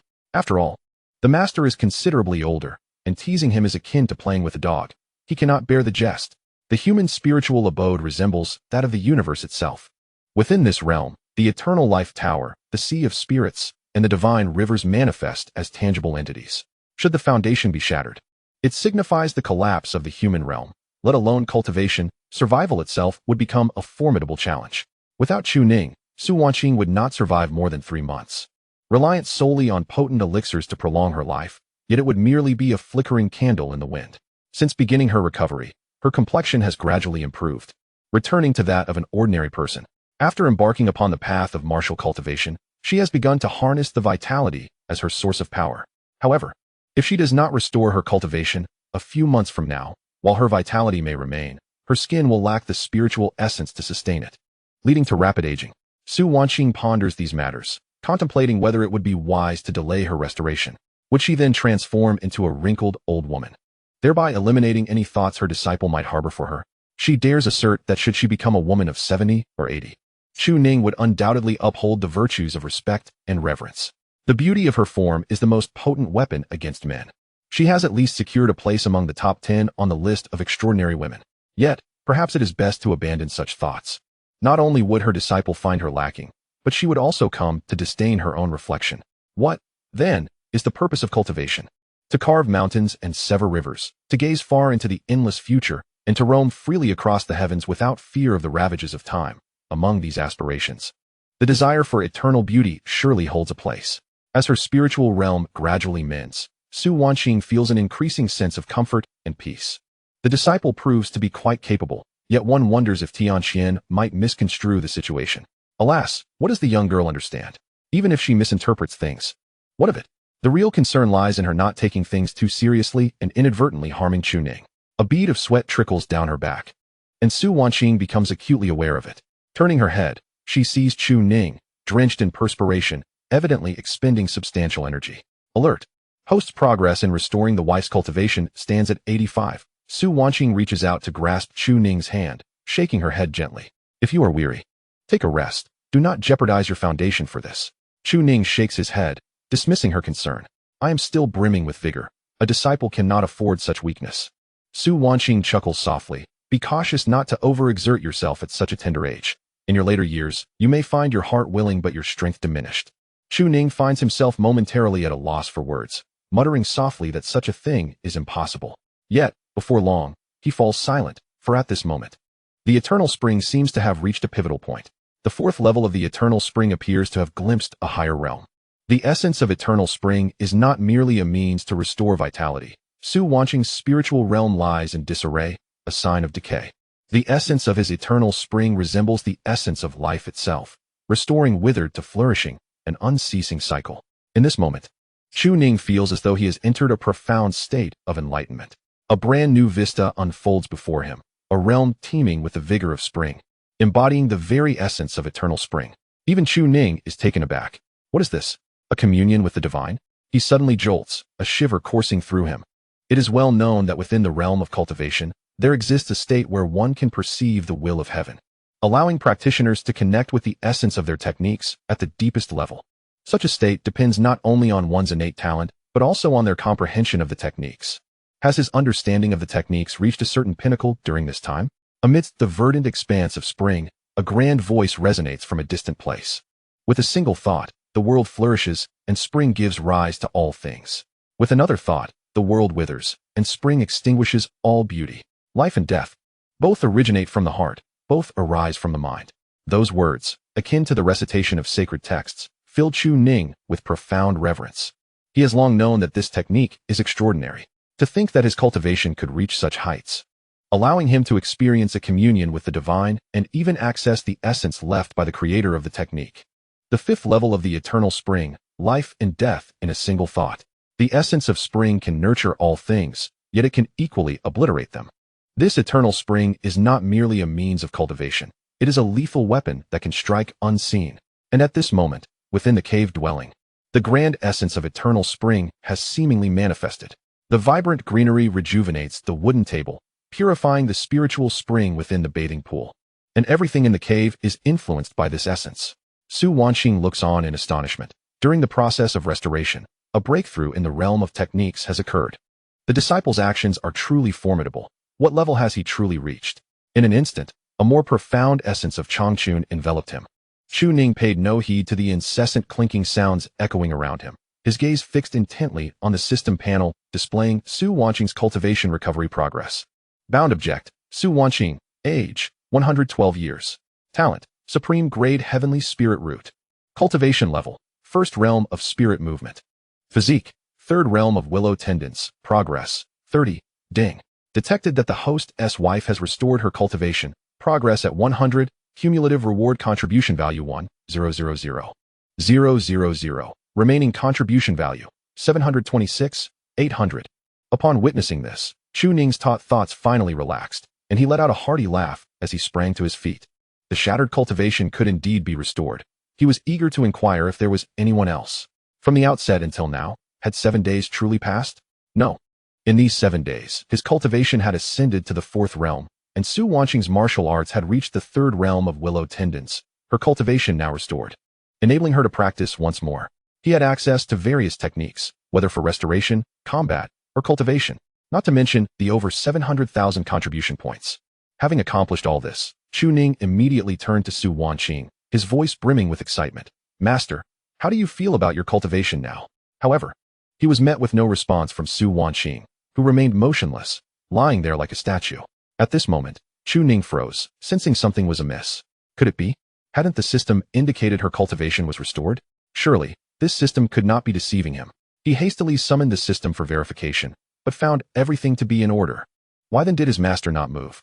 Chu Ning rushed forward to assist Su Wanqing, but upon lifting her, he was struck by the sight of her reddened eyes. Quietly weeping, tears streaming down her cheeks, resembling a sorrowful figure. Chu Ning was taken aback, yet upon being noticed, Su Wanqing's gaze remained steadfastly fixed on him. This reaction was somewhat anticipated. After all, her foundation was indeed undergoing restoration. Yet, as she truly sensed the spiritual energies circulating within her body, her inner defenses crumbled. Although only a few days had passed, which seemed trivial in the grand scope of her cultivation journey, the experiences during this time had illuminated her understanding profoundly. After losing her cultivation, the perceptions of all around her, along with the genuine emotions expressed by her disciple, became starkly clear. In that moment, she regained an absolute confidence. She was a practitioner who had spent a century reaching the pinnacle of the 6th realm. Why should she take another century to rebuild her cultivation? The tears she shed were a release of burdens, a liberation of the deep-seated sense of crisis within her, a catharsis of the tragic experiences she had endured, and an expression of her current exhilaration. Yet, Seeing Su Wanqing in such a state caused Chu Ning's heart to tighten. Master, could it be that your cultivation has not yet fully recovered? If that were the case, he would truly be at a loss. The system was unlikely to offer any further assistance, as this was the most suitable technique available. The only recourse would be that exorbitantly priced Immortal King pill. But when would that be attainable? The lifespan of a body cultivator was inherently shorter than that of a spiritual cultivator. In an instant, countless possibilities raced through his mind. But suddenly he saw Su Wanqing break into a smile, embracing her disciple tightly. Look at your fear. It has dissipated, Ninger. I can now channel my spiritual energy. Su Wanqing smiled as she gently stroked Chu Ning's hair, fully relieved. Were it not for her disciple, she would never have returned to such a state. Chu Ning was momentarily stunned by her words, taking a deep breath. The whirlwind of emotions, akin to a roller coaster, nearly overwhelmed him, leaving his mind in a daze. That's good, he repeated, his taut heartstrings finally relaxing. A wave of fatigue washed over him, yet he continued to murmur, it's well that I have recovered. There is no need for concern now. This is fate. Heaven has bestowed great responsibilities. In his mind, a torrent of thoughts surged, contribution points, his own cultivation, his master's progress. The people of Taishan sect, and the path ahead, among many others. Su Wanqing sensed that Chu Ning had something to say and waited in silence. But the next moment, he embraced her tightly. Su Wanqing was taken aback, her lips trembling. Was this gesture of her disciple indicative of something more? She was aware of his feelings for her, as their interactions had gradually shifted to a more direct nature. However, if it were to develop further, it had never crossed that threshold, for Chu Ning was always cautious not to touch her most fragile heart. A sense of urgency flickered in Su Wanqing's eyes. Ninger should seize this moment to solidify their relationship. Yet, she pondered if it was too soon. Such a kindred spirit was indeed rare. And what she had expressed before Tianqian was a reflection of her true feelings. If he truly cared, perhaps the matters of identity need not weigh heavily on their hearts. Yet what was he to say? Chu Ning only held her tightly, almost to the point of restricting her breath, and after a prolonged embrace. As if he had exhausted his last ounce of strength, his hands fell away without warning. He was relieved. The matter that weighed most heavily on his heart had finally been resolved. His master's cultivation had been restored. He could finally relax and sleep. After waiting for a considerable time, Su Wanqing did not hear Chu Ning's words, but instead was met with the sound of his gentle snoring. Even in such exhaustion, he held on tightly, unwilling to let go for fear that she might encounter trouble again. Su Wanqing was both amused and moved, tears welling in her eyes. Why had she not rejected the deepening of their relationship? Because Chu Ning had always regarded her as his master. Even now, their straightforward words and actions remained within the boundaries she could accept, never crossing into discomfort or embarrassment. This bond between master and disciple, complex yet pure, was something she embraced wholeheartedly. In that moment, Su Wanqing gently wrapped her arms around her disciple, pressing closely against him, her heart profoundly touched and unable to articulate her feelings. He needed to rest well, for it was never meant for Chu Ning to be the one relying on her. It should have been the other way around.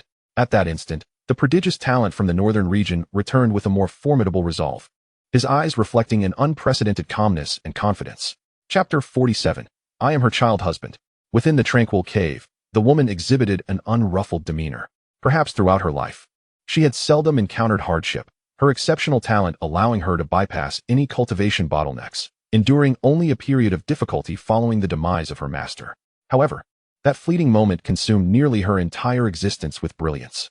Consequently, her resolve began to wane, and she nearly perished amidst the tribulations of the sage's thunderous calamity. A disciple remarked that those who attain enlightenment must endure trials and tribulations. This past month served as a crucible for Su Wanqing's determination. True strength lies in an unwavering heart, as one should never succumb to despair in the face of adversity. Even when all paths seem blocked, there remains a glimmer of hope. The disciple became her greatest support, embodying the very essence of that hope, as they now walked the path of enlightenment together. Their embrace lingered for an extended period, with Su Wanqing quietly absorbing Chu Ning's presence, her eyes shimmering with gratitude, emotion, and perhaps longing, though no one witnessed this moment. Nor could anyone fathom the true depths of her feelings. Once he awakened, they would converse at length. Suddenly, the sky darkened, heavy clouds gathering ominously, and a torrential downpour ensued. Outside, Tianqian had lost interest in eavesdropping, for he held no fascination for such matters, muttering discontentedly that neither of these two were virtuous individuals. After all, how could a disciple and their master engage in such intimate practices? They were from a reputable sect, not some lecherous cult. An overwhelming sense of darkness and solitude enveloped Chu Ning, reminiscent of the day he first arrived in this world. His hometown was rife with superstitions, and on the day of his birth, whispers of ominous portents filled the air. This child's fate is enigmatic and precarious. He may incite chaos. Those who heed my warning should eliminate him swiftly to prevent calamity upon your household. The people of this world shared similar beliefs, and he distinctly heard a man, trembling, affirming he would comply. Ultimately, they could not bring themselves to execute him entirely, opting instead to abandon him in the wilderness. Chu Ning felt as though his world had crumbled. He had been cast aside before his voice had fully developed, all due to local superstitions, leading him to believe his fate was sealed. Yet, amidst his despair, he suddenly beheld two figures clashing high above the ground. A man appeared disheveled, his golden aura dissipating as he fled in terror, pursued by a woman clad in green, wielding a sword with an air of supremacy, utterly dismissing the formidable foe before her. He heard the anguished cries of the fleeing man, soon realizing he was Su Wanqing, the North's most gifted swordswoman, who was relentlessly pursuing a sage with her 6th-level prowess. Remarkably, she managed to slay the sage. Witnessing the conclusion of their duel, Chu Ning seized the sole opportunity for survival. He cried out to capture their attention. Indeed, this plea reached Su Wanqing, who, moved by the heaven's grace, felt a sense of destiny and chose to bring Chu Ning back with her. A 6th-level practitioner defeating a sage was unprecedented, elevating Su Wanqing's reputation to new heights, marking the zenith of Shaozhu Peak's glory. Initially, Chu Ning was assigned to be cared for by a menial disciple. However, that disciple, disinterested in tending to a burdened child, merely provided him with scraps and remnants to sustain himself. In the beginning of the story of the time traveler, a sense of despair enveloped Chu Ning for quite some time. However, this matter eventually came to light and was discovered by Su Wanqing. The menial cultivator, having deceived the peak master, was executed, and from that moment onward, a lively little child began to accompany Su Wanqing everywhere. I have a connection with you, and thus I have brought you to this place. You may henceforth address me as your master. Initially intending for someone else to care for you, it seemed that outsiders lacked the inclination, as that menial disciple, having taken my resources, did not even provide you with food. Truly detestable. Since this is the case, you shall follow me. At the very least, you shall not go hungry. You are still quite young, and you may sleep in my cave dwelling. Though not in my bed, I shall prepare a small bed for you. Do not regard me with such eyes. Surely you understand the distinction between the genders. Perhaps you do not, for you are still too young, but we cannot share a bed. While I cultivate in seclusion, you must not disturb me. If you cry, I shall abandon you. Yet, you are remarkably obedient, indeed not crying at all. I had assumed all children were prone to incessant wailing, but you, being a reincarnated soul, seem incapable of shedding tears. Thus, you settled in Su Wanqing's cave, observing and learning daily, although you did not excel in your studies, your aptitude being rather inadequate. However, Su Wanqing occasionally noted peculiarities. Why, during her baths, did this little fellow always gaze at her with such interest? And why did he seem so infatuated? Yet, she thought perhaps it was merely a child's innocent fascination with motherhood, and did not dwell on it further. As time passed, and Chu Ning grew older, Su Wanqing began to teach him the art of swordsmanship, starting with the ethereal sword technique, the misty sword art. After 3 years of practicing the sword, Chu Ning found it utterly impossible to grasp the essence of sword intent. Su Wanqing, perplexed, decided to test his spiritual roots, only to discover he possessed a common grade spiritual root. Chu Ning felt disheartened. His beginnings were indeed grim. However, Su Wanqing did not show disdain and comforted him by saying that the path of cultivation was not solely confined to the sword. Thus, in the gathering place of prodigies known as Little Bamboo Peak, where sword cultivators flourished, Chu Ning trained diligently, practicing martial arts from dawn until dusk. He began training at the age of 7, enduring the elements for 18 years. Besides his martial practice, he followed Su Wanqing closely, and to ensure he would not go hungry, she even revisited her culinary skills after years of neglect, as everyone else was on the verge of fasting, leaving Chu Ning as the only one in the first stage of body refinement. In his 12th year, while Su Wanqing bathed him, she realized he was growing up and thus opened a new cave for him next door. On Little Bamboo Peak, amidst countless prodigies, only Chu Ning had the privilege to freely enter Su Wanqing's cave and access the resources of the peak. Such treatment incited envy in many. A 4th-grade spiritual herb was stolen by a disciple who was subsequently punished by having his legs broken and cast out. However, Chu Ning accidentally crushed it underfoot, receiving only a dismissive comment from Su Wanqing, who said it was of no consequence. Perhaps it was due to his youthful soul that he enjoyed taking advantage of his childlike status, seeking to be held by Su Wanqing, relishing in the simple joys of each day. However, it was later discovered that this master, with no blood relation to him, treated him increasingly well, essentially regarding him as a biological son. Gradually, his thoughts began to align with this reality. With such benevolence from his master, how could he not strive to be a better person? For many years, he had upheld the values of respecting his teacher and the path of cultivation. These years marked the pinnacle of Su Wanqing's achievements. The leader of the Tianxian sect personally praised her, while the leader of the Dihuan sect expressed a desire to accept Su Wanqing as a direct disciple. The Rinxian sect offered a significant price, proposing that their Daozi be united with Su Wanqing as partners in leading the sect. The elders of the sect regarded her with awe, and all disciples obeyed her commands. Like a sharp sword cleaving through the clouds, a hidden dragon in the depths, she was on the verge of soaring into the heavens. Perhaps deep down, Chu Ning harbored some unorthodox feelings for Su Wanqing, as exceptional women are always captivating. Yet, there was no need to express such sentiments. In his eyes, his master had always embodied a vast and generous spirit, exuding a cool demeanor infused with tenderness, sharp as a blade, unrestrained by anyone. However, on that particular day, after they shared a meal, Su Wanqing announced her intention to attain sainthood.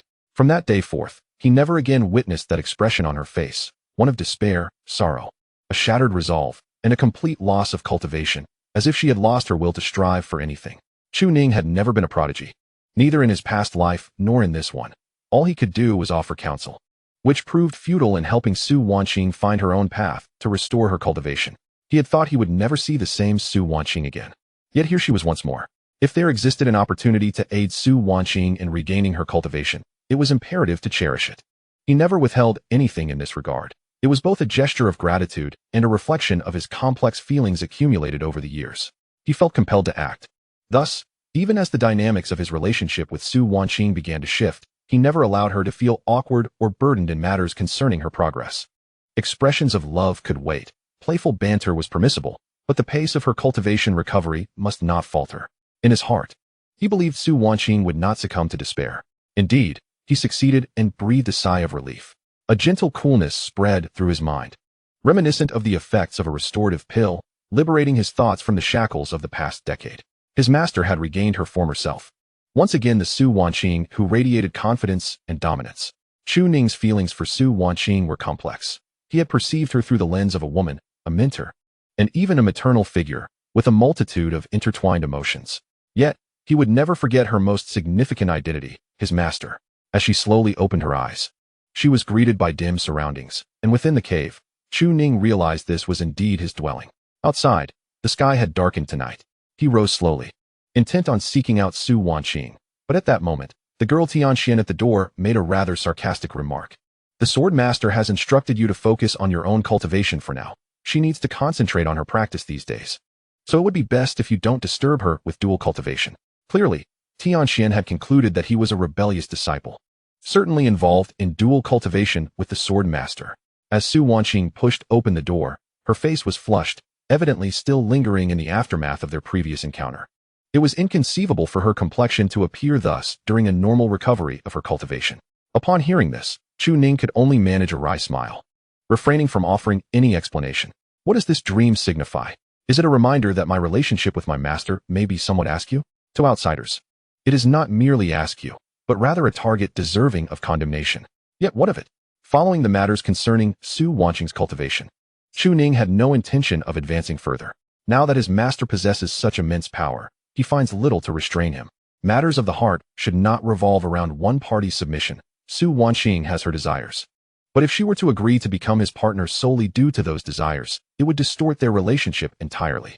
How long has your sword master been cultivating? Only just began today. Did you think you had been asleep for several days? The sword master has fed you quite a number of pills. Tianxian huffed, unable to suppress her murmurs. You fainted. How demanding must the sword master be? It's simply terrifying. I never realized the sword master was such a person. At this moment, Tianxian posed a question, having seen this cave dwelling, which belonged to the child who had always trailed after the sword master. Chu Ning, do not tell me that the child who once followed the sword master is you? Chu Ning chuckled at the remark, replying jovially, a child groom? Haven't you seen such a thing before? Tianxian was momentarily taken aback, nearly choking on her words. Is that so? It seems rather plausible. Then why do you still refer to her as your master? We both enjoy calling her that, Chu Ning replied. You two certainly have an intriguing dynamic. However, the next moment, as Tianxian saw Chu Ning rise, she immediately blocked his path. The sword master said you should rest, and she is still cultivating. I cannot permit you to engage in dual cultivation with the sword master. You see, you're getting anxious again. Chu Ning, smiling cheerfully, stood up. I have a bit of business to attend to. If you wish to accompany me, after all, I am technically your sword master. What are you up to? Just some mischief. Chapter 48. The sect leader. Something feels amiss. It seems Chu Ning is about to flee. Is rest important to Chu Ning? Clearly, it is not. As he slept, his physique rejuvenated automatically. Such is the benefit of perpetual spring. The nuclear-powered donkey began to patrol its territory once more. Outside of Shaozhu Peak, Chu Ning cheerfully picked a blade of grass, pondering its nature. Tianxian was unaware of the specifics of his mischief, but recognized the unfairness the Taishan sect showed toward the sword master. If the sword master's cultivation could be restored, she would naturally follow Su Wanqing and eliminate each of them one by one. Yet, as she observed Chu Ning studying a piece of grass, curiosity arose within her. What are you doing? Chu Ning remained silent. Directly channeling the fifth layer of the perpetual spring, a thought of life and death. Life begets life, and even death can sustain vitality. The brilliantly blooming plant withered rapidly. Yet, in the next moment, it revived anew. Tianxian was left dumbfounded, her expression one of astonishment. What is this technique? Before she could voice her thoughts, Chu Ning conveyed a reminder through his spiritual sense. The outside world is not a place for indiscriminate speech. It would be prudent for you to exercise caution and refrain from frivolous chatter. Witnessing her own indignation, Tianxian could no longer contain her fury. I am the sword of immortality. Even the esteemed Xuanzong must beseech me. She exclaimed. What is with your attitude towards me? Remember, I once guarded your door. Noticing Tianxuan's displeasure, Chu Ning chose to remain indifferent. After all, he had no need for her. If she desired his assistance, she ought not to demand respect by calling him senior all day long. He held no particular reverence for swords. The dragon elephant prison suppression technique was his most formidable skill. If she continued her incessant prattling, she ought to accompany her sword master instead of causing him trouble. Feeling belittled, Tianxian expressed her dissent, insisting that her prowess in combat was quite useful. However, her curiosity about Chu Ning's intentions in deceiving her was piqued. Fine, I shall remain silent. But should you dare to betray your sword master? Chu Ning chuckled at the youthful girl. You are quite protective of your master, aren't you? Of course, she retorted.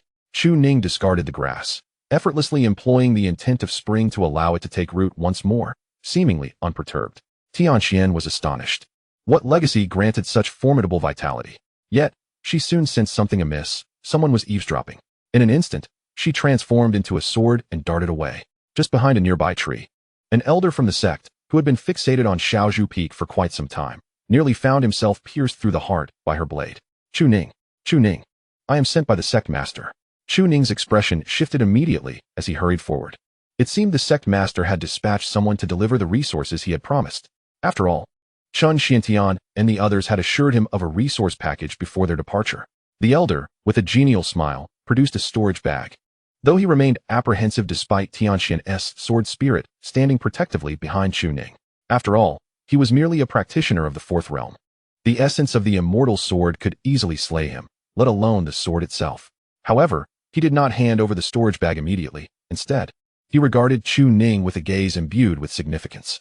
Chu Ning scanned the surroundings, approached with a smile, and retrieved a scroll of techniques he had prepared earlier. This scroll was identical to the previous one, belonging to the lower volume. Upon hearing this, the elder furrowed his brows. Could it be that you have not yet obtained the entirety of the legacy? A twitch formed at the corner of Chu Ning's mouth. Is this the kind of messenger the sect master sends? Why not be forthright? It would lend an air of profundity to our exchange. Nevertheless, he maintained his smile. There are other matters as well. Why not present them? Chu Ning remained silent, and the elder soon caught on. This rascal must think the resource is insufficient. The elder snorted coldly. Though the sect master promised a single share, this bounty is ample for a practitioner of the sixth realm, containing 300,000 spirit stones and countless elixirs. Is this not enough to exchange for your legacy? Seeing this, Chu Ning smiled. If that is the case, you may report back to the sect master. After all, while I contribute to the sect, I also aspire to acquire more resources. There was no point in conversing with such a fool. Did he truly believe that this meager offering could secure the entirety of my techniques? How absurd. The key was that this elder had the audacity to suggest that unless he received the complete techniques, he would withhold the resources. How outrageous. Do not even consider who is begging whom now. Tianxuan's expression gradually shifted to one of displeasure, revealing a hint of sword intent. What are you doing while the sword master is in seclusion? What inheritance? The old man sneered, stating, however, The order I received is to provide resources in one hand and techniques in the other. Chu Ning inwardly cursed this fellow for his lack of sense. He could hardly believe that someone like Chun Xiantian would say such things. Who did he send here? Since the sect does not intend for me to acquire more resources to enhance my cultivation, I shall refrain from offering anything. After all, my Xiaozhu peak has already faced resource deprivation, serving as a cautionary tale. This technique is one of the few that piques the sect's interest. If I do not obtain more resources, how could I willingly surrender at all? This stubborn old man has forced Chu Ning to lay his cards on the table. And the core logic is this. It is you who seeks my inheritance now. At this moment, the old man suddenly paused. Wasn't it agreed that resources would be provided in exchange for techniques? But if he cannot bring anything back, never mind. After all, this brat cannot escape. I shall report to the sect leader first. An exchange of resources and techniques. The old man departed swiftly, but upon reaching the sect, he was met with a barrage of scolding. Do you think that Chu Ning is a fool? Would he simply present what he has? Nonsense. Acquire as much as possible. What are resources to us? Does the Taishan sect lack them? However, sect leader, he is merely at the third realm, yet dares to be so arrogant. Persistently asserting he will not comply. Chun Xiantian has been thoroughly exasperated by this individual's foolishness. Truly, has he lost his mind, failing to recognize the current circumstances? I have already given him the immortal sword. Does he truly need this trifling resource? ISNT at the techniques he desires? Should Chu Ning begin to harbor any apprehension, would that not lead to even greater troubles? Meanwhile, Chun Xiantian soon received news. Wanqing, the master of the Dan Peak, sent a message. Chu Ning has come to my Dan Peak, claiming that he lacks sufficient medicinal pills for cultivation, and he requires quite a number. How shall the sect leader address this? Chun Xiantian was engrossed in the techniques at that moment, hardly in a mindset to consider much else. How many could he possibly need? Your Dan Peak should have ample supplies. But sect leader, he requests 106th grade Taishan pills, which have cost our sect countless efforts to procure. Moreover, he cannot even utilize them. Chun Xiantian furrowed his brow, hesitating for a moment. Based on reports from our sect, he fears a repeat of the Xiaozhu Peak incident and intends to acquire additional resources for cultivation. Our Taishan sect's grand formation stands firm. We need not fear his escape. Agree to his request, but we must obtain the techniques. Oh, he has brought the techniques with him. It seems just as the sect leader described. However, after today's conversation, he has grown audacious. 100 Taishan pills, he dares to voice such a demand. Yet if I provide the pills, I trust the sect leader will note the merit in this matter. At this moment, atop the sect leader's peak, Chun Xuantian's expression darkened. It was evident that Chu Ning had acquired a considerable inheritance. He could very well seize it directly. Yet, it was uncertain whether Chu Ning had prepared a contingency to destroy it. Thus, does he dare to come here so openly to demand resources? Is he planning to keep them for his own cultivation? Resources may be given to you, but can you hold them securely and cultivate effectively? The man narrowed his eyes slightly, and soon, Wanqing personally arrived, presenting the techniques with both hands.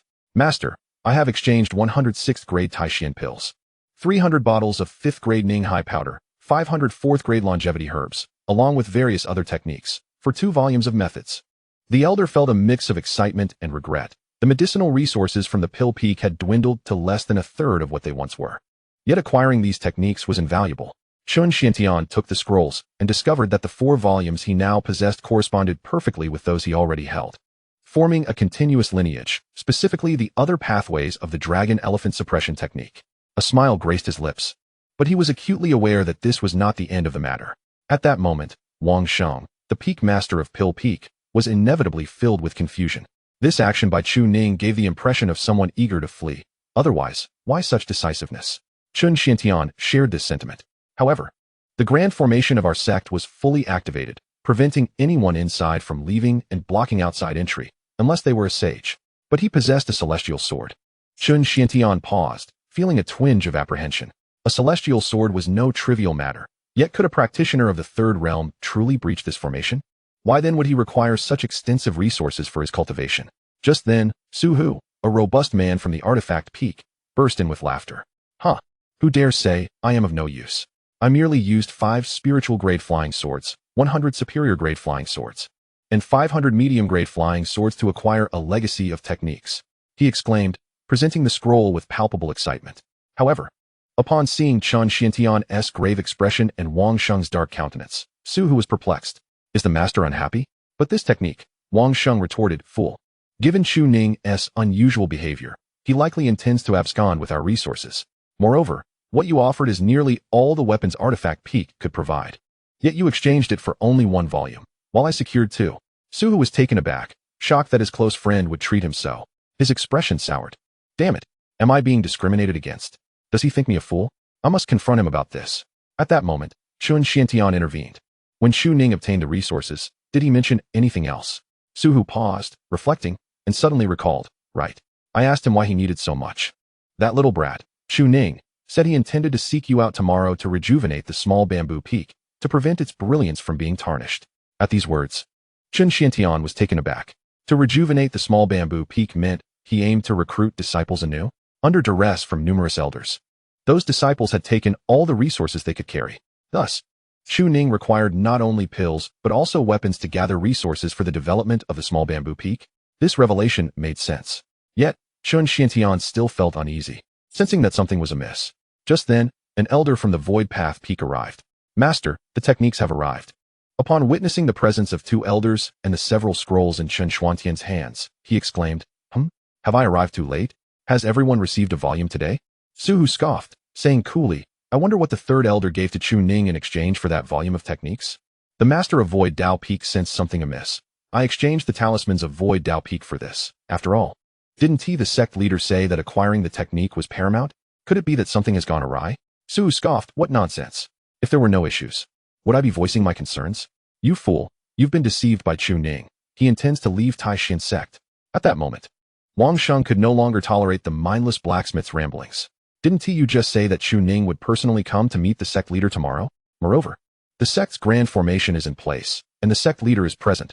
Why are you babbling nonsense and making a fool of yourself? Before they could respond, the master of Spirit Herb Peak arrived. Among the 8 peak masters, aside from the Law Enforcement Peak, Little Bamboo Peak, and the Deacon Peak, the other 5 peak masters each presented a scroll, while the master of Dan Peak contributed 2. Along with the scrolls previously given by Chu Ning, there were a total of 8 volumes of techniques. It seemed that the resources from each peak had been nearly exhausted. Chun Xiantian, gazing at the techniques in his hand, felt an increasing sense of disquiet. Was there an inkling that Chu Ning was about to abscond with their funds? Hadn't he stated he would arrive tomorrow? He was eager to see whether Chu Ning would indeed show up. If he did not, an explanation would be demanded.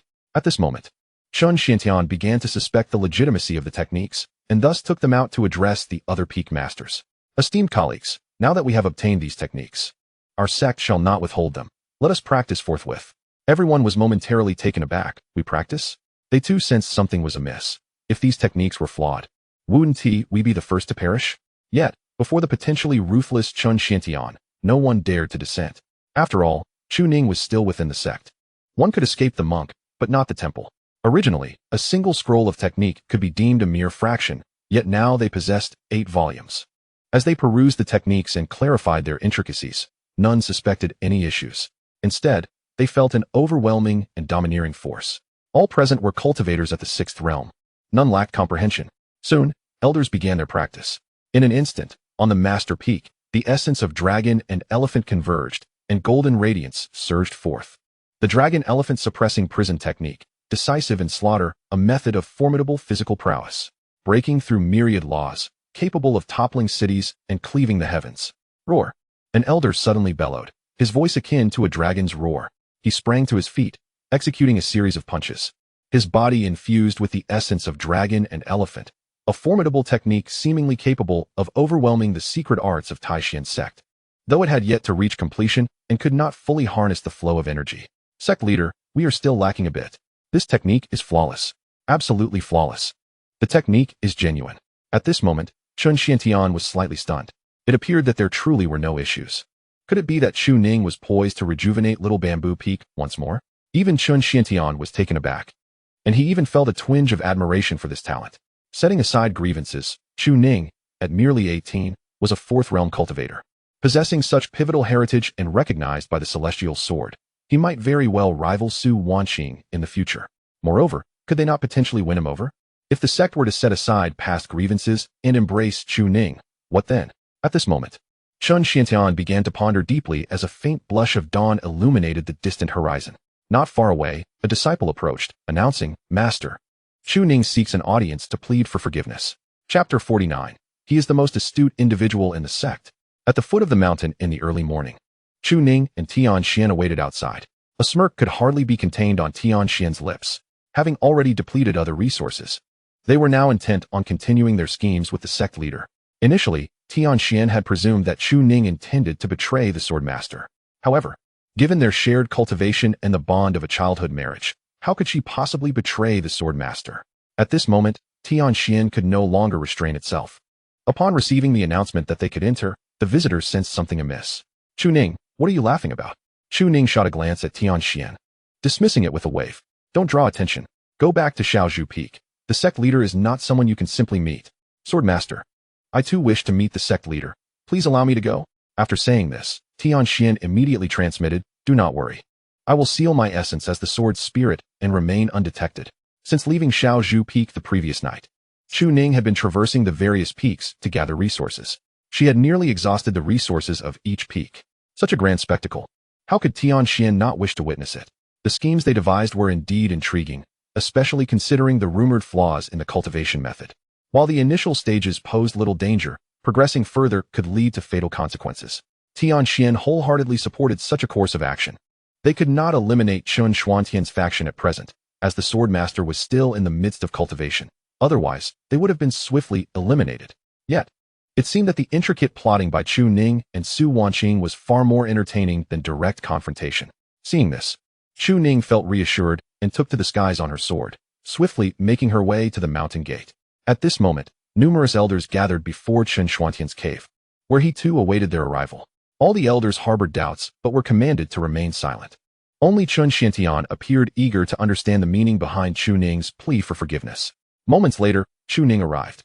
Master, she exclaimed, presenting a scroll of cultivation techniques. Disciple Chu Ning has come to seek forgiveness. I humbly ask for your judgment. The elders were momentarily taken aback. It seemed she had intended to flee.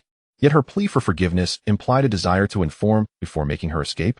However, no one was foolish enough to announce their departure in such a manner, especially while presenting a technique. Chun Xiantian, puzzled, accepted the scroll and began to examine it, soon realizing its significance. The dragon elephant suppression technique. Could this be the final piece? Little Chu, why this sudden change? Speak your mind. Chu Ning sighed and replied, Disciple has been unable to fulfill the wish to inherit the complete teachings of my master. Currently, I have only progressed to the 9th layer of the dragon elephant suppression technique. It was only after you and the others departed yesterday that I learned of this matter. The crowd was taken aback. To be so formidable without possessing the entirety of the teachings? Yet, Chun Xiantian remained unconvinced, a subtle smile playing on his lips. Little Chu, while the matter of the cultivation method is not urgent, our sect has heard that you intend to revive the Little Bamboo Peak. Is it true that you seek to exchange the cultivation method for resources? Chu Ning's expression immediately turned flustered, yet he clasped his hands and replied, as a disciple, I cannot bear to see Little Bamboo Peak in such a state. Before my master, it was the foremost among the 8 peaks of Taixian. Its current decline is something I cannot accept. Given my humble position, I fear I cannot garner the resources from the sect leader. Thus, I am left with no choice but to pursue this course of action. The elders suddenly understood. So that is the case. Chun Xiantian also let out a slight sigh of relief, as it seemed he truly did not intend to leave. Indeed, this young man had nowhere to go. Even with a celestial sword, what difference would it make? Reviving Little Bamboo Peak is a commendable thought, yet you could have simply communicated this to our sect. With your presence at Little Bamboo Peak, could one truly fear its future decline? Chu Ning pondered. If I were to speak up, I would not be able to secure so many resources. After all, if it were to be Chun Xiantian who commanded the allocation of resources from the various peaks, they would certainly be reluctant to share, likely withholding even a fraction of what is currently available. Let alone the situation where they have nearly exhausted the resources of the other peak masters. Chu Ning shook his head and said, I too have my own selfish desires. And I hope the sect leader can understand, for Little Bamboo Peak currently possesses scant resources, leaving me no other option. The elders twitched their lips in response. So you intend to take advantage of us, do you? But rest assured, once you are gone, the resources will return. Taixian's sect does not require Little Bamboo Peak to rise again. Leaving it to them is sufficient. Nevertheless, they remained silent, for Chun Xiantian had issued a directive. A middle-aged man, with an expression of indifference, gazed at the sincerely apologetic Chu Ning before slowly speaking. Every cultivator possesses their own selfish motives. This our sect can forgive you for, as you merely wish to rejuvenate Little Bamboo Peak. However, what is the true nature of this cultivation method? Upon hearing this, Chu Ning let out a sigh. After my master encountered misfortune, I was the only one to remain by his side. My master, moved by genuine emotion, imparted the cultivation method to me, yet little did I anticipate that it would ultimately serve as a safeguard against me. I wonder if the sect leader has practiced this method, although my progress has been rapid during this time. I have discovered that the essence of the dragon elephant is nearly consolidated, save for the final breath. Yesterday, when the sect leader and others visited, my master, in his sorrow, revealed to me that the cultivation method still harbored one final mental technique. The elders were taken aback by this revelation. Indeed, this method is still lacking somewhat. It seems little Chu shares this sentiment. Chen Xiantian, however, remained skeptical. He was not easily convinced and proceeded to examine the cultivation method. Finding it precisely as Chu Ning had described, this volume elevates the realm even further, causing this method to entirely surpass the secret arts of Taixian. Yet it is merely missing a slight opportunity for complete integration. He suspected that Chu Ning was concealing something. For anyone capable of attaining such a position would not readily trust others. However, Chu Ning's words soon followed. After my master expressed this, he indicated that the inheritance could be fully presented, yet he wished to prevent Little Bamboo Peak from declining. Thus, as a disciple, I was compelled to act in such a manner. The assembly was enlightened, so it was indeed for the sake of the inheritance. Thus, the revival of Little Bamboo Peak? Chen Xuantian's lips curled into a smile, his eyes narrowing as he chuckled softly. Little Chu, if my assumptions are correct, you have long since divided the cultivation techniques, exchanging them for various resources. The final technique is intended to garner our support for the revival of Shaozhu Peak. Your visit today to seek forgiveness is not to face punishment, but rather to draw our attention to your techniques, thereby facilitating this endeavor. You have evidently orchestrated this from the very beginning, have you not?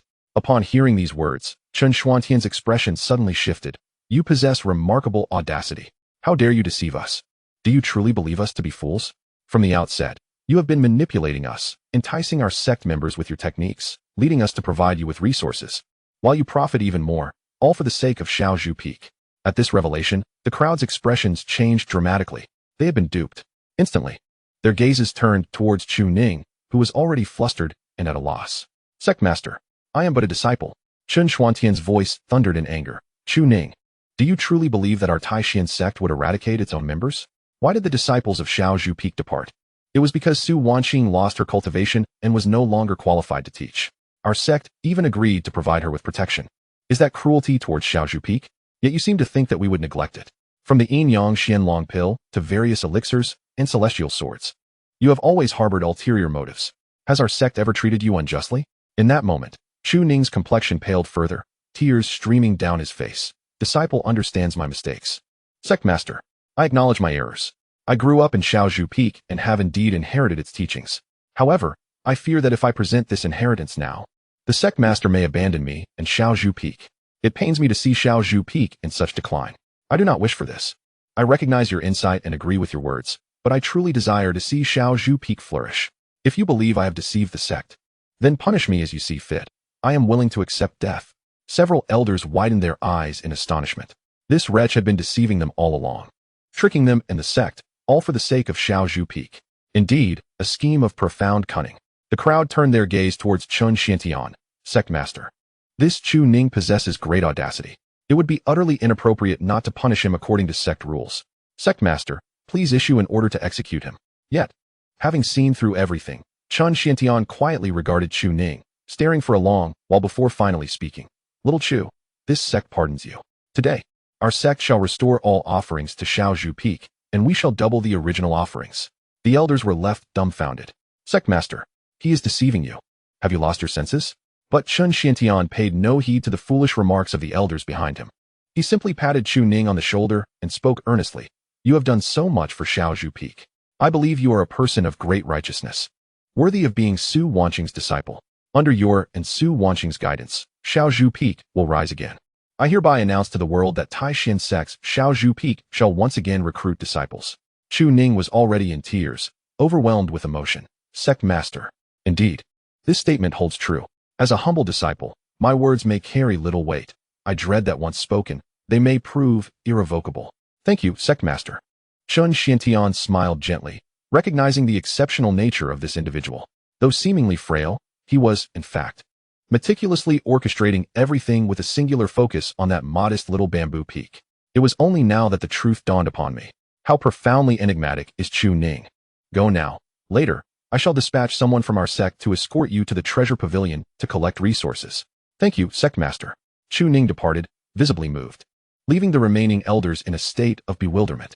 They turned to Chun Xiantian, perplexed, and inquired, Sect master, why not eliminate him directly or probe his soul?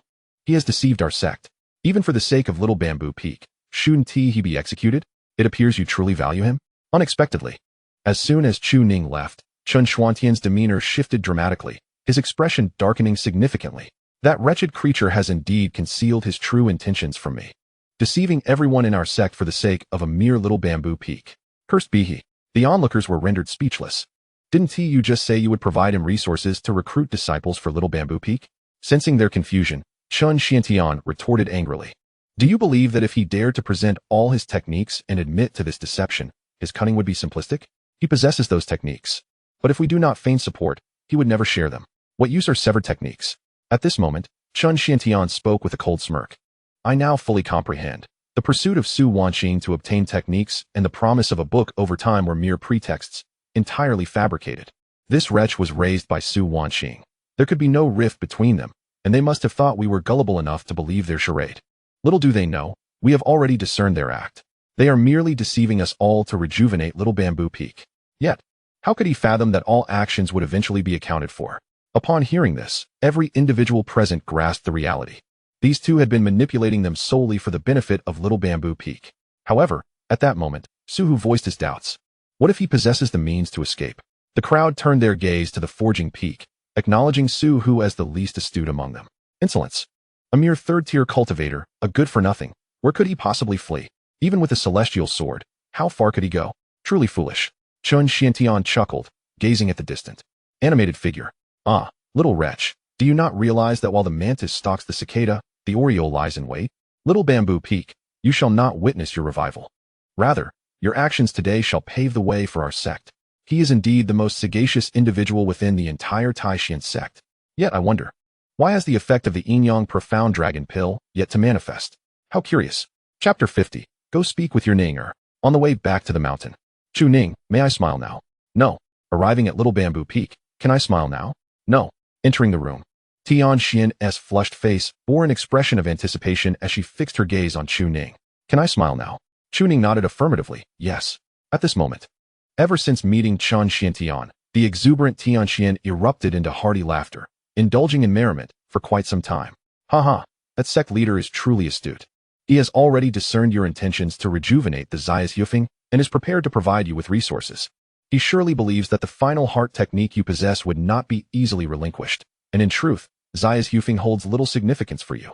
Once the treasure vault is thoroughly exploited, you shall make your escape. Ha. The sect leader demonstrates some wisdom, having seen through one layer. While those elders remain utterly oblivious, lost in their confusion, unable to fathom your current endeavors. Ha. In response to Tianxuan's gleeful antics, Chu Ning chose to disregard her entirely. Look at you. Do you truly care? Not in the slightest. After all, the greatest treasure trove remains unclaimed. Tian Xian rolled on the ground in laughter, leaving Chu Ning feeling quite fatigued. Sigh, how is it that my master, a woman of such aloof disposition, is accompanied by a sword spirit that resembles a playful fool? It's quite ridiculous. All right, enough of this foolishness indoors. Refrain from exposing our intentions. Just one last tremor remains. What tremor, you ask? The sect's treasure vault, of course. My master has already stated that the leader's little treasury resides within. These are the sect's resources. And it would be unwise to leave without taking some assets. Tian Xian finally regained her composure, her face flushed with laughter, and managed to settle down. She couldn't help but scrutinize Chu Ning before her, sensing that this individual was no ordinary character. His sword intent is profound, and his cultivation is commendable. It is no wonder he has garnered the favor of the sword master. You are doing exceptionally well. I hold you in high regard. Should the day arise when my assistance is required, you may call upon me. Tian Xian beamed with pride, having acknowledged this individual. You may consider yourself the companion of my sword master, and I shall not hinder your dual cultivation. Yet, it was evident that Chu Ning was indifferent to such matters. The sword master's selection is undoubtedly the finest. He was unconcerned, his fists were sufficient. Enough. You may check if my master has emerged from her seclusion. We shall soon make our departure. After we flee, we can resume our cultivation. As for the sect's treasure vault and the diversionary tactics, arrangements have already been made with Su Wanqing, leaving the final strategy to Tian Xian. The little girl is still quite reliable. Tianxian nodded vigorously and turned to observe Su Wanqing's cave abode, noticing no response, before pivoting back to seek out Chu Ning for amusement. After all, there were only two of them atop the mountain. It was only natural to seek companionship. However, it seemed that Chu Ning had also commenced his cultivation. Now that the time and opportunity were ripe, one should cultivate as much as possible. The effects of the Yin-Yang Xianlong pill and the medicinal power from the Four Realms feedback still lingered. But why could it not directly influence his cultivation? Because ascending the Four Realms requires forging the eternal life tower within the spiritual abode, and the pain endured at each level is nearly unbearable. Thus, other matters must be temporarily resolved. Having just visited the sect leader to procure the madman version of the 9 scrolls of dragon elephant suppression, only one scroll remained to stabilize the sect's morale. At least for now, they would not approach. Chu Ning, while the sword master cultivates, you too must cultivate? Assist me in guarding the law. I am grateful. Tianxian did not refuse, having already perceived Chu Ning as formidable, a presence that rivaled the sword master's wisdom. Deftly maneuvering the sect members. Very well, I shall keep watch. However, today's events have stirred the spirit of the sword. Previously, there was never such amusement. Following Su Wanqing was far less entertaining. After being confined to the sword-casting peak for many years, boredom became my only companion. It is indeed a rare occasion to witness such happenings. How could one not feel exhilarated? Moreover, let it be the greatest pitfall. Tianxian is not merely adept at combat, but is also capable of undertaking tasks. Humph. Chu Ning, cultivation level, ascending the Four Realms, progress, 10. Talent, divine spiritual root, upgradable. Technique, eternal spring technique, progress, 5th layer. Dragon elephant suppression technique, progress, 4th layer. Transcendent sword technique, progress, 4th layer. Heaven swallowing demonic art. Chu Ning had already meticulously planned for today's endeavors. And soon enough, his mind settled into tranquility, focusing intently on consolidating his own eternal life tower. The medicinal potency derived from the Yin-Yang profound dragon pill directly influences the realms prior to the 6th realm, facilitating a mid-level attainment. At this moment, he was leveraging the medicinal effects to swiftly commence the consolidation of his eternal life tower. As for the sect, he had evidently made a resolute decision. It was not wise to provoke them now, especially since the 7 sects of the human domain are intertwined like branches of the same tree. While he could contend with the sect master, what of the others? They may not hesitate to strike, and in such a scenario, he would find himself besieged from all sides. Resources must be seized, for he was already being pursued. Why fear the inevitable? After all, resources are there for the taking. Advancement in cultivation is imperative as well. Who knows when he might next venture forth to hone his skills? One must seize every opportunity available. A near-rending pain surged through him. The consolidation of the eternal life tower is foundational to a cultivator's journey. Thus, it must be approached with utmost caution. The more he consolidates, the better it will be. Outside the cave, Tianxian was in high spirits, humming a little tune while meandering about the small bamboo peak. When the sun rises, I bask in its warmth. When the moon graces the night, I soak in its glow. From time to time, she would glance at Chu Ning's cave, then at Su Wanqing's. Hey, why are these two engrossed in their cultivation? Today's monumental events have yet to reach the sword master's ears. Just then, the door to Su Wanqing's cave suddenly swung open. Tianxian was taken aback.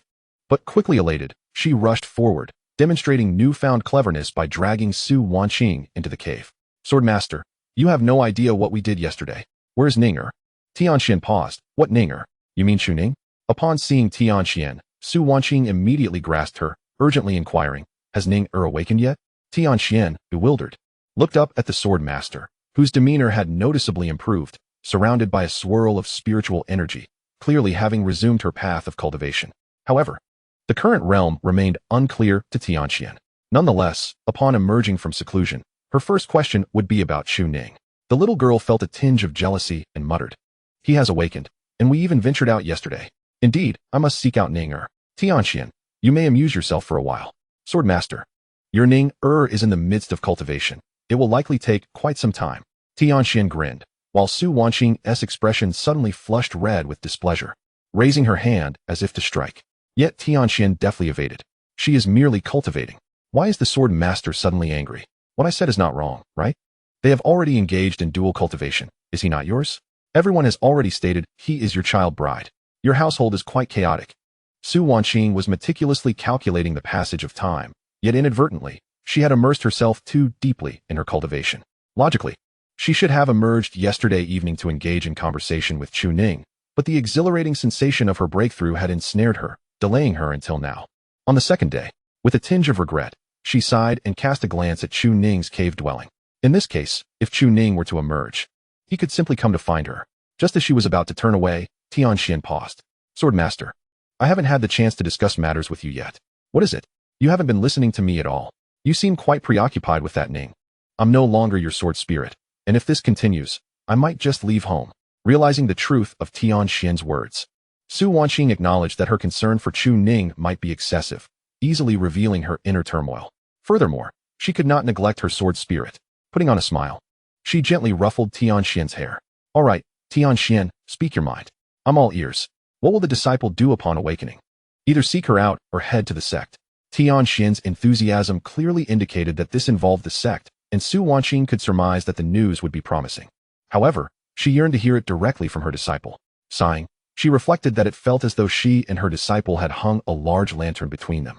No, that thought was misplaced. After all, her relationship with Chu Ning remained unchanged as master and disciple. She ought not to entertain such notions. Swordmaster, you are unaware, but...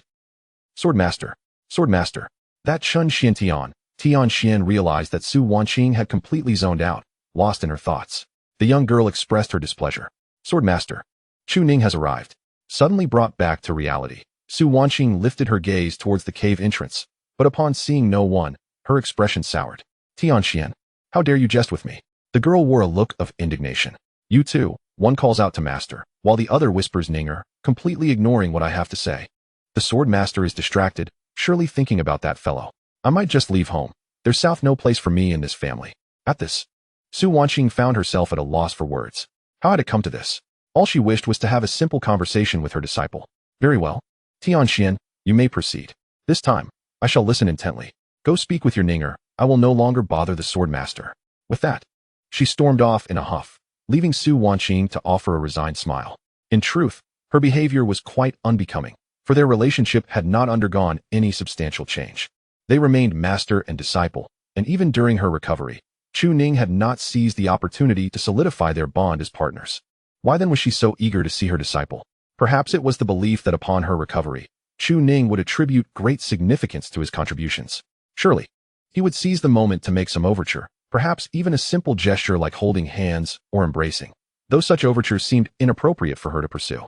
Yet, why did she feel such urgency? Was she not merely rushing to offer herself? With this thought, Su Wanqing found herself in a state of bewilderment, feeling somewhat disoriented. She was convinced that after her recovery, a conversation was warranted, but alas, at that moment, Chu Ning had succumbed to weariness. When will Ninger complete her cultivation? Chapter 51. Su Wanqing goes to collect resources. Within Chu Ning's cave dwelling, he is forging his own 4 realms of eternal life at an astonishing pace. Before embarking on this cultivation, the 9 levels of body refinement served as a foundation. The 4 realms of eternal life represent the forging of the spiritual abode. Were it not for the potency of the Yin-Yang profound dragon elixir, the resources required for each subsequent level of the eternal life tower would undoubtedly be several times greater than those consumed in the preceding realms. The agonizing pain, almost numbing, can only be transcended through the intent of eternal spring. Yet, upon the completion of each level, the resulting sensation of comfort is unparalleled by any other existence. Upon his body, the dragon's aura solidifies into grand, intricate patterns, adorning Chu Ning's visage as if depicting a divine slayer from a theatrical performance. The essence of life and death, coalesced into a yin-yang diagram, ripples around Chu Ning. Each level of the tower signifies a new realm. The number of eternal life towers directly determines the pinnacle of a cultivator's potential. For ordinary cultivators, reaching 4 or 5 levels is evidently the limit, as this requires time, immense resources, and an unwavering resolve bolstered by pure-hearted intent. Similarly, innate talent significantly influences the number of towers that can be condensed within the realm of the spiritual abode. The elixir's potency is entirely expended in the final moments. The count of the eternal life towers has reached the 5th level. 9, the ultimate number. He understands that his current strength is formidable, yet his secret techniques compel him to challenge the legendary 9 levels that herald the heavens. Su Wanqing once stated that reaching the celestial phenomenon requires the presence of 9 levels of the eternal life tower. However, even with 9 levels, ascending to that realm remains a Herculean task. In this world, prodigies abound, yet only one has attained that realm. rumored to have forcefully broken through a pseudo-realm due to a crisis in the human domain. Tianxian sect, with the Tianxian Taoist, stands as the sole beacon of the celestial phenomenon within the human realm. Since he is already on an extraordinary path, it is only fitting to refine his skills further. He continues to cultivate steadily, enhancing the foundation he has acquired, blissfully unaware that the extraordinary phenomena emanating from him would leave Chen Xiantian utterly astounded. The duration of his cultivation has yielded achievements that would take others 4 to 5 decades to attain. Would he regret having inscribed marks on the Yinyang profound dragon elixir to control them? Would he show a change of heart? Yet, before others, Chu Ning remains merely an inconsequential third realm. No matter how powerful he is still the third realm Tianxian. I bear you no ill will. I hear nothing. I hear nothing. Go tell your Ninger. Outside the cave, Su Wanqing hastily caught up, grasping the obstinate Tianxian, her face a mask of exasperation. This sword spirit seems to have experienced countless ages, and yet displays a childishness that surpasses her own disciple, who has now matured past such frivolities. However, she cannot afford to ignore him. Tianxian eagerly approached her to share his excitement, while her mind raced with thoughts of others who could not even hear her words and might soon grow impatient. Su Wanqing gently reassured him, explaining, Tianxian, I have not spoken much about Chu Ning to you. His sacrifice to restore my cultivation is significant, and thus he must be of greater concern to me. This does not imply that I am indifferent towards you. At least in my heart, your position holds great importance. The young girl wore an expression of displeasure, turning to glare between Tianxian and Chu Ning, who holds more importance in the heart of the sword master. Su Wanqing smiled and replied, of course, both are important. Yet the girl persisted. Which one is more important? This time, Su Wanqing fell silent. Speaking would only dig her a deeper hole. Turning back, Tianxian sought to boast to her disciple, preparing to comfort her afterward. However, Su Wanqing reconsidered. Perhaps it wasn't so bad? If that were the case, the disciple might come to her directly, saving her from unnecessary complications. They could then delve into the current dynamics of the two individuals. Tianxian clenched her small fist, continuing to glare. The sword master was silent now. Clearly, Chu Ning was the priority. A hint of a smile graced the woman's exquisite features as she reached out to ruffle Tianxuan's hair, cheerfully stating, of course, Tianxian is the most important. Even more so than Chu Ning. Tianxian was taken aback, disbelief etched on her face. Although she heard the words, she was acutely aware of Chu Ning's significance in Su Wanqing's heart. She was willing to act a little spoiled in front of Su Wanqing for some affection. But now that the sword master had spoken, it seemed she held considerable importance after all. Tianxian continued to gaze up at Su Wanqing, a mischievous glint in her eyes. Can I tell Chu Ning what you said? Aren't you worried? Su Wanqing chuckled softly, not at all. Regardless of anyone else, Tianxian is always the most important. Since I've said it, do you think I fear you sharing it with others? Upon hearing this, Tianxian paused, scratching her head. There was no need for the sword master to say such things. Tianxian merely wished to voice her grievances about the sword master, fully aware that Chu Ning was currently the one who mattered most to her. She could see that Chu Ning was not only assisting the sword master in regaining her strength, a feat she could not achieve, but also consistently considering the sword master's needs. Even yesterday, while procuring medicinal pills, Chu Ning had thought about Su Wanqing's cultivation resources. The first thing Su Wanqing did upon leaving was to seek out Chu Ning. Tianxian recognized that Chu Ning was preoccupied with matters concerning Su Wanqing. Had there been nothing pressing, she would not have acted as a mere lantern in the background. Yet, even with Chu Ning's obligations, the sword master was still lost in thought, indicating just how much she cared. Tianxian felt little resentment. She was merely being a bit playful. In that moment, Tianxian lowered her head, acknowledging her missteps, still holding Su Wanqing's hand and murmuring softly, I won't tell Chu Ning. I know the sword master is just trying to appease me, and I can easily be soothed. When the sword master comes to fetch me, I no longer feel upset. Su Wanqing was taken aback. Oh, you want to tell? Tianxian was surprisingly obedient. The subsequent inquiries could perhaps be interpreted as a childlike nature, revealing the extent of her concern for Tianxian, right? Yes, the mind of a child. Fortunately, having raised Chu Ning, she could understand her intricacies. Su Wanqing smiled and reached out to touzle Tianxian's hair, who responded with a giggle. Let us not dwell on that, sword master. I noticed the aura surrounding you. I wonder what level of cultivation you have achieved now. Tianxian pondered. Does that mean I can't tell Chu Ning? Upon hearing this, Tianxian clearly looked puzzled. Isn't that a good thing? Why can't I share it? If you agree to my request, I shall reveal the truth. Tianxian, bewildered, gazed at the enigmatic Su Wanqing before her, struggling to comprehend the situation. Why was this happening? Surely, her childhood husband must be eager to learn of her current state. Yet, upon reflection, it dawned upon her. The intention was to disclose this information herself, thereby surprising her childhood husband. Such intricate thoughts. Was this akin to the endeavor she had previously shared with Chu Ning, where the sword master wished for Chu Ning to convey this personally to her? Tianxian found herself perplexed. Human emotions were indeed convoluted and elusive, rendering them incomprehensible. Well then, Tianxian decided to remain silent. Perhaps it was the sword master's turn to speak. Su Wanqing's hand rested gently upon Tianxuan's shoulder, her current cultivation level remaining inscrutable to others. However, through this method, others might perceive her progress. During her recultivation, it was evident that the process had unfolded with minimal complications, surpassing even Su Wanqing's expectations. The affinity with spiritual energy was remarkable. Was it the first realm of spiritual movement? Su Wanqing smiled silently, encouraging Tianxian to attune to her energy. As the spiritual energy was mobilized, she entered the second realm with finesse. Tianxian was taken aback. Had she not just restored her abilities yesterday? And now, she had reached the second realm. Yet, Su Wanqing remained reticent. Upon sensing something profound, Tianxuan's expression shifted dramatically. The true essence of swordsmanship, the ethereal intent, could also be summoned. The third realm of knowing destiny. How could the sword master progress so swiftly? For an ordinary individual to reach such a level could take 30 to 50 years, or even longer. Despite being a prodigy and having undergone recultivation, such rapid advancement was astonishing. Nevertheless, Su Wanqing continued to withhold her words. As they continued to feel the energy, a voice interrupted.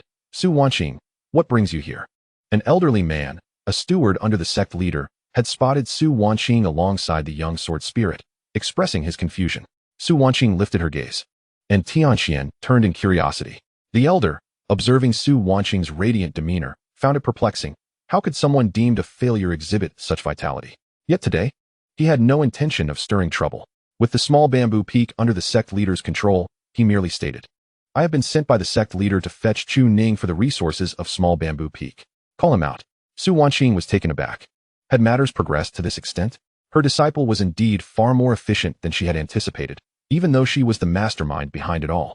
A smile of satisfaction graced her features, for there were now more commendable aspects to highlight. Chu Ning is in training. I shall go see him, she declared.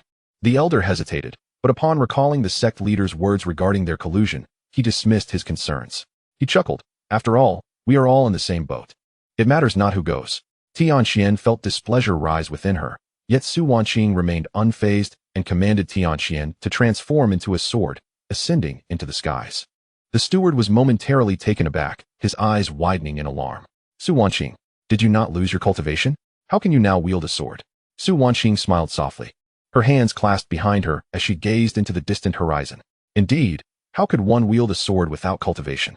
Her unusually buoyant mood suggested she had no intention of quarreling with a mere steward. The intent of the Tianxian sword enveloped the elder in an instant, ready to strike him down at any moment. With a cold voice, it admonished, have you lost your sight? Do you not realize that I am a celestial sword? You, blind old fool, do you think I cannot fly? The elder's complexion turned pale, silenced by fear of being instantly obliterated. I merely came to escort Elder Su to collect resources, he stammered. Elder Su, please. Even without cultivation, the celestial sword possessed the lethality of a sixth realm cultivator, and ordinary individuals would find it impossible to impede its might. He had no desire to meet a foolish demise here. The elder's gaze fell upon Su Wanqing, whose once amiable expression now bore an ominous glint, as if she sought someone for retribution. Yet, the momentary flicker vanished, and he dared not inquire further. Hastening to lead the way. Chapter 52. The Resilient State of Su Wanqing. At the Taishan sect, atop the central peak, two figures sped forth with remarkable swiftness. The elder trailing behind gasped for breath, unable to match the pace of the sword-wielding figures, despite exerting his utmost effort. The power of the celestial sword manifested in myriad ways, be it in flight, lethality, or even as a pure sword cultivator of the sixth realm. Hence, when the sect learned that Chu Ning had acquired the celestial sword, their initial reaction was one of fury. However, the situation had since evolved into what it was now. How could the celestial sword, once so proud and untamed, now be wielded by Su Wanqing? The elder gazed at the figure of the woman in red, his face marred by resentment, yet he dared not utter a word. With the celestial sword as her protector, even a crippled soul was beyond his reckoning. Before the sect's treasure vault, countless cultivators stood guard, for it was a sacred ground filled with a plethora of resources accumulated over the years. Countless spiritual stones, herbs, magical artifacts, and more were on display. The vault opened every 3 years, distributing resources based on contributions from each peak. This year had already seen one opening. But Chen Xiantian had remarkably agreed to allow the Xiaozhu Peak another opportunity. Is that Su Wanqing? How could she wield a sword? Has her cultivation been restored? Unlikely. Under the Saint's thunder tribulation, survival is nearly impossible, a fact well known within the sect. It is likely that the celestial sword from Xiaozhu Peak has been put to use by her. Is Xiaozhu Peak here to collect resources today? Or are they to receive double? The sect leader has just issued a decree. We need not obstruct them, correct? Suddenly, the leader of the guarding cultivators wore a chilling smile. The sect leader had indeed instructed them to allow resource collection, but the actual process still depended on his discretion. In the past, whenever Su Wanqing visited, he had eagerly welcomed her, almost begging for her attention, yet she had never acknowledged him. Now, the tides had turned, and she was no longer the sect's most resplendent figure. The resentment built over the years now had a chance to be repaid. At that moment, the elder leader sneered, promptly initiating a barrier formation. Who dares to trespass upon the sacred grounds of the sect? Depart at once. Otherwise, you shall face immediate execution. Yet, the formation failed to hinder Su Wanqing's speed. She cleaved through it with a single stroke of sword light. In the next instant, she advanced with another strike. The sword's aura, relentless and swift, was beyond the grasp of the naked eye, and it instantly forced the elder leader back. The Six Realms cultivator was utterly unstoppable before the sword cultivator, let alone the celestial sword. Suddenly, a body crashed down upon the mountain gate, creating immediate chaos before the treasure pavilion. Elders, countless disciples rushed forward to assist the gravely injured elder. At that moment, a glaring bloodstain appeared on the man's chest.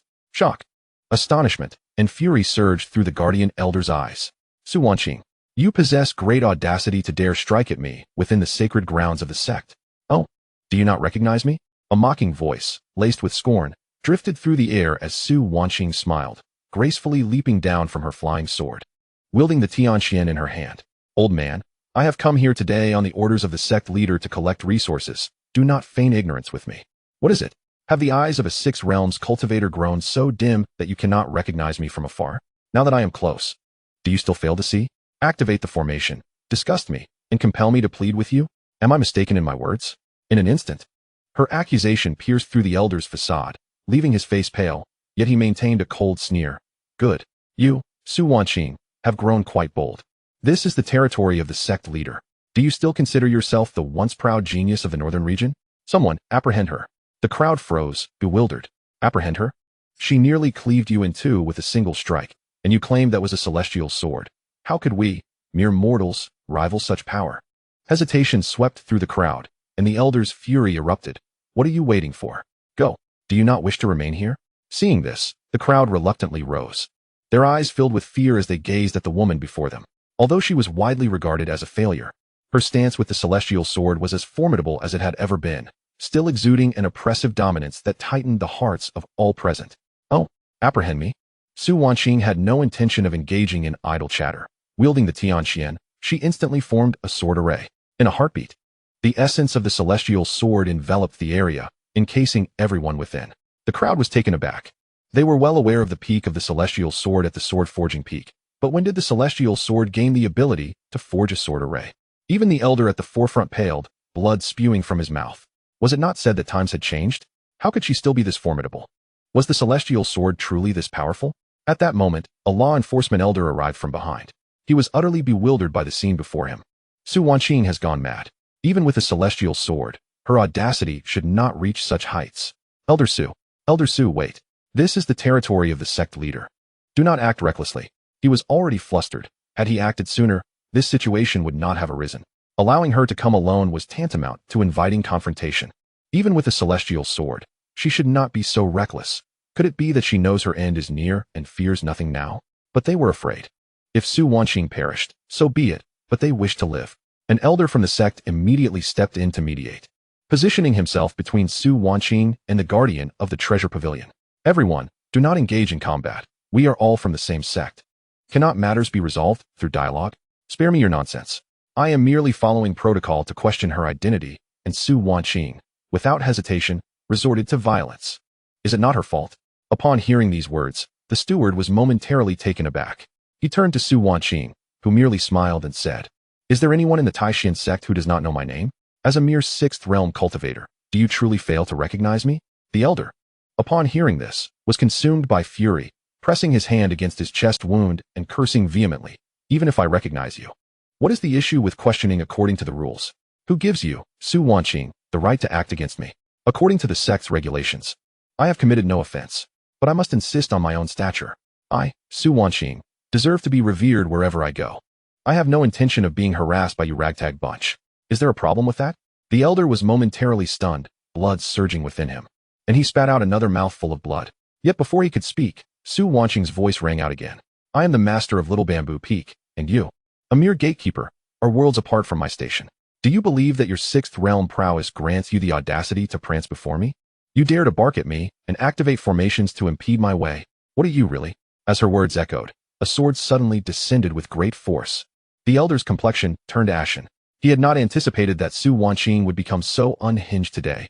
However, that sword was effortlessly intercepted by a figure.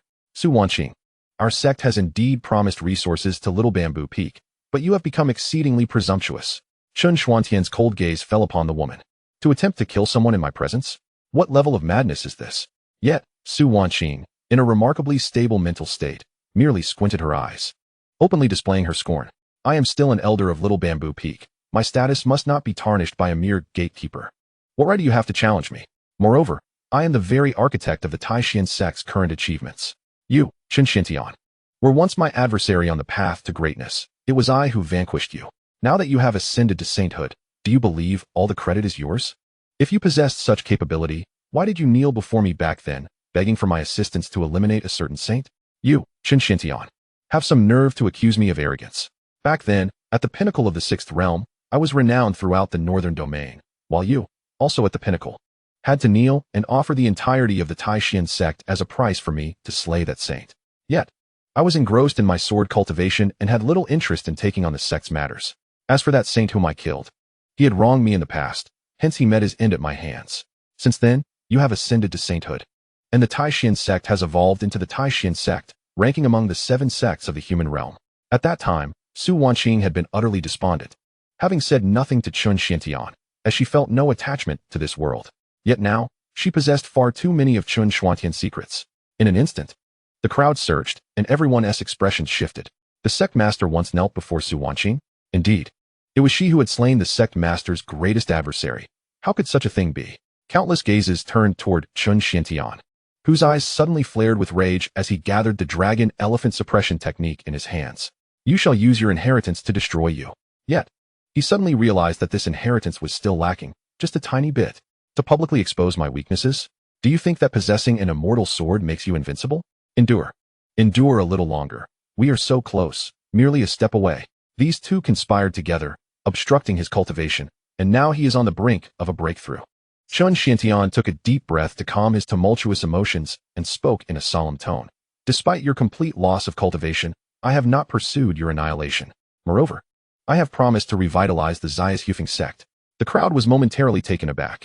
Master, eliminate her. Why have you endured this far? Have you attained the invincible state of patience? Su Wanqing let out a cold laugh. Isn't this why I am here to collect resources? Is there a problem? Chun Xiantian chuckled heartily, repeating 3 times. Very well, open the door. Let her take what she desires. Behind him, the severely injured elder wore a look of disbelief. Master, you silence. You useless fool. You cannot deal with a mere cripple. Must I personally intervene? We are so close to success. How can we abandon this plan at the last moment? Are my words falling on deaf ears? Open the door. Let her take it. One disciple promptly moved to open the door, while Chun Xuantian's gaze remained fixed on the figure passing before him. But in the next moment, a flash of sword light appeared. The elder, wounded and on the ground, felt his pupils freeze as he beheld the immortal sword piercing through his spiritual abode, sensing his spiritual energy and cultivation swiftly dissipating. Yet, he heard only one phrase: mind your actions in your next life. Chapter 53, The Disciple Performs. And she takes the stage. The air seemed to freeze in an instant.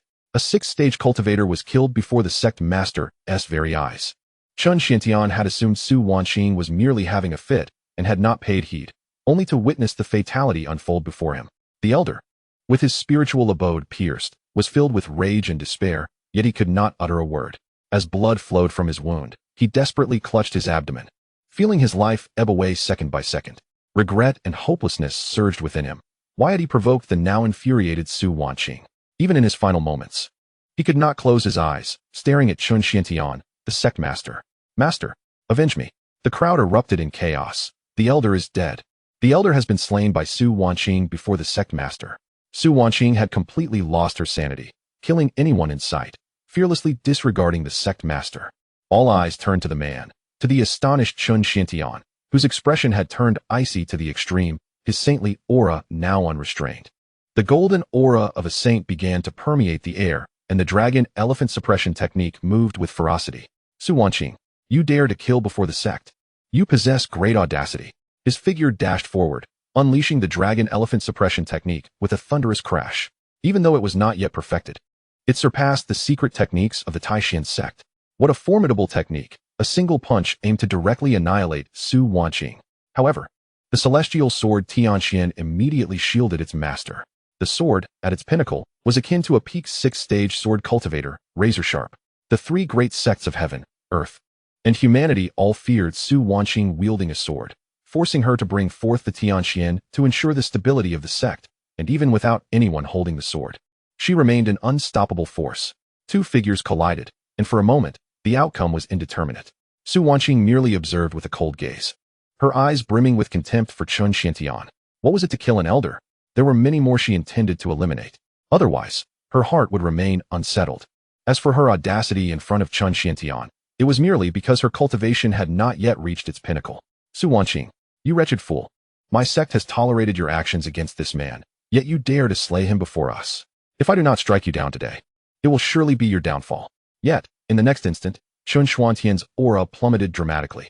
The dragon elephant suppression technique, in a nearly frenzied manner, drained all of his internal energy. Even at this moment, Chun Xiantian was unexpectedly sent flying by a single strike from Tianxian, crashing down some distance away. At this moment, Chun Xiantian finally grasped the implications of what Chu Ning had mentioned earlier regarding the inadequacy of the technique. The technique was merely a step away from completion, but that step was essential for the full circulation of energy. Chu Ning and Su Wanqing had colluded without any barriers or gaps, merely performing an act, with no intention of granting them the technique. Without that vital essence, the more formidable the aura he utilized, the faster his energy would deplete. Su Wanqing let out a derisive laugh. You wish to use my legacy to slay me? Chun Xiantian, do you truly believe me to be so foolish as to allow my disciple to bestow upon you that technique? Regardless, I have little time left. If I cannot unleash my madness today, how could the Taishan sect treat me as they have? I had intended merely to acquire some resources and let matters rest. Yet you persist in your incessant prattle. Have you now realized what my trump card truly is? If you wish to cultivate my legacy, you must kneel and beg for it. The fallen Chun Xiantian, despite being a sage, quickly began to draw upon the spiritual energy of this realm, swiftly replenishing his strength.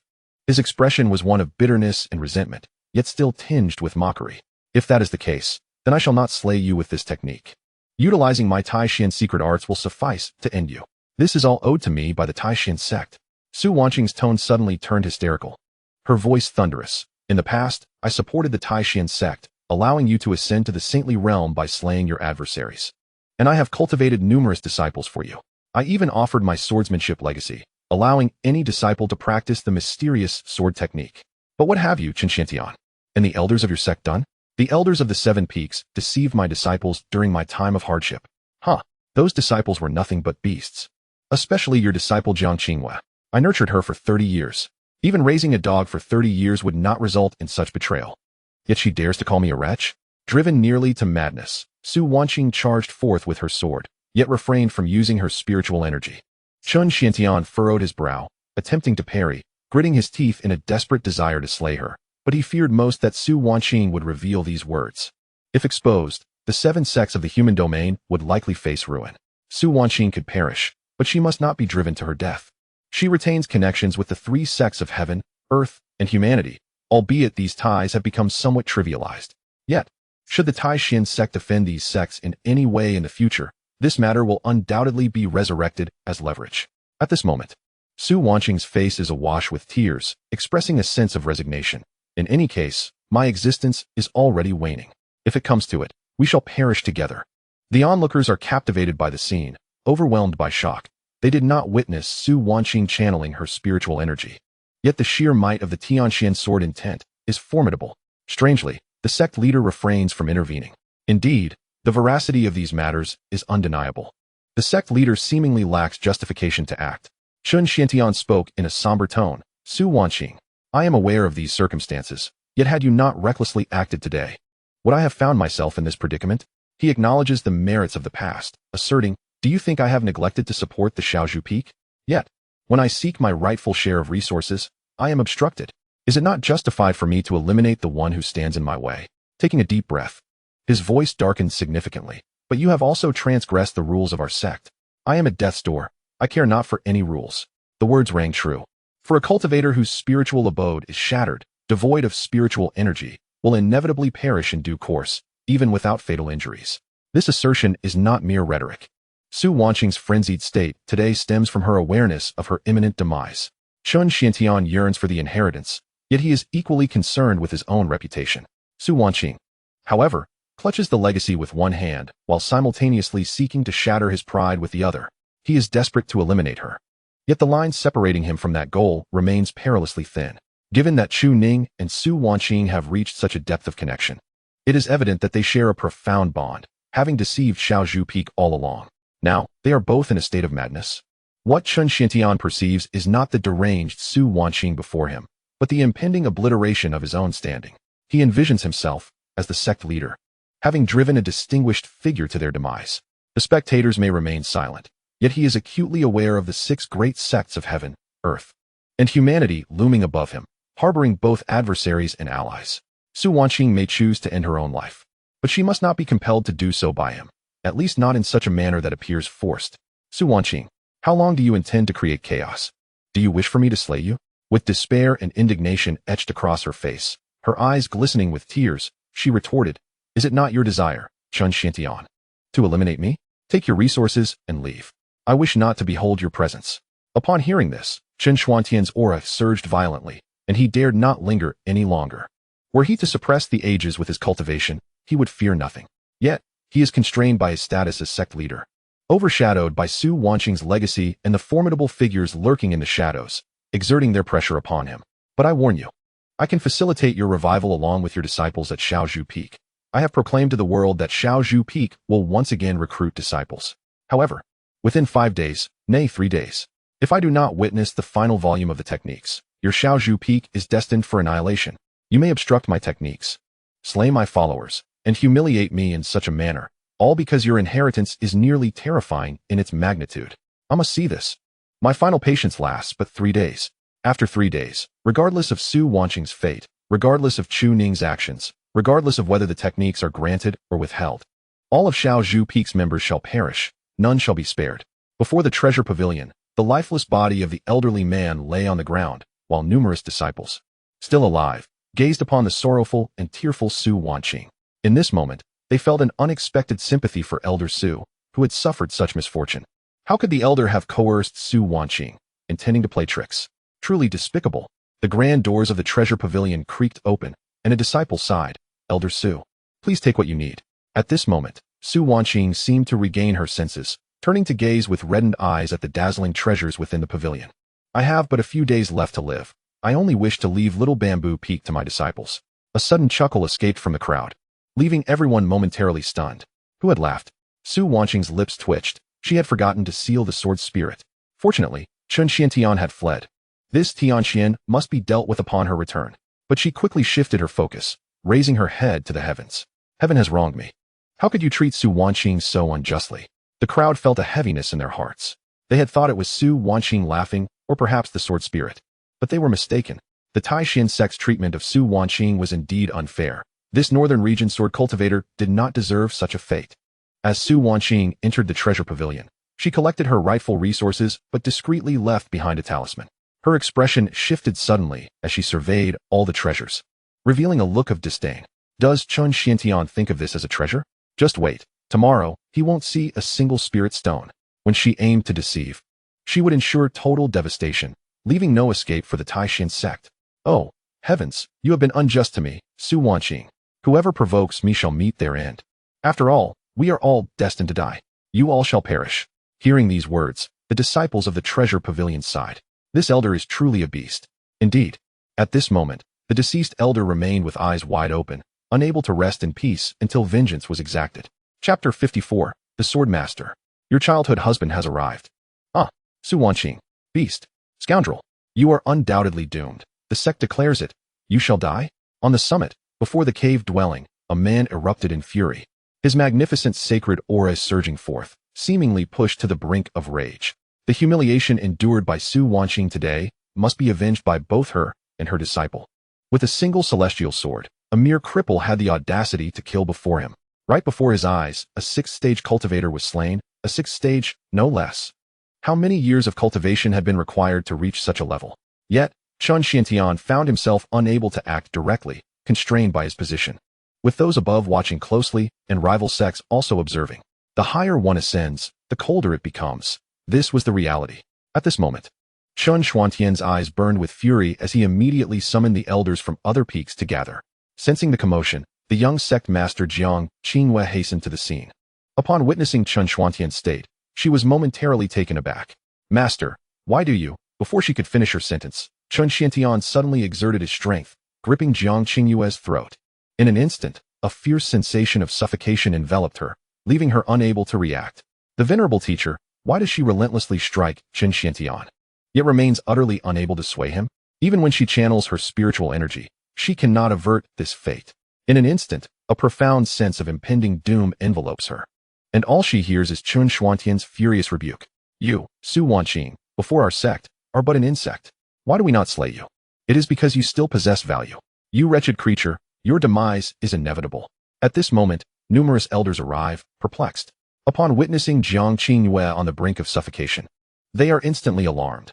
No matter the severity of her transgressions, she cannot be killed. A divine-grade spiritual root, the hope of our sect's future. Sect leader. This cannot be. What crime has Qingyue committed to provoke such wrath? This cannot be. This cannot be. Immediately, some attempt to intervene. Yet they are unable to restrain the nearly explosive fury of Chun Xiantian. Meanwhile, Jiang Qingyue's struggles grow feebler until, nearly devoid of strength, she is violently slammed before the entrance of the cave abode, leaving her grievously wounded and on the verge of death. The elders stand in stunned silence. The master of the medicine peak utterly bewildered, as Chun Xiantian's furious command echoes. You, revive her. If Jiang Qingyue perishes, you shall meet the same fate. Without hesitation, the elder rushes forth to provide aid. Moments later, Jiang Qingyue awakens, bewildered and terrified, yet still kneels. Disciple, what wrong have I committed? I beseech you to enlighten me. Chun Xiantian does not spare her a glance, merely stating, go and cultivate. Master, disciple, our sect commands you to go and cultivate. Jiang Qingyue, though confused, departs swiftly, soon realizing that Chun Xuantian's ire is not directed at her, but rather at Su Wanqing. What have they done to incur such unwarranted calamity upon her? Her cultivation rendered useless, yet she endures this suffering, undoubtedly instigated by others. The remaining elders, including Wanqing and Su Hu, dare not breathe a word. They are oblivious to the events that have transpired, yet they can sense that Chun Xiantian's emotions are volatile. Wanqing, the master of the Pill Peak, immediately bows. At your service. Chun Xiantian coldly intones. From this day forth, you and the other peak masters shall monitor Shaozhou Peak meticulously. Any disturbances must be reported immediately. Understood. Suhu, you fool. The burly man approaches, bewildered, yet dares not speak, hastily stating, please, sect leader, give your orders. Chun Xiantian fixes him with a cold glare. You shall gather all your resources and discreetly set up the Taishan sword array at Shaozhou Peak. Let me reiterate. If anyone escapes, you shall not be spared. I understand completely. He trembles in fear, acutely aware of the gravity of Chun Xuantian's wrath. The other elders are instructed to make necessary arrangements and dispatch personnel. Regardless of the task, your mission over the next few days is to secure Shaozhou Peak. Within 3 days, if they do not produce the inheritance, they shall be eradicated without mercy. Understood. Swordmaster, may I smile now? Silence. You nearly revealed too much just now. If you dare expose anything, you shall be dismissed, never to return. Please, Swordmaster. Tianxian recognizes her mistakes. Back within the cave abode. So can I smile now? Smile, smile, go ahead and laugh. What is there to find amusing? At this moment, Tianxian bursts into laughter. Although it seems she has already laughed today, yet still feels the urge. Ha ha ha, master of the sword. How did you manage to cry so convincingly? Leaving Chun Xiantian utterly bewildered, even Chu Ning could not match your performance. Ah, I believe I have mentioned this before, yet it remains exceedingly amusing. Su Wanqing, witnessing this, could only shake her head in resignation. Is it truly that significant? Does it truly matter? She herself did not act as extravagantly, merely feigning in certain aspects. such as impending doom. Today, however, she felt compelled to indulge in a fit of madness. It appears her persona does not quite align with such antics. Yet she has grown accustomed to them of late. There are indeed words she longs to express, but if not for Ning, she would have never found the opportunity to voice them. She could not help but let out a sigh. The very first task upon recovering her powers was to seek trouble within the sect, yet she found it rather delightful. Her spirits were quite elevated. However, observing the rolling and writhing Tianxian, Su Wanqing felt a wave of exasperation. Why roll about in the dirt while laughing? Is it not unseemly? It's nothing. I'm not afraid of getting dirty. Ha ha ha, Master of the Sword. Your tears are quite the spectacle. I truly could not contain my laughter. Su Wanqing sighed deeply, lamenting, why does this sword spirit possess such a low threshold for humor? It is a stark contrast to her character. How could a sword master of such demeanor have a spirit that seems somewhat unhinged? Glancing at the resources in her possession, she noted that even with a doubling of resources, it amounted to a mere 200,000 spirit stones, which paled in comparison to what lay within the sect's treasury. Nevertheless, she was undeterred. She had already made the necessary arrangements. The teleportation talisman was provided by a disciple, designed for targeted transport, although the distance was rather minimal. Venturing to the treasury posed no issue. All restrictions would be disregarded, and at the opportune moment, everything would be seized. While orchestrating these plans, Su Wanqing felt an urge to laugh. Initially, she intended to return and chuckle leisurely, yet upon witnessing Tianxian finish her share of laughter, she refrained from continuing. That girl possesses quite the capacity for joy, able to sustain her laughter for such an extended time. Seated gracefully in her chair, Su Wanqing examined the storage ring. This cache of resources was ample for both of them, and even with her dual cultivation of body and technique, concerns regarding resources were far from pressing. Coupled with the treasures in the sect's vault, she would likely lack for nothing until reaching the Sage Realm, provided she was granted the opportunity. Now that her cultivation had been restored, her heart brimmed with joy, though her expression was predominantly one of gentle warmth. As she yearned to share this sentiment with her disciples, perhaps when she was of a similar age to Chu Ning, she could have laughed heartily like Tianxian, unburdened by care. Yet, as the years have passed, she has encountered countless experiences and handled resources far greater than this. Even the sight of the sect as treasury no longer stirred her. However, while acting, observing the reactions of others was rather delightful. Tianxian, did Ninger visit Chen Xiantian last night? She returned with a smile, did she not? Only now regaining her composure, Tianxian shook her head at this remark. No, Chu Ning, much like the master of the sword, seems rather indifferent. He even mocked me, saying I resemble a fool. It was infuriating. Yet, he was only considering the master. So I refrained from holding it against him. Humph. Upon hearing this, Su Wanqing was momentarily taken aback. It appears my disciple's reactions align closely with his. Indeed, she is a reflection of my teachings. She yearned for the opportunity to discuss this matter face to face with him. Surely it would come soon. As he was still engrossed in cultivation, was he not? It is truly vexing. Her heart is in turmoil, and the longer she delays, the more uncertain she becomes about how to explain things to her disciple. She struggles to comprehend her own emotions, which is indeed a source of distress, leaving her devoid of the spirit to cultivate. The mere thought of discussing this matter with her disciple brings to mind a poignant realization. It seems she has raised him. A bitter smile escapes Su Wanqing's lips.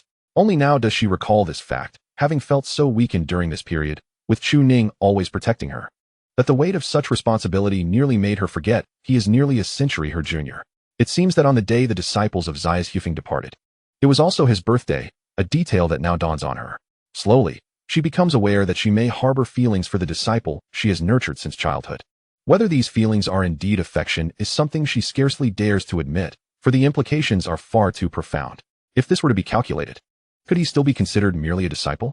Wouldn't he that render him akin to a child groom? Su Wanqing's face flushes with embarrassment, her hands tightly gripping the hem of her skirt. This is utterly absurd, simply preposterous. By the way, Sword Master, you have yet to disclose your level of cultivation. After you released your sword intent, it seemed you had more to say. My current cultivation level is not quite at the third realm. Even I am somewhat surprised by the swiftness of my progress. Wait, Sword Master. Su Wanqing is momentarily taken aback, but Tianxian suddenly becomes alert. Someone is watching outside the cave. They've been observing for quite some time. Su Wanqing furrows her brow. Someone is watching? Did Chen Xiantian send people? If that were the case, she would not hesitate to eliminate a few more, for within the sect, no one could now restrain her. At that moment, Tianxian abruptly rises to open the door, her sword intent nearly overwhelming. Who dares to lean against the sword master's door? This door can only be leaned upon by me. Regardless of who it is, Today they shall meet their end. With a forceful motion, she flings open the cave door. Her face alight with fury. What audacious creature dares to lean against the door? I shall not let this pass. Upon seeing the visitor, Tian Xian's expression shifts instantly, and she turns to smile at Su Wanqing. Swordmaster, your childhood groom has arrived. I shall not intrude any longer and take my leave. Su Wanqing is momentarily stunned. A question mark appearing above her head. What childhood groom? I was just contemplating whether my disciple could be considered as such, but how could Tian Xian possibly know? Who is it? Su Wanqing inquires, her curiosity piqued, as she observes a figure awkwardly entering the cave. Hee, master, the little girl is rather thoughtless. Please do not take offense. Chapter 55, Disrobing? A casual matter, it is not as though Chu Ning had intentionally positioned himself at the door. After completing his cultivation, he ventured outside once, but could not find Tian Xian, nor could he locate Su Wanqing. He was aware that the two had gone out. What could they be doing? Most likely stirring up trouble, as they often engage in theatrics with one another. He could afford to wait, initially intending to wait directly within Su Wanqing's cave. Suddenly, a dream resurfaces in Chu Ning's mind, instilling within him a sense of clarity amidst confusion. How could it be that my master treats me so well while I entertain such improper thoughts about her? Although such thoughts quickly succumb to others. For does his master not perhaps harbor a hint of affection for him as well? Yet, he cannot discern whether her current restoration of her foundational strength has altered anything from before. After all, the Su Wanqing in memory was devoid of romantic inclinations, wholly devoted to the path of the sword. Now that things have returned to their former state, what if she were to utter a phrase of affection? We could continue our master-disciple relationship. Chu Ning felt a twinge of regret for not expressing anything on that fateful day, seizing the moment to solidify their bond. The nature of their relationship could be discussed leisurely later.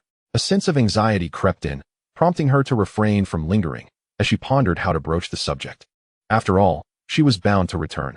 With the celestial sword Tianxian in hand, her master would be safe. After contemplating for quite some time, she heard a commotion from the next room. It was time to see her master. Master, let us converse.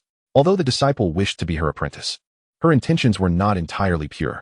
Su Wanqing was immensely captivating, having drawn Chu Ning's admiration since childhood. Whether she regarded Su Wanqing as a mentor or as a woman, her perspective was now quite muddled. Yet one cannot act in a manner that breeds regret. Thus, Chu Ning stood before the cave entrance, ready to knock. The current realm was indeed formidable. 5 levels of the Eternal Life Tower. The potency of the 7-tiered Yinyang Xianyuan pill was simply terrifying. However, she did not plan to pursue further advancement in the short term. Rapid elevation of her cultivation brought about an unfamiliarity with her realm and a deficiency in combat skills.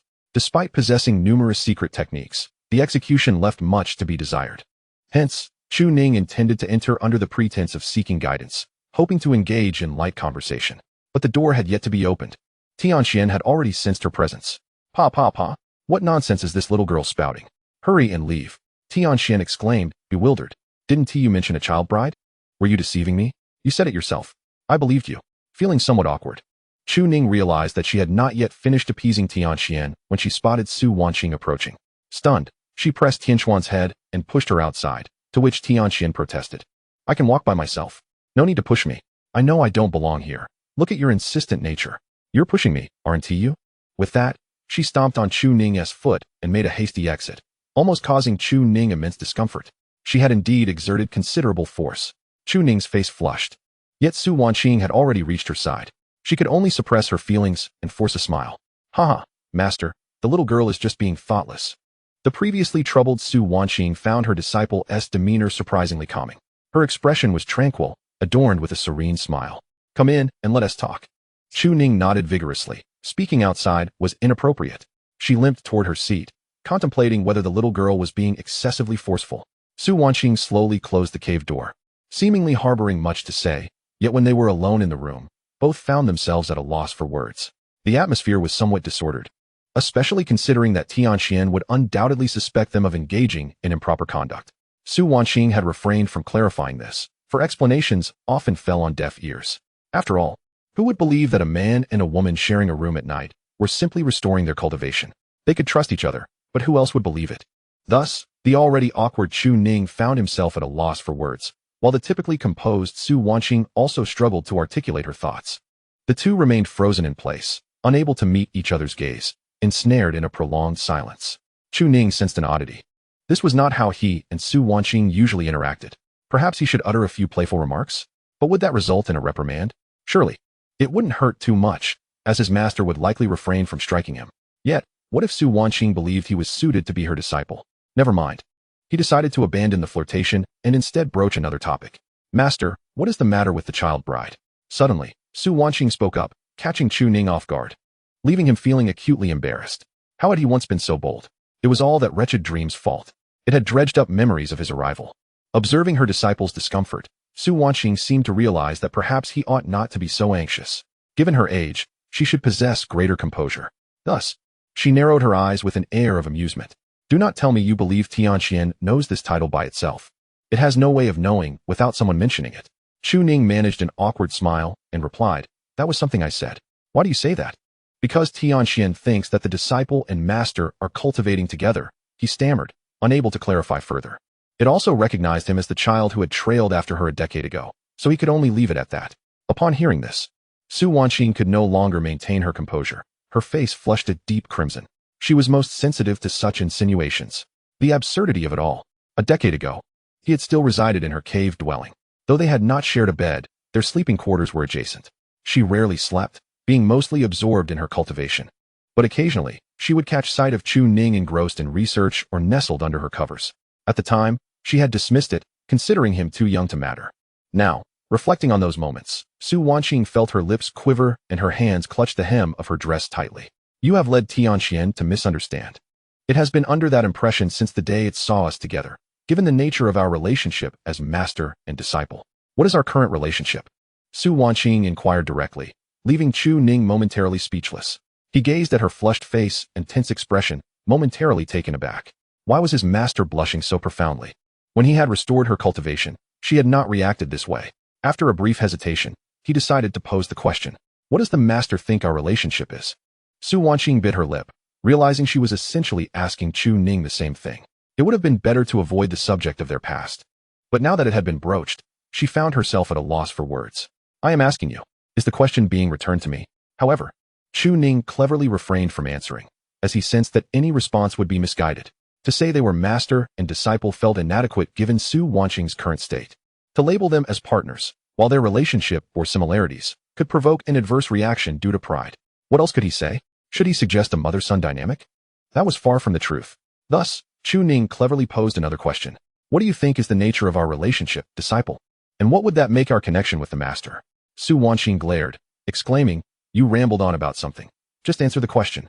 Yet, she seemed to recognize Chu Ning's caution. Their current dynamic appeared more fitting. The disciple was no fool. He was astute enough to understand that mentioning the master-disciple bond would raise questions, while referring to her as a partner would put her in an uncomfortable position. It seemed he had considered her feelings on this matter. Su Wanqing pondered his words. If you believe we share a certain relationship, then that is indeed what we share. Just as you once said, if you regard me as your master, I am your master. If you do not, then I am merely another identity, allowing you to slip into my embrace. Gazing at the self-proclaimed clever Chu Ning, a smile unexpectedly graced her lips as she cheerfully inquired. Then what do you think our relationship is? A series of questions exchanged back and forth, creating an engaging dialogue. This truly left Chu Ning at a loss. Women can be so intricate in such matters. Chu Ning found himself outmatched. She questioned him again, clearly aware that his mind was racing. After much contemplation, he decided to remain silent. I recall you said that in front of others, I shouldn't call you master, but rather sister? Oh, so that means we are siblings? Quite intriguing. Observing Su Wanqing's smile growing ever more radiant, Chu Ning swiftly interjected, then I might as well call you mother, which would make us mother and son. Wouldn't it? Su Wanqing's expression turned quizzical, a question mark appearing above her head. What nonsense is this? She stepped forward and tugged at Chu Ning's ear. Say that again. Chu Ning, unfazed, lifted his head and chuckled. Disciple has now ascended to the 5th level of the 4th realm. What are you planning, Su Wanqing? Care for a spar? Upon hearing this, Su Wanqing chuckled. Oh, so you're calling me by name now? Just the 5th level of the 4th realm, the Yinyang Xinlong pill, is it? Even so, it seems you've only been cultivating for less than half a day. Terrifying. But what does that really signify? Su Wanqing's aura was no longer concealed. After just one day of recultivation, she had reached the 1st level of the 4th realm, with her body cultivation at the 3rd realm, fully perfected. Why did she dare to kill in front of Chun Xiantian today, even daring to strike at him? It was not merely a matter of technique. More importantly, even if she were outmatched, she could still rely on Tianxian to escape. Chu Ning was left utterly speechless. No way. You have your own connections too. Su Wanqing leaned closer, her smile widening, almost whispering in Chu Ning's ear. Oh dear, I've heard someone wishes to spar with me. What do you say, shall we? A fragrant breeze brushed against his face. At such proximity, Chu Ning could feel the warmth of her breath. He looked up at her exquisite visage, unable to suppress a wry smile. I can't believe this. Even a prodigy of the fourth realm shouldn't engage in such playfulness. Is the master seeking to clear her reputation? Did Ninger not suggest the idea of sparring? Surely, it wasn't with the notion that winning would lead to liberties? At this distance, even if I don't win, I could still take liberties. Do you dare? Chu Ning leaned forward, intent on demonstrating his courage, but Su Wanqing, having foreseen his move, swiftly intercepted his advance. Did she truly remain oblivious to the identity of her disciple? When he dared to speak, it was a genuine audacity. Did he consider the implications of their master-disciple relationship? Certainly, he did. Yet, this disciple was, in essence, a rebellious one. The unfulfilled Chu Ning could only lament his plight with a sigh. If she refrained from offering affection, why then draw so close, provoking such feelings? He decided against any further advances, deeming it too bizarre. With a disinterested tone, Chu Ning remarked, Congratulations on the restoration of your cultivation, esteemed master. Soon, you will be able to reclaim your former glory. From his tone, Su Wanqing could easily discern the underlying meaning. Virtue, what are you attempting to accomplish? Were it not for your childhood anecdotes, would it have escalated to this extent? Yet, in truth, the current lack of awkwardness seems reminiscent of their previous interactions. With a cheerful demeanor, Su Wanqing rose, stretching languidly as she approached the bed. Though her foundation had regained stability, her cultivation remained shaky, and she anticipated a period of diligent practice ahead. Today, however, she felt an ache in her back and limbs. Chu Ning lifted his gaze, only to find Su Wanqing sprawled across the bed. The pose, the demeanor, and the tone. What did it all signify, if not the obvious? Yet, Chu Ning would not be so easily manipulated, not even by Su Wanqing. It would appear that my esteemed master ought to rest properly. Since you have already retired to bed, I shall refrain from disturbing you. With that, he made to rise. Surprised by his sudden departure, Su Wanqing turned her head sharply. What? Is that so? I do not perceive you as a paragon of virtue. Can you not grasp my intentions? She had not intended for Chu Ning to leave. Yet, it soon became evident to her that the smirk playing at the corners of his mouth was unmasked. He was indeed being deliberate. No pretense whatsoever. Was he employing a strategy of feigned disinterest? Very well, then you may leave. She thought defiantly. She could simply continue her cultivation. What was there to fear? Then, she witnessed Chu Ning truly walking away, without a glance back. He was genuinely leaving. Chu Ning. Su Wanqing could no longer contain herself and called out. I have patiently engaged you in discussion all day, and you think you can just walk away? Her temper flared. She had recently taken a life and harbored intentions of eliminating more rebellious disciples. You had best not find yourself on my list of wayward disciples. However, she could not articulate her concerns directly. The outside world was perilous. Today, she had struck several blows against Chun Xiantian, who would undoubtedly dispatch individuals to keep watch. If he ventured out, what if he became a target? Chu Ning paused, momentarily bewildered by her words about striking Chun Xiantian. Yet, he chose to feign confusion as he turned back. But if I were to appear in my master's dwelling during the day, would not those who keep watch misinterpret my presence? Su Wanqing inwardly cursed his naivety. Did he not wish for others to perceive him as a wayward disciple? Initially, Tian Xian was quite naive, yet you boldly declared yourself to be my man. Her lips trembled as she forced a smile. Did they not misconstrue your visits in the evenings? Why then, are you suddenly apprehensive now? Indeed. But I cannot shake the feeling that my esteemed master intends to strike me. I sense that you are the more perilous one. If your conscience is clear, why would I ever lay a hand on you? Oh, so if one's conscience is clear, one would refrain from striking, would they? Su Wanqing felt that the situation was not quite as it seemed. Even if he were to burrow into her blankets, he would find it entirely reasonable and feel no remorse. If it were Su Wanqing, it would simply be in alignment with her true feelings. Thus, she added another definition, to have a clear conscience and remain untainted. Chu Ning raised an eyebrow, deeply in agreement. The words of the master were indeed wise. The disciple understood. With that, he approached to untie Su Wanqing's sash, but before he could act, she restrained his hand. Just moments ago, she spoke of being untainted. What did this mean for him? If the disciple believed in innocence, then it was indeed innocent. But what did the master think? Su Wanqing let out a bitter laugh. It seemed that whether she spoke or remained silent made little difference. To voice it felt like flirting, yet at the moment she chose to invite him to stay. All definitions before Chu Ning seemed insufficient to bind her. She ceased to obstruct Chu Ning from loosening her sash, but halfway through, a thought struck her. It seemed unnecessary to undress entirely. She merely mentioned that her shoulder was a bit sore, questioning why it felt so off. Su Wanqing turned to gaze at Chu Ning. "Ninger, why undress to need my shoulder?" Chu Ning was momentarily taken aback, a sheepish smile escaping him. Indeed, why would one need to undress for such a task? It had become second nature to him. Chapter 56, getting straight to the point, questioning the heart.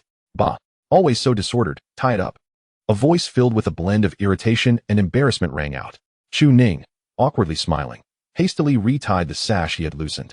Indeed, the master's cultivation had been restored. It was inappropriate to act in such a manner. What did it mean to act? This was about clarity and healing. Setting aside past events, this was something that could be celebrated.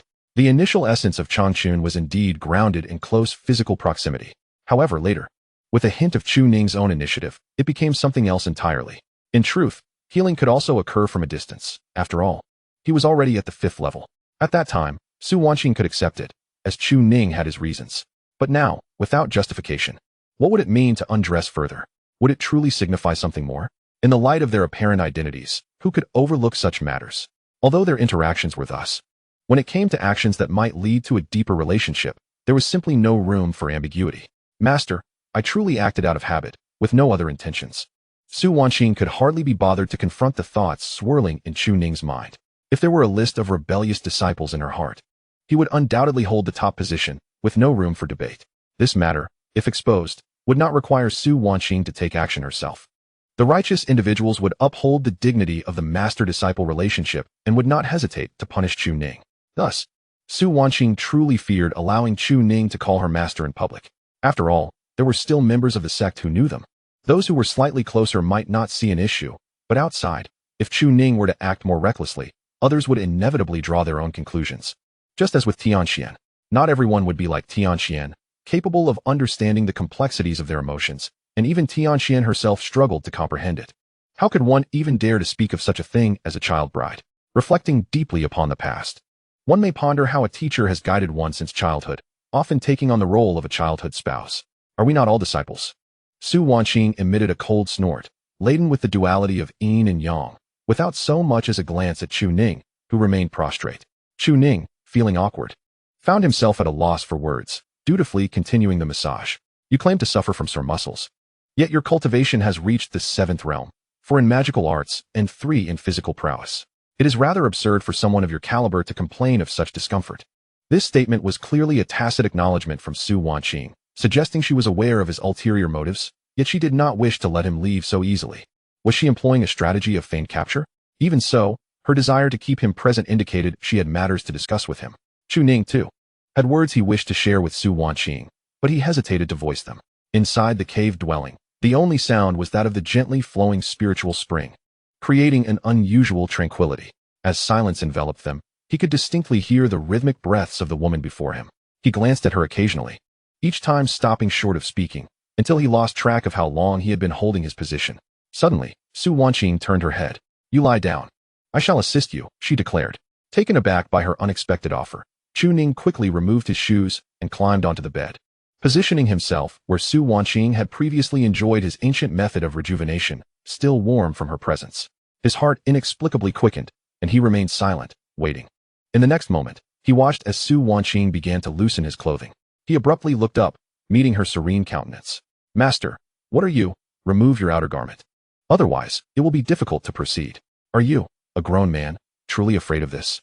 Chu Ning felt no fear, though he found the situation peculiar. "But just moments ago, when I helped you, you were rather sarcastic." "Ah, the distinction between men and women. The implications of nudity in public are not the same for both." Yet, he could not shake the sense of unfairness. While he could reveal his upper body to Su Wanqing, she could not reciprocate with honesty. It was a notion that seemed utterly beyond reach, and soon enough, his upper garment was discarded to the side. Su Wanqing maintained her composed demeanor, but as she beheld his bare torso, a flush crept across her face. The differences between childhood and adulthood were stark, and such matters were undeniably distinct. Nevertheless, she inhaled deeply. Her delicate, almost ethereal hands descended upon his back, chillingly cool, causing him to involuntarily draw a sharp breath. "Ah, master, your technique resembles that of your disciple, Long Chun technique. Yet, you have not cultivated it." Clearly, she had retained the method, executing it with precision akin to his own. Although the massage was familiar, The sudden indulgence felt remarkably pleasant. That pressure, master. A bit more force on my shoulder. Yes, yes, that is the sensation. Your thumb can indeed apply pressure. Do not rely solely on your palm. The acupoint you are pressing would benefit from thumb stimulation. A sudden jolt of pain surged through him, followed immediately by a resounding slap from Su Wanqing. If you have more to say, seek another to assist you. Her face was flushed with color, considering that during this period, it has been the disciples caring for her. She must have memorized the techniques by now. With a change in identity, being subjected to scrutiny is rather awkward. After expressing this sentiment, Chu Ning fell silent, feeling that the slap he received was somewhat unjust. Merely offering guidance should not warrant criticism. Although he did not financially contribute, he had exerted effort previously. However, it was evident that after his remarks, Su Wanqing indeed followed through at the key acupressure points, employing Chu Ning's techniques. Despite the presence of discomfort, she was still mindful of Chu Ning's feelings. A wave of tingling sensations washed over him, prompting him to comprehend why certain individuals are so fond of foot massages. Such treatment was undeniably delightful. Yet, he was distinctly different from those individuals. The person behind him was his esteemed master, which inevitably stirred his imagination. Observing that Su Wanqing was still receptive to his suggestions, Chu Ning quietly added, "Master, typically, when others receive a massage, they are seated behind the person. You could simply sit on my waist. It makes it easier to apply force." Su Wanqing responded with a cold smile. "Oh, who are others? Who has ever pressed you like this?" Chu Ning immediately fell silent, realizing he had dug himself into a pit. The woman was aware that he had hardly interacted with anyone, having grown up under her watchful eye. Yet, she still wore an expression of displeasure, complaining, "I have not studied this technique, yet you keep demanding this and that. Just the other day, I asked you to slow down, and you didn't heed my words." Chu Ning awkwardly smiled. It was merely an attempt to make the sounds more pleasant. Suddenly, he felt the weight of a person pressing down upon him. And before he could utter a word, her hands exerted surprising force. She truly applied pressure. However, the cost of this was a bit of torment. Clearly, the somewhat embarrassed Su Wanqing had no intention of allowing Chu Ning to enjoy everything without consequence. Indeed, this method facilitated the application of force.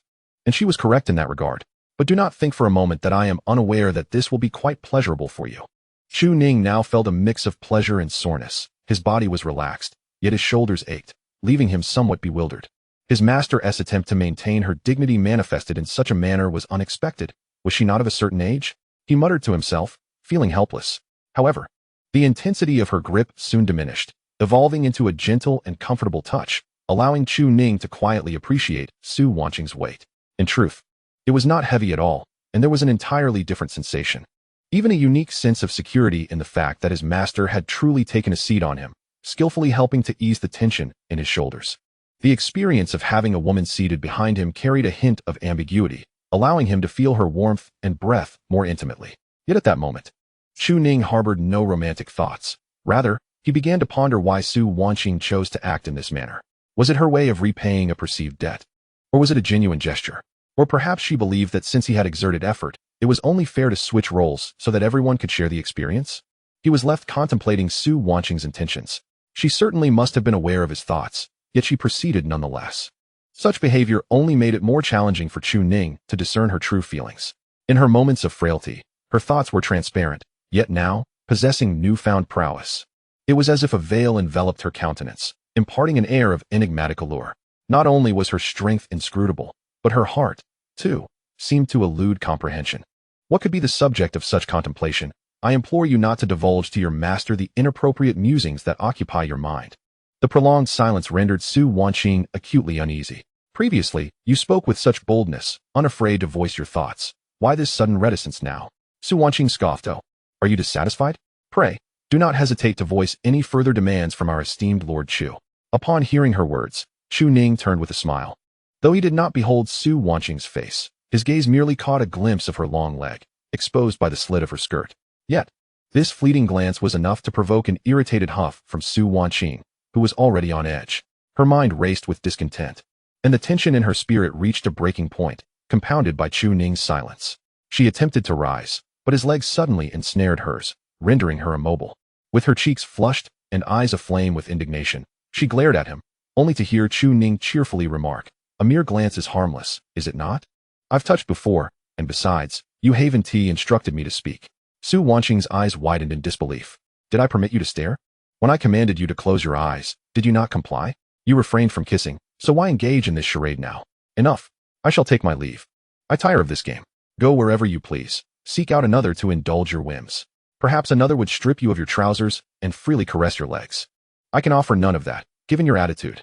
With a sudden surge of determination, Su Wanqing exerted herself, and Chu Ning found himself unable to restrain her. It became evident that she was genuinely incensed. In a hurry, Chu Ning chuckled. Oh, master, I was merely jesting. I truly wish to spend more time with you. Let us indulge a little longer, for I have yet to savor such treatment. Upon hearing this, Su Wanqing ceased her attempt to depart and continued her pressing. Yet, the increasing intensity of her grip revealed her tumultuous emotions. Will you speak or not? You seem quite adept at withholding your thoughts. Just as she prepared to apply further pressure, Chu Ning unexpectedly broke the heavy silence. Master, do you harbor feelings for your disciple? Su Wanqing froze, her movements abruptly ceasing. What did you say? Chu Ning, unambiguous in his approach, continued. I inquired directly, do you harbor romantic feelings for your disciple, devoid of any ambiguity? If you did not comprehend, I can repeat myself. Do you possess any romantic inclination towards me? Chapter 57. Willingness or reluctance at that moment. The atmosphere within the cave fell once again into silence. However, Chu Ning was not one to engage in convoluted games. He could not be outmaneuvered. Since Su Wanqing was aware of his ulterior motives and had resolved to become his adversary, might it not be time to address this matter directly? He seemingly succeeded in aiding Su Wanqing in restoring her cultivation, yet he had no intention of leveraging this matter to exert pressure.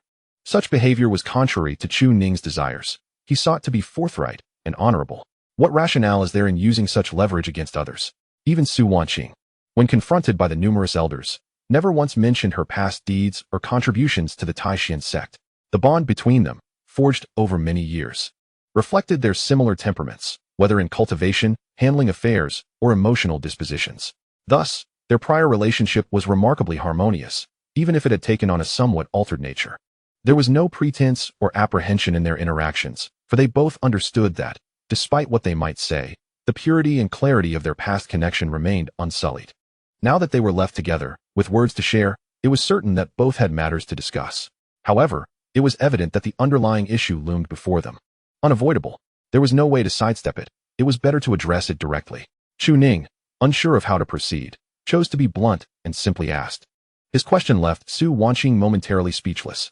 Upon hearing his words, her heart raced violently, and she felt an overwhelming sense of confusion. Was it too forward to inquire about such matters? Su Wanqing attempted to rise, but found herself ensnared by Chu Ning's grasp. Master, I have but one question. Are you unwilling to answer? She asked, her expression flustered, her lips quivering as she looked at her disciple. She knew they needed to discuss this. Yet their relationship was shrouded in ambiguity, tinged with a hint of romantic undertones. However, their boldest encounter had merely been a single kiss. The Yin-Yang Xianlong pill certainly did not count. The subsequent incident had been forced upon her, a trap she had fallen into. Thus, she pondered how they had transitioned from a master-disciple relationship to Chu Ning suddenly broaching such a topic.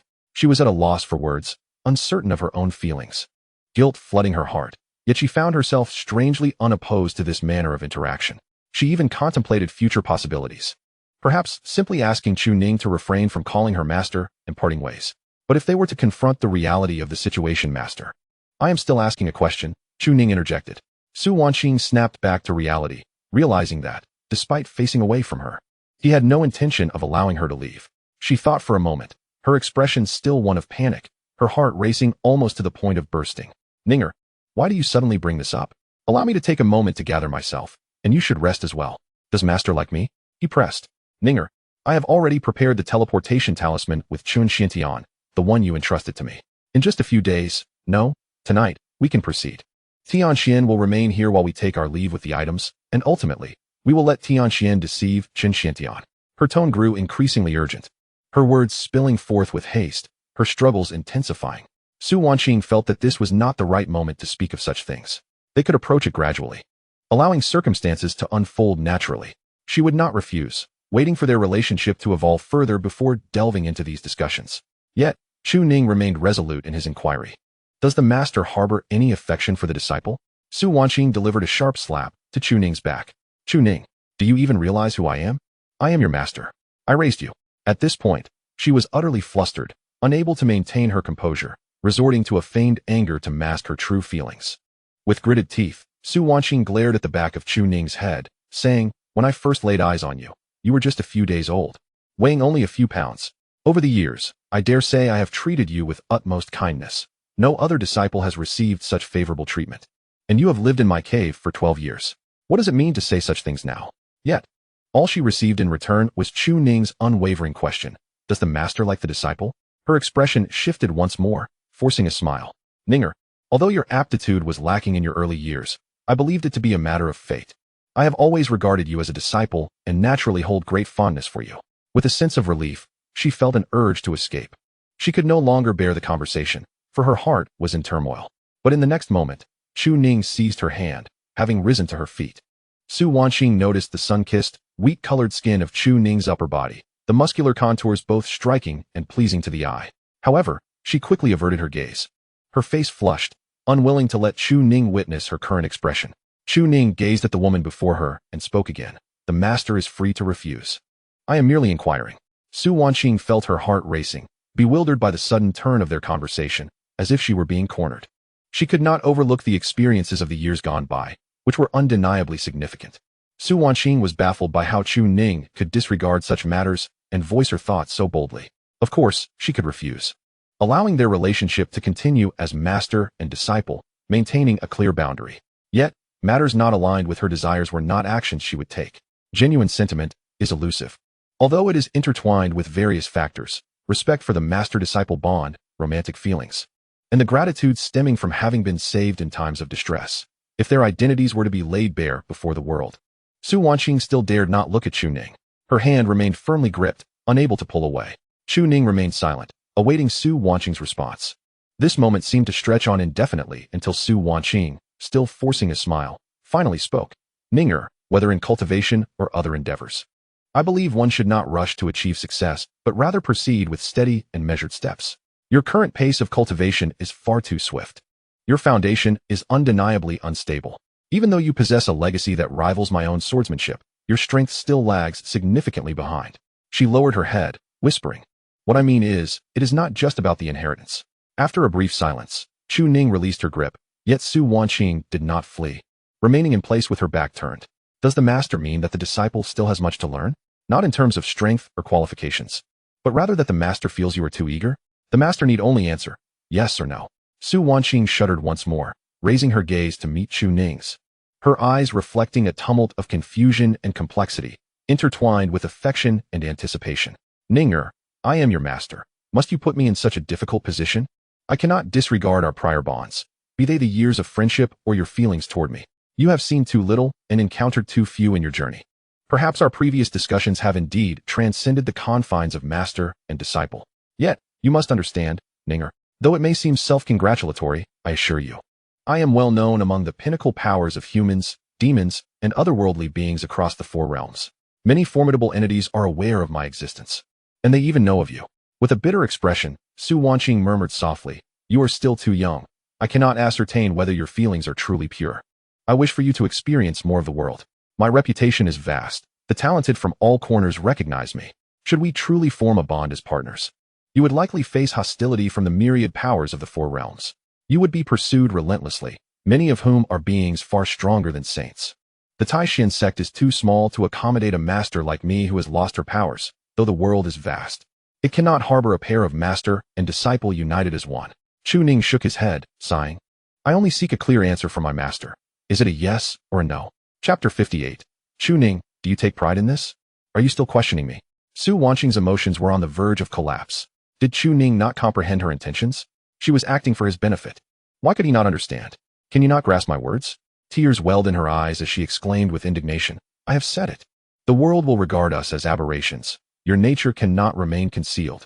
Tianxian is a prime example. It could have remained oblivious, but now it knows and accepts it due to our long-standing ties. What of others? How will they perceive you? They will accuse you of defying natural order and moral decay. They will unleash a barrage of insults and even resort to violence against you. You would suffer countless undeserved calamities, severing the path that rightfully belongs to you. Do you believe yourself strong? That is merely because the Taishan sect is too insignificant. One of the 7 great sects of the human realm, yet it boasts only a single saint. Do they understand? Saints are as numerous as ants. There are over 1,000 mere 7th-level saints. Cunning can be wielded against the foolish among the Taishan sect, for they do not deserve the title of one of the 7 sections. But those others? They will not concern themselves with your background, as they themselves are the most formidable backing. If Taiyang Xuanzi wishes to eliminate you, he, the foremost cultivator of the past 10 millennia, would not be deterred. I cannot protect you. Why do you cling to such ignorance, thereby jeopardizing your path to immortality? I have never refused you from the very beginning. I only wish to make you aware of the vastness of the world, the many mountains yet to climb, and the multitude of people you may come to love. In this world, there are countless women from whom you could choose, yet I, as your master, am merely a fleeting shadow in your life. Perhaps you harbor feelings for me now, but what of a century or a millennium hence? You may come to view me as aged and withered, believing that your accomplishments could attract far more beautiful women who would eagerly comply with your every whim, sparing you from myriad troubles. Upon hearing this, Chu Ning shook his head and remarked, I am acutely aware that my aspirations are woefully insufficient, even to the point of neglecting future paths in the grand tapestry of destiny. He fervently enhanced his cultivation at an astonishing pace, fully cognizant that his foundation remained precarious. Yet, no matter how formidable the third realm might be, it would be crushed underfoot by someone of his fourth realm. The chasm of disparity in their realms would only widen, and he was uncertain how many days remained for both Su Wanqing and himself. Tomorrow could herald death. Yet today he had broken through to the third realm, prompting the disciples of Taishan's sect to believe in their legacy, thereby controlling their actions. Tomorrow might bring his demise, but Su Wanqing could regain her strength and ascend to the fourth realm, wielding her celestial sword to evade even the likes of the sage Chun Xiantian. Too many uncertainties loomed, compelling him to focus on survival, clutching tightly to everything at hand, fighting desperately to endure. For the malevolence of this world had already burdened Su Wanqing excessively, and it was no less so for Chu Ning. But I can only inquire. What is your answer, master? Su Wanqing was taken aback, her exquisite visage marred by anger. Why did he not contemplate these matters? Yet, she quickly shifted to a bittersweet smile, for she had already expressed that her disciple had indeed considered all of this. Although he remained silent, he seemed unafraid of the malice of others or the nature of their relationship. In that moment, Su Wanqing's ire gradually dissipated, replaced by a hint of a wry smile. What is it that you truly admire in your master? Why is it that from the beginning, you have posed questions to me, rather than the other way around? Not long ago, you were so audacious. Why now do you seek my counsel at every turn? Chu Ning replied with composure. Because the Su Wanqing of today is a woman who can shape her own destiny, capable of advancing her cultivation without being shackled by any constraints. In my eyes, my master should be an indomitable force, like a sword piercing through the heavens, surveying all living beings below, proclaiming that we, as cultivators, ought to aspire to such greatness. Su Wanqing's expression shifted, her astonishment palpable. She was not inquiring about the version of herself devoid of cultivation, but rather the one who now embarked upon the path of enlightenment anew. It dawned on her that in her disciple's heart, there existed only one Su Wanqing, the renowned sword saint in a green robe, possessing her own thoughts and plans, unbound by any external forces. Thus, is that the reason? At this moment, the disciple dared to inquire whether his master held any affection for him, fearless of all that she had previously stated. Upon hearing this, Su Wanqing's anger resurfaced, her gaze icy. You speak with such arrogance, it is hardly worth consideration. I fear that in the future, should you encounter other women, you would dismiss these words as mere folly. Trust or disbelief rests with you, master. My intentions remain steadfast, he declared, gazing at the resolute countenance of Chu Ning. Su Wanqing felt a mixture of exasperation and amusement. If, a century hence, you utter these words again, I shall believe you and grant you what you seek. Yet, Chu Ning merely shook his head. We, as cultivators, strive for every moment. But what of a century hence? Perhaps by then, my disciple will have encountered misfortune. Before I could finish my thought, I was abruptly silenced by Su Wanqing's sharp admonition. Do not utter such ominous words. I blinked in surprise, refraining from continuing my discourse. And instead, I gazed quietly at Su Wanqing. I perceived the complexities etched on her face, her inner turmoil, and recognized that it was indeed too premature to speak of such matters. Perhaps our relationship would remain as it is, gradually evolving into something deeper.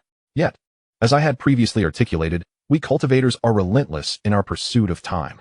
Su Wanqing fixed her gaze on me for an extended moment. Her fists clenched tightly in resolve. You are truly obstinate. My feelings for my master are well understood by him. Now, I inquire about his feelings for me. With a scornful retort, she surged forward and seized me, delivering a fierce kiss. The metallic tang of blood mingled with the air, and I widened my eyes in shock. How could a kiss turn into a bite? After this impulsive act, Su Wanqing maintained her intense stare upon me, seemingly unperturbed by the consequences of her actions. If I dared disregard everything, what was there for her to fear? A lifetime of cultivation is most fearful of insincerity. Reluctance is reluctance, and she had turned down countless illustrious heroes. Yet, where there is genuine affection, it cannot be ignored. Such is her nature. Now, have we finished questioning? Speaking and acting? After her declaration, she continued with a cold smile. Chu Ning, are you feeling quite pleased with yourself? Her gaze was unyielding, and the slightest hint of amusement from me would incite her wrath. I understood that in this state, Su Wanqing was a volatile force. I had never witnessed her so flustered. Mountains may crumble and heavens may unite, yet I dare to sever ties with you, I declared, invoking her ire. She was infuriated, seizing me by the collar and thrusting me out. Having never read more than a couplet of poetry, where did you acquire such licentious phrases? I do not wish to hear this. Your task is to focus on your cultivation. With a swift kick, she propelled me out of her abode. Once I was gone, Su Wanqing could no longer maintain her composure, covering her face in humiliation, nearly collapsing from embarrassment. How dare he possess such audacity? Clearly, I was the elder. Why had I been driven to such a corner? How could this be? He was, after all, raised by me. Where did he find such audacity? Bah! What nonsense about mountains and heavens. Once he leaves the Taishan sect, he will encounter beauties beyond compare and not even recognize her. Utter drivel, pure drivel. This lad is undoubtedly consumed with thoughts of seeking her bed. What does a promise matter? If he dares to approach, I shall strike him down. At that moment, Su Wanqing, nearly deranged, plunged into the spirit pool with a splash. She needed solitude, otherwise her mind would surely explode. Outside the cave, I rubbed my sore backside. Utterly bewildered. How could I have been kicked out after agreeing? This was not at all what I had envisioned. Oh well, a promise is a promise. Nearby, Tianxian, crouched and playing with grass, turned to glance at me. Our communication was through thought. Oh, you've been expelled as well? I thought I was the only one. I replied with a hum, settling beside her to join in the diversion. Yes, I have indeed been expelled. Heh, it must be that the dual cultivation was rejected. Who would engage in such practices during the day? Tianxian suggests you try it at night. The sword master is rather lacking in influence. Indeed. One cannot help but admire Tianquan's perceptiveness. Yet, why do you appear so unfazed? Oh, you did mention that nighttime visits are permissible. Tianquan's expression is one of disdain. Oh, you two are truly extraordinary, indulging in such eccentricities. In the distance, the observing elders diligently take notes. Chu Ning, having been expelled from the cave by Su Wanqing, idly plays with a blade of grass, tearing it into 19 segments. Elders, is this even worth recording? Nonsense. If the sect master has commanded, then it must be noted. Otherwise, this fellow will surely go mad again. Chapter 59. The trouble approaches. Within the Shaozhu Peak, Chu Ning refrains from pondering further on romantic entanglements with Su Wanqing. His master is blushing profusely. Yet, having already made a promise, there is no cause for concern. He can contemplate it more thoroughly come nightfall. While others might cower at the prospect of criticism, Chu Ning remains undaunted. At this juncture, given his current relationship with Su Wanqing, retreat is out of the question. As his master said, as long as one acts with a clear conscience, it is of little matter. However, distancing himself from Su Wanqing would make it exceedingly difficult for him to maintain such clarity. He continues to practice his swordsmanship, striving to grasp the essence of the blade, for he still has much ground to cover. Top of the heavenly ranking, Master Tangshuanzai. Top of the earth ranking, the Chaos Domain's Taoist Chaos, at the peak of Wuji, 9th transformation. Second on the earth ranking, the Demon Lord of the Demon Domain, Mo Wuji, at the peak of Wuji, 9th transformation. Third on the earth ranking, the Tranquil Taoist of Tianxian sect, at the peak of Wuji, 9th transformation. Fourth on the earth ranking, the Demon Sovereign of the Demon Domain, Zhu Ke, at the peak of Wuji, 8th transformation. In the realm of humanity, Tianxian sect. Numerous disciples gather in a study, where hundreds of thousands of records from various regions are compiled. At the head of the table, a Taoist in a white robe is diligently reviewing the information. At this moment, a report is presented, and the Taoist cannot help but furrow his brow. Su Wanqing of the Taishan sect, having lost her cultivation, can still withstand the onslaught of sect master Chen Xiantian? The Taoist who delivered the report respectfully states, Su Wanqing possesses the celestial sword Tianxian, which enables this feat. Moreover, Chen Xiantian did not exert his full strength, thus this report. The Taoist furrows his brow even deeper. According to his master, having lost her cultivation, Su Wanqing is on the brink of death. The celestial sword should not still be in her possession. How did she endure the backlash of the sword's essence? This matter remains unclear. Perhaps the celestial sword recognizes its master and actively suppresses the backlash. As for the top position on the Qianlong ranking, should Su Wanqing not be removed? The Taoist finds himself in a quandary. Originally, this year was meant for updating the rankings, and the Qianlong ranking is the most contentious. No one concedes to another. Yet, Su Wanqing's accomplishments in slaying saints have gone unchallenged for years. According to his master, she should be relegated to the human ranking to make way for other prodigies. However, despite her loss of cultivation, even the ancestor is powerless. Otherwise, she would belong to the Tianqian sect. Yet, she has still managed to withstand a saint's power. Regardless of the means employed, it appears that she must be placed at the top of the Qianlong ranking for this 3-year period.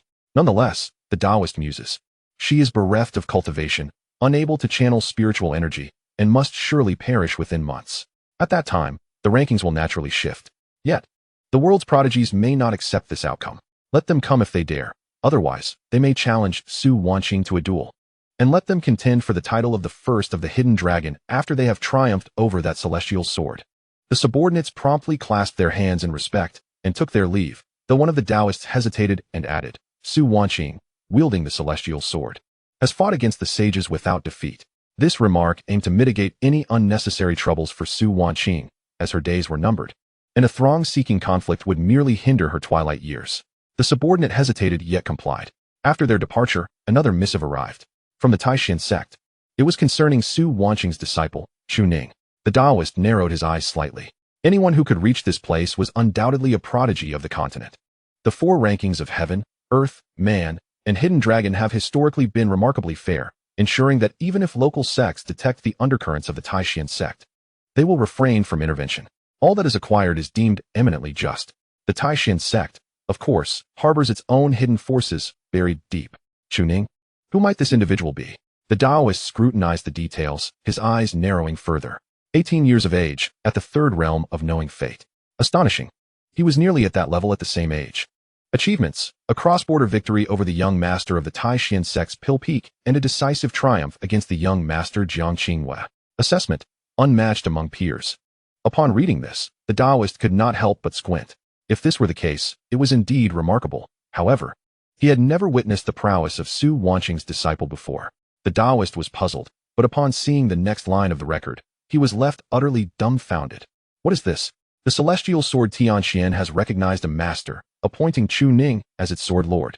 His mind nearly went blank, overwhelmed by a buzzing sensation. Tianqian has recognized a new master. First Su Wanqing, and now Chu Ning. No wonder Su Wanqing could wield it. It was due to her having a master in place. Yet, shouldn't that celestial sword await Su Wanqing's demise for him to claim it? The Taoist chuckled in disbelief, shaking his head in exasperation. He ought not to have heeded his teacher's advice. Su Wanqing had already named the celestial sword hers, and now it was seized by her disciple. However, taking it by force would be excessive. A 3rd realm cultivator was not worthy of his direct involvement. If Su Wanqing did not merit his intervention, then neither did Chu Ning. Nevertheless, these accomplishments were undeniably dazzling. The Taoist squinted again. So Tianqian has recognized a master, has it? Very well. Let the world behold the brilliance of the 2nd master of Tianqian. Come forth. Record this.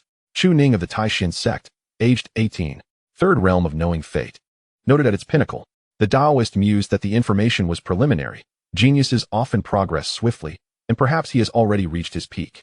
The Taoist scoffed, then adopted a serious demeanor.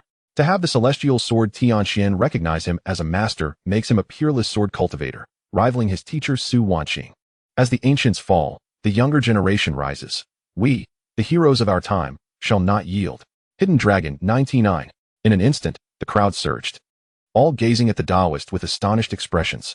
The Taoist.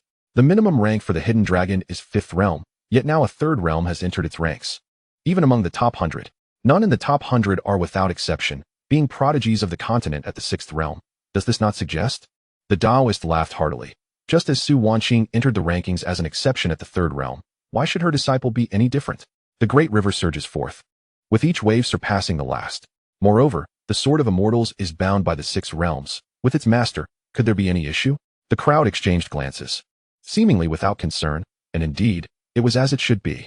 At the Taishan sect, on the small bamboo peak, countless eyes were fixed upon them. Even establishing a sword formation, Chu Ning had already gleaned information from Tianqian, yet he felt no alarm. He was engrossed in his sword practice. For honing his foundation was the true path. Rapid ascension in cultivation left one lacking, and he knew he fell short compared to his peers of extraordinary talent. However, in the next moment, the heavens and earth erupted in tumult. In an instant, for streams of light surged towards the sky, emanating from the revered position of the Taishan sect, the celestial rankings, the earth rankings, the human rankings, the hidden dragon. Countless gazes were drawn to the spectacle.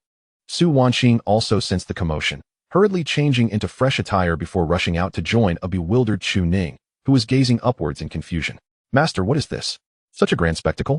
Surely the entire world can see this clearly. Su Wanqing smiled gently and explained.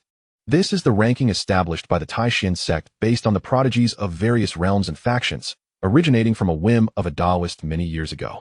It was gradually discovered that such rankings held immense allure for the world, eventually evolving into an established tradition. The celestial rankings signify those who have entered the celestial realm, with only one individual recognized. The earth rankings denote the realm of Wuji, while the human rankings refer to the realm of Pasu. And the hidden dragon rankings, do they pertain to those beneath the 6 realms? Chu Ning inquired. To some extent, yes, but most are from the 5th and 6th realms, unless they are particularly exceptional prodigies. My master, for instance, ranked within the 3rd realm, one of the few cultivators to achieve such recognition. Chu Ning nodded in understanding and glanced at Su Wanqing, noticing her gentle demeanor once more. He chuckled, yet Su Wanqing swiftly narrowed her eyes and, without a sound, summoned spiritual energy to deliver a playful slap to his rear. Behave yourself. Chu Ning grinned, realizing she was not so gentle after all, reverting to her role as a strict teacher. But you've already made a promise, why so fierce? He mused, perplexed.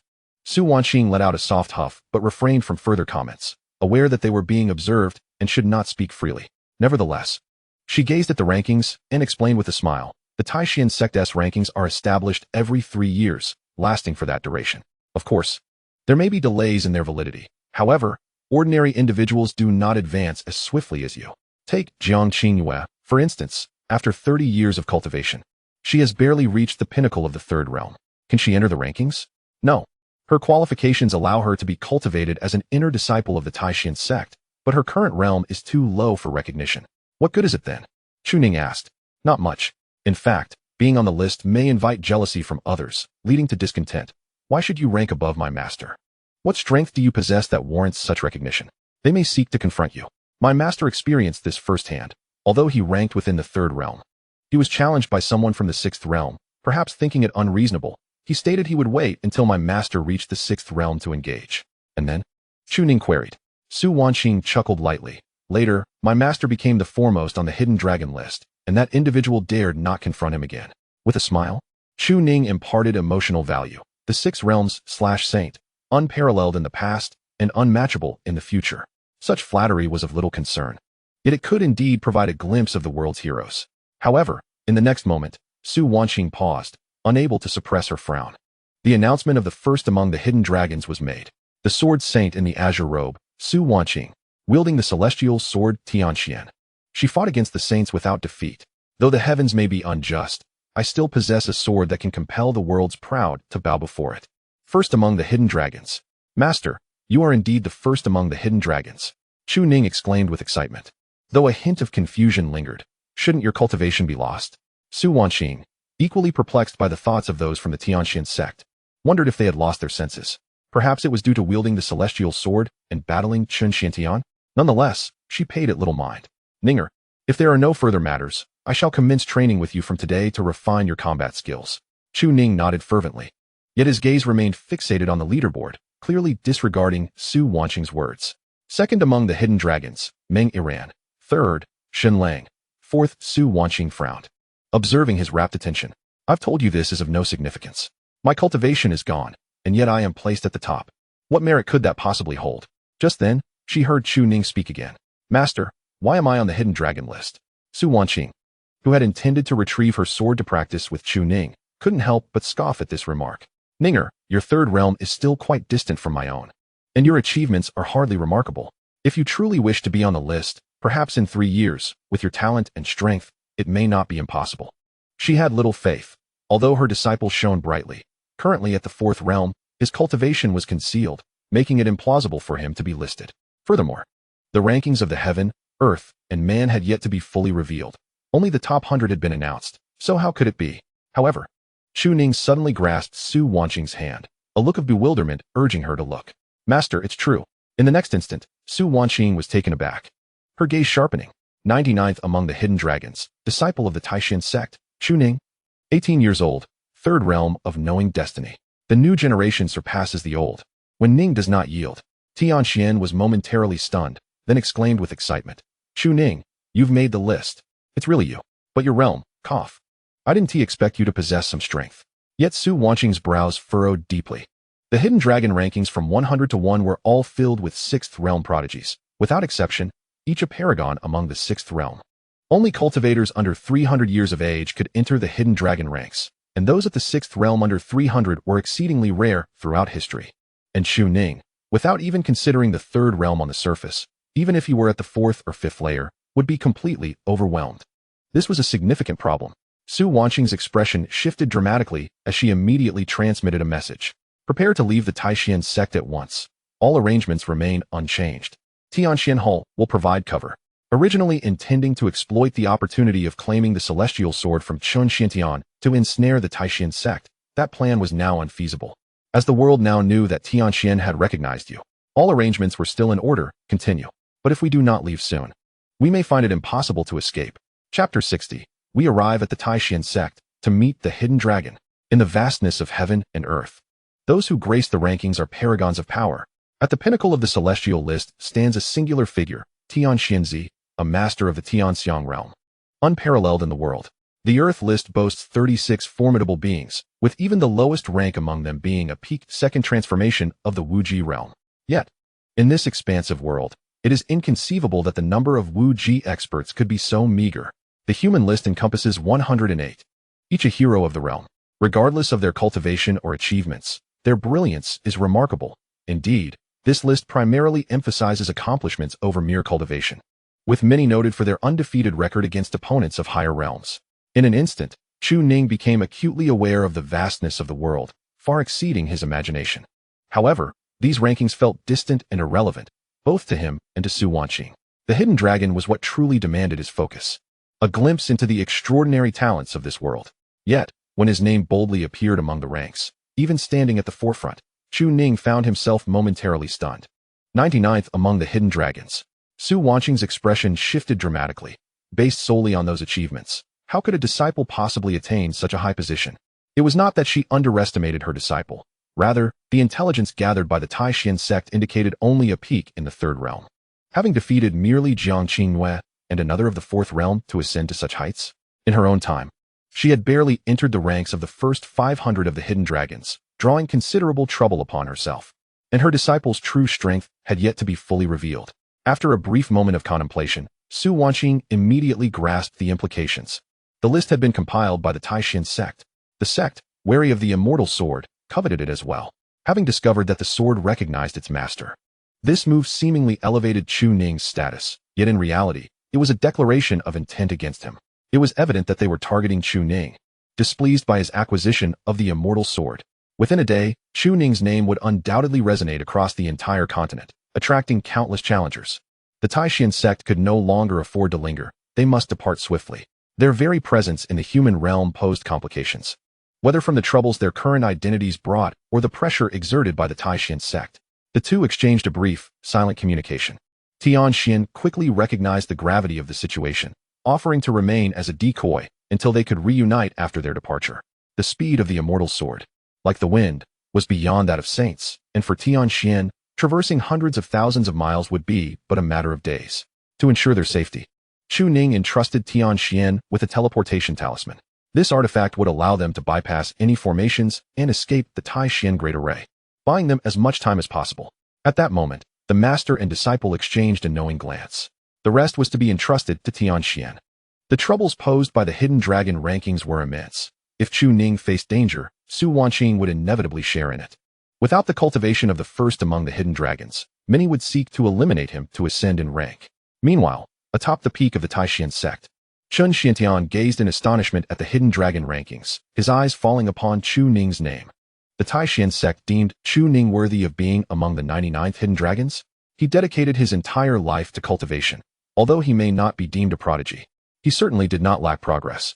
Yet, he never once found himself on any ranking list, be it the hidden dragon or the human rankings, nor even those custom-made by the people of the martial world. He had, however, heard whispers that certain individuals in the human realm had devised a birth ranking, seemingly with intentions of nominating him.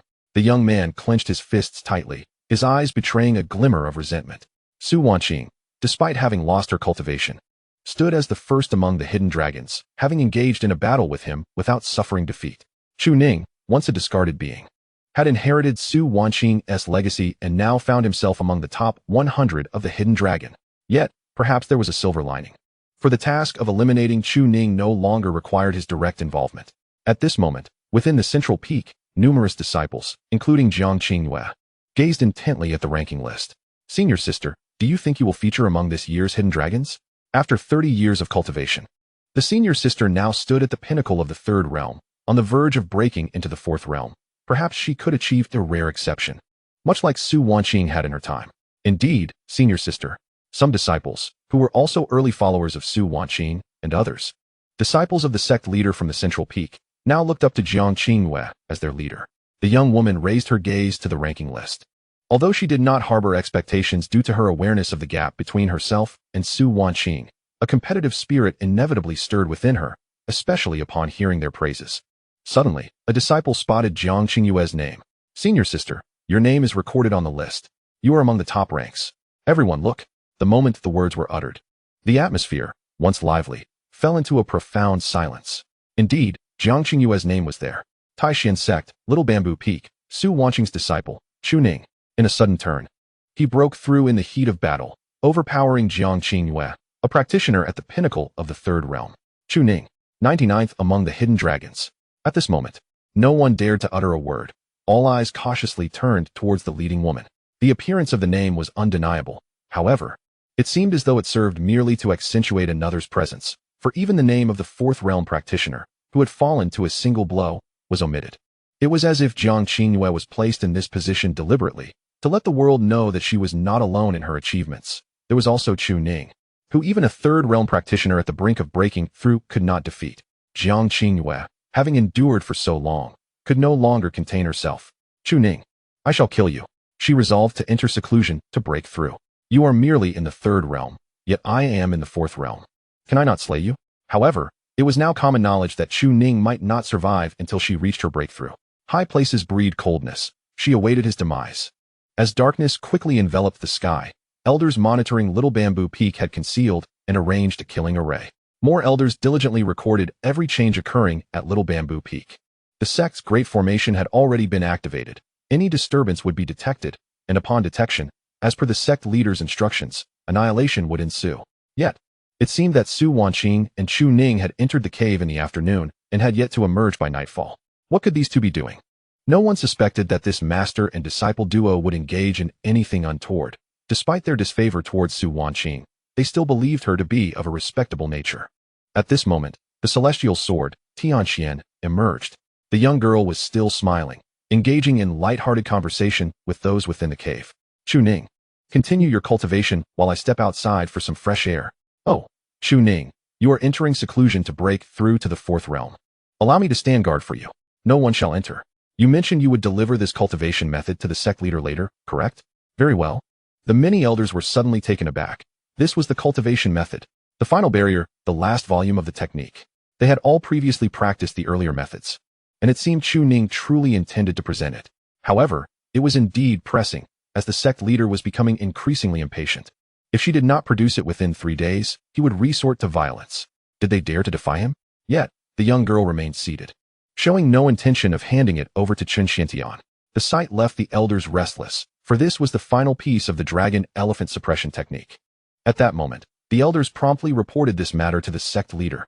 Chen Xiantian arrived swiftly, and his expression changed upon learning the news. When did the sword spirit make such a declaration?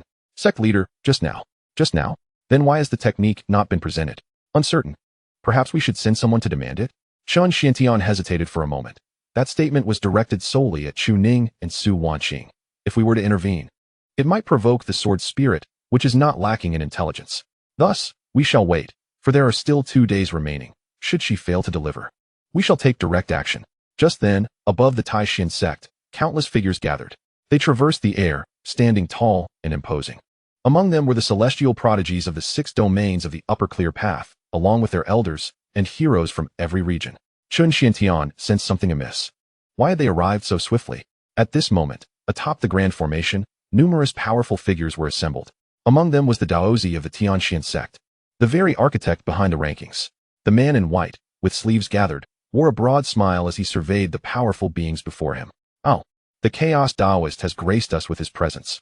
Could it be that he has disrupted the established order, unaware that chaos among the strong from different domains is forbidden? An elderly man draped in a flowing black robe emanated a profound aura that was almost terrifying. He was the Taoist leader of the Chaos Domain. He cast a glance at Feng Ming, his expression unchanged, and spoke in a calm tone. You, a mere junior, are not worthy to address me. Beside him stood a petite girl, grinning as she clung to the elder's arm. Father, don't quarrel with them. We are not here to stir trouble today.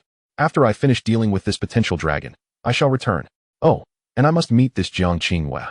I wonder just how inept he must be. The various powerful figures nearby remained silent. According to the rules, as long as no chaos ensued, none could interfere, and they lacked the authority to do so. Tian Xuanzi had not uttered a word. What could they possibly say?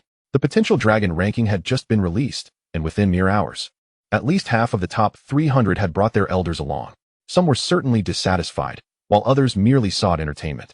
When Chun Xiantian arrived and saw the tense atmosphere, he felt a chill run down his spine. Esteemed guests, I am Chun Xiantian, the sect leader of the Taishan sect. Before he could finish his sentence, an elder struck him forcefully, causing him to spit out blood. Who the hell wants to know who you are? Hurry and bring Su Wanqing and Chu Ning out. Seeing that you are one of the 7 sects of humanity, I have no desire to provoke conflict or disrupt your sect's grand formation. Kindly open it yourself. At this moment, Chun Xiantian felt a tumult within his heart, as if his internal organs were on the verge of dislocation. Yet, he harbored no animosity, only a simpering smile of submission. Please, do open it. But after all have entered, I shall seal the formation again, for our sect is currently engaged in certain matters to prevent undesirable entities from escaping. The young woman beside the Chaos Taoist, displeased, remarked, What do you mean by that? Who could possibly escape before my father? Open it as instructed, and spare us your needless chatter.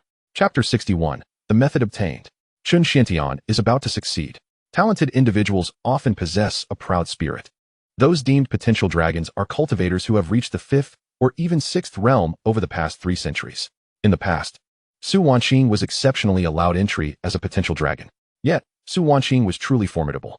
Having slain several 4th realm cultivators at the peak of the 3rd realm, and even holding her ground against a 5th realm potential dragon, her ascent rapid and near terrifying, quickly solidifying her position. But who is Chu Ning? None have laid eyes upon him. Could there be another prodigious sword cultivator emerging from the northern region? Thus, while many were displeased, curiosity prevailed. With a legacy carried forth, could this disciple possess the former grace of Su Wanqing? Several figures swiftly arrived at the little bamboo peak of the Taishan sect. Chun Xiantian followed closely behind, hurriedly stating, This is Little Bamboo Peak, their residence. At this moment, Chun Xiantian was cursing inwardly. Was this a jest? They arrived so swiftly. If they were to kill, then killing them would alleviate one of his burdens. Yet, the method had yet to be acquired. With nearly 500 individuals gathered, either potential dragons or those ranked in the various lists were present. Standing behind the crowd, the Taoist Feng Ming bore a smile. An immortal sword, the sword master of the immortal sword. He too yearned to witness its splendor. Here, no one would bully the weak. Great cultivators seldom struck down the less powerful, as it was deemed disgraceful. However, even if these formidable elders refrained from acting directly, could Chu Ning withstand their scrutiny? Come, let me witness the might of your immortal sword. Yet, they did not see Chu Ning and Su Wanqing. They only noticed a young girl squatting before the cave, playing with grass. Tian Xian glanced at the crowd, recognizing many familiar faces. During the exploration of the secret realms across the 4 domains, she had encountered numerous individuals. What brings you here? She inquired. In response, an elder spoke calmly. Immortal sword Tian Xian? We have heard that you have recently acknowledged Chu Ning as your master, and we wish to meet your sword master. Those of great stature possess their own charisma and have little interest in striking down the younger generation. Yet they had all come, and it was perplexing that Chu Ning and Su Wanqing were deliberately avoiding them. What did this mean? Did they look down upon them? Tian Xian was taken aback by the remark and replied, Oh, but my sword master is currently in seclusion, striving to break through to the 4th realm. If you wish to challenge him, would it not be prudent to wait until he emerges? The crowd fell silent. Even Taoist Feng Ming furrowing his brow. Breaking through to the fourth realm? Wasn't the report stating he had only just entered the early stages of the third realm? Is he truly capable of such a breakthrough? If so, this speed surpasses even his own past. Even the formidable Wanqing Taoist furrowed his brow. Tianxian, are your words truthful? What reason would I have to deceive you? My sword master cultivates at an astonishing pace. Tianxian replied with a cheerful smile, completely unfazed by the presence of these esteemed figures.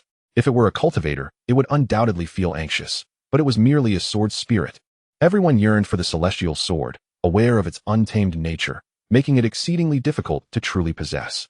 In essence, they were indifferent to what a sword spirit had to say or do, as long as it refrained from causing trouble. After all, their descendants might one day acquire Tianxian. The celestial sword's origins were far too significant to incite displeasure. The group fell silent, while Wanqing Taoist began to calculate with his fingers. The winds and thunder stirred. The power of the heavenly Tao surged momentarily, yet he gleaned nothing. Strange. He frowned, sensing something amiss, but dismissed it, simply asking, how much longer will it take? I'm not sure, but my sword master breaks through swiftly. Would you like to wait a couple of days? Wait 2 days. Some expressed dissatisfaction. Why should Chu Ning be afforded such privilege? Even Su Wanqing lacked that qualification. Just as someone was about to voice their thoughts, the daughter of Wanqing Taoist chimed in with a grin. At 18, reaching the pinnacle of the third realm and on the verge of breaking into the fourth, while wielding a celestial sword. Father, I find this even more intriguing. Shall we wait 2 days then? The elder hesitated momentarily, yet a flicker of interest ignited within him. While he had not deduced anything about Chu Ning, he had discerned recent events concerning the Taishan sect.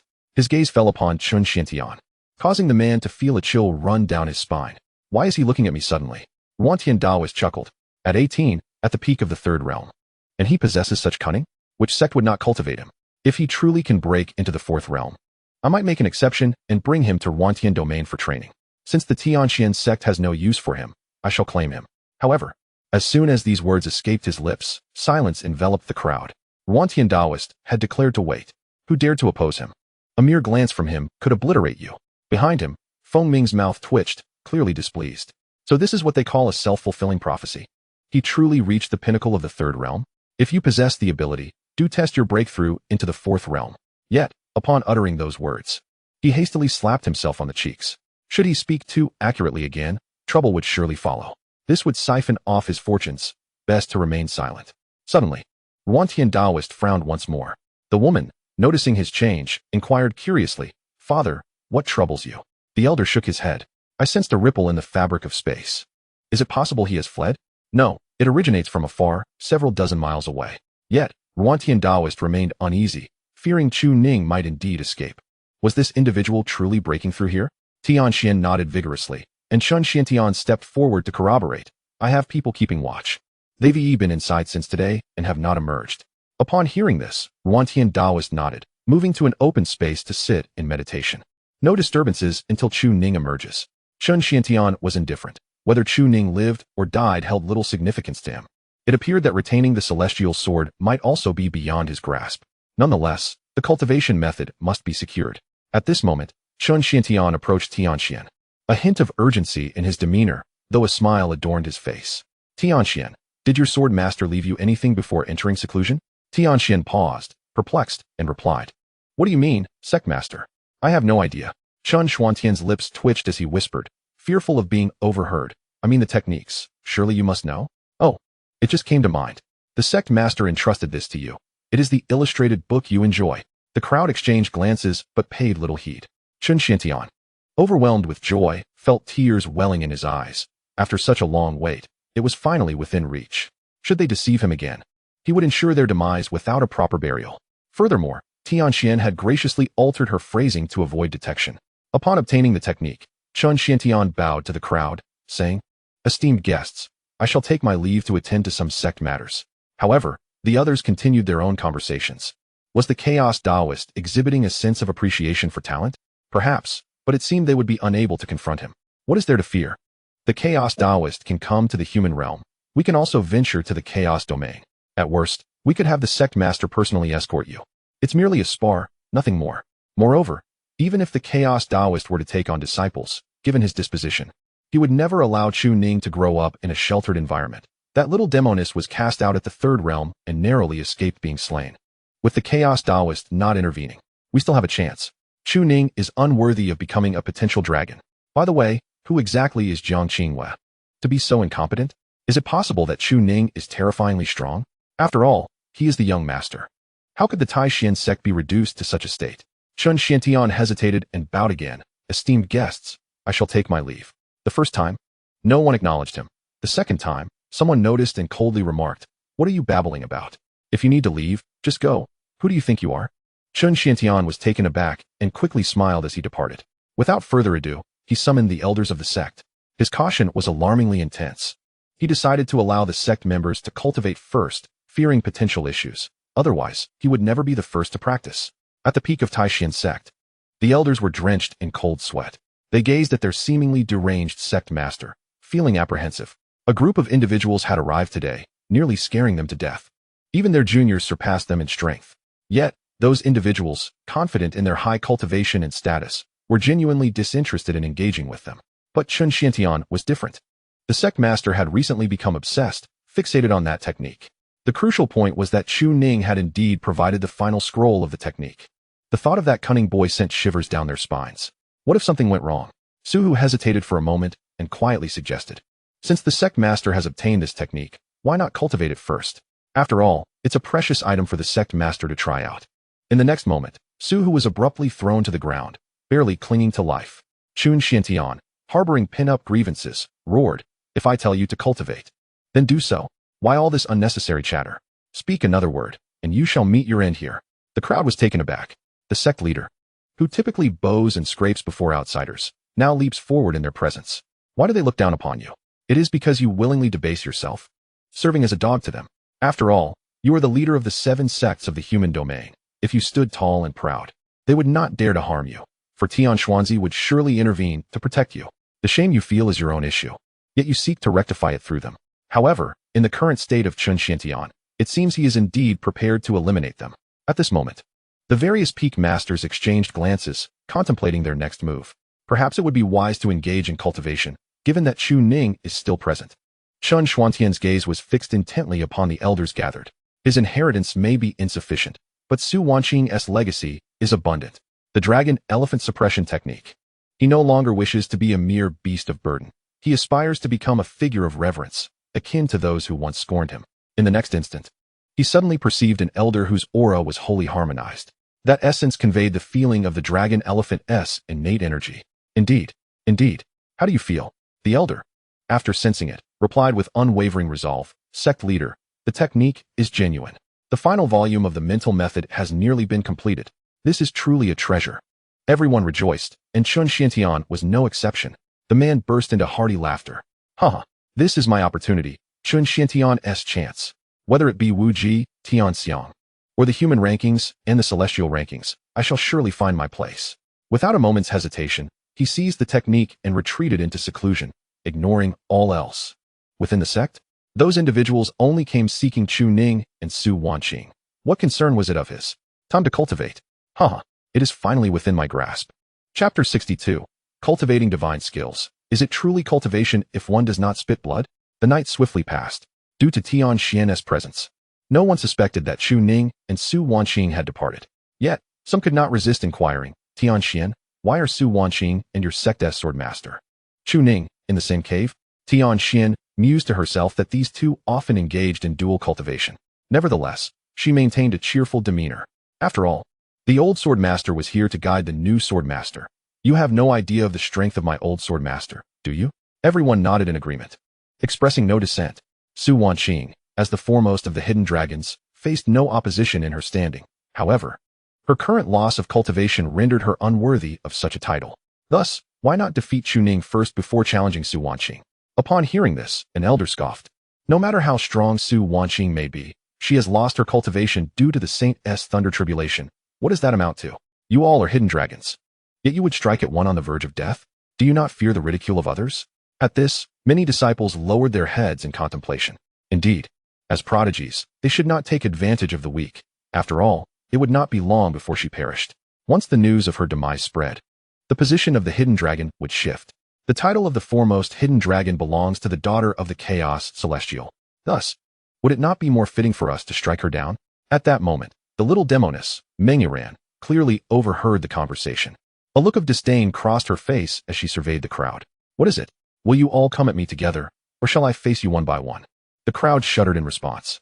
The chaotic Taoist, undoubtedly, would refrain from intervening. However, this woman was a formidable presence, capable of rivaling Su Wanqing from years past. Yet, due to her cultivation techniques, she found herself suppressed by the sword's path. After so many years in the shadows, no one questioned her status. Suddenly, a young man stepped forward. The third in the hidden dragon ranking, Chu Ning, had also arrived, drawing his long blade from his waist. He looked with a smile at the seated elder. Respected elder, I wish to spar with Taoist Meng. Might this be permissible? The chaotic Taoist did not even cast a glance in his direction. Meng rose with a smile. It's nothing. My father eagerly hopes for my participation in such endeavors. After all, her aspiration, or rather, the goal bestowed upon her by the chaotic Taoist, was to ascend directly into the human rankings after reaching the saint realm. On the side of Zai's Hufeng, the confrontation commenced. While a subtle barrier was quietly cast by the chaotic Taoist in front of the cave, where Su Wanqing and Chu Ning were in seclusion. At 18, if he truly could transcend the four realms, he would undoubtedly take him away, unless Tian Shuzi personally came to retain him. But given the current predicament of the master and disciple, what face would Tian Shuzi have to do so? Waiting for a while was not a significant issue. Meanwhile, at the sect's central peak, the elders sat in meditation, all capable of operating the dragon elephant suppression technique. Suddenly, one elder began to spout blood from his crown. Why does it feel warm on my head? Suhu touched his forehead, only to find his hand covered in scorching blood. He stood dazed for a moment, even glancing upward, thinking perhaps someone else's blood had dripped down. At this moment, Wanqing, the head of Danfeng, opened his eyes and was taken aback upon seeing Suhu's bloodied forehead. Suhu, you dare to practice while still injured by the sect leader? The sect leader didn't strike with lethal intent. It's not a big deal. Why do you say that? Because blood is gushing from your head. What nonsense. How could I not have realized? I thought you were the one bleeding. Suhu was struck with alarm. Indeed, I am bleeding from my crown. Fellow elders, something is amiss. There is certainly a problem. As soon as he uttered these words, it seemed as though everyone had reached a certain realm in their cultivation. As blood began to spout from their foreheads in a frenzy, it was the head of Lingyao Peak who first sensed the change within himself, discovering that the meridians atop his head had inexplicably shattered by half. A normal person would have perished by now, but only cultivators could withstand such a fate. Stop your cultivation. Everyone, cease your practice. There is something wrong with the technique. Enough with the nonsense. What's wrong with bleeding a little during cultivation? I am on the verge of breaking through. The head of Shudao Peak disregarded the warnings and continued to cultivate, only to find that not only was blood gushing from his head, but now it was also erupting from his body. No. Quickly call for the sect leader. No. Quickly save me. My meridians have been severed by half. Meanwhile, Chun Xiantian, in seclusion, had long ceased to concern himself with worldly matters. Those who looked down upon him, those who regarded him as nothing more than air, just wait. He would compel them not only to acknowledge him, but also to look up in reverence. With a sudden eruption, a fountain of blood burst forth from the crown of his head, causing Chun Xiantian to frown in realization. What is happening? The other elders seem to have no issues in their cultivation, yet why does it manifest as blood with me? As blood began to spew forth, he felt no discomfort, merely sensing that half of the meridians atop his head had shattered. Perhaps the dragon elephant chi was simply too fierce? Chun Xiantian did not comprehend, but suspected it might be an issue with the technique itself. After all, with such a divine art, how could one cultivate without shedding a few drops of blood? Resolutely, he staunched the flow and continued to channel the dragon elephant suppressing prison technique. However, he soon discovered that while the energy could circulate, it moved too swiftly within his body, causing his meridians to fracture and blood to erupt from every pore. Chun Xiantian felt an ominous shift. Yet Chu Ning was still at the bamboo peak. The influential figures were watching. Would he dare to employ another technique, risking his life in the process? He disregarded his fears and pressed on with his training, convinced that Chu Ning's teachings were genuine, unless he wished to court death. Yet, the more he practiced, the more he sensed something was amiss, until finally, he coughed up a mouthful of blood, accompanied by fragments of shattered meridians. At that moment, even Chun Xiantian could discern the gravity of the situation. This technique was fundamentally flawed, and he was ensnared. He sprang to his feet, intent on confronting Chu Ning. But before he could take a single step, darkness enveloped him. He collapsed to the ground, realizing that the dragon elephant chi was ruthlessly assaulting his internal organs. This method was utterly unsuited for human cultivation, unless one completely shattered their meridians and reconstructed them according to this flawed version. There would be no hope. Yet, He was utterly unaware of this fact. Within the confines of the spirit mansion, the 7th level of the longevity tower suddenly crumbled. Centuries of saintly cultivation, amassed over 500 years, shattered in an instant. With a violent cough, he expelled a torrent of blood. The spiritual energy felt akin to rampant fury. If he did not act swiftly, he might well face death today. Without hesitation, he bore the excruciating pain of the crumbling longevity tower and severed all his spiritual veins. At last, the dragon elephant chi lost its channel of circulation. Without a moment's pause, he produced a medicinal pill and swallowed it whole, desperately striving to reconstruct his meridians. Fortunately, the spirit mansion remained intact. It was merely wounded and had not been obliterated by the heavenly tribulation. In terms of cultivation, this was akin to becoming ensnared in a demonic frenzy. Yet, upon completing these actions, his saintly cultivation had evidently vanished, leaving him at a mere mid-6th realm level. With a roar of frustration, he forced himself to his feet and stepped outside, only to be met with a scene of bloodshed. The ground was stained with blood, and an elder lay incapacitated, alongside others who were seated in meditation. They had ceased their practice upon discovering blood spurting from their heads, halting just in time to avoid severe injury, though their meridians had been damaged. The fallen elder lamented the folly of believing one could cultivate a divine art without shedding blood, now facing the dire consequence of shattered meridians, engaged in a desperate reconstruction. For without this, death was inevitable. Seeing the elders in such a state, Chun Xiantian shouted in anger, though his voice was faint. Wasn't this technique claimed to be flawless? The elder retorted in despair. The one who compiled this technique gives a taste of sweetness first, then introduces peril, inevitably. Those who cultivate it to the end will succumb to demonic frenzy. We must call for the sect leader, but the leader pays us no heed. Master, are you all right? Chun Xiantian raised his hand to deliver a slap, but due to excessive force, he ended up spitting out a mouthful of blood. His status as a saint had been lost. Could he truly be unscathed? There was an issue with the cultivation method. Those two wretched beings. However, upon uttering these words, the crowd suddenly realized a crucial point. Was there indeed a flaw in the cultivation method presented by Chu Ning? Did he not fear their retribution? Unless... Hurry to Shaozhu Peak. They may have fled. Chapter 63. Chun Xuantian's righteousness in defending Chu Ning's departure. At Shaozhu Peak, many prodigies had gathered, a rare occasion indeed. They expressed a willingness to engage in mutual sparring while they awaited others. The night had fallen, and everyone had fought nearly the entire day. Meng Iran, undoubtedly a top prodigy, defeated Xin Lang in 3 moves, leaving him unable to raise his head in shame. Xin Lang, feeling helpless, sought to challenge others. But everyone was aware of his current predicament and refused to engage him. Ha ha ha, how infuriating. You can't defeat Meng Iran and yet seek us for a duel? Why should we entertain you for free? They aren't foolish. At that moment, Tian Xian clapped gleefully from the side. Sister Iran is so formidable. Truly deserving of being the second among the potential dragons, though just slightly inferior to our esteemed sword master. The little demoness smirked. Her cultivation is now ruined. What use is that statement? Once she is gone, I shall be the first among the potential dragons. Yet, she could not deny the truth of her words. A century of cultivation was on the verge of reaching sainthood.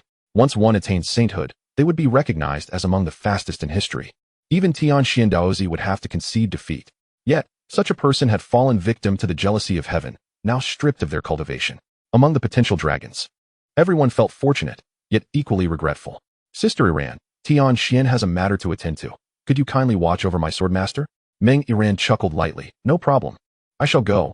My father is watching, and no one can breach this. Tian Xian nodded cheerfully and turned to leave. At that moment, several figures suddenly rushed in. Chu Ning has fled. He did not enter seclusion at all. The leader was none other than Chun Xiantian, who had nearly perished from his own reckless practice. Hearing this, the crowd turned. Even the previously meditative Wantian Taoist opened his eyes. Fled? Where could he possibly run to? They observed. Could he truly escape? Chun Xiantian sighed deeply. In truth, today was meant to be our acquisition of his legacy. He hurriedly spoke, his desire to tear Chu Ning apart palpable. And the crowd fell silent upon hearing this. According to what they had heard, after Su Wanqing lost her cultivation, the disciples of Shaozhu Peak were to be divided among the various peaks, clearly with no intention of acknowledging Su Wanqing's contributions, planning to discard her entirely. Now, due to Su Wanqing's legacy, they were under surveillance, but the two of them had presented the legacy. Was it flawed? Were they seeking revenge? Therefore, it seemed that the cultivation method had indeed been provided to instigate retribution, but after such vengeance, they would certainly be killed, hence the hasty retreat. However, Wantian Taoist rose. Displeased, I have been watching since yesterday, and no one has been able to leave. Even the saint can perceive the fragmentation of the void. There is absolutely no possibility of Chu Ning and Su Wanqing fleeing. Moreover, did you not explicitly state that they were certainly within? Meng Yiran nodded in agreement, stating, indeed. The sword spirit was just here. It wouldn't have been foolish enough to flee. The group fixed their gaze intently upon Chun Xiantian. If this were indeed the case, they had wasted an entire day, 24 hours, waiting for him. Could their time be squandered so frivolously? Chun Xiantian felt a surge of urgency. These two rascals were exceedingly cunning. They must have known that the esteemed ones had come for a friendly exchange and deliberately departed, perhaps having plotted their escape long in advance. They had taken away resources, techniques, and elixirs. Yet how had they managed to leave unnoticed? The grand formation remained intact, and they had perceived no signs of their departure. The crowd frowned at this notion. If this were a deliberate concealment, it could be understandable. At that moment, the chaotic celestial being lost patience and dismantled the barrier, forcefully overturning the cave dwelling. Upon breaching it, they discovered only a wooden bed remained. The bedding had been rolled up and taken away, as if they had swiftly packed and left. The crucial question lingered. When had they departed? The chaotic celestial being was momentarily taken aback, after years of cultivating inner peace. One could indeed endure much, for who did not fear death? Having entered the potential dragon rankings, it was only natural to flee. Yet the elder suddenly noticed a letter. Frowning as he picked it up, to the esteemed sect leader, Chun Xiantian. The disciple, Chu Ning, has inadvertently entered the potential dragon and is unaware of the reasons. When the sect leader visited, you personally informed the disciple that upon entering the potential dragon, one would invite jealousy, particularly as the disciple possesses only a third-level cultivation, necessitating a departure. However, should one leave, they would undoubtedly be discovered and pursued. Fortunately, the sect leader possesses profound understanding and is willing to assist the disciple in stalling the many potential dragons. Words fail to express my gratitude. So I leave this letter to thank the sect leader. Please rest assured, by the time you read this letter, the disciple has safely departed and need not worry. A drop of kindness shall surely be repaid with a fountain of gratitude in the future. Upon finishing the letter, the chaotic celestial being's expression darkened. The countenances of the esteemed ones also turned grim as they clenched their fists. All eyes fell upon Chun Xiantian. The elder flung the letter at Chun Xiantian's face with a resounding slap. You audacious youth!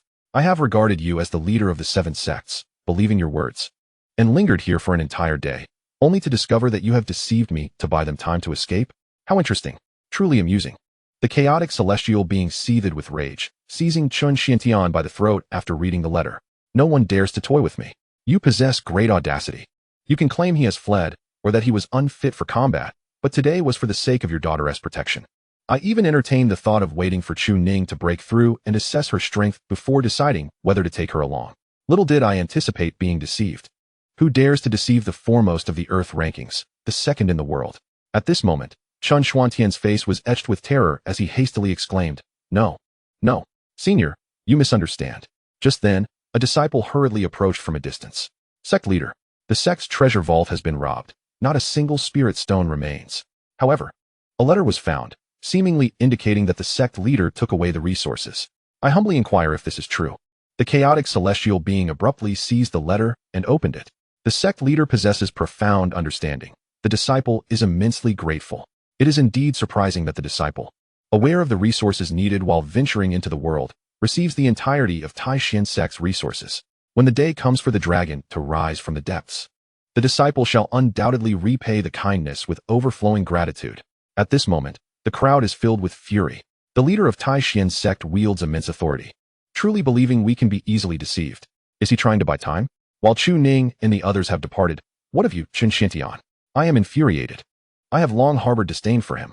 As he gazes at the approaching throng, Chun Xiantian's complexion pales to an extreme, yet no amount of explanation proves effective. How did it come to this? Why must it be me? The cultivation of the sage has vanished, and the treasure vault is lost. Heaven seeks to eliminate me. Chun Xiantian, will you provide us with an explanation? In the midst of the ruinous temple, a flickering campfire rises between the two figures. The temple, once dedicated to some land deity, has fallen into disrepair over the years, its idols shattered beyond recognition, remnants of a sanctuary long forgotten. Utilizing the teleportation talisman, the two do not rush to depart, as they await Tianxian. They have entrusted the most perilous task to her. The young girl's current state remains uncertain. Opposite Chu Ning, Su Wanqing, clad in azure, furrows her brow, seemingly displeased with her disciple. I instructed you to change how you address me, so as to avoid drawing attention from others. Even I must conceal my appearance when venturing into town. Do you think I jest? Chu Ning responds with a hint of resignation. Yet I believe I have done rather well. In contrast, it appears you struggle to adapt. Hearing this, Su Wanqing lets out a weary sigh. Some things cannot be altered overnight, especially after so many years. However, upon finishing her statement, her gaze playfully reproaches Chu Ning. Understanding her implication, he contemplates reaching out for her hand, only to be met with a sharp glare that sends him retreating. Step back. Can you not see what I am engaged in? If you dare to make another move, you may as well forego wearing these garments. Indeed, Su Wanqing has been quite occupied since their arrival the previous night. After reaching this location, the two planned to wait for Tianxian.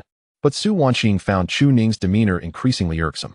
Eventually, she approached him to measure his height, leaving Chu Ning bewildered. Following this, she instructed him to burn his tattered clothes. Having left Taishian sect, why do you still wear such attire?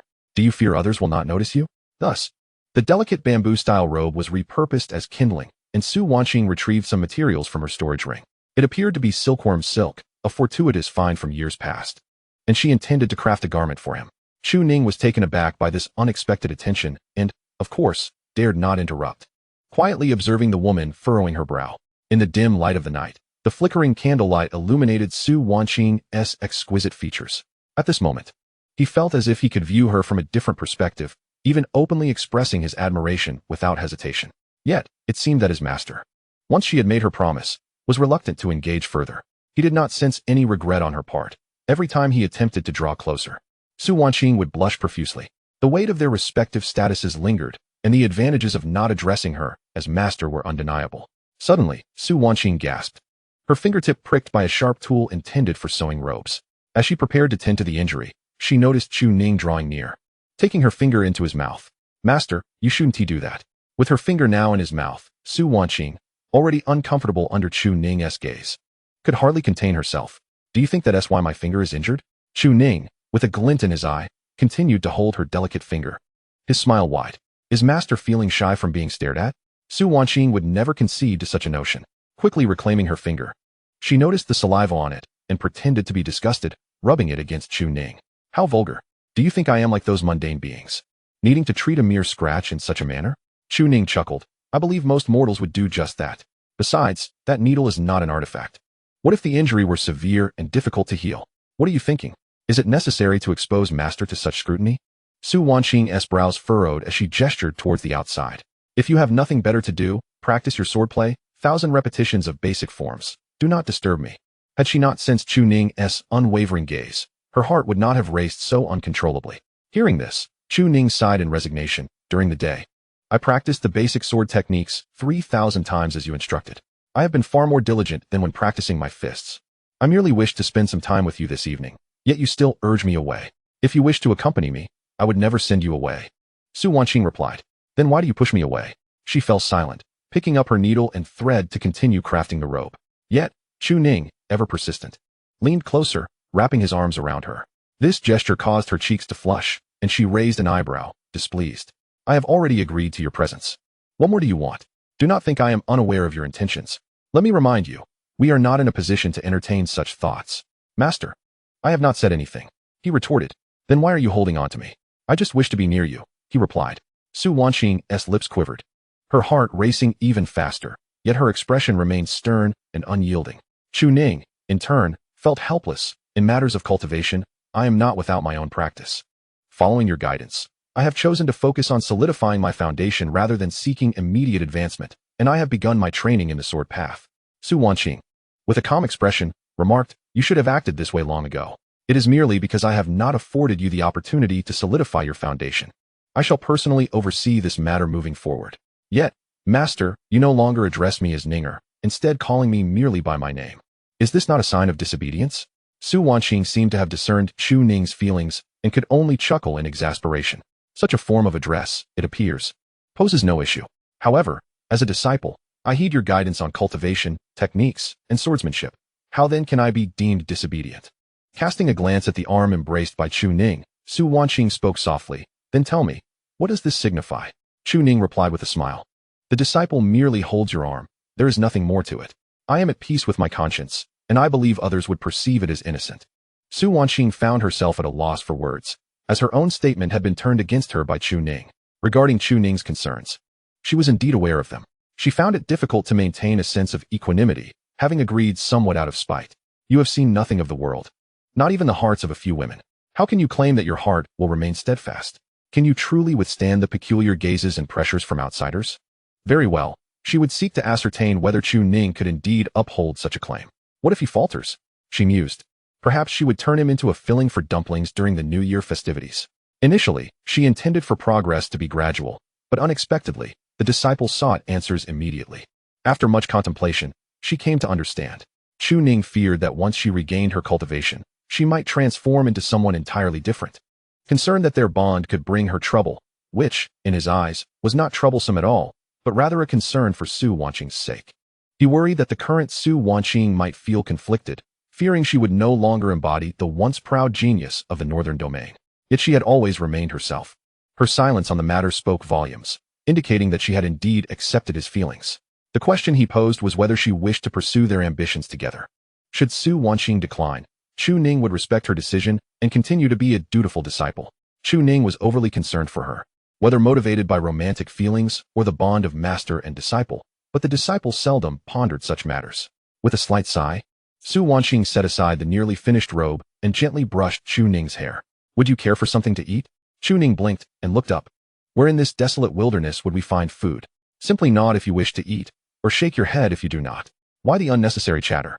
After a moment, Su Wanqing returned with a pig. She proceeded to handle it in front of Chu Ning, instructing him to observe. First, we shall remove the pig's testicles. After completing the task, she wore a look of satisfaction and inquired if Chu Ning would like to partake in the same. Chu Ning quickly covered his eyes, indicating he would rather not.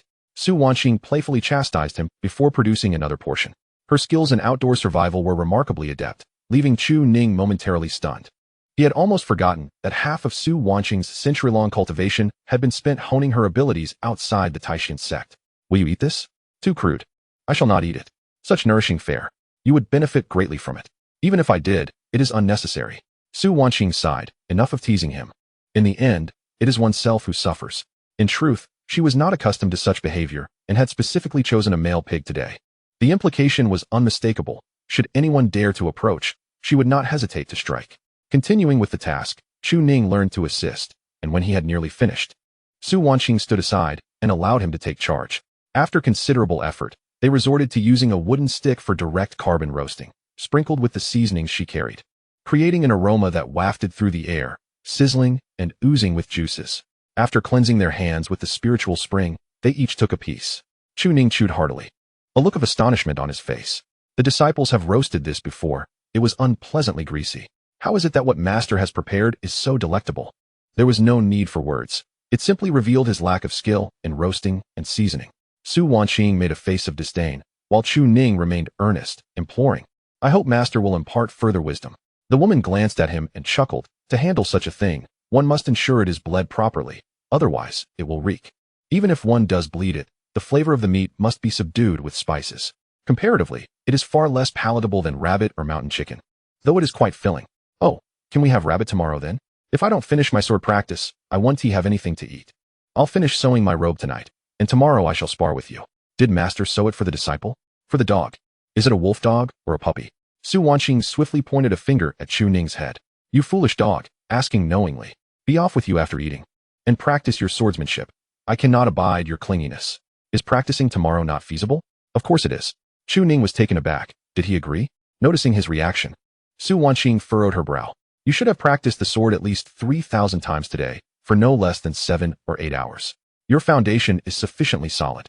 And do you truly believe I would have you practice from dawn till dusk until you drop? I recall when I had Jiang Qingwei and the others practice in that manner. They were rather dim-witted, only grasping the sword intent after over a decade of practice, neglecting their training under my guidance, dreaming of attaining immortality in a single epiphany. What can one achieve without rigorous effort? As Chu Ning savored the roasted meat, his mouth glistening with oil, he pondered aloud. But master, could excessive pressure lead to fragility? Su Wanqing shook her head. In those days, I treated them well. If they chose not to practice, I did not force them, instead guiding them gently. Yet, when they commenced sword practice, they would lament fatigue, crying to abandon it. Jiang Qingwei practiced for a decade and only reached the first realm. Can you believe it? I was powerless. Their potential was indeed remarkable. Yet talent pales in comparison to diligent study. Her tone carried a hint of resignation. Thus, their animosity towards me is partially my doing. Had I not pushed them so hard, their progress would have lagged. Chu Ning was even more perplexed. Isn't that the case with the great sects? They are far harsher. Indifferent to life and death. Disciples of the Tianxian sect must be cast out for 10 years of practical training upon reaching the second realm. If they fail to break through to the third within that time, they are stripped of their disciple status and even forbidden from declaring themselves as members of the Tianxian sect. If discovered, they face execution. At last, Su Wanqing revealed the words she had long kept hidden within her heart. Because they perceive me as neither a sage nor someone of great distinction, and my age is hardly greater than that of their elders, they deem me unworthy. Yet, they yearn to learn my swordsmanship, the 6 realms of the hidden dragon. Even if I were to attain the pinnacle, it would mean little. Beneath the sage, all are but ants. Thus, when she was a teacher, her gentleness would make her disciples feel they could take advantage of her, and when she was harsh, they would question her qualifications. Ascending to sagehood entails much more than merely transforming from an ant into a sage. It encompasses myriad facets. Chu Ning remained in prolonged silence, uttering no words, simply drawing closer to Su Wanqing and gently embracing her. In response, Su Wanqing refrained from saying much, instead feeling a warm current enveloping her spirit. At least there was someone who could understand her, someone who accompanied her. A significant part of Su Wanqing's admiration for Chu Ning stemmed from his indomitable spirit. When he practiced, he did so with a fervor that bordered on obsession. He mastered the ethereal sword technique in 3 years, while Jiang Qingwei languidly took a decade. Why would his senior sister harbor jealousy towards Chu Ning, even seeking to shatter his spiritual sword? She was well aware, having observed that some individuals, despite their talent, possessed such poor character that they were destined to falter. Conversely, some, though born with lesser endowments, might still encounter their own fortunes if they persevered. However, once one succumbs to despair, all is truly lost. Su Wanqing herself comprehended this only after losing her own cultivation. Chu Ning silently consumed roasted meat, finding little to say. He could not provide solace to Su Wanqing in such matters, as she, being older and more knowledgeable, could deduce her own conclusions. Yet, she too would feel disheartened. Which is why Chu Ning chose to keep her company. Just then, he noticed Su Wanqing tilting her head and resting it on his shoulder. Ninger, as one ages, the burdens of consideration multiply. There are many things you do not comprehend. You seldom contemplate your future and the great path ahead. I, as your teacher, am fully aware of these matters and will impart them to you. A solid foundation, built with care, is essential for traversing the road ahead. A true prodigy is not solely defined by the elevation of their cultivation. Even the esteemed disciples of great sects endure trials of life and death. How much more so for your teacher and yourself, both of humble beginnings. I too am beginning to understand that the setbacks I have faced over the years have been too few. The challenges I encountered were hardly setbacks at all. Yet it was precisely this lack of hardship that nearly led to my demise. There are many lessons I will teach you. Yet even more that you must grasp for yourself regarding humanity, cultivation, and action. I have great confidence in you and hope you will journey far. At 18, the hidden dragon, regardless of whether those from the Tianxian sect harbor ill will towards us, is already viewed as such by the world. The hidden dragon soars above, its scales and claws unfurling, and upon attaining enlightenment, it will pierce the heavens. Listening quietly as Su Wanqing spoke for an extended period, Chu Ning suddenly chuckled. But teacher, you too are a hidden dragon. Su Wanqing turned her gaze to Chu Ning's face, a smile gracing her lips. Indeed, that is why I will walk this path alongside you. We have made that promise. Chapter 65, New Clothes. Handmaid. As the stars hung low and the moonlight shone bright, in the dilapidated temple, it felt as though the two abandoned souls leaned against one another. Su Wanqing still needed to sew that robe, and at that moment, she pushed Chu Ning aside. Ninger, please take care of the leftover bones. Do not discard them carelessly, lest they attract wild beasts. Finally, use some exquisite powder, which is in the storage ring. Upon hearing this, Chu Ning couldn't help but ask, in this situation, who is the wild beast? Su Wanqing paused for a moment. This isn't the realm of demons. It seems that there might only be a few wandering spirits or ghosts, which is inconsequential. She continued to lower her head to sew the robe, with only the collar remaining. Chu Ning chuckled softly, choosing not to disturb her. He recalled a humorous anecdote about a mother tiger and her cub wandering in the snow at night, and someone wondered if they would fear wild beasts. Generally speaking, they were merely snacks. Having finished his task, Chu Ning intended to step outside for some fresh air, but behind him, Su Wanqing remarked, "Do not practice tonight. If you feel cold, just come and lean against me. Do not let it interfere with your work. I never instructed you to continue practicing. Ninger has already practiced too much. It might lead to problems, for that is something you must personally experience. Engaging in mindless practice will only lead to failure." Chu Ning smiled at her words and politely declined.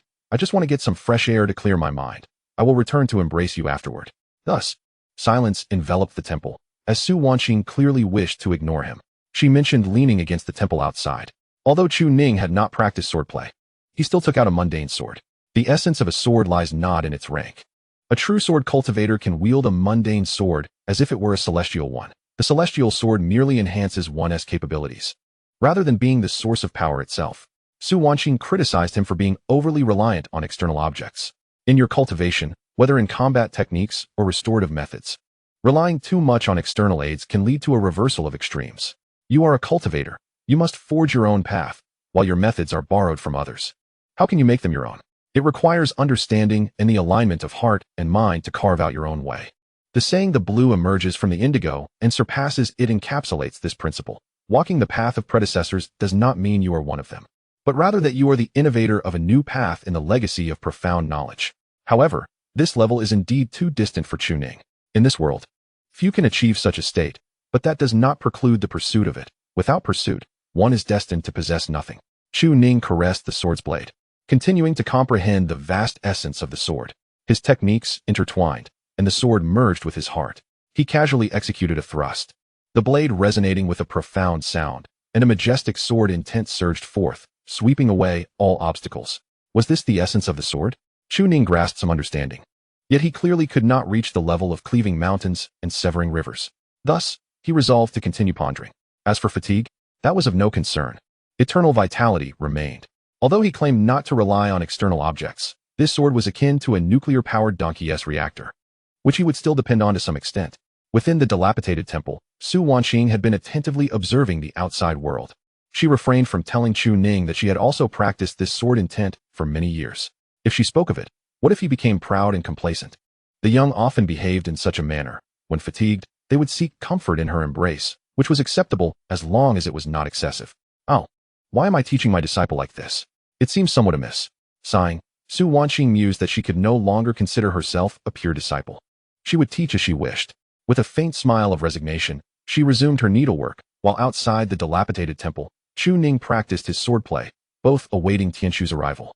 Tianshu, perceptive as she was, soon sensed their presence and hastened toward them, heading southward.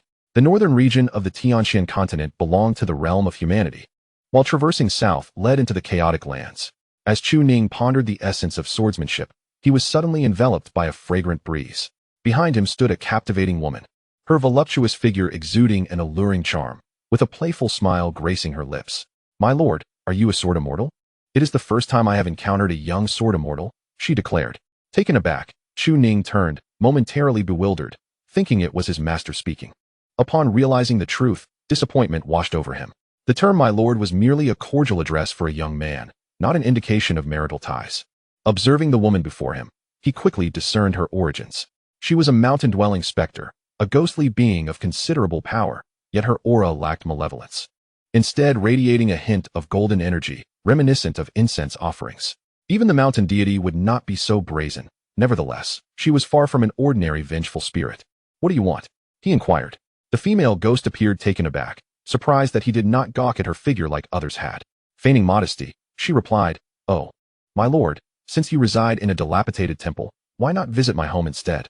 There, food and drink are plentiful, and you may indulge in my company." Chu Ning chuckled, retorting, "And then you would absorb my life force, leaving me a mere husk, would you? You can see I am a practitioner. My mood is rather good today. You harbor little resentment, indicating you are not one to covet wealth or life, so I shall not dwell on this. What are you saying, my lord? I am merely. Continue your prattle, and I shall pierce you with my sword," he warned. The female ghost fell silent, unable to gauge his cultivation level. After a moment's hesitation, she observed his swordplay and the essence he wielded, realizing he was not to be trifled with. "What is your relationship with the woman in the temple? May I entice her?" she inquired, dropping her pretense. "Are you attempting to seduce women now? Are you all engaging in such antics to maintain your performance?" Chu Ning questioned, puzzled. The ghost did not comprehend the term performance, and, disinterested in explaining, vanished without a trace. Chu Ning, exhilarated by his first encounter with a ghostly woman, rushed to share the experience with Su Wanqing, who had clearly observed the entire exchange. The specters, transformed from vengeful spirits, likely served under legitimate mountain deities, who, in their concern for malevolent spirits, often confiscated their tokens of power. "Master, what is a token?" he asked. "Items that embody accumulated resentment," she explained. "For instance, the rope used in a hanging would be a token for one who died that way, while a drowned individual might have a specific item tied to their demise. Such judgments are straightforward, and some practitioners even raise spirits as companions, though this is rare in human domains." Su Wanqing elucidated that in the realm of humanity, there exists a belief in life after death, where souls return to their homeland. Thus, such methods are exclusively employed by the deities of mountains and rivers. Orthodox practitioners disdain to partake in them. Why do they engage in this? Because these divine beings require human servitude. Do you comprehend? Chu Ning, enlightened, sheathed his sword and moved closer to Su Wanqing, wrapping his arms around her. "His master possesses such profound knowledge. Release me. I am nearly finished with the stitching, and we shall converse later," Su Wanqing replied, her expression one of distaste as she withdrew her hand, feeling sticky. "I offered you the chance earlier, but you chose to practice swordplay instead. Now you come to me when I am busy." Chu Ning chuckled, squatting nearby, observing until the garment was completely sewn. The entire robe was crafted from a single strand of celestial silk, akin to the meridians of the human body, emphasizing the flow of vital energy, a hallmark of high-quality robes. Su Wanqing glanced at Chu Ning, contemplated for a moment, then retrieved another material, refining it before placing it atop the robe. In an instant, the robe gleamed with a subtle golden hue, exceedingly resplendent. Chu Ning stood in awe, feeling quite inexperienced in the face of such splendor. Su Wanqing chuckled softly. "When you were younger, your complexion was dark, and white garments would only accentuate that darkness. Now, however, you may wear them. Try it on. If it does not fit, we shall alter it." Chu Ning's heart stirred, and he gazed at Su Wanqing with deep emotion, eager to embrace her. Yet, he was promptly halted as Su Wanqing pressed down on his head. "Do not take advantage of the situation. I merely want you to ascertain the fit." Chu Ning, scratching his head in resignation, protested, "That is not the case. I was simply moved, unable to contain myself." Su Wanqing retorted with a cold smile. "Is your way of expressing gratitude merely to embrace me and intrude upon my space? As a disciple, such behavior is indeed inappropriate, but if the relationship were different, might it not be excusable? Will you try it on? If not, let a dog wear it." Chu Ning hastily shook his head. Having already lost his outer garment to the flames, he was left with no choice but to don this one immediately.